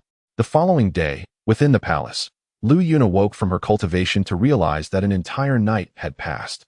She had not anticipated that a mere cup of tea would stir her spiritual essence so profoundly that she nearly could not bear it. Her strength, indeed, remained insufficient. She was escorted by Heiji to meet the son once more. Thank you, son, for the tea you granted me yesterday and for taking the trouble to prepare a place for my cultivation. I am truly grateful, Lu Yun said, her cheeks flushed and her demeanor somewhat bashful. Jiang Mingdao's expression was gentle, a smile gracing his lips. It is of no consequence, merely a trivial matter. I also failed to remind you in a timely manner. No, it is my own shortcoming, Lu Yun quickly refuted. Then, I shall take my leave. Having stayed the night, I imagine the elders and my senior brothers must be concerned. Of course, however, there is one matter. Jiang Mingdao spoke with a hint of guilt on his face. Please refrain from mentioning the matter of Miss Lu's tea yesterday. If it were to be disclosed, it would appear as though I, Jiang, am incapable of hospitality, stingily withholding a few cups of tea from them. Upon hearing this, Lu Yun hurriedly waved her hand. How could that be? After all, It was Dalian tea. We seldom have the privilege to indulge in such delights. Indeed, Lu Yun was slightly lacking in decorum. Rest assured, my lord, I shall not divulge this to anyone. Then I can relax. Jiang Mingdao chuckled and glanced to the side. Heiji stepped forward, cradling a snow-white gown that appeared to be woven from clouds and mist, its surface shimmering with a radiant light. Imbued with traces of spiritual essence and power, clearly an exquisite garment. This attire was prepared for Miss Lu, serving as an apology for the disturbance caused yesterday. Lu Yun was momentarily taken aback, gazing at the splendid garment in Heiji's hands, feeling dazzled, her heart racing. She shook her head in refusal, believing such a precious garment was far beyond her station. It is merely a small gift. Furthermore, after your training yesterday, your clothes were soaked with sweat, and I fear they may carry an unpleasant odor. It would be improper to return like this. What? Lu Yun was startled, hastily lowering her gaze to sniff her garments, her cheeks flushing crimson. Is there an odor? The thought of being detected by the divine sun was mortifying. She inhaled deeply several times, but found no trace of any unpleasant scent, allowing herself a slight sigh of relief. After all, being a practitioner at the divine palace realm, her body had long been refined. A little sweat should not pose any issue. Yet, perhaps it was a psychological effect. For as she beheld the clean and unblemished figure ahead, she began to feel somewhat uncomfortable in her own attire, which had now dried. It was only fitting to maintain a neat appearance before the divine sun. Thus, she accepted the garment, deeming it merely an ordinary treasure. Jiang Mingdao chuckled lightly. Heiji, escort Miss Lu to change her attire and see her out. Yes, Heiji responded promptly, leading the way. Lu Yun, seeing no further reason to protest, followed in silence. Watching the two depart, Jiang Mingdao's eyes gleamed with amusement, his expression brimming with anticipation. Lu Yun emerged from the palace, now clad in a flowing gown of pale white, her entire demeanor radiant and ethereal. She took a moment to sense the energy within her, and a delighted smile graced her lips. 6th level of the divine mansion realm. A single cup of Tao rhythm tea the previous night had shattered her bottleneck, effortlessly elevating her from the 5th to the 6th level. Such rapid advancement left her awestruck. Truly, the longevity of an immortal clan is beyond compare. Even a mere cup of tea holds such profound power, how enviable. But how could junior brother Lin Chen have possibly provoked such a being? Shaking her head with a soft sigh, she made her way back to the inn. Before she could enter, a figure stepped out from the shadows. Senior sister, why have you only returned now? The voice was hoarse, laced with tension. Startled, Lu Yun turned to see a face both unfamiliar and yet vaguely recognizable. Junior brother Lin? What are you doing here? Her eyes darted around cautiously, ensuring no prying eyes were upon them before she exhaled in relief. Lin Chen's jaw clenched as his gaze raked over her, disbelief darkening his features.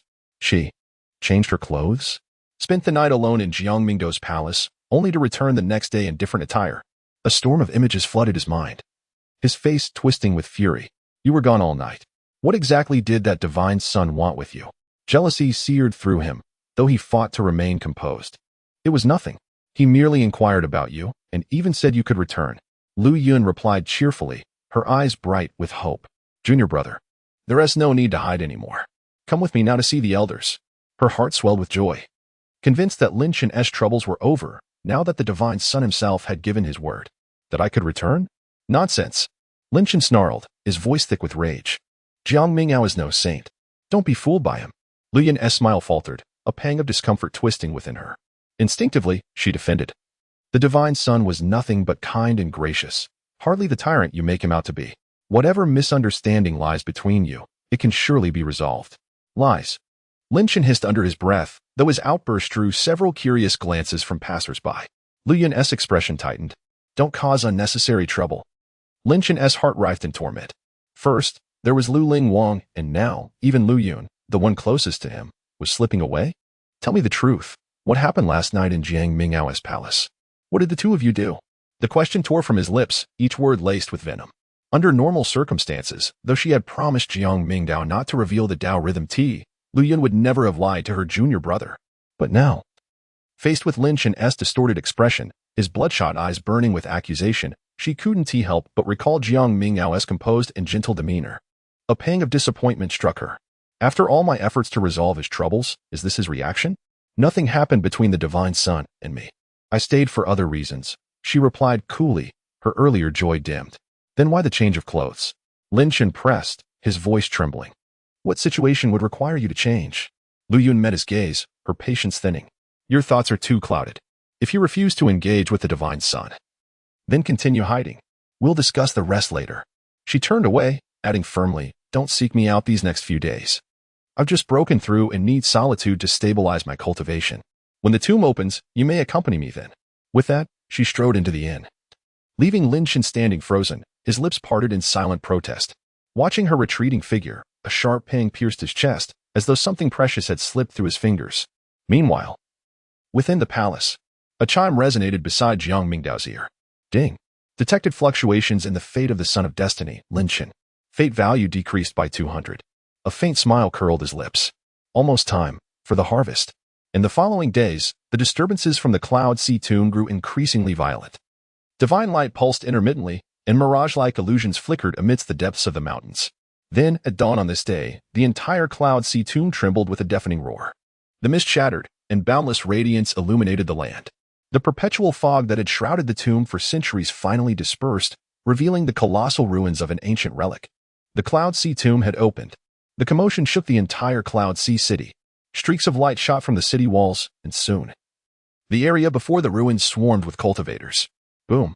In the distance, deep within the mountains, it seemed as though the heavens themselves had descended. To all who sensed it, it was like a volcanic eruption. A dazzling pillar of light surged into the sky. A myriad of colors painted the firmament as countless luminous objects streaked through the air. Upon closer inspection, they were none other than treasures and rare elixirs, each exuding a trace of sentience. The moment they emerged, they scattered in all directions. The tomb is opened. Ancient artifacts. The density of Tao energy is overwhelming. For a moment, the entire city was stunned, sensing the aura of these treasures and elixirs. The cultivators' eyes burned with greed. They lunged forward in a frenzied scramble. Streaks of light shot into the sky, each carrying artifacts intertwined with iridescent brilliance. Many bore an ancient aura, far surpassing ordinary treasures. Any one of them would be a priceless treasure for a rogue cultivator without backing. I got one. Huh. An ancient artifact. My fortune is made. Many who had rushed and first reaped rewards. Witnessing this, even disciples from sacred grounds and noble clans could no longer restrain themselves. Forces great and small joined the fray. Yet, above Cloud Sea City, 3 regions of divine radiance remained untouched. Young master, shall we make our move? Beside the chariot, Jiang Zhenxuan stood enveloped in divine light, his heart stirred. Patience, Jiang Mingdao replied calmly. These are mere peripheral trinkets, hardly worth the effort. Besides, they won't be so easily claimed. No sooner had he spoken than screams erupted nearby. From the depths of the ancient ruins, a terrifying aura erupted. In an instant, monstrous beasts shrouded in deathly energy surged forth, their grotesque forms roaring as they charged. The cultivators who had rushed ahead in their greed were swiftly targeted. These beasts, the weakest among them at the flame ignition realm and the strongest at Tao rune level, were far deadlier than ordinary creatures of their rank, especially with the aura of undeath clinging to them. The first wave of cultivators, caught off guard, were torn apart before they could flee, their bodies and souls obliterated. In moments, the battlefield became a slaughterhouse. Beware. These beasts are formidable, do not advance recklessly. A disciple from a sacred ground paled in terror. He had followed his sect's chief disciple in the initial charge, only to witness the peak divine mansion realm expert devoured whole by one of the beasts. The sight was enough to chill the blood. Those who had recklessly rushed forward now scrambled back in panic, the crowd scattering like startled birds. Yet some were too slow, beasts caught up with them, reducing them to crimson mist with a single swipe. Fools. This is a quasi-emperor's tomb. Did they think it would be so easily breached? From above the city, cultivators from major factions watched coldly, sneering. Only the inexperienced would be so reckless. Their deaths are deserved. In one radiant region of the sky, where blazing sunlight coalesced, a figure stood wreathed in golden brilliance, the great sun prince, Zhou Hao, resplendent as a deity. Jiang Mingdao. His voice boomed like a divine bell. Dare you compete with me to see who claims the final Tao treasure? The crowd below stirred in shock. Before the true contest had even begun, the great Sun Prince had already issued his challenge. In the Jiang clan, Jiang Zhenxuan was seething with rage. Zhou Hao. Do you think you are worthy to compete with the divine sun? Once we enter the great tomb, you shall face me first. Just you? Zhou Hao scoffed, unabashedly revealing his disdain. Inside the carriage, Jiang Mingdao cast a glance at the figure enveloped in sunlight, a faint smile gracing his lips. Very well. I shall await your arrival within. No sooner had his words echoed than, With a thunderous roar, the 9 dragons' chariot surged forward, hurtling towards the Black Mountain. Was the Jiang clan truly venturing in? Such haste seemed ill-advised. The area surrounding the Black Mountain teemed with ferocious beasts. Such reckless abandon could surely lead to disaster. The mountain would erupt thrice, and only after that would the number of beasts diminish. To enter now would likely result in tremendous losses. This son of God, so self-assured. Many eyes were fixed upon him. Within the crowd of the cloudy mist-sacred land, Lin Chen's gaze turned icy. A sneer escaping his lips. Does Jiang Mingdao truly believe himself invincible? Let him proceed. Should he falter, it shall become my opportunity. He felt invigorated. The Azure Dragon chariot moved with remarkable speed, traversing 100 miles in the blink of an eye. Yet, just as they neared the entrance to the Black Mountain, a colossal undead creature suddenly materialized ahead. It was a giant ape, its form resembling a mountain, engulfed in black flames, ancient patterns adorning its surface. This was undeniably a beast of the Tao pattern realm. Moreover, sensing its aura, it was at least of the 7th level or higher, even from a distance.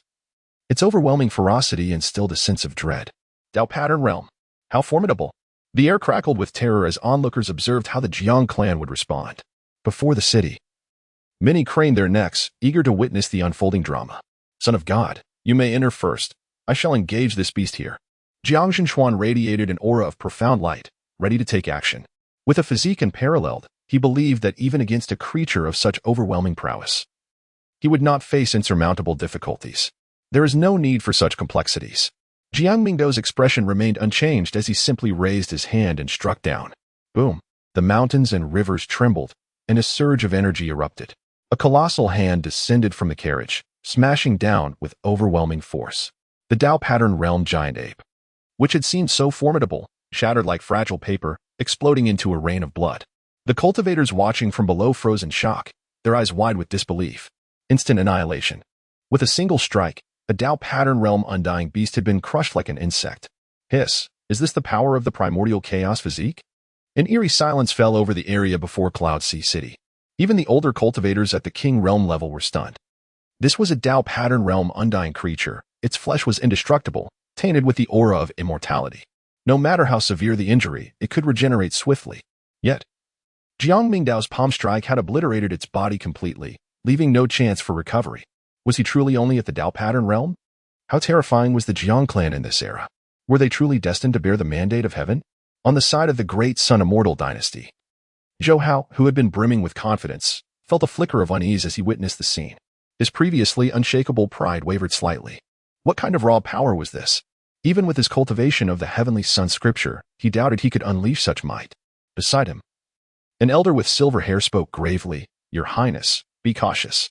This Jiang Mingdao, I cannot fully discern his depths. Has he begun cultivating the void scripture? It seems not, yet. The elder frowned, though there was no trace of the void scripture. The Jiang clan's divine son seemed to possess another profound Tao power. A soft chuckle sounded nearby. A woman's voice drifted over, laced with amusement. Prince Zhou, it appears your strength does not quite match the boldness of your earlier words. Zhou Hao's eyes flickered with fiery runes as he turned toward the Qin clan's territory. A massive fire cloud vessel, crafted from crimson jade, hovered in the air. Through the translucent curtains of the cabin, the silhouette of a graceful figure could faintly be seen. So, the Qin clan sent you. Qin Ruoqing, perhaps you should worry about yourself first. I've heard rumors that your clan has recently produced a prodigy. Your position as the future clan head may not be so secure. Zhou Hao sneered. Within the fire cloud vessel, Qin Ruoqing's smile faded slightly. No need for your concern. Humph. Zhou Hao had no interest in further words. Sensing another surge of energy from the ancient ruins deep within the mountains, his patience wore thin. Let us move.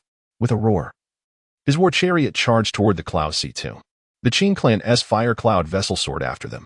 As for the remaining sects and clans below, they waited obediently for the third wave of energy to erupt. Only then, when the number of beasts diminished, would it be safest to enter. Among the crowd, Lin Chen clenched his fists. Just wait. Once I enter and obtain the final treasure, you'll all regret underestimating me. He could feel the Myriad creation diagram burning fiercely within him, guiding him relentlessly toward his destiny. The 9-dragon carriage thundered forward. After Jiang Mingdao's effortless annihilation of the Tao pattern realm beast, swarms of undying creatures surged toward them like a storm of black wings, yet none could even approach the carriage. Jiang Zhenchuan showcased his formidable prowess. An aura enveloped him. and his figure swelled to twice its size as he activated his sacred body and performed his mystical arts. From a distance, one could see him sweep his hand, as if a void swirled within his palm, enveloping the space around him. All ferocious beasts beneath the realm of Tao vanished in an instant, only to reappear a breath later, reduced to mere flesh and mud, as though they had been crushed by an invisible mountain. Jiang Mingdao cast a glance, a flicker of understanding dawning upon him. The Sutra of Emptiness. This is one of the esoteric arts recorded within the Sutra of Emptiness. Jiang Zhenchuan, being one of the top 10 sequences, possesses formidable cultivation skills. However, the imperial scriptures are exceedingly obscure. After dedicating several decades to their study, he has only managed to grasp a few rudimentary techniques. Yet, even so, when the art of the imperial scriptures is unleashed, it suffices for him to trample the periphery. With his intervention, no monstrous beasts of the Tao pattern realm could obstruct them, allowing the carriage to advance unimpeded, traversing the outskirts and entering the Yuhai Great Tomb. As they moved forward, a shimmering light surged, seemingly penetrating a barrier. Subsequently, the scene before them transformed dramatically. The Yuhai Great Tomb, though referred to as a burial site, is in fact a unique realm, forged from the residual aura of a fallen quasi-emperor. Upon entry, one is greeted by a vast expanse of ancient mountains that rise majestically, and a lush forest that thrives abundantly. The atmosphere is thick with swirling mist, unmistakably indicative of an ancient land. Deep within the mountains, a dense fog envelopes the area, and one can faintly discern an ancient and terrifying aura emanating from it. Is the core object located there? It seems indeed to be a manifestation of the great Tao. Jiang Zhenchuan was taken aback by the unexpected revelation. The object of interest was shrouded in the mysterious aura of the emperor, enveloping the entire Grand Tomb, making it impossible to seek it out directly due to the compression of spiritual consciousness. He could only sense that, after a certain period, a disturbance would arise from a specific location within the mountains. Though seemingly subtle, it was akin to a great dragon stirring, causing the entire Grand Tomb to tremble. Moreover, within the confines of the tomb, a pervasive and terrifying pressure oscillated, concealing precious treasures and intricate formations. The onslaught of ferocious beasts served as a natural barrier, with few able to penetrate through to the inner sanctum. Once inside, one would have to contend with the formidable formations and restrictions, presenting a considerable peril. The azure dragon chariot descended into a secluded valley. Son of God, Jiang Zhenchuan remarked solemnly, ahead lies a multitude of magical formations and restrictions. The carriage is rather large. I fear it may struggle to pass through. Jiang Mingdao nodded indifferently and said, let us part ways here. The Cloud Sea Tomb holds its own fortunes, and you need not accompany me. Although Jiang Zhenchuan felt a stirring in his heart, he hesitated. Despite being the fourth in the sequence, he bore the responsibility of safeguarding the Son of God in the presence of such a revered figure. Jiang Mingdao waved his hand dismissively, stating, this place serves as a training ground. What purpose would it serve to accompany me? Moreover, you would only hinder my progress. Upon hearing these words, Jiang Zhenchuan opened his mouth, contemplating the validity of the statement. Jiang Mingdao's previous display of prowess had already attested to his capabilities. If the Divine Sun required our presence, a mere summon of the command token would bring us forth in an instant. Jiang Zhenchuan, yielding to reason, relinquished a jade token, offered a respectful bow, and then transformed into a streak of light, vanishing into the sea of clouds. The others, following suit, dispersed in various directions. Only Heiji remained by Jiang Mingdao's side. Master, what shall we do next? Jiang Mingdao shook his head and said, there is no need to rush. We have someone to blaze a trail for us. Let us wander around. As he spoke, he strode forth, advancing into the expanse of the sea of clouds. His primary objective in this grand burial site was Linshan. Yet, beyond that, both the sun god's son and the Qin family's goddess possessed numerous valuable items. Within the vastness of the sea of clouds, as the aura surged forth, more and more individuals entered this place. The Grand Tomb sprawled endlessly, its undulating peaks sprawling wide, and upon entering, various factions dispersed throughout. The Sun Immortal dynasty ventured northward, while the Qin family's fiery cloud vessel sailed eastward. Besides the most prominent three factions, others began to trickle in as well. Lin Shun followed the cloud mist sacred land, but soon faced a wave of fierce beasts before the tomb, resulting in their separation. Upon entering the tomb, only Lin Shun and Lu Yun remained together. Since the events of that day, a palpable distance had grown between Lin Shun and Lu Yun, leaving him filled with regret. With only the two of them, he took the initiative to speak. Senior sister, I was too hasty that day. I was merely concerned for you. You do not know the true nature of Jiang Mingdao. He is far from a good person, and I fear you may fall prey to his deceit. Lu Yun, who had initially maintained a calm demeanor, furrowed her brows at his words. You harbor too much bias against the goddess son. In her eyes, Jiang Mingdao had been courteous and amiable, exhibiting a charming demeanor. How could he be labeled a villain? Instead, it was her junior brother who had conspired with Xia Huangfeng to coerce the Lu family during the incident, and when exposed, he had coveted the goddess son's betrothed, deserving of the rebuke he received. Lin Shen found himself at a loss for words. His face grew pale. Though the events had been instigated by him, Jiang Mingdao was cunning and had clearly plotted in advance. Since that day, he had pondered repeatedly, increasingly convinced that the coincidences were too numerous to ignore. It seemed as though all his actions had been anticipated and deliberately countered by Jiang Mingdao. Otherwise, how could matters have escalated to this extent? What a pity, he lamented, feeling that those around him had been beguiled by Jiang Mingdao. However, he reassured himself that this would be temporary. Once he acquired the core treasures of this tomb, he would surely gain the standing to confront Jiang Mingdao. One day, he would prove himself. Taking a deep breath to steady his mind, he decided to set aside thoughts of Jiang Mingdao for the moment and focus on exploring the tomb.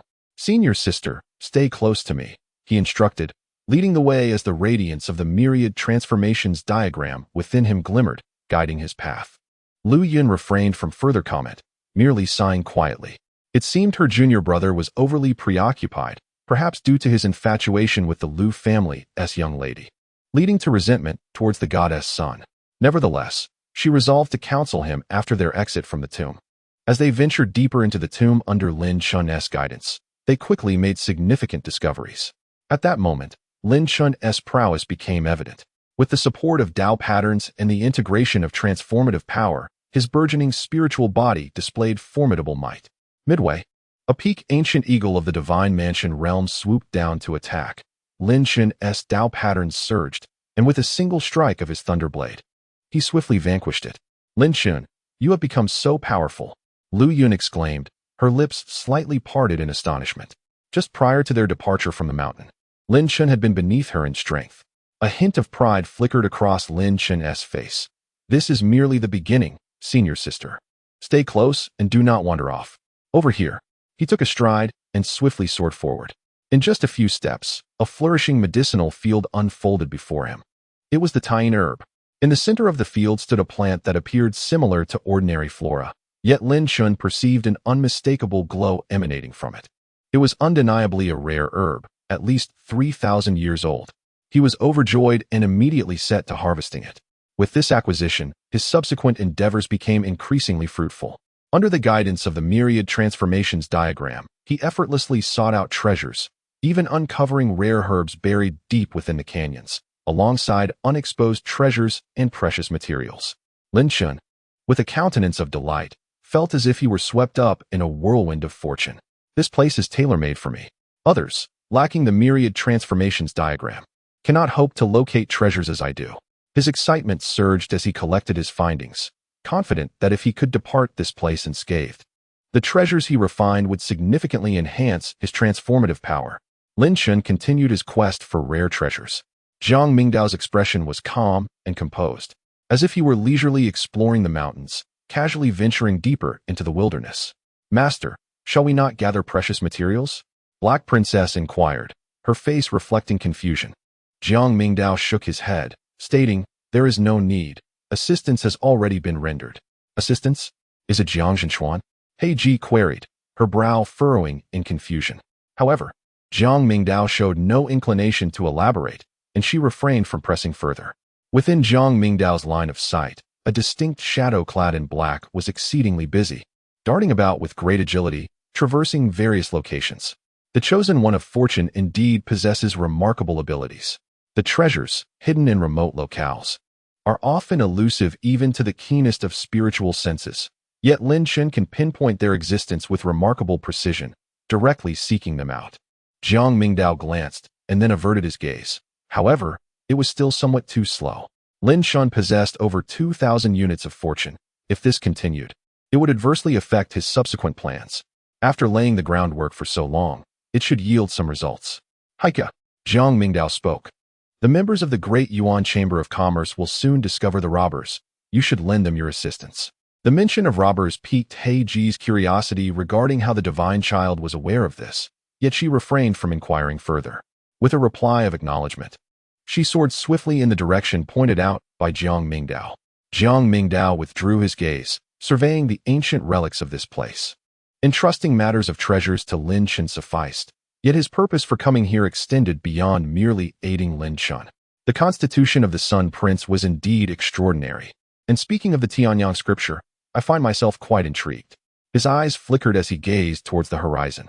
Over 100 miles away, amidst the mountains, the sky was painted crimson, a figure ablaze with golden light charged forth, revealing the undeniable combat prowess of the Sun Prince. Additionally, there was the Qin family's divine maiden.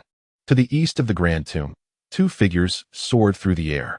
One, clad in purple, moved with grace, enveloped in a subtle aura of ethereal energy as she darted past the ancient mountains, plunging into the realm of the undead. Beside Qin Ruoqing was an elderly woman, possessing a cultivation level adequate to endure the oppressive aura and enter the Grand Tomb. With a swift motion, the purple light pierced through the air, instantly dispatching several ferocious beasts. Qin Ruoqing appeared ethereal, her gaze tranquil. A veil of delicate fabric obscured her features, rendering her visage indistinct. Yet her eyes seemed to reflect the very heavens, strikingly remarkable. Jiang Mingdao pondered the extent of this Jiang clan's divine sun's cultivation, eager for the opportunity to witness it firsthand. Qin Ruoqing's gaze scanned the distance, sensing several powerful auras resonating within the ancient tomb. If chance permitted, an encounter seemed plausible. The notable entities were delving deeper into the tomb, and as they ventured further, the oppressive pressure became increasingly palpable. Upon reaching the inner depths of the ancient mountains, beings of the Dao Law realm had already surfaced among the undead. Here, the undead were no longer limited to ferocious beasts. Some resembled lifelike puppets, instilling greater dread. Lin Chen, occupied in his search for various rare materials, progressed at a leisurely pace. After clearing the outskirts, he finally caught up with Lu Yun and the central party. A short distance ahead, at the entrance into the depths of the mountains, numerous cultivators from other sacred lands had gathered. "Junior Sister Lu, why did you run off alone earlier?" A figure approached from the front. Members of the Yunxiao Holy Land were present as well, with Yuxing leading them, his expression filled with delight. "We were worried for quite some time after losing track of you." Lu Yun glanced at Lin Chen and replied, "I was scattered by the ferocious beasts, and given my limited strength, I planned to train on the outskirts. If I had followed you, I would have been under constant protection." "True," Yuxing nodded. Lu Yun curiously regarded the group. "Senior brother Yu, what are you all doing?" Yuxing pointed ahead. "Have you forgotten what the Divine Sun mentioned about the Calamity cultivator? The people from the Diyuan Merchants Association are here. They are seeking individuals to hunt him down." "Calamity cultivator?" Lin Chen's expression shifted uneasily, though he harbored little concern, as he had previously disguised himself, ensuring no one had glimpsed his true identity. Lu Yun's eyes widened in realization. "Is he here?" Yuxing affirmed. "This is the mountain's entrance. There are many cultivators here, and the bounty is quite substantial, at least 100,000 spirit stones. If we encounter him, we can eliminate a threat for the people." A sense of unrest stirred within Lin Chen. Despite his awareness of leaving no trace behind, an ominous premonition loomed over him. He tugged at Lu Yun's sleeve, signaling a desire to depart. Lu Yun regarded him curiously, about to speak when the manager of the Diyuan Merchants Association interjected. "In my possession is a jade talisman containing a drop of the Calamity cultivator's blood. Once activated, it will guide us to his location. Today, we ask you all to assist. If we can slay the Calamity cultivator, our 3 merchant associations will reward you with 100,000 spirit stones and a terrestrial-grade divine ability." Terrestrial-grade divine ability? Many in the crowd's eyes sparkled with interest. However, Lin Chen was taken aback. What blood? Although he had previously engaged in a few heists, he had always conducted thorough reconnaissance on the target's entourage beforehand, avoiding direct confrontation. Thus, he had never sustained injuries. What are we waiting for? With so many of us, he certainly won't escape. Someone exclaimed impatiently. "Everyone, take heed and pursue." The manager of the Diyuan Merchants Association urged, activating the jade talisman. A radiant glow burst forth from the talisman, and a crimson mist enveloped it, transforming the entire talisman into a butterfly that took flight. "Go." As his voice resonated, the talisman shot into the sky. However, just as the crowd prepared to follow, They noticed that the talisman abruptly descended, returning to the throng. What is happening? Why has the talisman returned? Is it malfunctioning? Someone inquired. The manager looked puzzled, about to investigate when the talisman suddenly soared once more, circling the crowd before locking onto a single individual, darting toward them. The Calamity cultivator is here. The manager froze, only realizing the implication afterward. When he had observed the manager's actions earlier, Lin Chen's sense of foreboding had intensified, and now, as he saw the talisman approaching, a chill swept over him. This is bad. It has truly locked onto me. The talisman hurtled directly towards Lin Chen. You are wearing the Yunxiao Holy Land's robes. Are you one of their people? The Daiyuan merchant manager questioned. Yu Xing appeared bewildered as he looked at Lin Chen. Who are you? Which peak do you belong to? I was unaware you were part of this expedition. Junior sister Lu. He came with you. Do you know him? Lu Yun's expression mirrored confusion, her gaze fixed on Lin Chen, her mind in a whirl. Lin Chen, is he the Calamity cultivator? This isn't your true appearance, is it? At that moment, a cold female voice echoed from above. The enigmatic He Ji had appeared in the sky, her gaze icy as she swiftly struck downwards. Boom! The spiritual essence erupted. A rumble resonated from above as an overwhelming pressure bore down. A Dao Law Realm expert's strike was formidable. Below, Lin Chen's complexion changed dramatically. Despite his desire to conceal himself, such overwhelming pressure left him no avenue for escape. He immediately summoned his spiritual essence, enveloping himself in lightning. A clash ensued. Lin Chen transformed into a tempest of thunder, grunting as he was sent flying. Simultaneously, his disguise dissipated, revealing his true form. Lin Chen. Yu Xing's expression shifted. Shock etched across his face. Forced to reveal his true identity under He Ji's pressure, Lin Chen activated his 9 thunder body, countless silver arcs of lightning swirling around him, accentuating his formidable presence. Though he was merely at the Dao pattern realm, he managed to withstand He Ji's strike through the sheer power of his unique physique and exceptional abilities. Indeed, he had disguised himself. Thunder technique. You are the Calamity cultivator who robbed us that day. The situation around them changed dramatically as the manager of the Daiyuan Merchants Association darkened, fury boiling within him. Previously, Lin Chen had exhibited his 9 thunder body in front of the Daiyuan Merchants Association's Divine Palace guards, revealing his prowess when he was comparatively weaker. Now, compelled by He Ji, he revealed it once more, and the manager instantly recognized him. Lin Chen, is that you? How could this be? Yu Xing's expression was one of shock. Lin Chen, that name sounds somewhat familiar. Is he the one from the cloudy mist sacred land? You have actually become a bandit? The crowd around them erupted in astonishment. Many had heard of Lin Chen's exploits, not to mention the sensational tale of his narrow escape after being severely wounded by the Divine Sun. The realization that this bandit was indeed him left everyone bewildered. How could a top talent from a sacred land have fallen so low? The manager of Daiyuan was seething with rage. How dare you, cloudy mist sacred land, collude with a bandit? I will surely report this to the Merchant Association, and it won't just be Daiyuan that turns its back on you. The 3 major merchant associations of the Eastern Wilderness will also refuse any dealings with you. What? Yu Xing was alarmed. The 3 major merchant associations had a vast influence in the Eastern Wilderness. If they were ostracized, how would Cloudy Mist Sacred Land manage its livelihood? Li Guanji, there must be some misunderstanding. I had no idea Lin Chen was in our group, let alone that he had turned into a bandit. His gaze shifted to Lin Chen.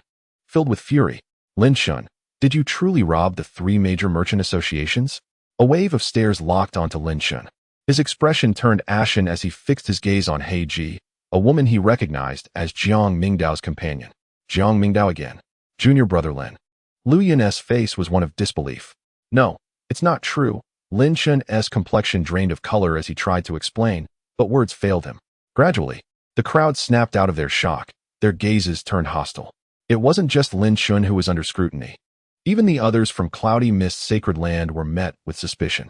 I have heard that Cloudy Mist Sacred Land has suffered greatly due to the Summer Cloud Emperor incident. Are you planning to use this bandit to fill the void within your sect? Li Guanji turned his gaze towards them. Yu Xing's face paled. If Cloudy Mist Sacred Land were to be branded with such a label, they would surely become the target of everyone's disdain and would struggle to survive. That is absolutely not the case.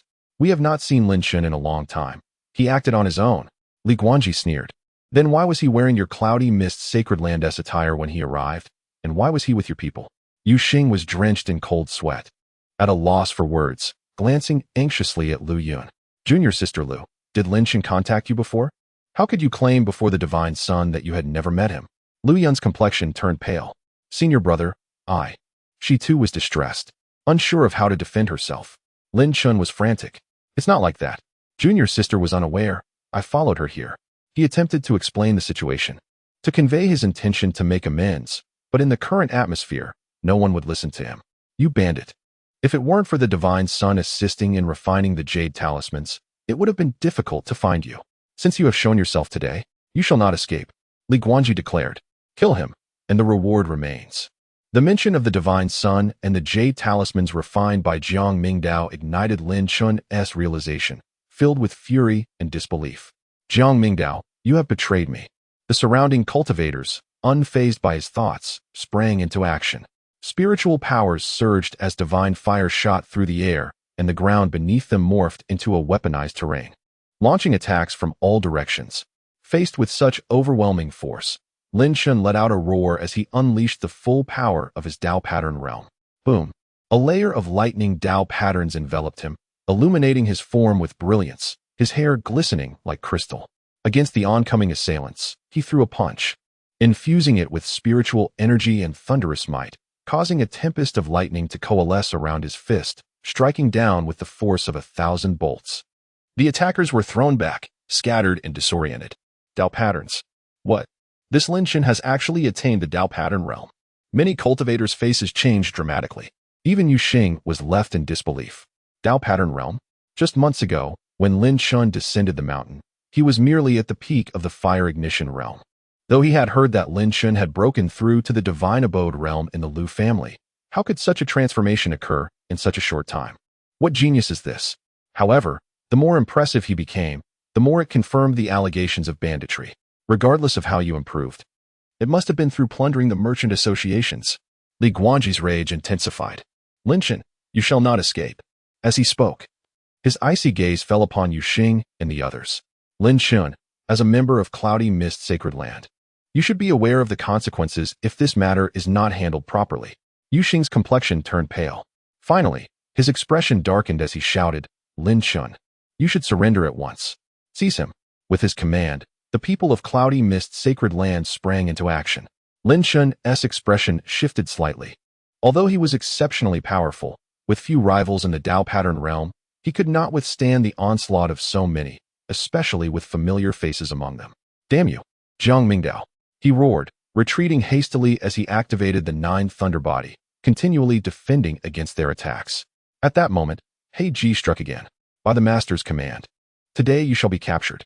Hei Ji's voice was cold as her hand descended, the void around them growing heavy, and Lin Shan felt his body grow heavy. His movements restricted, his expression shifting drastically. Spiritual powers erupted around him, enveloping him completely. Even with his strength, he found it difficult to resist entirely. Boom! The sound of thunder resonated. Lin Shan managed to fend off several attacks, but still suffered grievous injuries, spitting blood. This cannot continue. I cannot linger here. If I am captured, I will have no chance of redemption. He was unafraid of the other cultivators. But the woman beside Jiang Mingdao was an undeniable master of the Dao. Although she had not cultivated the Jiang clan's imperial scriptures, her innate abilities and Dao arts were formidable. Run!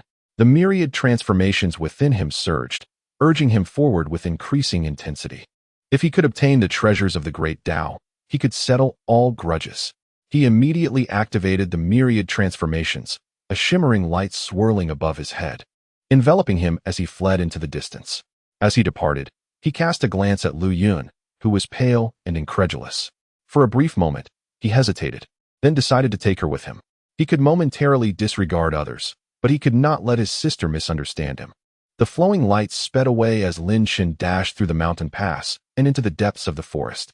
The cultivators from Cloudy Mist Sacred Land pursued him closely. Within half a day, news of the bandit's appearance at the Cloud Sea Tomb spread to the periphery, causing quite a stir upon the revelation that the bandit was none other than Lin Shan from Cloudy Mist Sacred Land. How could a prominent genius from a sacred land fall into such a predicament? This incident tarnished the reputation of Cloudy Mist Sacred Land, with far-reaching consequences. Meanwhile, deep within the mountains, the sound of notifications echoed beside Jiang Mingdao's ear. Ding! The child of destiny Lin Shun is notorious, luck value -800. Ding. The child of destiny Lin Shun has severed ties with those around him, luck value -400. Upon hearing this series of notifications, Jiang Mingdao couldn't help but smile faintly. It is proving effective. Under this wave of diminished luck value, Lin Shun's already scarce fortune had reached a perilous threshold. With a remaining total of 1,800 points, he hardly surpassed Qin Xian at that time. He was at the end of his road. Jiang Mingdao gently shook his head. However, he found himself too preoccupied to concern himself with Lin Shun. He lifted his gaze, surveying the scene before him. Suddenly, a thunderous roar erupted. The earth trembled violently. From the misty depths of the distant mountains emerged an extraordinarily colossal beast, a creature of bizarre appearance. With the body of a bull and the head of a lion, shrouded in a viscous black substance that exuded an aura of the undead. This immortal entity towered at least 100 meters high, resembling a small mountain standing resolutely. This location marked the profound depths of the Cloud Sea tomb. As Jiang Mingdao journeyed forth, traversing an array of intricate formations and prohibitions, he cast a glance back only to behold a scene of utter devastation. The path he had taken was littered with the remnants of countless immortal beings, their lifeless forms hauntingly visible. Each corpse bore the unmistakable mark of depleted essence, reduced to withered shells that seemed as though they could be reduced to ash with the slightest breath of wind.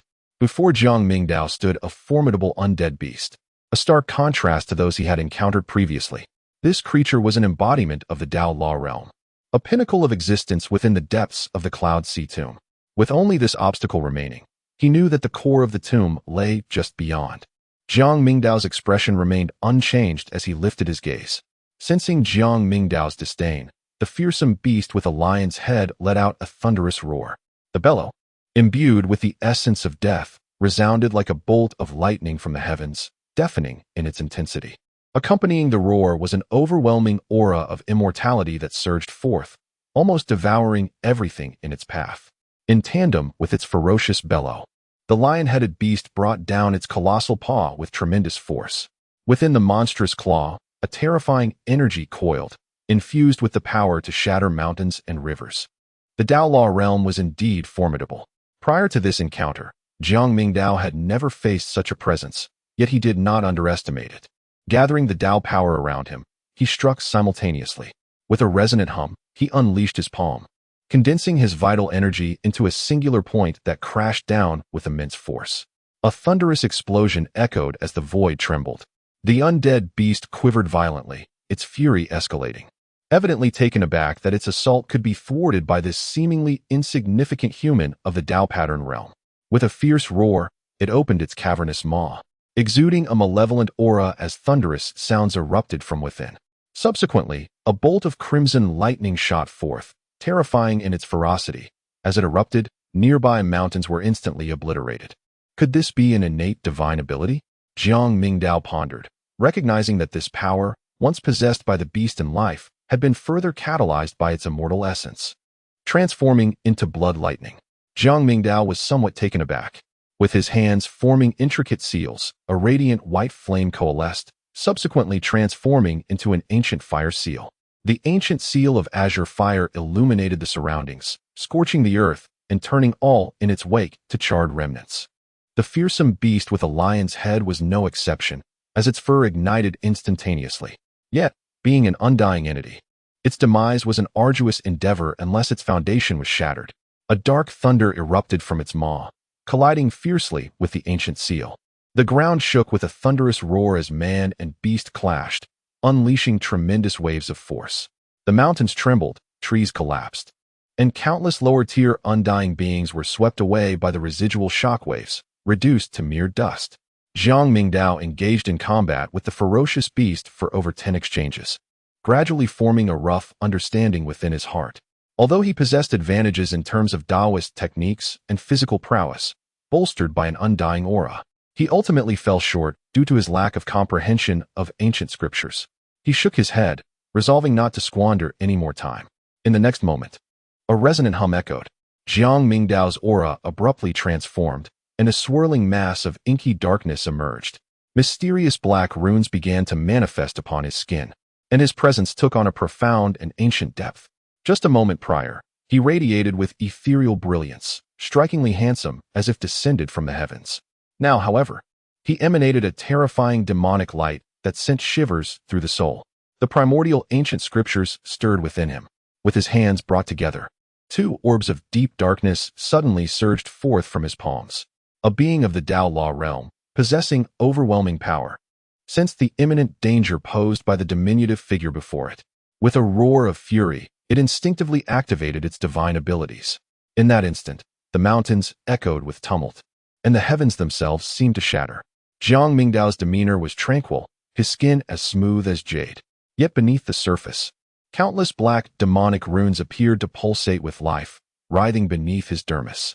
Dark whirlpools materialized behind him, seemingly inhabited by innumerable deities and demons. Refined, came a terse whisper. Buzzing resonated through the air. Jiang Ming's entire being radiated an inexhaustible brilliance of Tao. As the power of his demonic path surged forth, he struck down with a single palm. The break-void palm, transformed from Tao to demon, magnified its might exponentially. Boom! A terrifying black light surged forward, instantly shattering divine abilities and obliterating the body of the lion beast. Roar! The lion beast let out a cry of agony, its expression becoming increasingly frenzied. It opened its mouth to unleash a dreadful thunderous sound. Jiang Mingdao cast a glance, his expression remaining utterly unchanged. He was enveloped by an endless shroud of darkness, and behind him, an ancient shadow of a deity or demon seemed to materialize. Jiang Mingdao formed a seal in the void, and the ancient shadow of a divine beast behind him mirrored his movements, hands clasping the sun and moon, striking downwards. In an instant, the lion-like creature's body became rigid. Enveloped by the celestial bodies, a once immortal being akin to a marionette, its eyes briefly reflected a fleeting glimpse of fear and despair. It yearned to flee, yet its body remained frozen, unable to move. In the next moment, a thunderous crash resounded. The seal descended with force, and the ferocious beast at the Tao Law realm could no longer withstand it. Its head shattered, and an overwhelming surge of immortal essence erupted forth, its colossal form crashing to the ground. The sight of its fragmented cranium, which should have continuously gathered and restored energy, appeared obstructed by a multitude of dark patterns, rendering it incapable of reconstituting its form. Jiang Mingdao's gaze swept across the scene. It was indeed somewhat troublesome, considering it was a realm of Taoism, a significant domain. He had undergone rigorous refinement through the trials of his adversaries, achieving the pinnacle of both the corporeal and spiritual realms, and had firmly established his foundation in the realm of Taoist patterns. Nonetheless, even with such accomplishments, confronting the immortal beings of the Taoist realm proved to be formidable. However, this predicament was merely temporary. The essence of the immortal beings from the Taoist realm should, in theory, provide a substantial enhancement. A gleam flickered in Jiang Mingdao's eyes. At that moment, he once again channeled the primordial ancient scripture, and an infinite gravitational force erupted from the black vortex behind him. The aura of the undying beast was instantaneously siphoned away, merging into the swirling vortex at his back. The scene appeared ominous and terrifying. Jiang Mingdao appeared as an ominous entity that consumed all, assimilating every essence and breath into his being. After a considerable time, as he opened his eyes, the essence of the undead creature before him had been devoured, leaving its form emaciated and motionless. The aura of immortality proved indeed beneficial. These beings, possessing at least the strength of the Taoist realm in their lifetimes, were inadvertently endowed with considerable power through the aid of the undead essence. Jiang Mingdao sensed a significant enhancement in his Tao power. His spirits lifted. Yet, it remains insufficient. Fortunately, within this ancient tomb, while many things were lacking, the presence of undead creatures was abundant. He rose and continued onward. Not long after Jiang Mingdao's departure, two shadows swiftly descended upon the location. A voice, ethereal and melodious, echoed. I sensed a battle here, fierce and tumultuous. Has it ended so soon? Qin Ruoqing surveyed the surroundings, her delicate features shifting slightly. Here. Had a confrontation of the Tao Law realm transpired? An undead being of the Tao Law realm had perished. Who possesses such formidable strength? Shock reverberated in Qin Ruoqing's tone. Beside her, an old crone felt a chill run down her spine. Miss, look at the road. It is strewn with the bodies of undead creatures, many of which belong to the Tao pattern realm, seemingly drained of their essence. What? Qin Ruoqing exclaimed. The might of the undead creatures within this grand tomb was something she had experienced firsthand. Even in battles of the same realm, hunting them down proved to be an arduous task. Yet now, how long had it been to have crushed so many ferocious beasts of the Dao pattern realm? And in such a brief span, to have slain one of the Dao law realm? Who wields such power? Could there be something else lurking within this vast tomb? As for the draining of essence, a mere glance at the corpses of the nearby beasts sent a wave of dread coursing through Qin Ruoqing. It was as if she had glimpsed something profoundly terrifying. Suddenly, a figure surrounded by divine light flashed through her mind. Could it be him? No. It couldn't be that Jiang clan's divine son. His strength could not possibly be so overwhelming. Qin Ruoqing's expression shifted, her gaze turning towards the mist-shrouded path ahead. Gritting her teeth, she dashed forward in pursuit. Within the depths of the Cloud Sea tomb, thunderous roars resounded. From its depths, ferocious beasts continued to surge forth, only to be pierced by divine light before they could approach Cloud Sea City, instantly vanquished. Atop Cloud Sea City, several leaders of various factions had gathered. Besides the three great immortal forces, representatives from numerous sacred lands and clans, all possessing strength above the King realm, were present. Is that the leader of the ZUS sacred land? Quite formidable, an elder remarked, noting the prowess of a sixth-layer divine mansion realm cultivator who single-handedly defeated two fifth-layer ferocious beasts. That sword-wielding individual, who is he? A seventh-layer divine mansion cultivator commanding 7 Dao swords to slay a ninth-layer ferocious beast. He must be the chief of the great Dao sword sect. Indeed remarkable. While these individuals were impressive, they were merely ordinary beings. To truly gauge strength, one must consider the three great immortal forces. Suddenly, the countenance of all present shifted. From deep within the tomb, a muffled sound echoed, and all felt a chilling aura sweep over them. What is happening? My soul quivers. The King Realm cultivators rose abruptly, straining their gazes into the distance. Yet, regardless of how refined their divine senses were, they found it challenging to perceive the unfolding events amidst the oppressive presence of the quasi-emperor's aura. Had someone touched the core of the tomb, releasing an ominous energy? Even in the core, what could possibly elicit such a response? The expressions of all grew solemn, an unsettling feeling creeping into their hearts. It was not merely them. In the depths of the void, three indistinct figures lingered. What was that aura just now? Jiangjiu, did you sense it? A frail, white-haired crone regarded the deep mountains with trepidation. Jiangjiu squinted, a glimmer of insight in his eyes. Unknown. The third figure, a robust elder whose mere presence radiated heat, stood towering. All three represented the guardians of the three immortal forces. This tomb is not simple. It may incite a chaotic battle. The guardian of the Great Sun Celestial Dynasty spoke with a booming voice. Jiangjiu, what is the level of your Jiang clan's divine son? I observe he has yet to cultivate the Jiang family's void scriptures. How could he possibly slay a Dao pattern realm beast with a mere palm? Jiangjiu remained unperturbed, responding with a serene smile. When the time comes for you to know, you shall know. How pretentious. Regardless, Zhouhao is formidable. His heavenly son scriptures have already reached the second layer.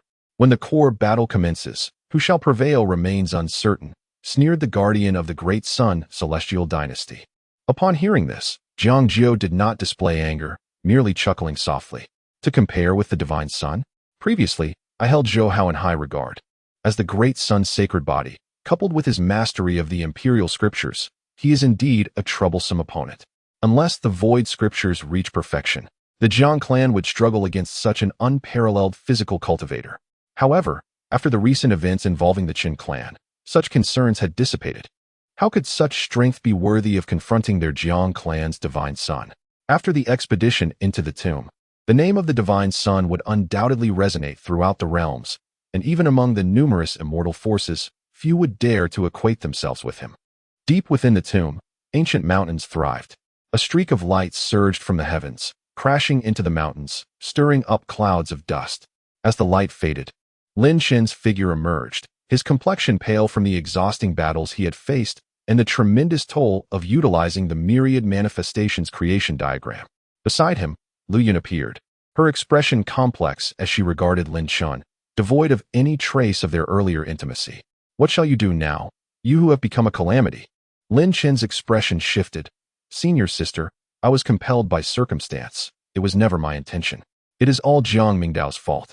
Had it not been for him, I would not have resorted to becoming a calamity. Lu Yun scoffed. You becoming a calamity is also due to the divine son's coercion? Did he threaten you with his life to force you into this path? Lin Chun found himself at a loss for words. Lu Yun sighed. Lin Chun, how have you become like this? You should return with me. If you sincerely apologize and make amends, there may still be a chance for redemption. Lin Chun's face turned a shade of green, ultimately gritting his teeth. Trust me just this once. If I can reach the tomb's end, I will find a way to resolve all issues. As he spoke, he rose, leading Lu Yun onward.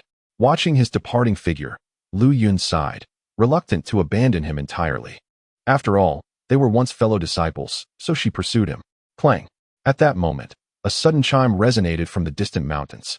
Accompanying this sound, a brilliant and resplendent light erupted from a certain location within the mountains, as if billions of golden rays were interweaving in that place. An indescribable and terrifying pressure swept through the heavens and the earth. The expressions of all those within the grand tomb turned to one of sheer terror. They felt as if their very souls had been touched, with a fear rising from the depths of their beings. What is that? Could it be the essence of the Tao? All the cultivators felt a chill run down their spines as they gazed toward the heart of the deep mountains. This crisp bell sound brought with it considerable pressure.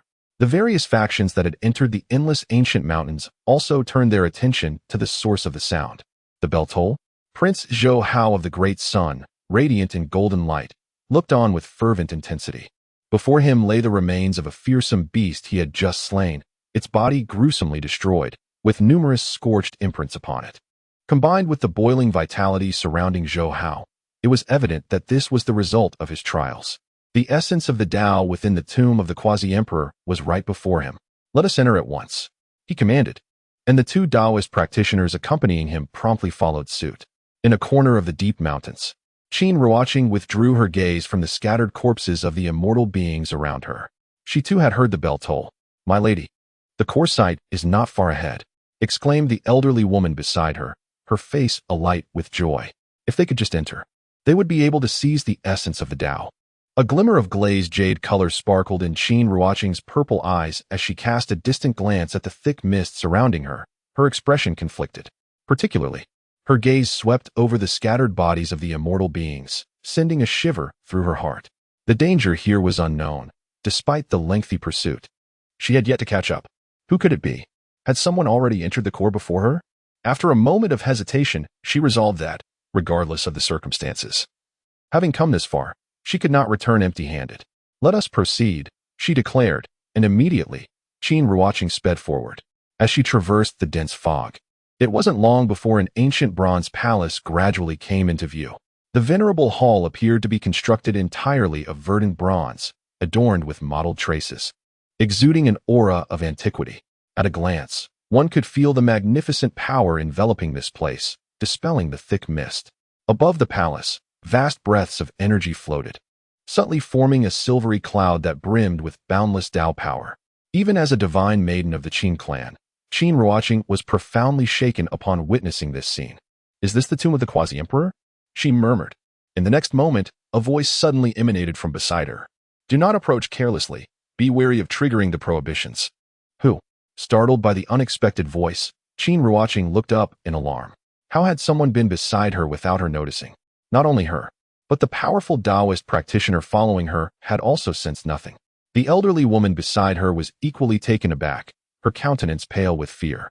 As the two raised their eyes, they discovered another figure standing beside the ancient bronze door, seemingly there all along, though they had been unaware. Jiang Mingdao was enveloped in a silvery luminescence, his tall figure accentuated by his flowing white garments, which rendered him ethereal and extraordinary. As his presence came into view, both Qin Ruoqing and her companion felt as if the very essence of the surrounding world had converged upon this singular figure. Jiang Mingdao, Qin Ruoqing exclaimed in astonishment. How could he have arrived here before them? Jiang Mingdao wore a gentle smile, his handsome countenance radiating warmth. Ah, it is Miss Qin from the Qin family. It seems this is our first encounter. Initially apprehensive in the presence of the renowned scion of the Qin family, Qin Ruoqing felt her tension dissipate slightly upon witnessing his amicable demeanor. This divine scion appeared far less domineering than he had been in the presence of Zhou Hao. Jiang Scion, are you here alone? Where are your companions? Qin Ruoqing inquired, casting a glance around. They have other matters to attend to, Jiang Mingdao replied calmly. Besides, my solitary wanderings here suffice. Qin Ruoqing remained perplexed. Are the members of the Jiang clan truly so at ease? This is their rare and innate Tao body, a treasure that emerges only once in millennia. Do they not fear the consequences? The depths of these mountains are fraught with peril. Not only are there myriad undead beings, but even the presence of those from the Great Sun immortal dynasty may not ensure safety. Perhaps, however, there are indeed certain assurances in place. Has the Divine Sun already surveyed this area? How shall we proceed? Qin Ruoqing inquired. Jiang Mingdao nodded slightly, casting a brief glance around the ancient temple. Each side of the edifice boasted a grand entrance, yet they were distanced from one another, precluding any hasty movements. As for the method of entry, one could either shatter the ancient gate seal and charge through the threshold, or patiently await the opportune moment. In attempting to breach the seal, Qin Ruoqing sensed the overwhelming aura emanating from the imposing bronze door. Merely brushing her consciousness against it sent a tremor of trepidation coursing through her. Could it truly be? After all, this was the palace of a quasi-emperor. Jiang Mingdao shrugged, saying, "Then we shall await the opportune moment." Just as Qin Ruoqing was about to inquire about what moment he referred to, Jiang Mingdao seemed to sense something, lifting his gaze towards the side. Someone is coming. Qin Ruoqing followed his line of sight, and, after a few breaths, became aware of the overwhelming heat emanating from the mist ahead. Is it the Great Sun Celestial Dynasty? Sure enough, after a brief moment, accompanied by a rumble, 3 figures from the Great Sun Prince descended upon this place. Standing at the center of 2 Taoist realm guards was the Great Sun Prince, Zhou Hao, radiating with intense heat, akin to the blazing sun itself. Qin Ruoqing looked at Jiang Mingdao in astonishment. His spiritual awareness is so formidable. It appears he perceived their presence much earlier than I did. No, not just her. Even old Granny Yun was caught off guard. Jiang Mingdao. Zhou Hao landed here, his fiery gaze suddenly directed at them, accompanied by a resplendent aura that seemed to ignite the very air around them. Unexpectedly, you dare to venture here alone. What audacity you possess. Jiang Mingdao. Are you willing to engage me in battle? As Zhou Hao spoke, his fighting spirit surged, his presence provocative. Qin Ruoqing cast a fleeting glance at him. Then at Jiang Mingdao. Her expression was peculiar. She wished to exclaim that Zhou Hao was courting death. How could he possibly contend with Jiang Mingdao, given his strength? Yet, upon looking closely, she observed that the scion of the Jiang clan did not react with anger, maintaining an expression as tranquil as water. The ancient bronze palace is about to open. Engaging in combat here would only benefit others. Zhou Hao sneered, cowardly rat. His direct provocation was something even Qin Ruoqing found hard to endure, yet the Jiang scion remained unperturbed, seemingly oblivious to the taunt. Such restraint. Could it be that the Jiang scion is not as powerful as rumored, and has merely relied on treasures bestowed by the Jiang clan? Qin Ruoqing's keen eyes flitted about in confusion. Your Highness, within the ancient palace lies the essence of the great Tao. It is indeed unwise to act recklessly. The Taoist realm of the Great Sun Celestial Dynasty cautioned. Zhou Hao snorted, gazing at the ancient palace. His eyes blazed with fiery patterns. Yet no matter how he exerted his Taoist energy, he could not penetrate the slightest veil of mystery. This ancient palace is rather intricate. Care must be taken, and one must wait patiently. The Taoist realm of the Great Sun Celestial Dynasty frowned in warning. Zhou Hao, enlightened, finally understood why Jiang Mingdao and Qin Ruoqing were waiting outside. As time passed, the 3 parties fell into silence, merely exchanging occasional glances. Particularly, the 2 Taoist realm figures from the Great Sun Celestial Dynasty, upon realizing there were no others around, bore expressions that hinted at eagerness to test their mettle. Once inside the Bronze Palace, all 3 parties would inevitably adopt opposing stances. The value of the Great Tao's essence was unquestionable, and they would fiercely compete for it, with no one willing to yield. Rather than wait until then to battle, it would be wiser to settle the score while they were still outside. Once within the Grand Hall, the circumstances would be unknown, far removed from the vastness of the external world. The disparities in strength between the 3 factions were glaring. Naturally, the strongest was the Great Sun Celestial Dynasty, with Zhou Hao accompanied by 2 Taoist realm warriors, their presence overwhelming. Next was the Qin clan, which at least boasted 1 Taoist realm member. As for Jiang Mingdao's side, he stood alone, if a confrontation ensued. Those 2 Taoist realm warriors would likely suppress him with ease, the only concern being the possibility of treasures bestowed by the Jiang clan's ancestors. Mississippi. Granny Yun tugged at Qin Ruoqing's sleeve. Qin Ruoqing immediately sensed the malevolent intent radiating from the great Sun celestial dynasty and instinctively moved closer to Jiang Mingdao. A fragrant breeze enveloped her. In a soft whisper, she suggested, "Jiang Scion, why not consider a temporary alliance to prepare for the great Sun celestial dynasty's assault? They possess two Taoist realm warriors, which could prove troublesome." Jiang Mingdao chuckled softly, maintaining his demeanor of grace and elegance. "It matters not, they shall not take action." Upon hearing his words, Qin Ruoqing furrowed her brows in concern but refrained from further persuasion, instead remaining vigilantly focused on that direction. Jiang Mingdao remained composed, seemingly oblivious to the malevolent gazes surrounding him. A glimmer of darkness flickered in his eyes, instantly penetrating the bronze palace before him, revealing a reflection of a figure. Lin Shun had indeed entered.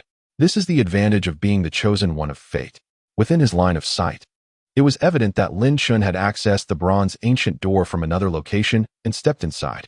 After all, this secret realm was fundamentally a creation designed to enhance the combat prowess of the favored one. Unless under such divine protection, it would be exceedingly difficult for others to seize the opportunity. Jiang Mingdao raised an eyebrow slightly, relieved that he had prepared thoroughly. Otherwise, if Lin Shun were to enter and obtain the divine clock, it would indeed be too late. Qin Ruoqing had been subtly inching closer to Jiang Mingdao, on guard against any sudden moves from the Daylight Immortal sect. As she drew nearer, she engaged in casual conversation to pass the time. "Did you notice anything particularly unusual after the Son of God entered the mountain?" "What do you mean?" Jiang Mingdao replied with his characteristic warmth and courtesy. Qin Ruoqing lowered her voice. "I sensed a fluctuation of Taoist energy within the mountain. When I followed the disturbance, I discovered a scene of devastation. That enormous undead creature of the Taoist realm had been slain. Moreover, many other undead beings had their essence completely drained, leaving them in a pitiful state." As she spoke, she discreetly observed the Son of God's reaction. Jiang Mingdao raised an eyebrow slightly, a flicker of realization passing across his face. "And then? Have there been any discoveries?" "Not yet," Qin Ruoqing sighed. "Thus, I suspect there are others present within this grand tomb, possessing considerable strength, perhaps having cultivated some nefarious art. Do you have any leads?" "Son, just a hint," Jiang Mingdao replied in a gentle tone. "I should know who is responsible." "What?" Qin Ruoqing's spirit surged as she inquired. "Who is it?" Before her words could fully escape her lips, a resounding chime echoed through the ancient bronze hall. Suddenly, the entire edifice began to tremble, waves of terrifying energy fluctuating around them. Accompanying the sound of the bell, the assembled individuals were struck by a wave of dizziness, their souls seemingly on the brink of being dislodged from their bodies. Even those at the Tao Law realm were not exempt, their forms swaying, their minds unstable. At that moment, the doors of the ancient hall creaked open, a colorful mist billowing forth. In the next instant, Jiang Mingdao's figure darted forward, plunging into the swirling haze. "The hall is opened. Quickly, enter." The others, shaking off their disorientation, rejoiced, transforming into streaks of light as they hastened to follow. The opening of the bronze doors lasted but a fleeting moment, vanishing in the blink of an eye. Jiang Mingdao led the charge, swiftly entering the ancient hall, closely followed by Zhou Hao and Qin Ruoqing, who soon found themselves within its depths. Meanwhile, Granny Yun and her two companions, who had already reached the entrance, were but a step away from crossing the threshold. Suddenly, an overwhelming force surged forth from within the hall, colliding with the three outside. Startled, they instinctively dodged. But their evasion came too late, and they could only watch in dismay as the grand entrance sealed shut once more. With a thunderous sound, the bronze doors closed again, leaving Granny Yun and her companions stranded outside, their expressions filled with urgency and confusion. What had transpired? Was there an unseen hand obstructing their entry? The aura they sensed was undeniably formidable. Could it be the lingering remnants of a quasi-emperor? Was there an additional barrier preventing those of their level from entering? The three exchanged anxious glances, their hearts heavy with dread. With the doors now closed again, they pondered how long it might be until another opportunity arose. "Miss." Granny Yun fretted, her mind involuntarily conjuring images of the undying beings they had encountered in the mountains, those drained of their essence, meeting a tragic fate. Connecting these visions to their current predicament, a vague premonition began to take shape. Could it be that someone was orchestrating a sinister plot? If so, the individuals within might be in grave danger. Her countenance shifted dramatically as the ominous feeling intensified. The more she ruminated, the more it seemed they had fallen into a trap. Yet, despite her growing anxiety, Granny Yun found herself powerless. Even if she were to dash out in search of the Qin clan's guardians, entering the quasi-emperor's sepulchre would still remain beyond her reach. She silently prayed for her missus' safety. Meanwhile, inside the bronze hall, the trio advanced further, standing in a long and profound corridor. Granny Yun? Qin Ruoqing's figure materialized as she turned her head, noticing the door had closed, isolating them from the outside world. The absence of Granny Yun, who should have been beside her, sent a jolt of alarm through her. Quickly, she glanced at Zhou Hao, relieved to find him alone as well. So, this is the bronze hall? It indeed exudes an ancient aura. Zhou Hao's voice echoed powerfully as he stood with his hands clasped behind his back, exuding an air of dominance. Even though he entered alone, the Prince of the Sun showed no fear, embodying the demeanor of a leader among many. Jiang Mingdao remained remarkably composed, as if no event could disturb his serene demeanor. His gaze was fixed upon the ancient hall.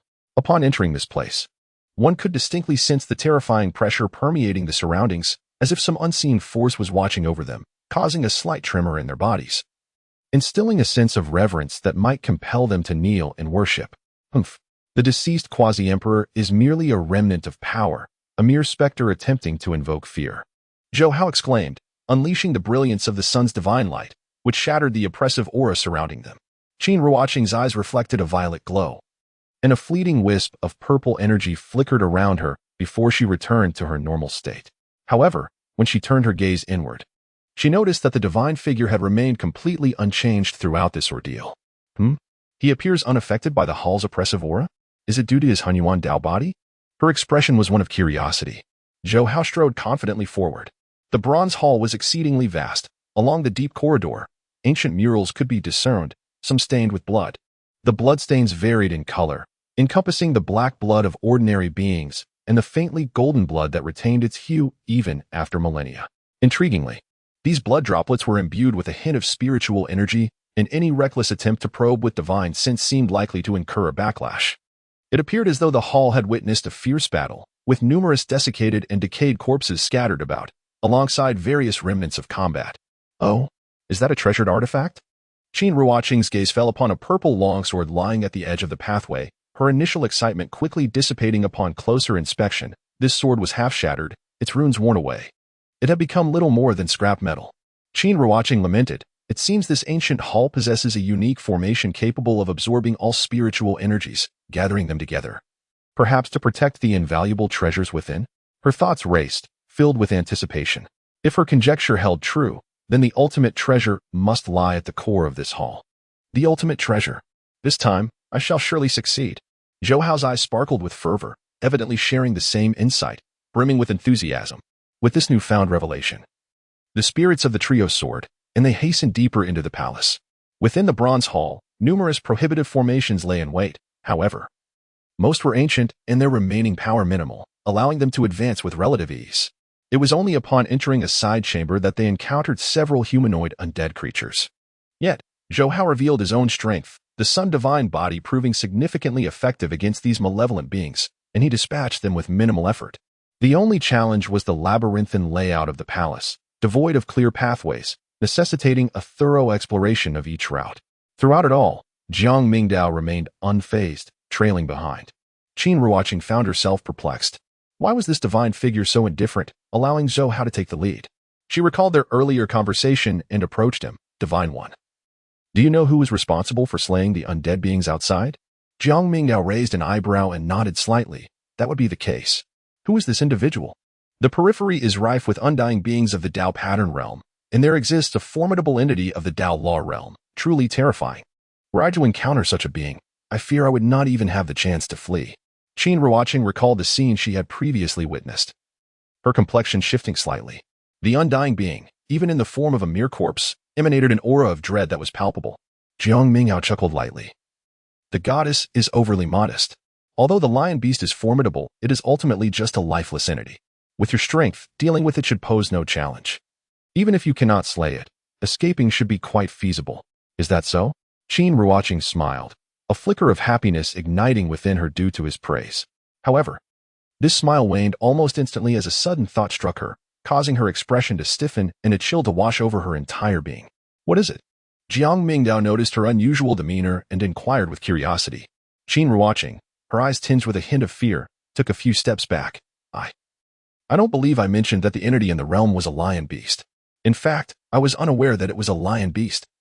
When I encountered it, the ferocious creature was already headless. At that moment, the events she had previously experienced flashed through her mind. Yes, how could she have overlooked this? The mountain path surrounding the ancient temple was encircled by countless undead beings. Even if there were secret passages, they were convoluted and treacherous. Entering through the main route would inevitably lead to encounters with the undead, resulting in battles. The path she and Granny Yun traversed had seen all the undead beings vanquished. Logically, without any obstructions, this should have been the quickest route to the Bronze Palace. Yet, why did it seem that the Divine Sun had been waiting there for quite some time upon her arrival? Only one person could have arrived at the ancient Bronze Palace before them, the one who paved the way with slaughter. Was it Jiang Mingdao? In an instant, an overwhelming chill enveloped Qin Ruoqing, her fair complexion paling as her expression shifted. The Divine Sun is a practitioner of dark arts? Upon having his identity unveiled, the Divine Sun before her appeared entirely unperturbed, merely expressing mild surprise before his demeanor transformed into a light-hearted smile. I had forgotten how that creature met its demise. I never expected it would reveal my secret here. My composure is still lacking. I became overly joyous and let my guard down. He did not deny it? Not even a hint of panic? Observing Jiang Mingdao's expression, it was Qin Ruoqing who felt an icy shiver creep down her spine. What, pray tell, was he so pleased about? Jiang Mingdao smiled faintly, the aura of his Dao power beginning to manifest. With two benefactors present, how could he not feel elated? No sooner had he spoken than a resounding boom echoed. Jiang Mingdao's figure flickered and abruptly vanished from sight. Simultaneously, Qin Ruoqing's expression changed dramatically, sensing an unsettling absence. In a state of panic, she scanned her surroundings, enveloped by swirling violet energy, bracing for an impending assault. Meanwhile, Zhou Hao, who had been a short distance ahead, seemed to notice the peculiar change and turned back, his tone tinged with impatience. What are you discussing? His gaze fell upon Qin Ruoqing, who was surrounded by violet energy. Her face etched with alarm. Qin Ruoqing, what are you doing? Where's Jiang Mingdao? He inquired coldly, looking down from his elevated position.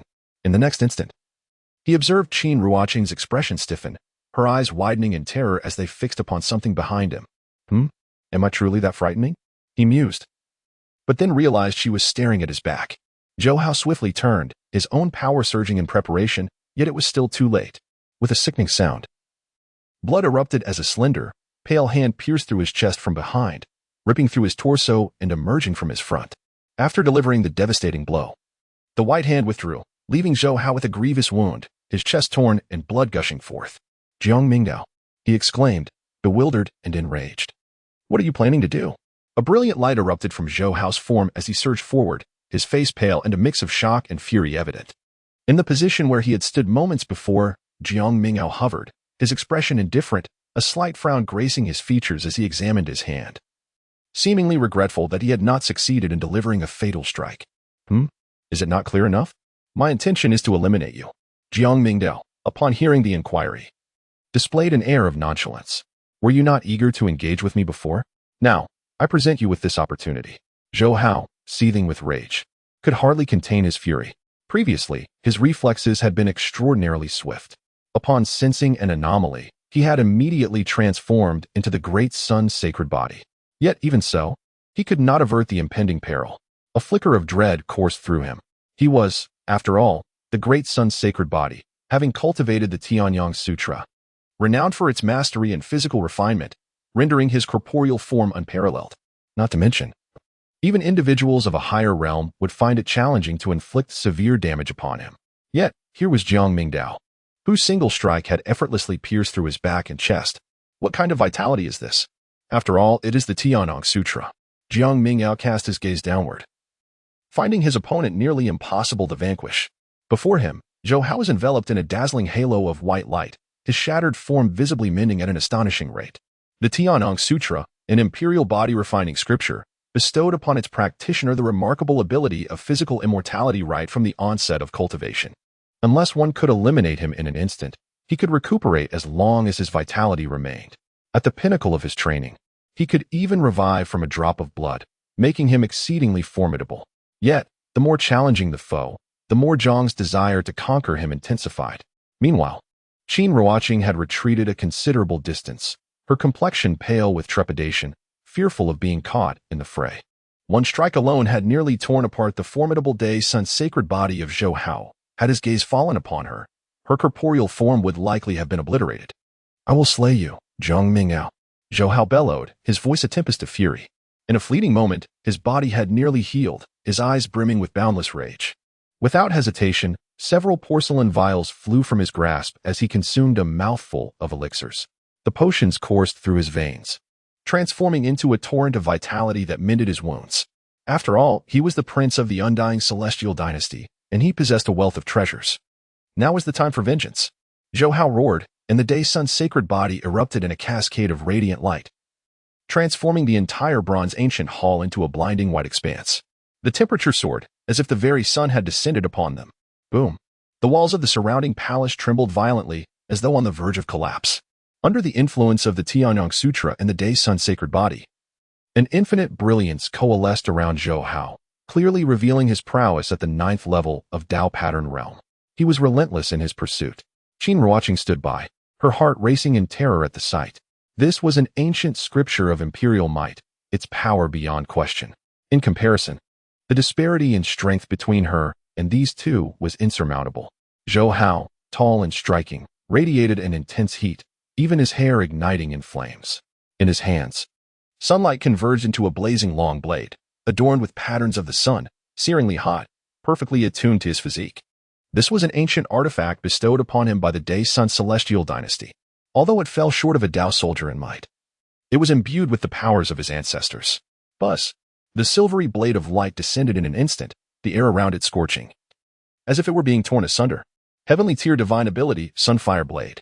This strike, infused with the power of the sun, was sufficient for Zhou Hao, at the 9th level of Tao pattern realm, to severely wound or even slay those at the Tao law realm. Is this all the strength you possess? Jiang Mingdao's expression radiated with a smile, seemingly unfazed by the sheer force of his strike. He then pressed down with a palm, and with his movement, an enormous golden hand, vast enough to obscure the heavens, descended, its palm suffused with ancient Taoist intent. This blow resembled the hand of a celestial deity. Boom! As his palm struck the radiant blade of the sun, it felt as though an immense weight from the void came crashing down, causing a tremendous roar. The infinite aftershocks reverberated, causing the entire palace to burst forth with divine light. Zhou Hao let out a muffled groan, his skin erupting in a series of explosions before rapidly healing. The vigor of his blood surged mightily, and the Taoist energy enveloped him, making him appear as if he were a great sun being summoned. At this moment, Zhou Hao's physical strength had surpassed the realm of Taoist inscriptions. He seemed to embody the very essence of the sun, exuding an unparalleled dominance. The Tianyang Sutra excelled in grand openings and closings, each strike representing the utmost fusion of vitality and blood. No one dared to confront the Tianyang Sutra head-on. This was common knowledge. Yet today, that knowledge was shattered. What manner of physique did this divine scion possess? He had not even cultivated the Void Sutra. How could he withstand Zhou Hao wielding the Tianyang Sutra? Qin Ruoqing's complexion turned pale. After witnessing the two engage in over 10 exchanges, she was appalled to see Zhou Hao completely overwhelmed. Moreover, throughout the entire confrontation, this Jiang clan's divine scion had not employed any other techniques, relying solely on his physical prowess. It was clear that Zhou Hao stood no chance. A thought crossed Qin Ruoqing's mind. If she did not intervene, he would surely meet his demise. Biting her lip, she felt a surge of purple light emanate from her body, ready to enter the fray. Just then, her body suddenly stiffened. Jiang Mingdao, standing at the center of the battlefield, seemed to sense her intent and cast a glance in her direction. The moment their gazes met, Qin Ruoqing trembled, as if struck by an invisible force, her mind buzzing. His eyes were cold and profound, akin to an endless abyss. Merely being locked in his gaze made her spirit tremble, leaving her struggling to maintain her composure. Before she could fully react, Jiang Mingdao's aura abruptly transformed. Buzz! An indescribable wave of terror surged forth in an instant. Both Qin Ruoqing and Zhou Hao felt a chill run down their spines, their attention drawn to him. Jiang Mingdao had completely changed. The resplendent celestial light surrounding him faded, replaced by countless swirling black Taoist inscriptions. In the blink of an eye, he morphed from a transcendent being into a chaotic demonic entity. Boom! The void shattered as Jiang Mingdao summoned the ancient primordial scripture. Behind him, the ethereal forms of deities and demons descended, enveloping him in a shroud of demonic energy, resembling an ancient true god. What kind of aura was this? Why was it so terrifying?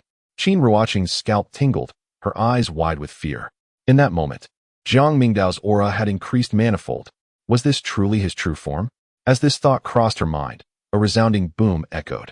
Zhou Hao's figure was sent flying, crashing to the ground, the divine light emanating from him dimming significantly. At this moment, Zhou Hao bore a ghastly visage, bloodied and battered.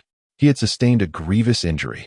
Jiang Mingdao summoned the ancient scriptures, his expression serene, transforming into a detached gaze that surveyed the multitude with indifference. With a swift motion, he unleashed another strike. A resounding hum resonated as an immense hand descended from the heavens. Within the palm, myriad demonic runes danced, heavy as a mountain, their dark light distorting reality and consuming all in its path. Zhou Hao, who had been striving to restore himself, felt half of his life force obliterated by this single blow.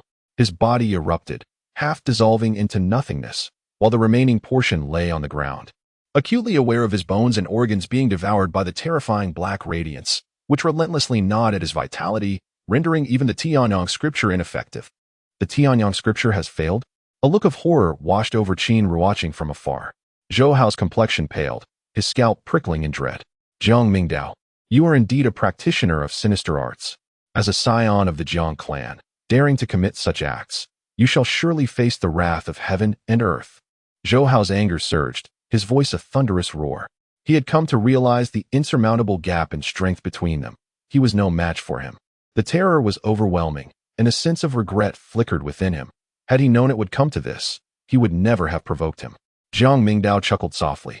You did not express such sentiments previously. Did you not desire to challenge me? Now that the opportunity is presented, you prove to be rather ineffectual. You cannot take my life. I possess a talisman granted by the ancestral elder that ensures my survival. Even if my primordial spirit were to escape, it would unveil your true nature. Zhou Hao's gaze was fierce as he sought to force Jiang Mingdao back. Is that so? Jiang Mingdao remained unmoved. Unfortunately, you cannot escape from here. As he spoke, Jiang Mingdao formed seals with his hands in the void. Suddenly, a swirling mass of pitch-black energy emerged behind him. With a decisive strike, he shattered Zhou Hao's corporeal form with a thunderous crash. A scream echoed as Zhou Hao's physical body disintegrated, and his primordial spirit erupted forth. Yet, almost instantaneously, an extraordinary aura burst forth from his primordial spirit. Upon closer inspection, one could see that a red, ancient jade enveloped the center of Zhou Hao's spirit, radiating with intense heat and energy, threatening to ignite the emptiness before him, propelling Zhou Hao's spirit towards freedom. However, in the next moment, the fleeing spirit came to an abrupt halt, seemingly drawn by an unseen force. Upon closer examination, one could observe countless black patterns coiling around the spirit, tethering it to the dark vortex behind Jiang Mingdao. Do you think you can escape? His gaze was icy. The spirit was suddenly drawn toward the vortex.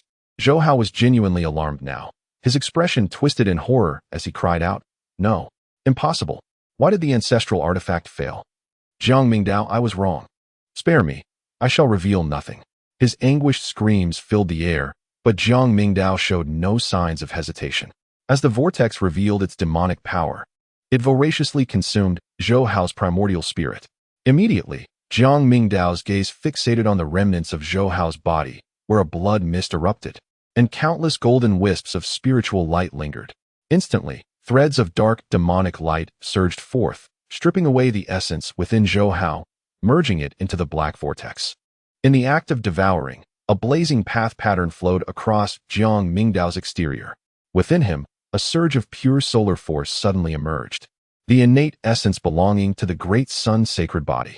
This searing power carried with it the profound and magnificent principles of the great sun, as if a miniature sun had been refined and incorporated into his being.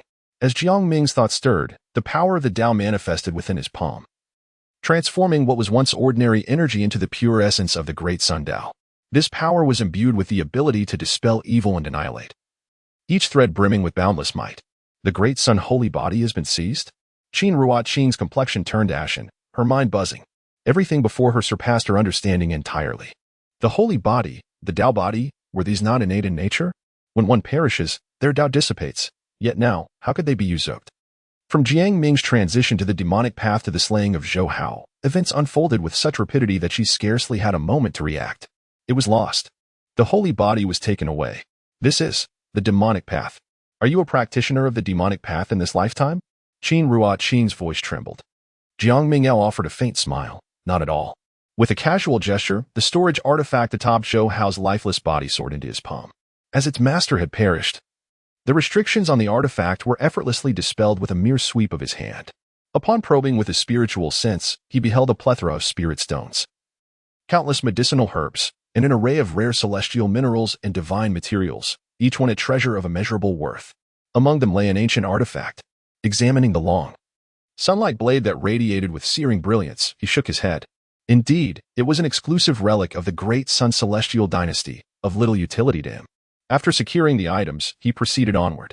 Jiang Mingdao raised his gaze. The originally present Qin Ruoqing had vanished, her form transforming into a fleeting light, disappearing without a trace. Jiang Mingdao smiled gently, casually pressing a hand, and in an instant, the space around them was completely sealed off. A dozen miles ahead, the previously fleeing Qin Ruoqing froze in place, her face pale with fear as she turned her head rigidly. The figure of Jiang Mingdao materialized before her, his gaze indifferent as it fell upon her. In this ancient bronze palace, the space was limited. Where could she possibly escape to? Qin Ruoqing's complexion drained of color. The violet aura surrounding her dissipated, revealing her remarkably exquisite visage. I know nothing. I have seen nothing. Please do not kill me, she implored, her voice trembling, nearly swearing an oath of innocence. Jiang Mingdao's gaze was calm and composed. In comparison to your essence, I find myself far more intrigued by certain other aspects of you. What do you mean? Qin Ruoqing asked, her voice trembling with fear. Within your Qin clan, there exists a technique known as the immortal severing art, does it not? Upon hearing these words, Qin Ruoqing's expression changed abruptly. The immortal severing art? That is a closely guarded secret of our Qin clan, known only to a select few.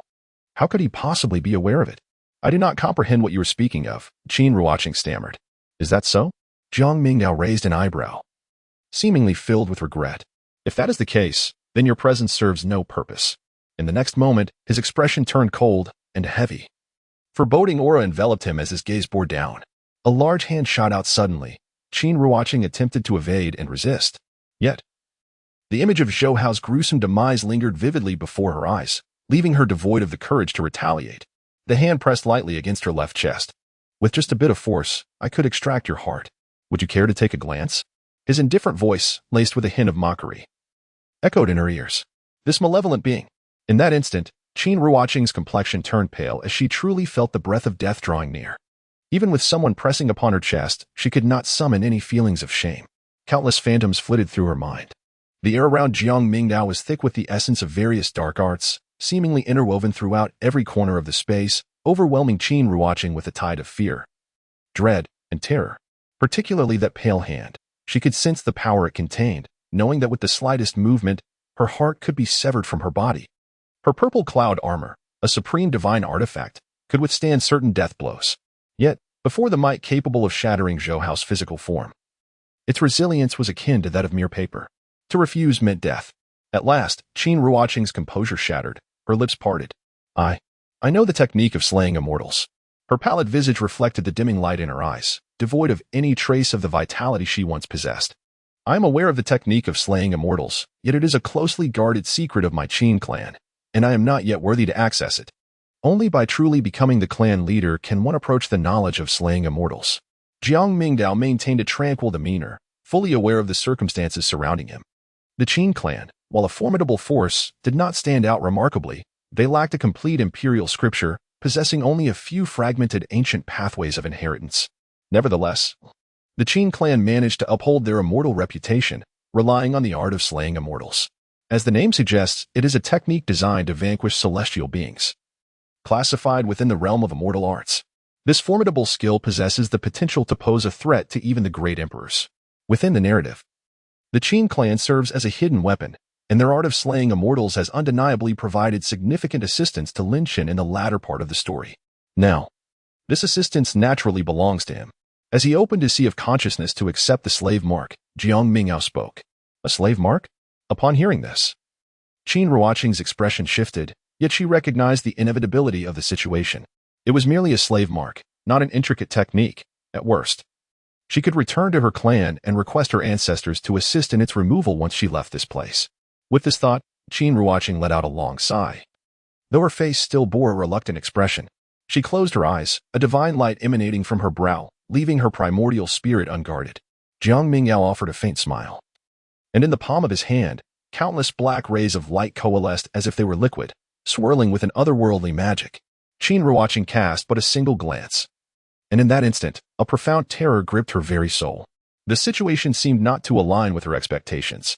This was demonic sorcery.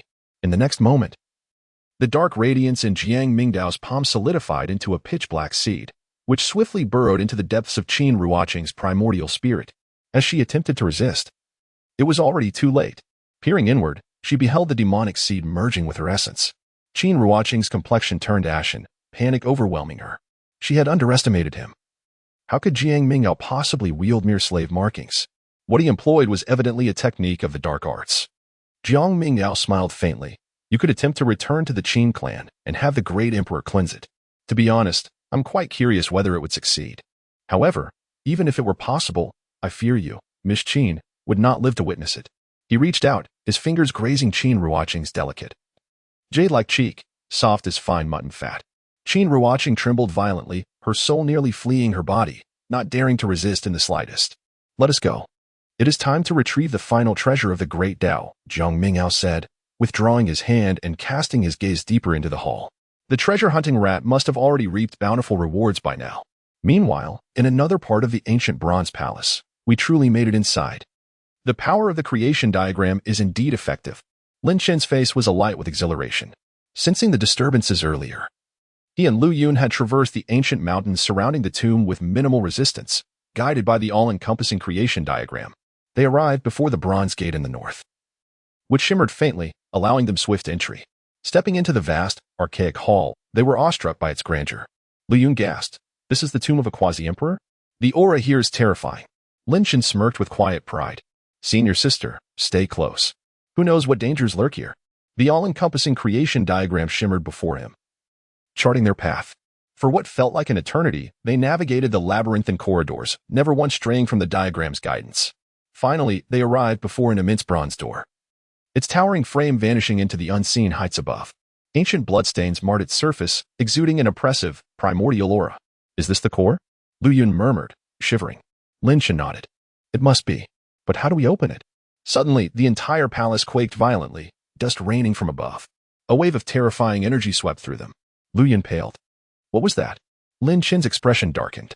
The residual force alone was soul-chilling. Could it be the work of an immortal sect? Or worse, Jiang Mingdao? A sense of urgency gripped him.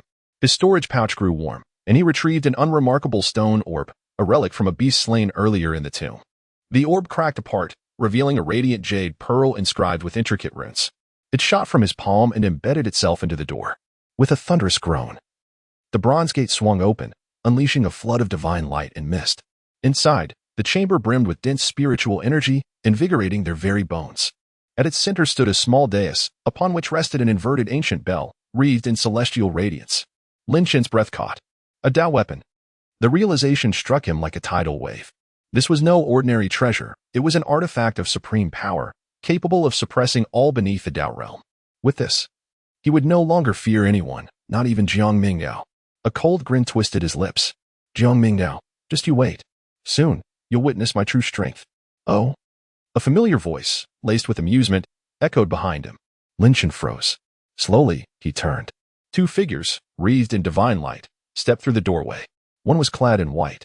The very sight of him sent a spike of dread through Lin Chen's heart. As Jiang Mingdao approached, a flicker of trepidation surfaced in Lin Chen's eyes, swiftly extinguishing the earlier joy that had illuminated his visage. His countenance transformed in astonishment. How could he have arrived so swiftly? Besides Jiang Mingdao, he noticed a woman clad in purple trailing behind him, her ethereal beauty seemingly untouched by the mundane world. Yet, in this moment, the woman appeared utterly disheveled, her pallor suggesting she had endured some profound trauma. A member of the immortal forces? From the Qin family? Lin Chen instantly discerned her identity. The presence of two individuals from the immortal factions sent a shiver down his spine, instilling a profound sense of dread. "Jiang Mingdao, how could you be here?" Lin Chen managed to steady his thoughts, striving to approach the ancient platform discreetly. However, Jiang Mingdao's gaze remained firmly fixed upon him, imbued with an air of playful intrigue. Lin Chen understood that any movement on his part would undoubtedly provoke an unrelenting strike from Jiang Mingdao. But how had he arrived here so expeditiously? The guidance of the Myriad transformation map was supposed to allow one to bypass the labyrinthine paths of the other palaces, leading directly to this location. The Bronze Palace was replete with numerous corridors and countless magical formations. Ordinarily, one would be lost in such a maze. At that moment, Lin Chen observed Jiang Mingdao's gaze shift to the equally anxious Lu Yun beside him. Jiang Mingdao smiled faintly and said, "Miss Lu, it has been a few days since we last met." Upon hearing these words, Lin Chen's gaze was instantly drawn to Lu Yun. At that moment, Lu Yun's face was a picture of anxiety. She had never anticipated encountering Jiang Mingdao in this place, especially upon hearing and greeting her. A wave of guilt surged within her. I have met the Divine Son. She felt remorse for having concealed Lin Chen's identity while being aware of it, and thus, naturally, she became evasive upon their reunion. However, this demeanor did not escape Lin Chen's notice, and he was immediately engulfed in fury. His senior sister had never displayed such a bashful and tormented expression before him. "It's you? Did you betray my whereabouts and lead Jiang Mingdao here?" Lin Chen was consumed by rage, his mind clouded by fury. Lu Yun looked bewildered. "What are you talking about, junior brother? Do you dare to argue? I have long suspected that your relationship with Jiang Mingdao was not so simple. You stayed over at Jiang Mingdao's place and returned in a different attire. You have long been one of his people. Haven to you. Despicable. How could I have trusted you so deeply, you wretched person?" Lin Chen's face contorted with rage as he shouted. His emotions swung from elation to despair, compounded by the myriad of experiences over the past few months, pushing him to the brink of madness. At that moment, the aura of misfortune around him erupted in a gray haze. "I did not." Lu Yun's expression was frantic as she attempted to explain. She had always been helping Lin Chen conceal his identity, even withholding the truth from the Divine Son. "I had even intended to bring you to the core area and share some divine materials with you, yet you treat me this way." But Lin Chen was beyond hearing her words. With a roar, he unleashed a merciless strike, sending Lu Yun flying without any reaction, despite the protection of her enchanted garment. She coughed up blood and crashed against the wall. Until she lost consciousness, her expression was one of disbelief. Unable to comprehend that her once closest junior brother had devolved into this state. Throughout it all, Jiang Mingdao observed with a detached gaze, a smile playing upon his lips. It was done. He heard the notification sound in his ears. Ding. The Son of Fortune, Lin Chen's state of mind has shattered, fortune value -500. It is time to conclude. With only a few hundred points of fortune remaining, Lin Chen no Jiang Mingdao spoke with a tone of indifference. "How could you possibly believe that it was your esteemed senior sister who betrayed you?" Lin Chen, with a visage full of resentment, replied, "At this point, what more are you concealing? If it were not for her, how could you have located me so swiftly? It is truly regrettable that you have found yourself in such a predicament." Jiang Mingdao spoke calmly, extending his hand in a beckoning gesture. Lin Chen felt as if something within him had suddenly been released. Upon closer inspection, he noticed a faint wisp of black energy swiftly entering Jiang Mingdao's palm. Was this emanating from him?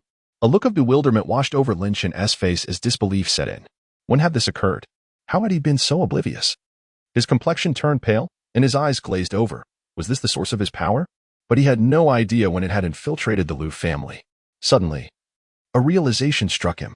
He had only confronted Jiang Mingdao once, and that was quite some time ago.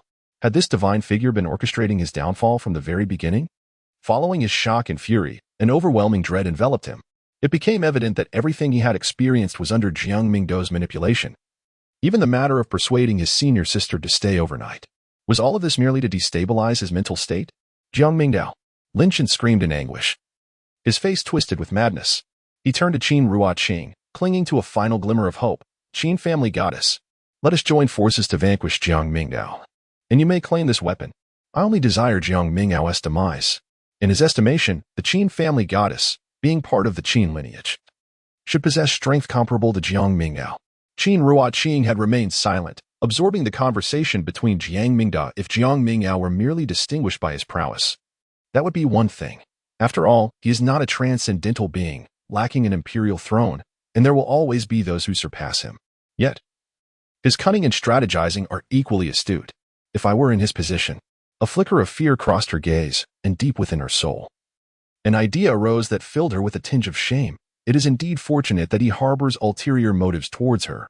In this light, becoming her servant seems far preferable to being ensnared by his schemes. Upon hearing these words, Qin Ruoqing merely cast a pitying glance at Lin Chen. An alliance? The mere utterance of that term struck her as utterly ludicrous. Is that so? Jiang Mingdao smiled gently. Are you planning to join forces with him? His gaze shifted, holding a hint of inquiry. Qin Ruoqing's delicate face turned pale as she hurriedly shook her head. No, I dare not. To avoid disturbing the Son of God in his endeavors, I took her away from this place. Her hands and feet were icy. And after glancing at the unconscious Lu Yun, she swiftly gathered her up and hurriedly departed. Two figures exited the grand hall. Now, it is your turn. With no one else to interfere, Jiang Mingdao's gaze became fixed. It was only at this moment that Lin Qin's face revealed terror. No, please don't kill me. It is too late. Jiang Mingdao ceased his idle chatter and, with a swift motion, unleashed a torrent of power that sent Lin Qin hurtling through the air, crashing against the wall. As he distanced himself from the ancient bell, it seemed that the heavenly Tao had ascertained his lack of means to resist. A notification echoed in Zhang's ears, signaling Lin Qin's fortune had reached its nadir. I shall fight you with all my might. Lin Qin staggered to his feet, his eyes ablaze with fury. With a thunderous roar, he ignited his very essence, the terrifying divine light awakening within him. All the forces of creation surged forth, pouring into the diagram of universal transformation. In that instant, the power he unleashed transcended the realm of Tao patterns, causing the palace to tremble. Such strength was not inferior to that of the immortal sequence. However, it was still merely this level of power. Jiang Mingdao's gaze was indifferent, ancient energy swirling around him, the primal force coursing through his being. Behind him, faint silhouettes of deities and demons manifested, and with a single downward motion of his hand, a resounding crash ensued. The intricate formations and prohibitions within the palace were instantaneously obliterated, and that hand descended upon Lin Qin. The desperate strike he had mustered with all his might failed to even slightly perturb Jiang Mingdao. No, he thought, I should not perish in this place. As the colossal hand descended, a thundering sound echoed, leaving Lin Qin's face etched with terror, his essence extinguished. In his final moments, he yearned for mercy, his expression still rife with unwillingness. Despite possessing great fortune and the potential to traverse the heavens, how had he fallen to such a dire state? As the white light dissipated, Lin Qin's world transformed into nothingness. Simultaneously, a notification resounded in Jiang Mingdao's ears. Ding, the fated child Lin Qin has lost his fortune, resulting in complete demise, triggering complete drop. The host acquires Lin Qin's core of fortune, the all-encompassing creation diagram. The host receives 80,000 points of villain value. The host has slain a high fortune target, detecting the opponent's fortune value reduced to 0, resulting in the drop of a Calamity treasure chest. The series of notifications reverberated throughout the air. Jiang Mingdao felt an extraordinary stream of luminous energy emanating from Lin Qin, merging into his very being. It was as if the voice of the Tao resonated in his ears. Before him unfolded myriad phenomena, encompassing the ancient primordial chaos, the genesis of the universe, and the simultaneous rise of sun and moon. Countless wonders were reflected in his pupils, becoming one with him. Subsequently, Jiang Mingdao turned his gaze inward, discovering within himself a vast scroll of ethereal imagery, suffused with radiant light, rising in a misty ascent, exuding an aura of profound depth. At last, he had acquired it, the diagram of all manifestations. Indeed, it was nothing short of remarkable. Jiang Mingdao contemplated deeply. The diagram of myriad transformations, as he had previously comprehended, possessed the power to refine the creations of the universe, giving rise to the forces of creation. It could mend ancient scriptures, enhance cultivation techniques, and spawn mystical arts. Each of these capabilities represented an extraordinarily remarkable entity for cultivators. To witness such potential in the hands of Lin Qin felt like a gross misappropriation of divine resources. Jiang Mingdao chuckled lightly, contemplating the nuances of fortune. For Lin Qin, acquiring every single item of fate was an arduous endeavor. Yet, for the Eternal Life clan, it posed no significant challenge. This was to be expected. Without such trials, the path for the children of destiny to ascend would not exist. He then turned his gaze toward the Calamity treasure chest. Lin Qin was akin to a well-fed lamb, his abundant fortune rendering him a prime target. After a series of reductions and slayings, the Calamity treasure chest appeared to shimmer with a faint, translucent hue, signifying its superior quality compared to the one obtained from slaying Chen Xian. Open it, he commanded. The chest radiated with flowing light, shadows swirling around it. With a chime, he received the Eye of Annihilation. In an instant, Jiang Mingdao sensed an overwhelming surge of black mist manifesting within the grand hall, erupting with thunderous force. The very heavens trembled, and the void itself fractured. Countless tendrils of black energy devoured everything in their path, reducing all to ash and erasing their existence.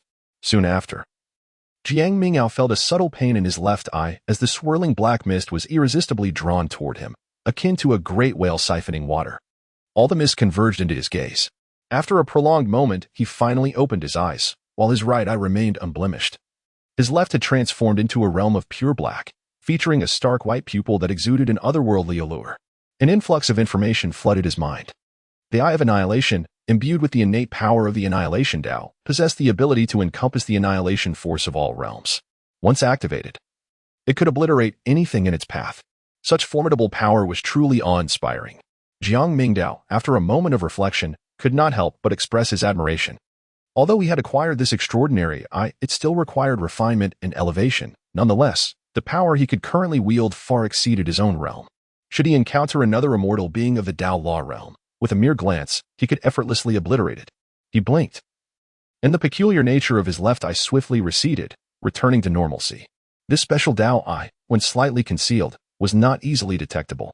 However, even if it were discovered, it mattered little. Jiang Mingdao could easily attribute it to his experiences within the ruins, claiming to have gained something valuable. After all, despite being termed a demonic eye, it harbored the essence of the great Tao, embodying genuine Taoist power. This significant enhancement left Jiang Mingdao immensely satisfied.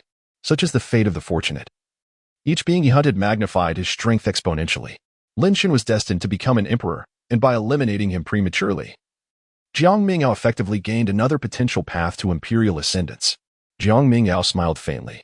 As for the increase in villain and luck values, there was no need for further elaboration.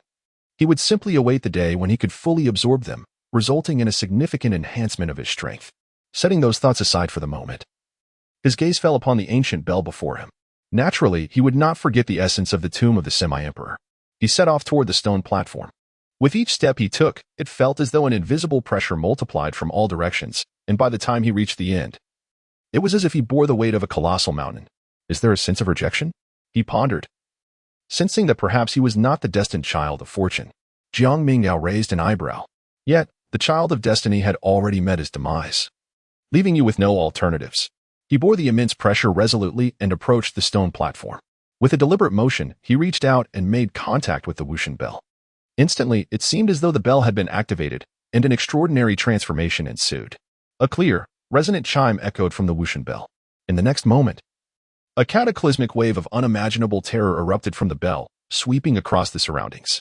Jiang Mingdao found himself at the forefront, acutely aware of a terrifying force that seemed intent on annihilating his very soul. Fortunately, after enduring the trials of the antagonistic realm and refining his divine essence to the third stage, his primordial spirit remained indomitable. It merely wavered slightly before regaining clarity. Could this godless spell possess sentience? A frown furrowed his brow as he scrutinized it closely, and suddenly he made a significant discovery. Was this the lingering will of the quasi-emperor? An ethereal shadow began to coalesce above the godless spell. Boom! A divine radiance erupted before him, reminiscent of the dawn of creation, as the surrounding clouds parted and all things bowed in reverence. An ancient figure emerged from the godless spell, adorned with a splendid crown and a golden robe, an overwhelming aura pulsating with each of his movements. The entire bronze ancient hall trembled as if the palace itself rejoiced in his presence. Meanwhile, outside the core hall, Qin Ruoqing administered a pill to Lu Yun, observing her wounds heal before she settled beside her in tranquil vigilance. At that moment, she heard the chime of the bell and felt a surge of potent energy suddenly manifest, causing her expression to shift in astonishment. The purple treasure robe she wore shimmered, enveloping both herself and Lu Yun. Is this the imperial will? The aura of the quasi-emperor? Qin Ruoqing's countenance reflected her shock. The intensity of this presence was simply overwhelming. Even as a divine maiden of the Qin clan, she felt an instinctive impulse to worship. The emperor represents the pinnacle of the path to enlightenment. Although the being that fell here was a quasi-emperor, he had already begun to transcend. He was a figure at the zenith of quasi-emperors. Had Jiang Mingdao touched upon something that reawakened the aura of the quasi-emperor? Would he? Qin Ruoqing's expression grew complex, her emotions tumultuous. In her eyes, while Jiang Mingdao was undoubtedly formidable, he was still merely at the Tao pattern stage, far from complete maturation. Not to mention this realm. Even a god king would struggle to resist in the presence of a quasi-emperor. If he were truly to perish, would she not find herself liberated? Within the ancient hall, the ethereal figure stood prominently at the center. Even without action, the imperial will of a bygone era radiated from him. All around, an atmosphere of submission permeated the air. This entity does not belong to you. His resounding voice echoed like a great bell, reverberating throughout the space. As his mist-shrouded visage revealed golden eyes that locked onto Jiang Mingdao. Though merely a remnant of his former self, he was the master of this grand tomb. And everything that had transpired within the palace had not escaped his gaze. Those of the demonic path cannot be tolerated by the heavens. My legacy cannot fall into the hands of evil. Withdraw. His voice bore the weight of celestial decree, and as the final words echoed, an immense authority seemed to manifest, compelling all to heed his command. Jiang Mingdao felt a tremor coursing through his body, instinctively yielding to the urge to retreat from this place. Yet at that moment, the primordial ancient scripture within him began to operate autonomously, causing a transformation in his aura, as countless black markings resurfaced upon his form. Jiang Mingdao's eyes shimmered with dark patterns, unwavering as he gazed upon the radiant golden apparition before him. After a brief moment, a subtle smile graced his lips. Just a remnant from an ancient era, do you presume to command me? The times have changed, he declared. As his words echoed, a sudden surge of black light erupted behind him, and the spectral forms of ancient deities coalesced in an instant. Buzz! Within the ancient hall, Jiang Mingdao's robe billowed as the divine shadows materialized behind him.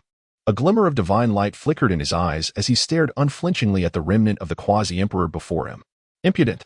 The remnant of the quasi-emperor seethed with rage upon hearing his words. Those of the demonic path, who perpetrate evil, are unworthy of lamentation and death. Boom! With a mighty sweep of his hand, an overwhelming torrent of divine light converged within his palm, descending upon Jiang Mingdao with lethal intent, aimed to obliterate him in that very moment. This strike was infused with an immense power, drawing upon the essence of the entire bronze ancient hall. Capable of piercing through the realms of divine law, is such an utterly diminished strength truly deserving of the title of quasi-emperor? Jiang Mingdao's aura radiated with an ethereal glow as he stepped forward, confronting the ancient presence. The black vortex behind him devoured everything. All the Tao energy and spiritual essence were refined within it. With a resounding strike, the remnant will of the quasi-emperor pierced through, yet it seemed to land upon emptiness. As the dust settled, Jiang Mingdao remained unblemished, untouched by even the slightest injury. You wretched fiend! The remnant of the quasi-emperor's tone shifted, clearly taken aback by the audacity of this mere junior from the Tao pattern realm, who so brazenly disregarded his assault. How could one so seemingly weak possess such formidable strength? It is now my turn. Jiang Mingdao clasped his hands together, the essence of his Tao flowing forth, coalescing into a pitch-black ancient mirror that reflected the scene before him. With a piercing sound, the remnant body of the quasi-emperor was instantly scorched. You!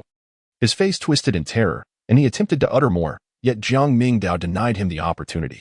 The surging dark light on the mirror erupted, illuminating and consuming, igniting countless black flames. Subsequently, a tremendous force surged from the swirling vortex behind him, and amidst the quasi-emperor's incredulous dread, it refined and devoured all his vital energy, merging it into the void. The hall once again fell into tranquility. A faint trace of the quasi-emperor's aura lingered, albeit weak, yet it felt strangely satisfactory. Jiang Mingdao could sense that the residual aura of the quasi-emperor had been completely refined. Ethereal patterns surged across his body, and his own power surged significantly. After all, he was a quasi-emperor. Even though he had perished for countless years, the lingering essence was still less than 1 part in 10,000. However, for Jiang Mingdao, who was at the Tao pattern realm, it was an abundant tonic indeed. Were there other gains? At that moment, Jiang Mingdao felt a subtle tremor from the primordial ancient scripture. As he turned his gaze inward, he beheld a page where a chaotic radiance suddenly emerged. Subsequently, his power coalesced, transforming into a vague imprint of the Grand Tao. A line of description appeared before his eyes. Primordial light Grand Tao, residual one of the paths for refining the primordial spirit. By treading this path, one may refine their primordial spirit, and at profound levels, abandon the physical form, allowing the primordial spirit to enter the Tao. Cultivation techniques and Tao arts. Primordial Spirit Slaughter Sutra, Heaven Tier. Unfathomable Thought / Heaven Tier. Is this the path the quasi-emperor cultivated during his lifetime? Jiang Mingdao raised an eyebrow, somewhat astonished. The rewards he had reaped far exceeded his expectations. Was it the influence of the primordial ancient scripture? This ancient text, renowned as the source of myriad laws and the origin of all paths, indeed possessed the capacity to gather various profound truths. His thoughts became agile. The principles of the great Tao, often said to number 3,000, were in reality nearly inexhaustible. Immortal powers, capable of enduring for countless millennia without decline, thrived solely due to the assistance of complete imperial scriptures. In contrast, among other fragmented forces, there existed remnants of ancient texts, albeit incomplete, which necessitated a multitude of trials and tribulations on the path of cultivation. A single misstep could lead to irreversible doom. Yet now, I possess the primordial ancient scripture to refine the myriad paths of the heavens, enabling me to gather them endlessly. Moreover, I also possess the diagram of all phenomena and transformations. Jiang Mingdao smiled gently. Theoretically, all incomplete scriptures could be entirely restored through the essence of creation. It merely depended on the quantity of such essence required. This combination was indeed most fitting. It appeared that the ancient paths available for his cultivation were somewhat abundant. After putting away his belongings, his gaze turned towards the ancient bell placed in the center. With the suppression of the remnants of the quasi-emperor no longer present, this object no longer repelled him. Immediately, Jiang Ming grasped the godless bell with his right hand. Ding! The melodious chime resonated, reverberating throughout the vast cloud sea tomb. Divine light surged into the heavens as clouds parted and converged, as if the ancient melodies descended from the sky, echoing through the realms. Jiang Mingdao contemplated the object in his grasp, feeling the continuous flow of profound power emanating from it, a timeless energy that lingered incessantly. Merely attuning himself to its essence allowed him to perceive the terrifying force of the Tao that permeated within. Tao weapon. This ultimate weapon, with its presence, could rival any beneath the sage's realm. He sat cross-legged, his spiritual essence surging forth, infusing it into the unresponsive bell in his hand. As the Tao weapon sensed the intent to refine it, the bell resonated with a clarion sound, beginning to resist. Yet, in its unclaimed state, its soul-stabilizing power was utterly insufficient to shake Jiang Mingdao's spiritual essence. After a few fleeting moments, the resistance from the ancient bell gradually weakened, eventually nearly vanishing altogether. Jiang Mingdao inscribed his own primordial spirit into the artifact, and with a simple gesture, the enigmatic bell instantly diminished in size, transforming into a palm-sized object that gracefully hovered in the palm of his hand. The initial stage of refinement was complete, and it was time to conclude his endeavors here. He cast his gaze outward. The city of Cloud Sea must be in a state of uproar by now. Jiang Mingdao stepped out of the palace and outside. The figure clad in purple remained in place. Upon seeing Jiang Mingdao emerge, Qin Ruoqing's expression noticeably shifted. What, are you disappointed? Jiang Mingdao remarked with a hint of a smile. Qin Ruoqing, seemingly pricked at her innermost thoughts, wore a stiff expression. No, not at all. I am merely concerned for your well-being. Is that so? Jiang Mingdao paid little heed to whether the little deity spoke the truth or spun a tale. Qin Ruoqing stuttered. Just now, I believe I sensed the Emperor's aura. The master of this grand tomb had harnessed the power of the Wuxian bell to condense a fragment of lingering sentiment. Is it truly so? Qin Ruoqing gasped, her alarm evident as she hurriedly inquired, then what about now? Where has the Emperor gone? Jiang Mingdao's expression remained indifferent as he stated that he was unworthy of claiming the godless bell, and that he would refine him along with it. As he spoke, he continued forward without pausing. Meanwhile, Qin Ruoqing, who was left behind with Lu Yun, froze in place, utterly shaken by his calm declaration. The words resonated deeply within her, instilling a profound sense of dread and confusion upon her features. The remnants of the quasi-emperor's aura, refined? Just moments ago, the presence had been overwhelmingly terrifying. A chill surged from her feet, enveloping her entire being, and her smooth back was soaked in cold sweat. In that moment, as she gazed at Jiang Mingdao's figure ahead, an absolute thought crystallized in her mind. She must not become an enemy of this divine son. As Jiang Mingdao busied himself within the bronze ancient palace, chaos erupted above Yuhai City. The cause was sudden and alarming. As the protector of the Daylight Celestial Dynasty, the God King, Zhou Hao, was struck by the shattering of the life token he held. Its radiance dimmed and its essence vanished. The prince had perished? He stood in stunned silence, only to erupt in a furious roar. Who has slain the prince? In a fit of wrath, the heavens darkened to a crimson hue. His form materialized above Yuhai City, standing aloft, as the temperature around him soared, threatening to transform the surroundings into molten lava. All the cultivators in Yuhai City were gripped by fear, bewildered by the unfolding events. Even those of royal status felt pale and insignificant in the presence of the God King, unable to stir the waters of his fury. The prince is dead? Who? It couldn't be the Daylight Prince, Zhou Hao. How could he meet his end within the great tomb?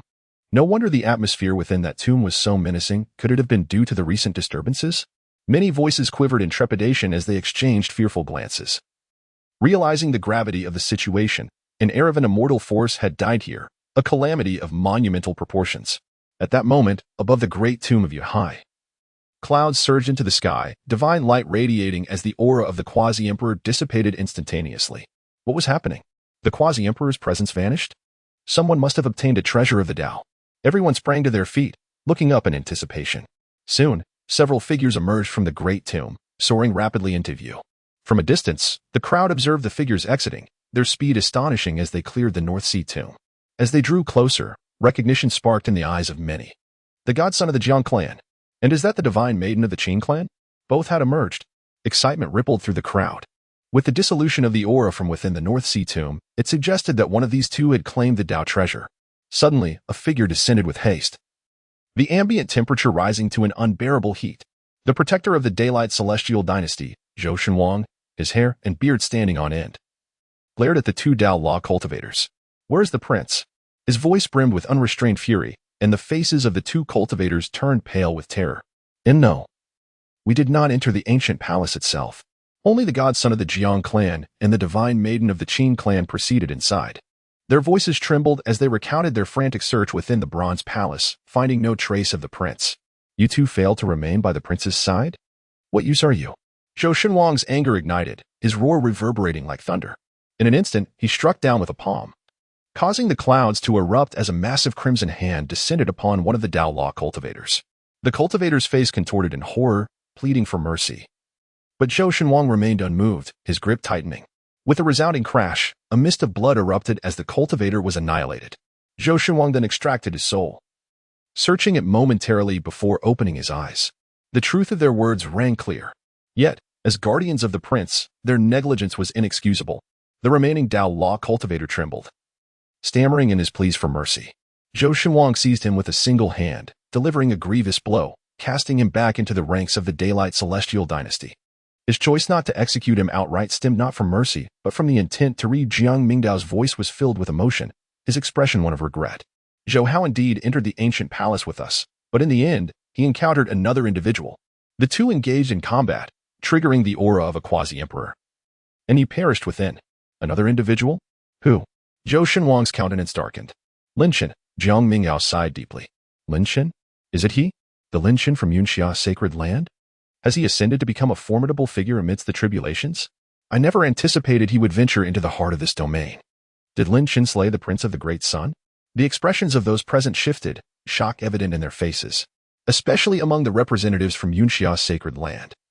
Elder Yin Yi and the various chief disciples of the ancient peaks appeared pale, their terror palpable. Although Yunxia's sacred land held a respectable status in the eastern wilderness, it was akin to an ant in the eyes of the immortal powers. Now, suddenly branded as the murderer of the Prince of the Great Sun and subjected to the scrutiny of countless gazes, they felt an overwhelming sense of dread. Linshan? Zhou Shenwang clearly recognized the name, his expression darkening further. Preposterous. That Linshan hails from a mere small sacred land, akin to an insignificant insect. How could he possibly have the capability to slay a prince? Jiang Mingdao shook his head. Although he hailed from a humble background, he was far from ordinary. He possessed extraordinary treasures and, within a mere few months, ascended from the realm of flames to the realm of Tao patterns. This was something many were likely aware of. His gaze swept calmly across the room. A representative from the Great Yuan Merchant Association stood up, clearly reluctant. We, the three major merchant associations, can attest to this. During our initial encounter, Linshan's strength was merely that of the realm of flames, quite feeble. Yet, astonishingly, within just 3 months, he has reached the pinnacle of the divine mansion realm. Earlier, within the Great Tomb, when we attempted to encircle him, he had already become a formidable Tao pattern expert. Capable of intimidating several opponents single-handedly, his strength is truly terrifying. As he spoke, he could feel the piercing gaze of King Zhou upon him, sending chills down his spine. Fortunately, he was not alone in this observation. Many others could corroborate his account. King Zhou's expression shifted, struggling to accept the truth. Even so, it is impossible for him to have slain the prince. The prince possesses life-preserving treasures bestowed by our ancestors, even if his physical form is destroyed. His primordial spirit can escape. His voice remained filled with fury. Jiang Mingdao's expression appeared somewhat remorseful and helpless. I have never claimed that Linshan single-handedly executed the deed. Linshan has deep connections to the Cloud Sea ancient tomb. He traversed through with the aid of secret techniques to enter the bronze ancient palace and ultimately access the core of the tomb. It was he who, utilizing a certain artifact, lured out the residual quasi-emperor's aura to slay Zhou Hao. At that moment, Brother Zhou had entered the ancient palace first, seeking to seize the treasures of the Great Tao. only to fall into a trap. How could there be so many coincidences? King Zhou did not believe it. I can provide proof. A soft and timid voice emerged as Lu Yun, previously unconscious and carried by Granny Yun, awakened, though she was unaware of the exact events. She gleaned from snippets of conversation that it concerned Lin Chen. Trembling, she recounted how Lin Chen had taken her into the bronze ancient palace. Upon hearing this, the crowd was astonished. No wonder Lin Chen's strength had surged so rapidly. It seemed he had a hidden lineage connected to the quasi-emperor. The prior disturbances were indeed related to this matter. Those present, either having witnessed Lin Chen's terrifying ascent firsthand or having heard whispers, now understood he was anything but ordinary. If this were true, then everything would make sense.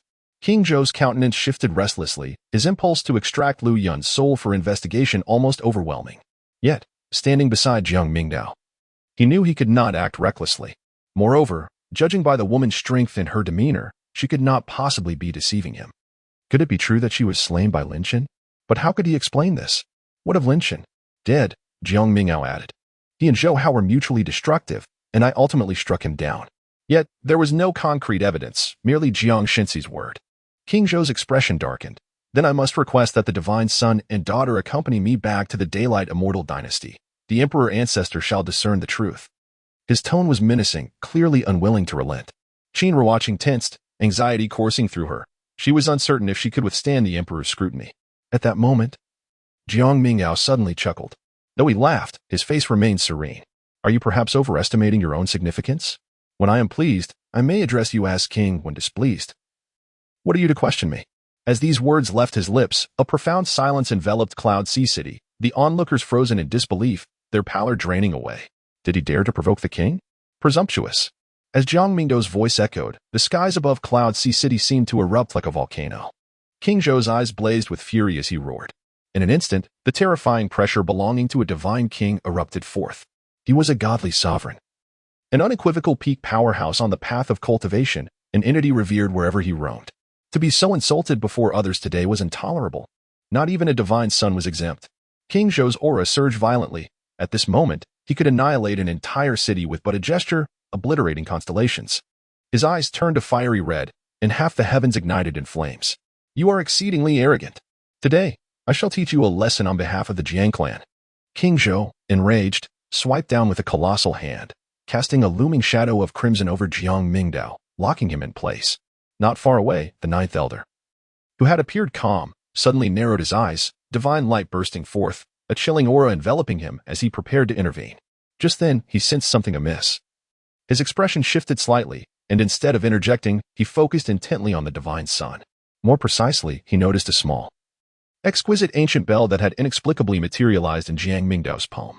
Jiang Mingdao, with a visage as exquisite as jade, bore a subtle smile at the corners of his lips.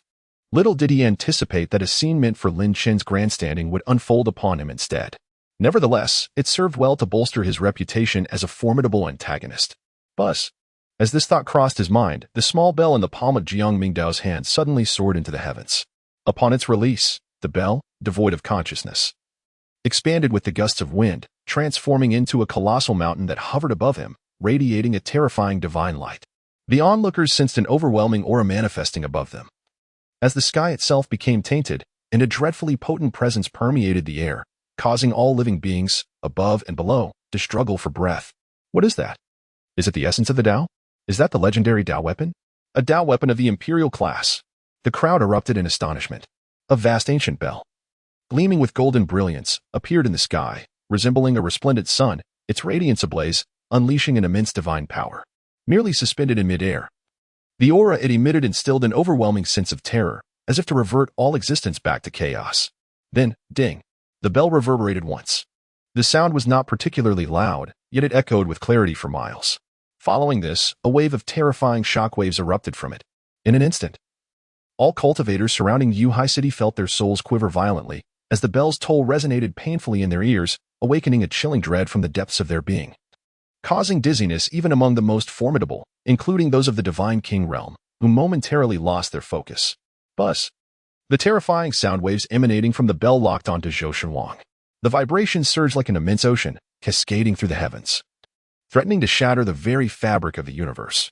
The terrifying divine light of the rules descended upon Zhou Shenwang. His countenance shifted dramatically. for he was the target of the bell's wrath, feeling an indescribable force sweep over his body. Though his physical form remained intact, his primordial spirit trembled violently. An unfathomable pressure bore down upon his essence, as if a millstone were grinding his very soul.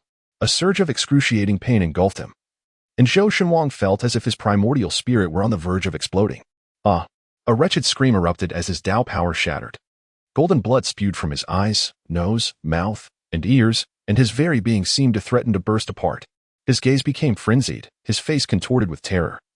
Even as he attempted to gather his Tao power for defense, the bell's force penetrated his primordial spirit, disrupting his ability to muster strength. A Tao weapon. This is the power of a Tao weapon. Zhou Shenhuang's face was a mask of fear. He dared not confront it, and, in an instant, transformed into a fleeing light, racing away into the distance. Humph. At that moment, a cold snort echoed. The figure of the ninth elder suddenly materialized in the path of Zhou Shenhuang's escape. This seemingly unremarkable elder, with his narrowed eyes sparkling with divine light and a smirk playing on his lips, thought to himself how audacious Zhou Ning was. Expecting to come and go as he pleased, leave something behind. Accompanying his words, the ninth elder made an abrupt slicing motion in the air, though his hands appeared empty. An indescribable radiant sword energy cleaved through the air, collapsing the entire mountain range ahead in an instant, stretching for hundreds of miles. Jiangjiao. A voice filled with venomous rage resounded as Zhou Shenhuang's corporeal form was cleaved in two. As a revered divine king of the Daylight Immortal dynasty, belonging to the Zhou lineage, he had long cultivated the formidable Tianyang realm, his physical body nearly indestructible. Yet, even he could not withstand this ethereal strike, his body shattered. Only his primordial spirit escaped, casting a resentful glance at Jiangjiao before vanishing without a trace. The events transpired with such swiftness that many were left in stunned silence. It was not until Zhou Shenhuang fled that the other sects and powerful factions began to react in horror. Zhou Shenhuang's body was destroyed, and his primordial spirit had fled? They were all struck with fear, realizing that this was no mere assault by a divine king. The initial cause of the chaos lay with the divine sun. Is this truly the power of a Tao weapon? As they gazed up at the ancient bell suspended above, fear was evident in every face. Divine Sun, are you unharmed? The ninth elder flew to Jiang Mingdao's side, bowing slightly. I appreciate your concern, ninth elder. Jiang Mingdao summoned the bell back to him with a wave of his hand, his brow slightly furrowed. Though the bell was indeed formidable, its consumption of Tao power was excessive. It had dealt a significant blow to a divine king, yet it had drained nearly half of his internal power. Of course, this was also due to it being his first use, and his unfamiliarity with it. Nevertheless, the outcome was satisfactory. The ninth elder expressed regret. Zhou Ning's primordial spirit is resilient. It is not so easily vanquished. I could only shatter his corporeal form. Should I have pursued his primordial spirit? The outcome of whether he would be slain is uncertain, and it would likely attract the attention of the emperor. He appeared somewhat remorseful, troubled by his inability to aid Jiang Mingdao in avenging him. There is no need for such concerns, merely a divine king, Jiang Mingdao replied with a gentle smile. The ninth elder's furrowed brow began to relax, a warmth blooming within him. Had it been anyone else, such words might have been mere pleasantries. Yet, this was his divine son. A flicker of belief ignited in his heart. The matter at hand had reached its conclusion. It was time to bring it to a close. Jiang Mingdao spoke, his gaze sweeping across the crowd of cultivators, all of whom wore expressions of awe and trepidation as they regarded him, including those from the Qin clan. Just as Zhou Shenhuang had made his move, the protector of the Qin family had appeared, shielding Qin Ruoqing. The unexpected outcome left the elder of the Qin clan, a divine king, utterly shocked, scrutinizing Jiang Mingdao intently. The Jiang clan's divine son is truly extraordinary. It seems your family possesses a promising candidate for the throne, she remarked with a tone of admiration. The ninth elder merely smiled faintly, remaining silent and non-committal. Jiang Mingdao's gaze suddenly fell upon Qin Ruoqing, a smile playing on his lips as he remarked, Goddess Qin, do not forget our agreement. With that, he said no more. And the distant sound of the nine dragons' carriage approached, revealing Jiang Zhenxuan, who had been unable to partake in the core battle. His expression filled with chagrin as he hurried over. As Jiang Mingdao ascended the carriage and departed, many around began to react, a wave of astonishment sweeping through the crowd. In the Qin clan, the divine king's elder spoke with a tone of uncertainty. Goddess, what pact do you share with the divine son? Startled, Qin Ruoqing's complexion grew slightly pale. Well, it was said that there might be an opportunity to visit the Jiang family in the future. The elder, interpreting her words as a sign of disappointment from not acquiring the Tao soldier, felt a touch of melancholy but grew invigorated, eyes glinting with intrigue. Could it be that the divine son harbors feelings for you? That would indeed be splendid. Jiang Mingdao is destined to be a formidable presence. If you were to join the Jiang clan, a union between our families would be greatly advantageous. Qin Ruoqing was taken aback. A marriage alliance with Jiang Mingdao? She would have to be weary of living too long. The experiences she had endured were nothing short of nightmares. That cannot be. Jiang Mingdao is betrothed to another. His descent to the mortal realm was for her. Qin Ruoqing hurriedly interjected. Indeed, it would not do for my Qin family to be relegated to concubines, the elder mused. Brows furrowed in contemplation. Yet, she is merely a foolish girl from the Lu family. Would they truly dare to claim the title of legitimate wife should he marry her? I believe there remains a glimmer of hope. Please, Lady Lai, do not say such things, Qin Ruoqing protested, fleeing back to the fire cloud vessel in haste. Only the divine king's elder, with a glimmering gaze, pondered further, increasingly convinced of the possibility. I shall inform the clan leader upon my return. The events that transpired within the great tomb of the Cloud Sea soon sent ripples of immense significance throughout the eastern wasteland. The mere emergence of the treasures of the Great Path attracted countless eyes, not to mention the myriad changes that unfolded upon entering the tomb itself. The descendants of the Jiang clan, the Sun Prince, and the goddess of the Qin family have emerged, igniting considerable curiosity among the masses.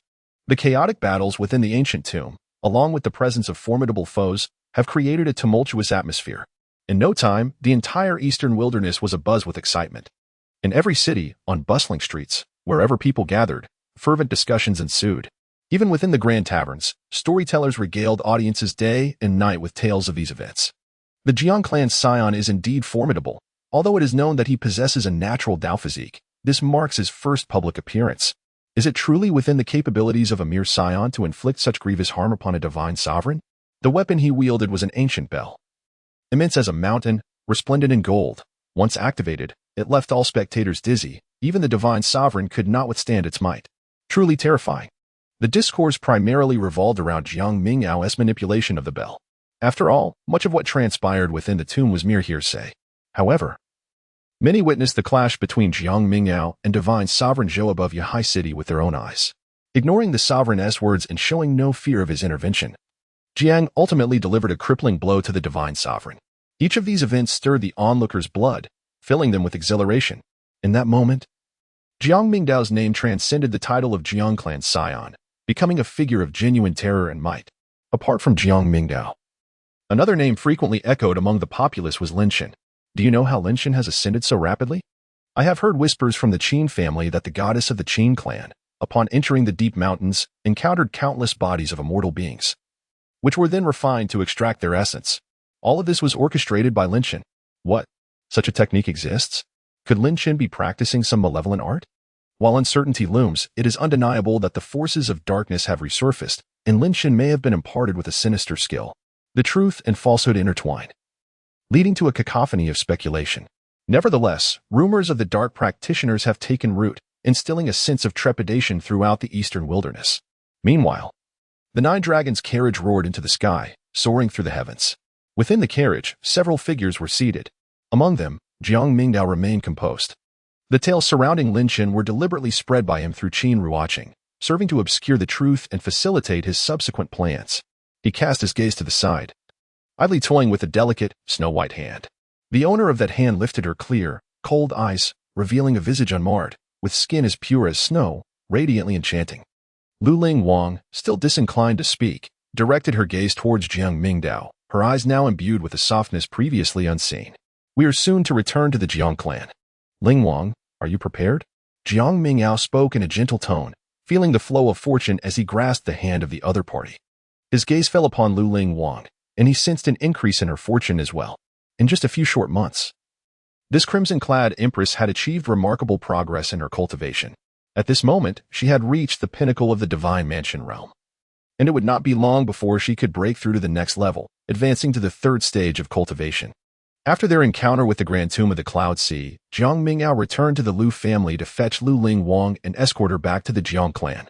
Accompanying Lu Ling Wang were two of her personal maids from the Lu family, one named Xiao Chan and the other Xiao Xia. The two of them sat in the carriage, filled with curiosity and a restless impulse, eagerly gazing around. The divine son and miss have been missed greatly during this time, Xiao Xia whispered, her lively personality prompting her to speak on behalf of her lady. She sits in the courtyard every day, staring blankly at the spot where the divine son once stood. Jiang Mingdao smiled as he gazed at Lu Ling Wang. Is that so, Ling Wang? Lu Ling Wang's gaze slightly shifted, casting a glance at her petite maid. The maid's expression faltered, and she quickly turned her face away, unable to meet her mistress's eyes, seemingly filled with trepidation. Yet, despite her fear, she understood that her mistress would not harm her. Moreover, her intentions were well-meaning, as she sought to alleviate the chill of her mistress's demeanor, which often rendered her unable to express herself. Lu Ling Wang withdrew her gaze and turned to the gentle countenance beside her. Indeed, she felt a tinge of longing. For many years, she had existed in a state of solitary cultivation, emotionally repressed, her feelings unperturbed, and had grown accustomed to this existence. However, Jiang Mingdao's arrival disrupted her monotonous life.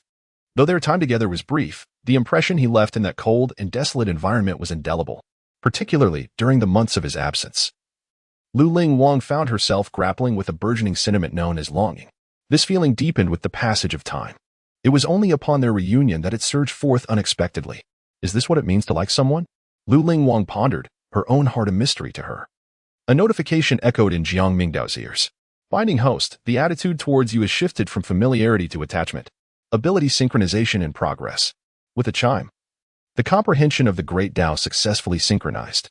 An indescribable aura of the Tao surged into Jiang Mingdao's body, causing the Tao patterns within him to circulate and undulate incessantly. As a unique force seemed to permeate his being, he wore a gentle smile. Soon, he would return to the Jiang clan, where the Thousand Springs golden liquid awaited, promising to restore you completely. Jiang Mingdao clenched his fist, gazing at the majestic Nine Dragons carriage as it soared through the skies. Before the carriage, the clouds parted, resembling a portal to another realm, surrounded by a mesmerizing flow of ethereal light. One misstep could lead to being ensnared within. Time seemed to stretch indefinitely, until suddenly, clarity emerged. With a resonant hum, the passage dissipated, and the entire carriage was infused with spiritual essence and Tao power, magnified hundreds of times compared to before. Divine Son, we have returned to the realm of dynamic heavens, echoed the voice of the Nine Elders. Jiang Mingdao lifted the curtain of the carriage and gazed outside. The vastness of the world unfolded before him, teeming with life, while countless hues of light intertwined above, permeating the great path. Below him, myriad beings traversed the expanse, with magnificent golden palaces stretching endlessly, a testament to the coexistence of myriad races and the prominence of diverse doctrines. This was the spectacle of the celestial domain, a realm of grandeur far surpassing the 3,000 Tao domains beneath it. The carriage sped forth, heading towards the Jiang clan. Within the Jiang clan, the divine scion has returned. We pay our respects to the divine scion. As the chariot traversed a terrifying array of countless overlapping ruins, the surroundings suddenly opened up, revealing a breathtaking celestial vista. Before one's eyes lay a realm of immortal islands, towering mountains, divine radiance soaring into the heavens, and a myriad of stars scattered across the sky. Countless auspicious beasts soared through the air, while ancient beings wandered amidst this ethereal landscape. As the chariot entered the Jiang clan's domain, streams of radiant light surged forth from various directions, forming a protective entourage before the chariot. Accompanied by a chorus of respectful voices, the entire Jiang clan's palace was suffused with an overwhelming aura of power. Even the venerable elders at the pinnacle of the Divine King realm were not considered the most formidable within the Jiang clan. The chariot descended gracefully, returning to the palace where Jiang Mingdao resided. He alighted alongside Lu Ling Wang. The entire Jiang clan was enveloped in a multitude of formidable arrays, and wherever one ventured, the pervasive essence of antiquity could be felt. Divine Scion, the clan head has commanded me to escort you, proclaimed an elder of the Divine King realm, bowing respectfully under the radiance of divine light. The clan head, Jiang Mingdao's father, is the current sovereign of the Jiang clan. Jiang Mingdao nodded solemnly and instructed Heiji, take Ling Feng and proceed to my palace to settle in. Yes, Heiji responded obediently. Jiang Mingdao rose and made his way towards the main palace of the Jiang clan. As he traversed numerous celestial mountains and intricate formations, passing through various long corridors and pavilions, he arrived at the ancient royal palace at its heart. Upon entering, he immediately heard a woman's voice from the upper seat. Dower, you have finally returned. Ji Bingyun, with a face full of longing, approached him. Mother. Upon seeing the graceful woman radiating concern, Jiang Mingdao smiled as he spoke. The Daylight Immortal Dynasty truly possesses audacity, daring to provoke the Divine King against you. Jiang Jiao should have protected you better. Ji Bingyun anxiously grasped Jiang Mingdao's hand, scrutinizing him closely. Only after confirming her son was unharmed did she voice her reprimand, especially when the Daylight Immortal Dynasty was mentioned. A trace of frost glimmered in her gentle eyes. Old Jiao has already performed admirably. Without enduring this descent, we would have encountered numerous troubles, Jiang Mingdao replied, shaking his head. Hearing her son speak thus, Ji Bingyun, though still somewhat displeased, refrained from further comments. After all, as the mother of a villain, her instinct to protect was inevitable, yet for Jiang Mingdao, such protective instincts conveyed the utmost care. Enough, a voice resonated. This journey was intended for your own experience. At your age, relying solely on others for protection is hardly commendable. As these words echoed, the hall filled with swirling mist, and a tall, imposing figure emerged from the front. The man's features bore resemblance to Jiang Mingdao, albeit tinged with a sense of weariness. He was tall and distinguished, and had he been younger, he would undoubtedly have been a peerless prodigy. This man was none other than Jiang Mingdao's biological father and the current head of the Jiang clan, Jiang Gushing. Jiang Gushing exudes an ethereal aura, rendering his precise cultivation elusive to discern. Only the rhythmic opening and closing of his eyes reveal a shimmering light, as if intertwined with the essence of the Tao. Jiang Mingdao sensed a touch of familiarity in his bloodline as he gazed at the man. Father, you have returned. A faint smile emerged in Jiang Gushing's eyes. As the current head of the Jiang clan, his status was indisputable, wielding authority over the eternal life immortal clan, with power that could alter the very fabric of the upper realms and determine the fates of countless beings. To the outside world, Jiang Gushing was notorious. A ruthless figure feared and loathed by many immortal powers, whose mere presence evoked both hatred and trepidation. Yet, it was only in the presence of his own kin that he revealed a rare tenderness. You have done well. Your descent to the mortal realm was for the marriage of the Liu family, and I hear some elders have voiced their objections. After all, such a foolish girl is hardly worthy of our Jiang clan's divine son. Jiang Mingdao dismissed it lightly, saying, as long as I am happy. Haha. Jiang Gushing laughed heartily, exclaiming, indeed, as the scion of the Jiang clan, your future is undoubtedly destined to bear the weight of heaven's mandate. The vastness of the world renders the opinions of others utterly insignificant. They amount to nothing, regardless of which maiden it may be, as long as she captures your heart. You should ardently pursue her. His tone was commanding, a hint of arrogance in his raised brow, much like your mother, who I subdued countless prodigies to claim for myself. Beside him, Ji Bingyun interjected with exasperation, reproaching, why are you telling him this? Jiang Gushing smiled, his gaze settling upon Jiang Mingdao. Have you already transcended to the third realm of cultivation? He inquired. Indeed, I was fortunate.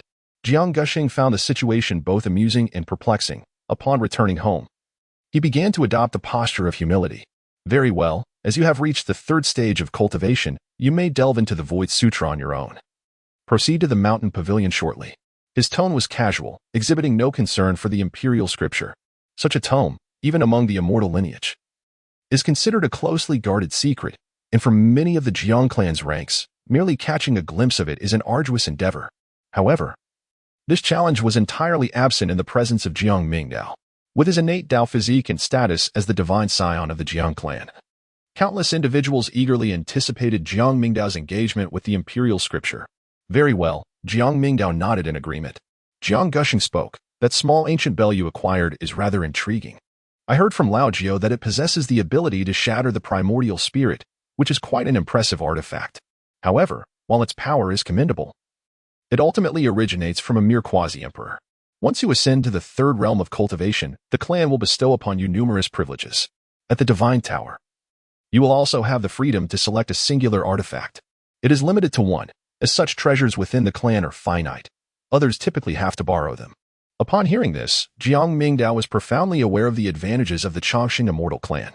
This truly exemplifies the top-tier antagonist, such a lineage in the outside world surpasses many. Even artifacts can be granted. Understood, father, Jiang Mingdao replied. Jiang Gushing refrained from speaking further and nodded, preparing to depart. Suddenly, a thought struck him. There is one matter. Do you recall the strand of chaotic purple energy that you refined within your body? On the day of your birth, an extraordinary phenomenon occurred. As the Tao body emerged, the heavens were adorned with intricate signs. That strand of chaotic purple energy was something our ancestor borrowed from a neighboring realm. It seems that family has experienced some turmoil over the past 2 years. If the opportunity arises, you might consider taking a look. Borrowing the purple energy? Jiang Mingdao was momentarily taken aback. Could such a thing truly exist? Memories surged within his mind, and after a brief pause, he indeed recalled a similar scenario, which soon left him with a peculiar expression. He was born with the innate body of the primordial Tao, and upon his arrival, he had stirred the very heavens and earth, manifesting countless extraordinary phenomena. Possessing the spiritual essence of the fourth realm from birth, his inner spiritual energy surged dramatically, causing the manifestations to become overwhelmingly tumultuous. Consequently, several elders of the Jiang clan intervened to enhance his bloodline and merge the phenomena, seemingly employing some arcane techniques. They scoured the myriad realms and extracted a wisp of primordial purple energy, refining and integrating it into his being. It was precisely through this method that he attained such formidable strength. However, was it truly borrowing? It appeared more akin to a direct seizure. On the day the daughter of the Luo family was born, a radiant light emerged, yet the Jiang clan unceremoniously plundered it, thereby solidifying his bloodline. Could it be that this was yet another child of destiny? Jiang Mingdao felt a sense of helplessness. Indeed, events that transpire in one's own life are seldom straightforward. Upon Jiang Gushin's departure, Jiang Mingdao did not linger. After exchanging a brief greeting with his mother, he proceeded directly to the mountain pavilion. The realm of the Jiang clan is resplendent with divine light, adorned with countless ethereal palaces. As he soared through the air, every individual of the Jiang clan bowed in respect. Before long, Jiang Mingdao arrived at the entrance of an ancient palace. This edifice, radiant and magnificent, loomed like a mountain, enveloped in golden light, with myriad formations spiraling around it, providing meticulous protection to the area. This is the mountain pavilion, the repository of the Jiang clan's sacred texts, housing a plethora of scriptures, techniques, and divine powers. Upon reaching the grand entrance, he found the doors of the mountain pavilion wide open, revealing a seldom-trodden path. Only an elderly man, leaning on a cane, emerged. The old man exhibited no fluctuations in energy, appearing merely as an ordinary mortal. Yet, Jiang Mingdao did not dare to show the slightest negligence, slightly bowing and addressing him, ancient ancestor. This individual was one of the venerable ancestors of the Jiang clan, a genuine being of quasi-emperor status, eternally guarding the mountain pavilion. Young divine son, you have returned, the ancient ancestor smiled, his face akin to the peel of an orange, adorned with deep wrinkles. However, his smile was exceedingly warm as he scrutinized Jiang Mingdao for a moment. Nodding in approval, it seems you have resolved the issues within you and are fully awakened. Thank you for your concern, ancient ancestor, Jiang Mingdao replied with warmth and courtesy. It is my duty. I am aware of your matters. The void scripture lies at the top floor. Only one may enter at a time, and I shall remain here to guard. Thank you, ancient ancestor. Jiang Mingdao uttered no further words and stepped inside. As he entered the palace tower, the massive door behind him slammed shut. The mountain tower revealed a hidden paradise. Before him stood countless towering bookshelves, each lined with an array of profound techniques. Some were inscribed on jade slips, while others were ancient tomes, occasionally glimmering with a light that seemed to beckon attention.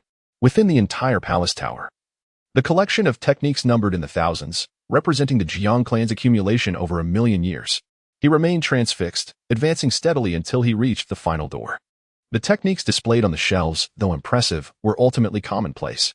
Only beyond this door lay the true treasure trove of the Jiang clan. As Jiang Mingdao approached, a pulse of energy emanated from the door, assessing his bloodline before unveiling a radiant portal. Jiang Mingdao stepped through the threshold. Before him, countless rays of light danced, cascading like a galactic waterfall, turning mountains and rivers upside down.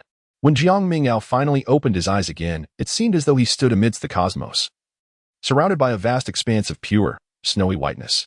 Ethereal orbs of divine light floated in the space between heaven and earth, each emanating an ancient aura. This realm existed uniquely in its own right, accessible only to those of the Jiang clan bloodline. Each luminous orb represented a supreme cultivation method, most of which contained a fragment of the Tao's power. Regrettably, they were incomplete. Many within the Jiang clan, lacking the cultivation of the void scripture, practiced the techniques contained within these orbs. Jiang Mingdao scanned the surroundings. As he casually brushed against a luminous orb, an eruption of terrifying sword aura surged forth, seemingly intent on tearing the very fabric of heaven and earth asunder. As the mist dispersed, a tattered sword manual was revealed within. The title read the Sword Manual of Absolute Annihilation, with bold characters that struck the eye. Each character seemed to unleash a sword intent, threatening to pierce the gaze. This appeared to be a scripture acquired by the 13th ancestor of the Jiang clan during an expedition to the Outer Realms 70,000 years ago, containing the profound principles of the annihilating sword path, replete with formidable killing techniques, yet difficult to comprehend and lacking in completeness. Jiang Mingdao possessed a certain understanding. His gaze swept across each orb of light, The 6 underworld ghost scriptures, the Vidra dispelling sacred scroll. The celestial 9 true thunder diagram, each technique contained within these luminous spheres was exceptionally remarkable, radiating divine brilliance. The Jiang clan is not a stagnant entity, as an ancient power. It continues to embark on expeditions beyond its borders. Each acquisition contributes to the nourishment and enhancement of this colossal lineage. Among these, the various techniques hold significant importance. At a glance, one can observe an impressive array of over 1,000 distinct methodologies housed within. Jiang Mingdao cast a sweeping gaze around, advancing to the very end. The surrounding orbs of light were entirely barred from entry, rendering this place a striking expanse of emptiness. As Jiang Mingdao stepped further in, the atmosphere around him palpably shifted. Despite the visibly short distance, it felt as though he had traversed 10 miles. Finally, he arrived at the terminus. Before his eyes, in what was once a desolate expanse, countless threads of divine light converged. Beneath this ethereal illumination, an ancient scripture materialized out of thin air, the Sutra of the Void. The absolute core ancient scripture of the Jiang clan does not possess a physical form. It resides perpetually at the very heart of the mountain tower. Only through the verification of bloodline can it be summoned forth. Jiang Mingdao stepped forward, extending his hand to touch the ancient scripture. With a resounding hum, a dazzling radiance erupted, captivating the eye with its brilliance. Upon contact, he immediately sensed the extraordinary weight of the pages. It felt as though each page bore the heft of a colossal mountain. The void scripture was still assessing the vitality and spiritual essence of its reader. Jiang Mingdao raised an eyebrow slightly, aware that his own spiritual energy and Tao power were surging and self-activating. This immense weight would render even those who had attained the Tao pattern realm quite challenged in turning the pages. As he flipped through them, a myriad of luminous characters coalesced into view, each page brimming with countless ancient glyphs, each one shimmering subtly, imbued with the essence of the void. Jiang Mingdao's gaze locked onto the text, each character pulsating as it penetrated his mind. The innate power within him stirred, thundering into motion. He had already gained some understanding of the Void Sutra. The Jiang clan's Void Sutra comprises 7 levels, categorized by realms. Those in the initial 3 realms may only cultivate the first 3 levels. Only upon the attainment of the Tao law body can one advance to the subsequent levels. Within these levels lie 7 paths of the void, yet in the early stages, one may only skim the surface. The depth of cultivation depends on individual insight. The crux of the matter lies in the Tao techniques contained within. The Void Sutra encompasses a multitude of Tao techniques, yet they cannot be practiced indiscriminately. This imperial scripture resonates with the innate talents of its practitioner, allowing one to cultivate only those techniques they comprehend. However, for him, there was no need for such complexities. Jiang Mingdao sat cross-legged and opened his interface. The villain points amounted to an impressive 110,000. It is time to make a purchase. He glanced at the system's prompt. The first level of the Void Sutra required a comprehension expenditure of 40,000 villain points. The techniques available for enlightenment included the Great Void Palm and the Absolute Void Palm. Truly, the cost was considerable, such as the challenge presented by the Imperial Sutra.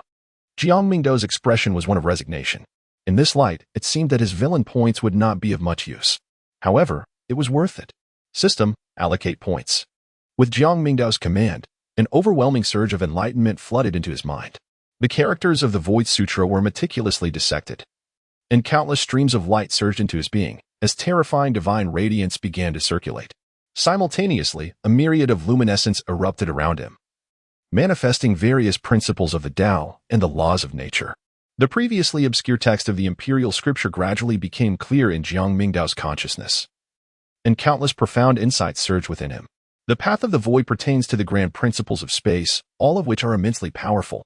In the first 3 layers, there were numerous Tao techniques. However, after careful consideration, Jiang Mingdao discerned that the finest was Void Shadow Body, an original Tao technique and the pinnacle among the first 3 layers of the Void Sutra.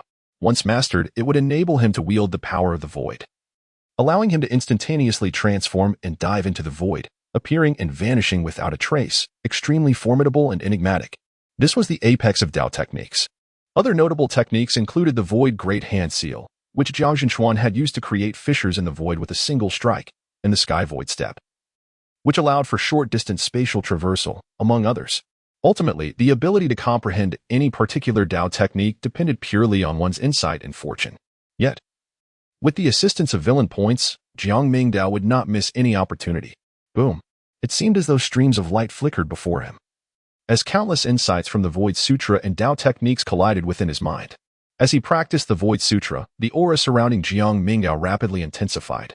While he sat in tranquility, he summoned the spiritual essence of heaven and earth, drawing the surrounding Tao forces into himself, emitting a series of resonant booms. Outside the mountain tower, the ancestor appeared to sense something, raising his gaze towards the pavilion, his eyes shimmering with brilliance. The power of the void was coalescing at an astonishing pace. Had the divine son truly begun to grasp the fundamentals in less than half a day? His eyes flickered, a look of astonishment crossing his face. This level of comprehension was terrifying. Could the Jiang clan genuinely hope to give birth to a great emperor? The ancestor was filled with immense joy. Not only he, but the commotion within the mountain tower had attracted the attention of many ancient beings within the Jiang clan. Their divine thoughts converging here. Suddenly, the mist parted, and a shadowy figure descended. Ancestor, who is cultivating here? A hazy figure inquired, though merely a projection. The formidable aura emanating from it clearly indicated a peak divine king, one who had even begun to touch upon the essence of the Tao, the divine son. The ancestor replied with a slight smile, instructing others to restrain themselves and not disturb the divine son's cultivation, otherwise, he would be inclined to seek trouble. The divine son? A divine king was taken aback, his expression shifting. Wasn't the divine son newly ascended to the third realm of cultivation, entering the mountain tower for the first time? The ancestor nodded, stating that individuals vary. Even if it was the divine son's first entry, the gains he would acquire were incomparable to others. Upon hearing this, not only the divine king present, but also many watching from the void were left astonished. To achieve such gains upon first entering the mountain tower? Just how terrifying was the divine son's existence? The atmosphere buzzed with energy, and with the ancestor overseeing the situation, no one dared to approach recklessly. Time gradually passed, and in the blink of an eye, 3 days had elapsed. In the center of the mountain tower, Jiang Mingdao remained seated in a meditative posture. Yet upon closer inspection, his form flickered subtly, as if he might dissolve into a wisp of cloud and vanish at any moment. He seemed to exist in this space, yet simultaneously to be absent. The essence of the void enveloped him, rendering him ethereal and elusive, difficult to discern. At last, Jiang Mingdao opened his eyes, and a resonant hum filled the air. A flash of silvery light shimmered within his gaze, transforming the once tranquil mountain abode into a tempest of swirling chaos. Countless beams of luminous energy descended like cascading waterfalls, mingling with chaotic essences and flowing seamlessly into Jiang Mingdao's body. Jiang Mingdao rose to his feet, his form ethereal, as if he existed within the interstices of space. To the north, south, east, and west, countless fragments of space surrounded him, each shard reflecting an expansive realm, yet none of them resembling the mountainous halls. Is this the void shadow? If I were to take a single step forward, could I instantaneously traverse to this fragmented realm? Jiang Mingdao attained a profound understanding. He turned his awareness inward, sensing within himself a nascent source of ethereal power, birthed from the innermost sanctum of his being. This essence, the source of the void, was the manifestation of his cultivation of the void scripture, enabling him to grasp the principles of the void path. In addition to the shadow of the void, he also chose 2 other formidable techniques. The first was the great hand seal of the void, and the second was the void severing slash. Both of these techniques harnessed the terrifying power of the void and were of celestial tier. Thus, the void was initially realized. Jiang Mingdao smiled faintly. In the span of 3 days, he had reaped a bountiful harvest. He had completely comprehended 2 of the 3 layers of the Void Sutra through the system and had merely begun to grasp the 3rd layer. Though his antagonist value had been entirely depleted, here, there was no longer any value in lingering. With that, Jiang Mingdao took the initiative to step out of the mountain pavilion. As he exited, his ancestor had been waiting there, though he had his back turned, engrossed in an ancient tome. Ancestor. It was not until Jiang Mingdao's voice resonated that his ancestor was jolted from his reverie. Turning to look, his expression shifted slightly. How could this be? He had not sensed Jiang Mingdao's approach. He raised his gaze to scrutinize Jiang Mingdao, only to find him appearing ethereal, as if he could seamlessly blend into the surrounding environment at any moment. Could this be the void shadow technique? Had the divine son mastered this arcane art? After the initial shock, his ancestor's face beamed with joy. He focused his attention on Jiang Mingdao, yet while his physical form was present, it felt shrouded in an indistinct haze to his perception. This sensation was clearly indicative of an exceptionally potent technique. Only the void shadow technique could produce such an effect. This art was renowned as the quintessential embodiment of the void's principles, and those who mastered it had etched their names into the annals of Jiang clan history. Fortune favors me, Jiang Mingdao chuckled lightly. Excellent. The void shadow technique had not been comprehended by anyone from the Jiang clan in a millennium. His ancestor was elated. This was indeed a momentous occasion for their clan. Jiang Mingdao has attained the ethereal shadow body, causing considerable upheaval among the upper echelons of the Jiang clan. This primordial Taoist technique is immensely powerful. In the history of the Jiang clan, those who have mastered this arcane art are exceedingly rare. Possessing such a skill, one may not attain transcendence, yet can exert formidable influence.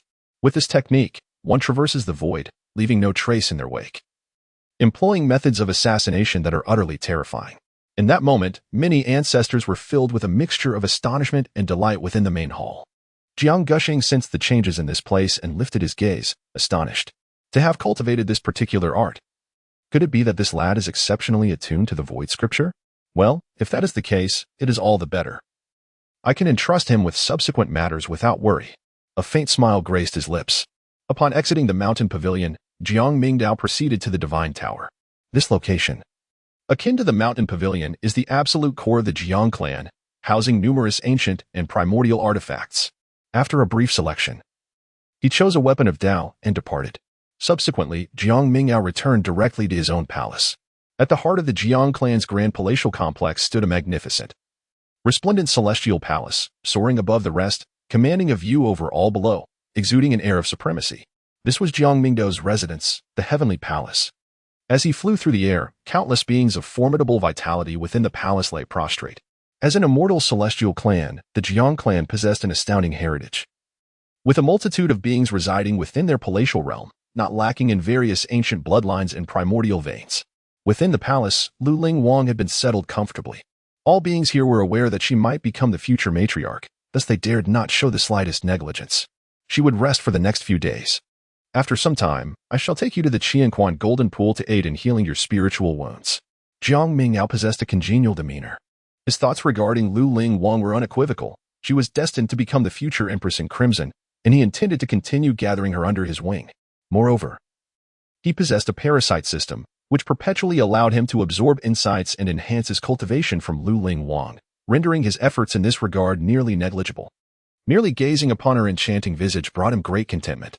For such a formidable and captivating presence, he felt no need to exert excessive effort to reap substantial rewards. Why not embrace it?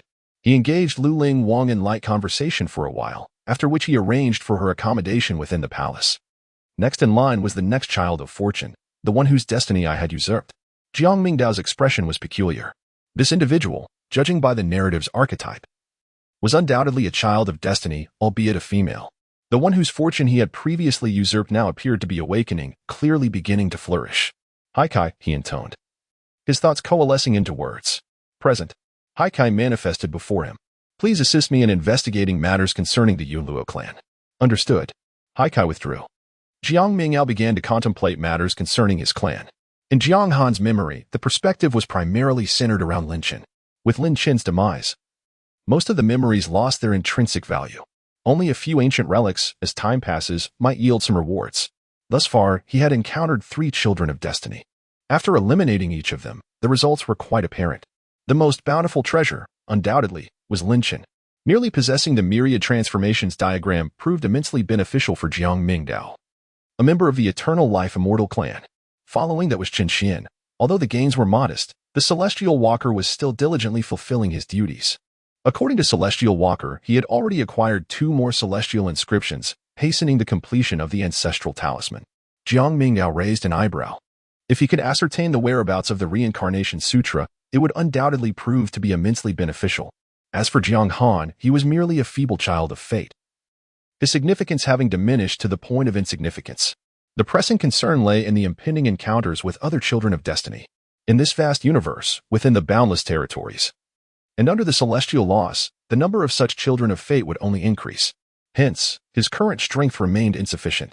Jiang Mingdao was certainly not blinded by the immediate gains before him.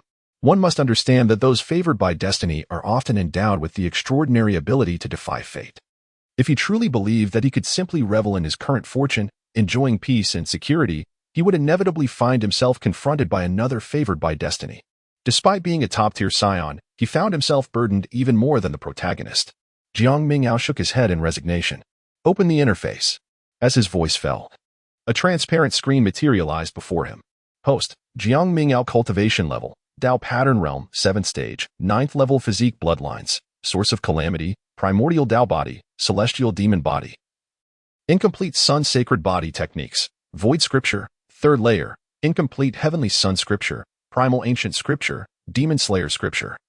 Star moon nurturing furnace scripture divine abilities, Tao heart demon seed, ancient, primordial body, primitive, void shadow body, primitive, villain points, 1500 the incomplete sun sacred body.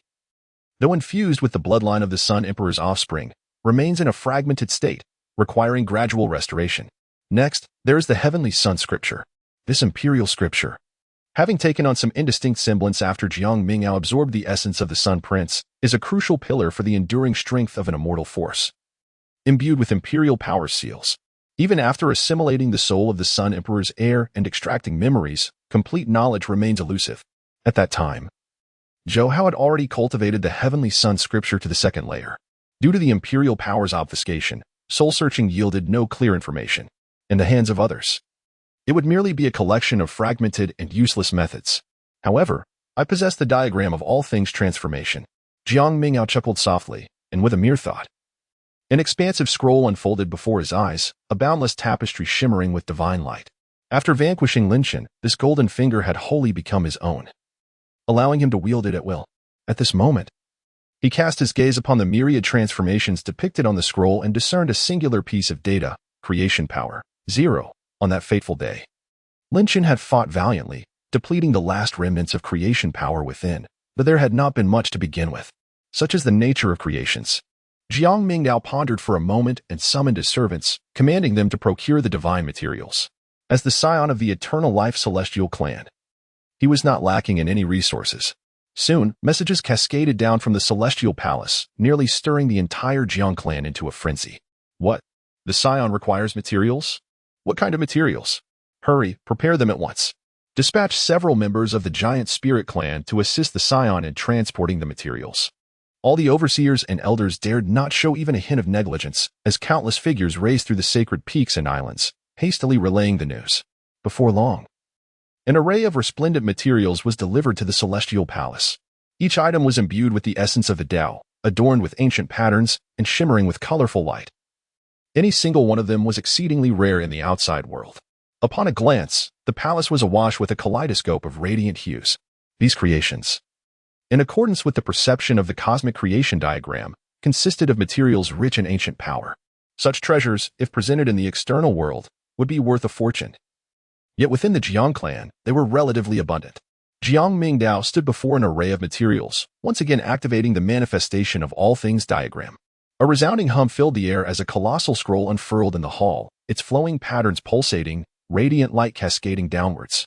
In an instant, numerous objects among the materials soared into the air. A single black, withered feather appeared desiccated and shriveled. Yet, as it ascended, it erupted into vibrant flames, revealing the ethereal silhouette of a fire phoenix, unmistakably a true blood relic of the phoenix lineage. This solitary feather alone possessed the potency to forge a sacred weapon, inciting a fervent scramble for possession. Additionally, there lay a blood-stained, or, seemingly just a piece of tianyuan mineral. However, as the light illuminated it, boundless rays of true light ascended, ancient patterns emerging upon its surface, clearly indicating it was a primordial source mineral. Ancient immortal gold, 10,000 yearwood, and the crystalline essence of the 9 nether cold pool. One by one, these materials were cast into the manifestation of all things diagram, visibly accumulating the power of creation with remarkable speed. After a brief moment, before Jiang Mingdao, the panel displayed that the power of creation had already surpassed 3,000. Repair, he uttered. As his words fell, all the power of creation was channeled into the Tianyang Sutra. Boom. In Jiang Mingdao's mind, the indistinct cultivation method of the Tianyang scripture began to operate autonomously. The process of transformation and restoration unfolded as all things converged into unity. Before him, on the diagram of myriad manifestations, a great sun ascended, its rays swirling and spinning with fervent intensity. Within Jiang Mingdao's mind, the Tianyang scripture was swiftly being completed, with golden and crimson characters pulsating and merging together, gradually forming the embryonic shape of an imperial scripture. The numerous insights of the Tianyang scripture also surged into his consciousness. The restorative power of the myriad phenomena creation diagram was astonishing, capable of calculating billions of times in the span of a single breath. Until it discovered the most suitable method of cultivation, it was uncertain how much time had passed. When Jiang Mingdao opened his eyes once more, The immense power of the sun within him surged with grandeur. Within his inner sanctum, a tome, entirely crimson and adorned with swirling solar patterns, had materialized in a spectral form. The heavenly sun scripture. This was indeed the heavenly sun scripture, the imperial scripture of body refinement from the celestial sun dynasty. He delved into introspection, seeking understanding. However, this heavenly sun scripture was incomplete, containing only the first two layers, which corresponded with Zhou Hao's memories. It would be feasible to continue the progression, yet the amount of transformative power required would be astronomical, rendering it entirely impractical. Jiang Mingdao did not aspire to lofty ambitions. He chose to enter through the door of cultivation first.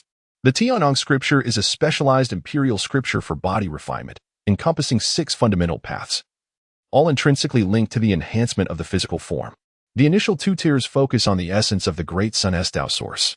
Once mastered, one can harness the power of the great sun, allowing for the elevation of one's cultivation even without active endeavor. The practitioner, embodying the great sun, remains eternal and indestructible. After profound contemplation, he found his mind enriched with the nascent forms of 2 profound techniques. The first, named Yuan Yang Indestructible, once cultivated, would render him akin to Zhou Hao, whose vitality remains unyielding, making death a rarity and enabling swift recovery from any injuries. The second, known as Tianyang Luo, serves as a method for absorbing the power of the great sun, refining the flesh and meridians. With the acquisition of these 2 techniques, he could further augment the strength of his corporeal form. Jiang Mingdao smiled faintly, reaping a rich harvest. Next, he needed to devise ways to continue accumulating villain points. He pondered the nature of the child of destiny. Meanwhile, in a small town, a tumult was drawing to a close. At the Yunning Academy, today marked the grand competition. On the arena, a slender, elegant young woman clad in green stood with a cool demeanor. Her features were delicately refined, her willow-like brows arched gracefully, and her heart-shaped face bore a faint pallor, suggesting a hint of frailty. Li Xing, you have been defeated. Your clan, in collusion with Zhao Yuanqing, harbored ulterior motives, intending to annex my Luo family during this grand event. Today, all have been subdued. Her voice, cool yet soothing, resonated clearly around the arena. Below, the young man's complexion turned pale, disbelief etched on his face. How could you possess the strength of the divine palace? It's utterly impossible. Your foundational cultivation was clearly plundered from you since childhood. Luo Li parted her lips, a cold smile gracing her face. That is beyond your comprehension. As her words fell, numerous armored soldiers surged forth, apprehending the members of the Li family. The chaos within Yuluo City came to an end. Luo Li exhaled deeply, feeling quite fatigued. The scheming of the Li and Zhao families had persisted for quite some time, aiming to consume the Luo family and seize Yuluo City. Indeed, they had been but a step away from success. Had it not been for Luo Li's concealed strength and her early breakthrough to the divine palace level, along with other fortuitous encounters, they might have truly succeeded. She returned to her clan, the Luo family. Upon her arrival, she saw her father. Father, she addressed him. The head of the Luo family looked relieved. Lear, it is thanks to your breakthrough to the divine palace that we have prevailed. I did not anticipate that you had hidden your strength for so long, gaining such prowess. He gazed at his daughter with pride. On the day of her birth, the Luo family had been overjoyed, for she was enveloped in auspicious energy, a sign of her extraordinary potential, destined to achieve greatness. However, their elation was short-lived.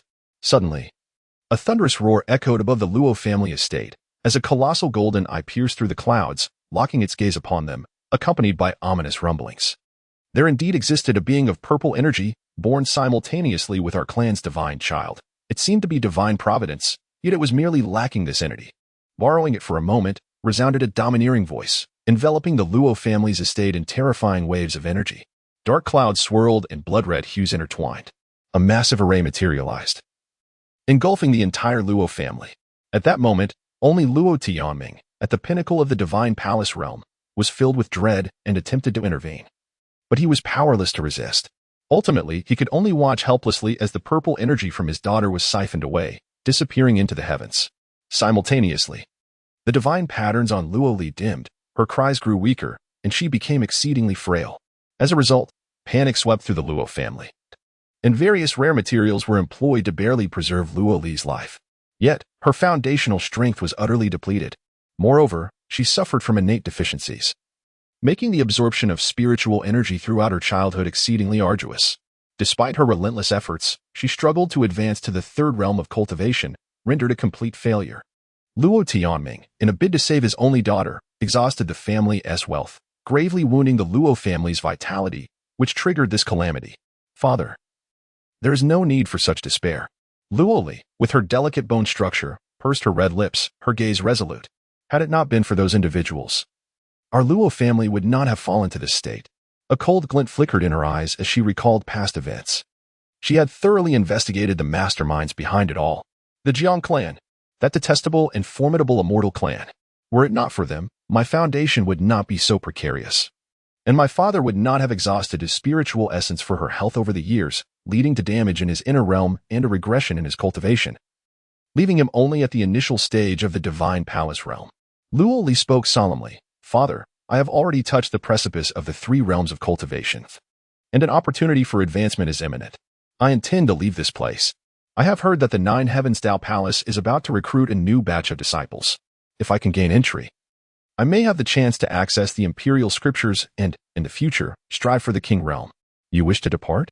Luo Tianming's expression was one of concern. The outside world is rife with chaos, and there may very well be those watching over our Luo family. If our intentions were to be discovered, I have made up my mind. If I do not venture out to hone my skills, I shall never have the opportunity for vengeance, Luo Li declared resolutely. Understanding his daughter's temperament, Luo Tianming, seeing that he could not dissuade her, could only sigh inwardly. A flicker of ethereal fire glimmered in Luo Li's eyes. Ginger family,